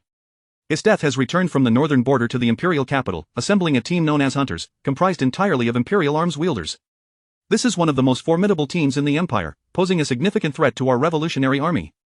They, the Hunters, seek to eliminate us, the Night Raid. Cold determination filled the eyes of Night Raid's members. Thus, our mission is to eradicate them. Chapter 101. The giant ape god, is it so soon? Lin Xu felt a flicker of surprise within him. According to the timeline, the hunter could not have possibly assembled so quickly. It seems the arrival of the contractor has indeed altered certain events, Lin Xu pondered, furrowing his brows as he contemplated the pros and cons. However, before he could delve deeper into his thoughts, his musings were interrupted by Najita. Before we hunt down the hunter, there is something else we must attend to. Najita's gaze shifted towards Lin Xu, a glimmer of anticipation in her eyes. Lin Xu, there is a method to gain strength that you might wish to try? What method? Lin Xu raised an eyebrow, inquiring. By consuming the blood of a super dangerous species. In an instant, Lin Xu's thoughts raced, and he blurted out, his death? It appears you are already aware, Najita replied with a knowing glance. Although his death was formidable in her time, she did not possess the terrifying dominion she has now. At that time, she drank the blood of the ice demon and thus became the strongest Imperial arms wielder. Lin Xu recalled the jar containing the blood of the super demon species. The anime had explicitly stated that the blood of such creatures was exceedingly perilous, with countless individuals having perished while attempting to consume it, driven to madness, yet, the power that accompanied such risk was immense. A mere sip could endow the drinker with formidable strength, whereas his death had consumed it entirely, granting her overwhelming superiority over other Imperial arms wielders. Lin Xu furrowed his brow. But it seems that the blood his death once consumed is no longer available, is it? Najita nodded emphatically, affirming Lin Xu's words. Indeed, it is no longer in existence. She then continued, however, in the distant south, near our Revolutionary Army headquarters, lies a severely wounded super dangerous species, the giant ape god. Lin Xu's expression shifted slightly. The giant ape god, perhaps his scion bloodline would resonate with this creature, Najita smiled faintly. We initially had no intention of hunting the giant ape god, for despite its injuries, it remains exceedingly powerful, and the cost of slaying it would be substantial. Moreover, the risks of consuming the blood of a super dangerous species are immense. If one's body is not sufficiently strong, the mortality rate is nearly 100%. The Revolutionary Army was well aware of his death's strength. They too wished to replicate such power but lacked a sufficiently robust body to withstand it. Yet, with Lin Xu's emergence, a turning point had arrived. Furthermore, Najita's lips curled into a smile. Our Revolutionary Army can assist you in hunting the super dangerous species, the giant ape god, but should we succeed, you must provide a sample of your own blood after consuming its blood. With your sample, we may very well be able to develop a diluted version of the giant ape god's blood. This dilution did not refer to the concentration of the blood, but rather to a reduction in the malevolent essence. Of course, the resultant power would also be diminished, yet it would still be exceedingly formidable. At that time, we will administer it to all members of Night Raid. In that moment, Lin Xu understood. So that is why I have never seen any mention of the Revolutionary Army possessing the blood of the giant ape god in the anime. What they lacked was someone capable of withstanding the blood of the giant ape god. And Lin Xu was precisely that individual. Najita's words left the members of Night Raid visibly moved. The headquarters actually possesses such a devastating weapon. In an instant, all eyes converged upon Lin Xu. This could indeed be a method to grow stronger in a short time, yet such a method came with great peril. Would Lin Xu agree? Seated in contemplation, Lin Xu stroked his chin, and after a few moments, he nodded decisively. I accept this undertaking. If his death could endure it, Lin Xu had faith in his own resilience against the blood of a super dangerous species. Excellent. Najita's face lit up with joy as she rose to her feet. Plans have changed. We shall discuss the hunter's matters upon our return. Now, all members of Night Raid, follow me back to headquarters. Riona appeared bewildered, her brow furrowed in confusion as she asked, Boss, why must we leave? We lack suitable containers to store the blood of the super dangerous species while maintaining its vitality. Thus, we must consume the blood within the initial days. Lin Xu and all of you will accompany me to the vicinity of the giant ape god. Najita's explanation brought clarity to the group. The members of Night Raid were not ones to dawdle. Within 10 minutes, they were all ready to depart their destination, the Revolutionary Army headquarters. After 3 days of arduous travel, they finally arrived at the Revolutionary Army headquarters. What preparations have been made regarding the giant ape god? She inquired of the nearby researchers. The instruments have been fully calibrated and are ready for research at any moment, one researcher declared confidently, thumping his chest. Excellent. Najita nodded in approval before issuing a command. Rally the forces and prepare to hunt the giant ape god. Undoubtedly, the members of Night Raid were among those forces. Super dangerous species varied in strength, with some possessing extraordinary abilities. Take Esteth, for instance, having consumed the blood of a super dangerous species, she could even freeze time itself, although only momentarily. It was enough to instill fear. If it were a fully powered super dangerous species, Lin Xu would indeed be hesitant to engage even if he converted all his dimensional currency into attributes for combat power. Trepidation would still linger. However, the Revolutionary Army had confirmed that the giant ape god was in a state of severe injury and dormancy. This was precisely why Lin Xu felt emboldened to join the Revolutionary Army in the hunt. They arrived at a volcano. Merely approaching it caused beads of sweat to form on their foreheads. A sense of unease creeping in, and surrounding this volcano were no less than 1,000 individuals. While this seemed few, these 1,000 comprised the elite forces of the Revolutionary Army. Moreover, some tame special and first-class dangerous species were among them. The scale of this operation was indeed considerable. Quite intriguing, Lin Xu observed as he scanned the crowd. Among them, some individuals exuded a presence distinctly stronger than those of Night Raid. However, they were not as suited for stealth as the members of Night Raid. Are we prepared? Najita surveyed the group. The atmosphere was tense, and everyone nodded in unison. Fire the ice condensation cannon. Najita made her decision, her right hand slicing downward with determination. In an instant, terrifying hailstones rained down from the sky, hurtling towards the volcano's mouth. This was the culmination of their research on Esteth's techniques. The ice condensation cannon. The mouth of the volcano began to ripple, slowly encasing itself in ice. This was nearly 1,000 degrees. It seems I have underestimated the power of the Revolutionary Army. Lin Xu's gaze sharpened. In less than 3 minutes, the volcano's mouth was completely encased in ice, yet, no one relaxed. Rather, their expressions grew even more serious. Each individual braced for battle. Suddenly, the ice shattered.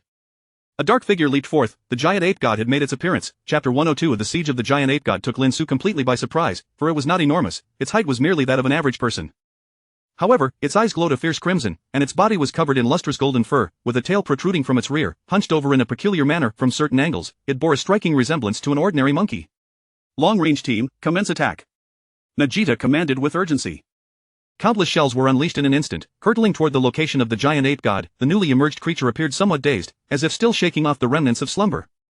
The barrage of artillery was so powerful that even Lin Xu felt a chill run through him. Had he been on the receiving end of such an assault, he would undoubtedly have faced severe injury. Boom! The ground trembled violently, and the area surrounding the giant ape god, extending 10 meters in radius, was utterly charred and cratered to a depth of several meters. As the smoke dissipated, a bone-chilling roar pierced the air. Roar! The sound waves were so intense that any ordinary person would likely suffer ruptured eardrums upon hearing it. This seemed to thoroughly awaken the giant ape god, its eyes transforming into deep crimson, filled with ferocity as it surveyed its surroundings. Most terrifying of all, aside from some singed fur, it bore no visible signs of injury whatsoever. Long-range team, continue the assault. Najita urged insistently. In truth, the attack had never ceased. None dared to underestimate the horror of a super dangerous species. A millennium ago, the Empire had been extraordinarily powerful, yet even they had paid a grievous price in their attempts to eradicate such perilous entities. There seemed to be a glimmer of intelligence in the giant ape god's gaze, cold and calculating. A hint of savagery crossed its simian visage as a golden aura suddenly enveloped its entire form. The countless shells unleashed against it failed to penetrate the formidable barrier. Such an alarming level of defense. With a tremendous stomp, the creature moved with such astonishing speed that all present were left aghast. It's too fast. Even Lin Xu's countenance shifted in shock. They realized they had perhaps underestimated the super dangerous species. Back when Lin Xu was an avid viewer of anime, he had seldom seen such beings in action. Their might was merely alluded to from the sidelines. It was only now that Lin Xu truly comprehended the terror of the super dangerous species. The giant ape god advanced with uncanny precision, fortuitously placing itself directly in front of Brant. Clad in armor, Brant hastily retreated. The remnants of ice shards clung to the giant ape god, leftovers from the ice condensation cannon. It was precisely this residue that saved Brant. As the giant ape god swung its fist, its speed eased just enough for Brant to be merely grazed. In the next moment, Brant was sent flying nearly 100 meters, crashing to the ground, grievously wounded. It was overwhelming. The wall that bore the brunt of the giant ape god's punch was utterly obliterated. The scene was nothing short of breathtaking. One slash, one kill. Akatsuki approached the giant ape god, her cursed blade, Mirakumo, descending with deadly intent, yet, it failed to breach the defense. It merely severed a few strands of golden fur, the blade could not even pierce the flesh, let alone unleash its cursed power. Akatsuki's pupils constricted, Mirakumo was an unparalleled weapon in her grasp. Yet, for the first time, it could not penetrate flesh. Was this giant ape god truly that terrifying? Snapping back to reality, she retreated hastily. Even this initial skirmish revealed the terrifying nature of the giant ape god. It was indisputably a foe that could not be vanquished by a single individual. Brandt, renowned for his defensive prowess among the Revolutionary Army, had been merely grazed yet lay incapacitated. Stronger than I anticipated, Nagita remarked, a glint of cold light flashing in her eyes. Yet her expression shifted dramatically as the giant ape god turned its attention toward Akatsuki. Its speed was beyond anything Akatsuki could hope to rival. In the blink of an eye, it was before her, fist clenched, its expression menacing. This is bad. Akatsuki's heart raced. Should that punch land, she might very well perish on the spot. Before the eyes of all, the fist descended. However, it did not strike Akatsuki. Instead, it was intercepted by a human fist. How is this possible? Everyone's faces paled in shock. Someone had blocked the giant ape god's fist? Fall back. A voice urgently whispered in Akatsuki's ear. Swiftly, she retreated and recognized the figure before her. Lin Xu. It was Lin Xu.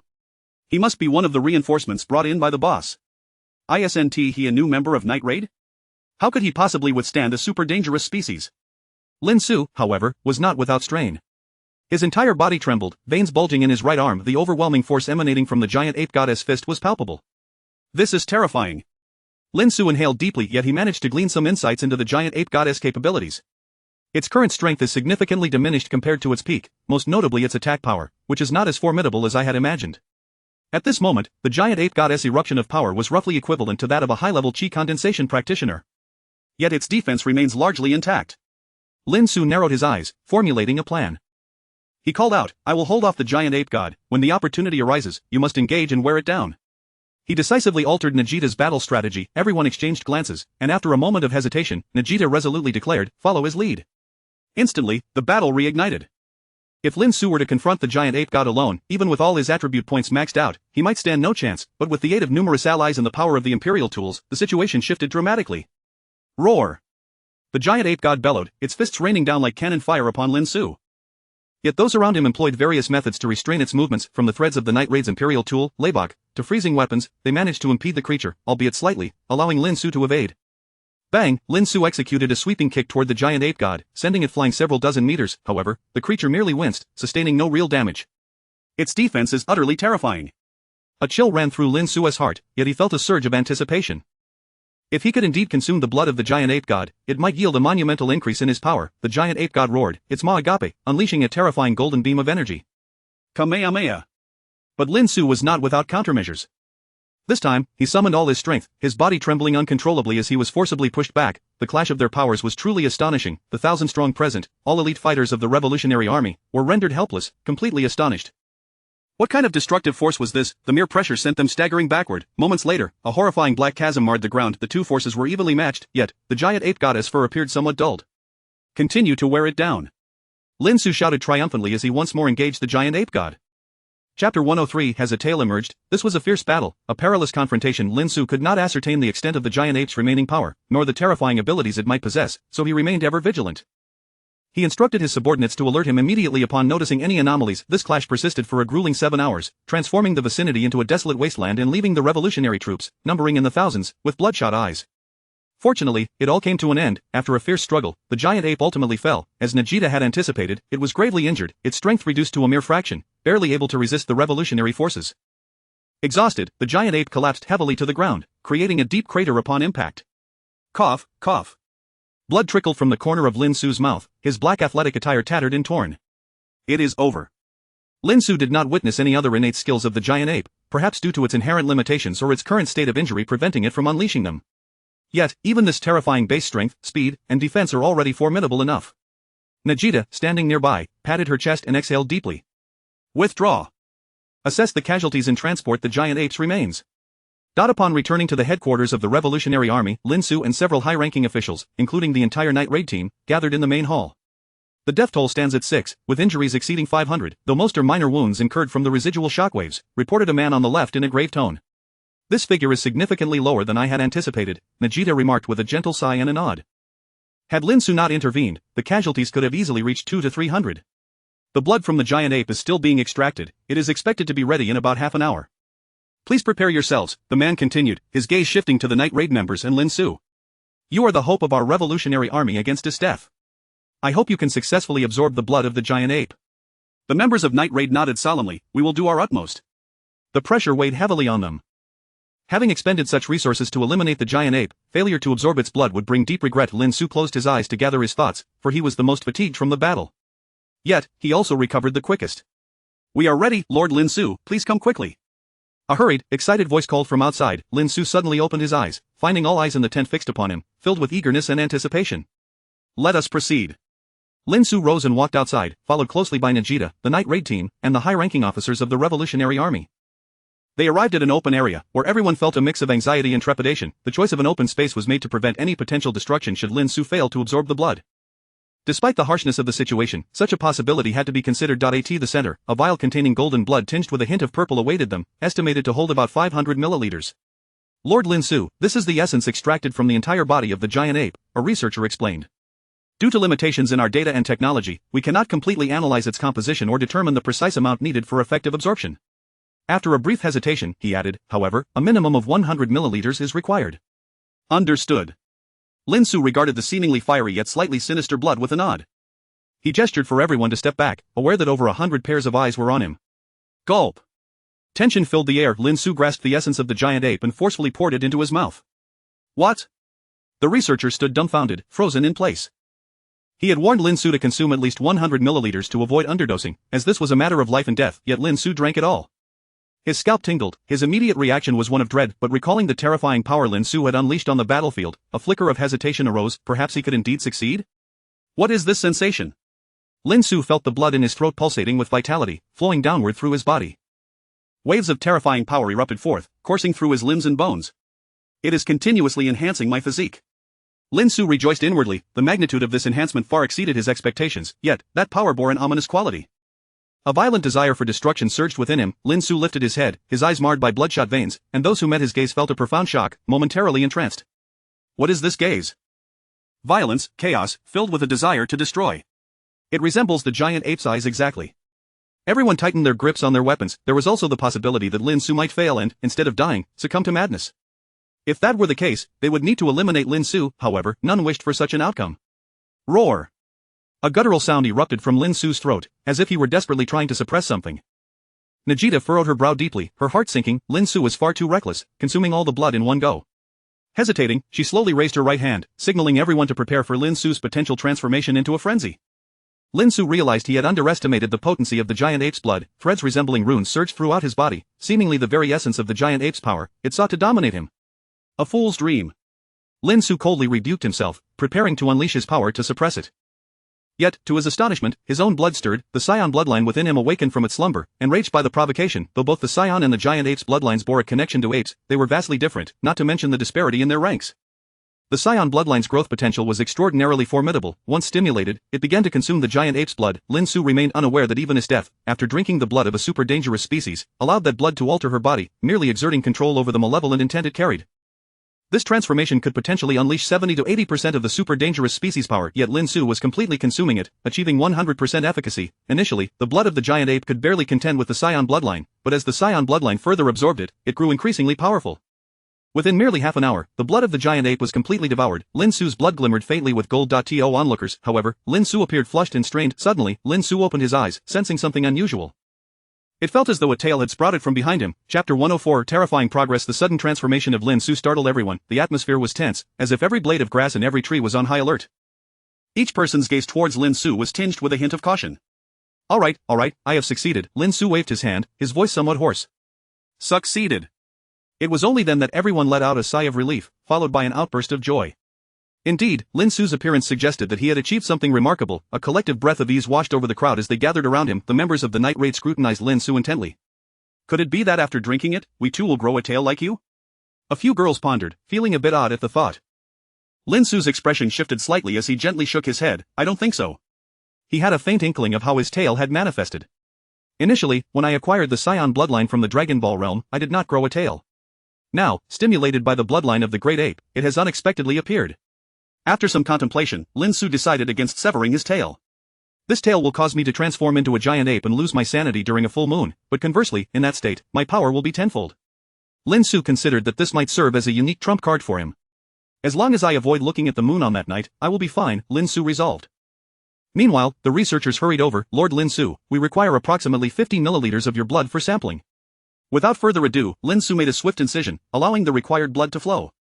The researcher departed with a bright expression, eager to analyze Lin Xu's blood to determine how to dilute it for the night raid members. Although Lin Xu consumed essence blood, some residual impure blood was prepared for them.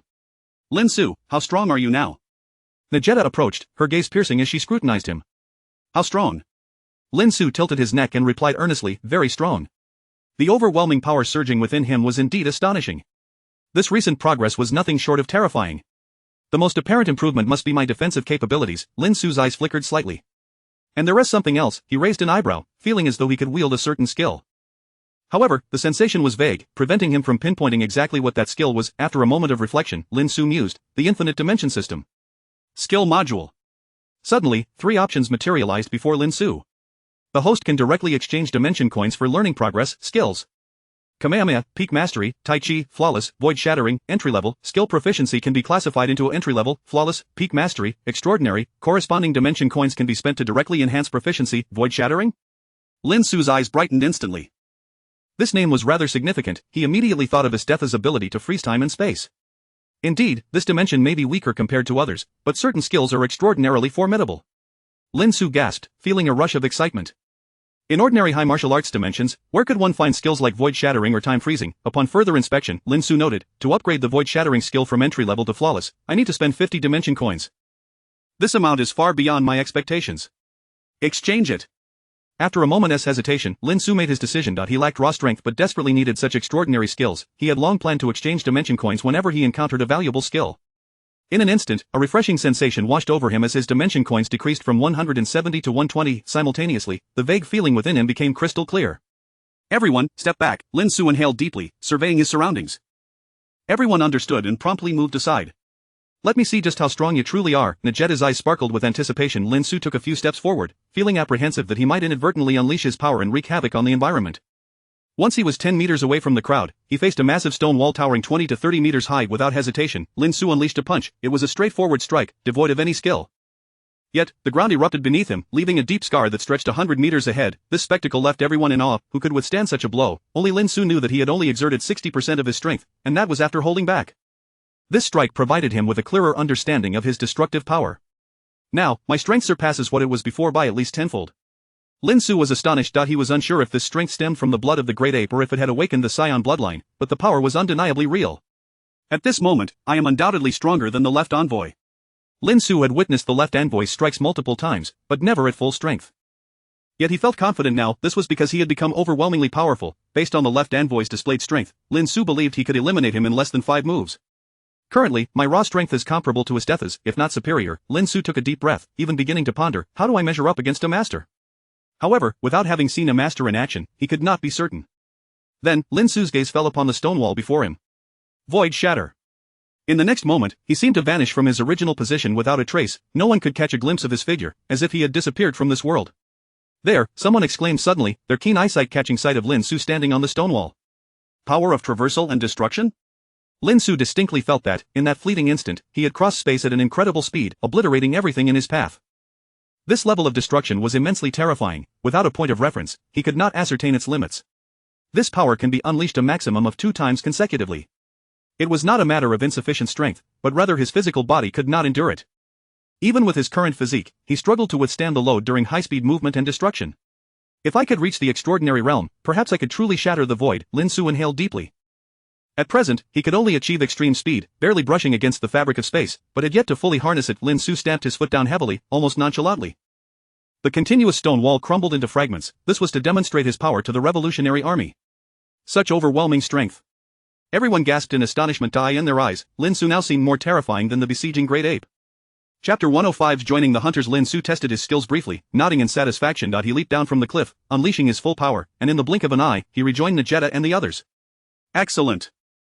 It seems your strength exceeds my expectations, Najeta remarked, a smile spreading across her lips. Finally, we have found someone who can stand against Estetha. She was uncertain about who was stronger, Lin Xu or Estetha, as the latter had yet to unleash her full might, effortlessly slaughtering all her enemies. However, there was no doubt that Lin Xu possessed the power to confront his death. Half a day later, the researchers successfully concocted a corresponding dilution serum using Lin Xu's blood, mixing it with the blood of the giant ape to create several stable versions of the giant ape enhancement serum. This potion was highly unstable and needed to be used within an hour. Consequently, they immediately summoned the entire night raid team to take it. After a painful and agonizing experience, everyone succeeded in their transformation. "We don't have tails," Tasmi laughed heartily, while the girls patted their chests in relief. A tail would indeed be rather unsightly. At the same time, a faint golden glow shimmered in their eyes, and a surge of power flowed within them. Compared to before, their strength had increased manifold. "I finally understand why the boss claims his death is the strongest Imperial arms wielder," Leona sighed softly. They had merely consumed a diluted version of the blood, yet their strength had surged several times over. The terror of his death was simply unimaginable. "Not to worry, we have big brother Lin Xu," Tasmi exclaimed cheerfully, radiating a sunny smile. "Rest assured," Lin Xu replied to the gazes of his companions, a slight smirk playing on his lips. His death, he had just acquired his powers and was eager to find someone to gauge his own limits. "In this realm, there should be 3 individuals capable of testing my strength," Lin Xu contemplated. "First, the strongest Imperial arms wielder, etched. In my judgment, she is likely only slightly weaker than a master, yet significantly stronger than those at the peak of chi condensation. Second, the crow among the contractors, since he can hold his own against his death for a time, albeit narrowly, his strength should be formidable as well." Lin Xu narrowed his eyes. Furthermore, he believed that each contractor possessed hidden tricks, having traversed countless realms like him, making them unpredictable. Third, the Supreme Imperial Arms. Lin Xu took a deep breath. The Supreme Imperial Arms are one of the 48 Imperial Arms crafted by the Empire a millennium ago, usable only by those of royal blood. A cold glint flickered in Lin Xu's eyes. Although the Supreme Imperial Arms had not demonstrated their terrifying power in the anime, Lin Xu never underestimated them. After all, to be deemed supreme and exclusive to royalty, their might must be fearsome. There might even be other secrets concealed within. There are several reasons why such terrifying power was not showcased in the anime, Lin Xu mused. Firstly, the wielder was merely a young emperor using it for the first time, which severely limited its potential. Secondly, the activation was too hasty, constrained by various factors, preventing it from reaching its peak immediately. No matter how powerful an Imperial arms might be, a millennium of disuse would make it impossible to unleash its full might instantaneously. However, the contractors have infiltrated, Lin Xu worried. "I know about the Supreme Imperial Arms, and they surely do as well. Some among them might even incite the Emperor to use the Supreme Imperial Arms, or worse, devise ways to obtain it themselves. Only those of royal blood could wield it, but the contractors were notoriously cunning. Who knew what abilities they possessed? All 3 should be capable of contending with me." After the night raid members had finished their lunch, they set out with Najeta towards the vicinity of the imperial capital. As a frontline revolutionary force, the night raid could not remain distant from the capital for too long. After spending 2 days, they returned to their original base in the conference hall. They convened to discuss strategies for their upcoming confrontation. "Lin Xu, what are your thoughts?" Najeta inquired, regarding him with high regard. "I believe," Lin Xu stroked his chin, having formulated a plan during their journey. "You all in the night raid need to reduce your mission frequency." This statement sent ripples of surprise through the group. At that moment, emboldened by their newfound strength, confidence surged within them. "Why?" Leona was the first to question. "Although your power has increased, it only allows you to triumph over ordinary Imperial arms wielders.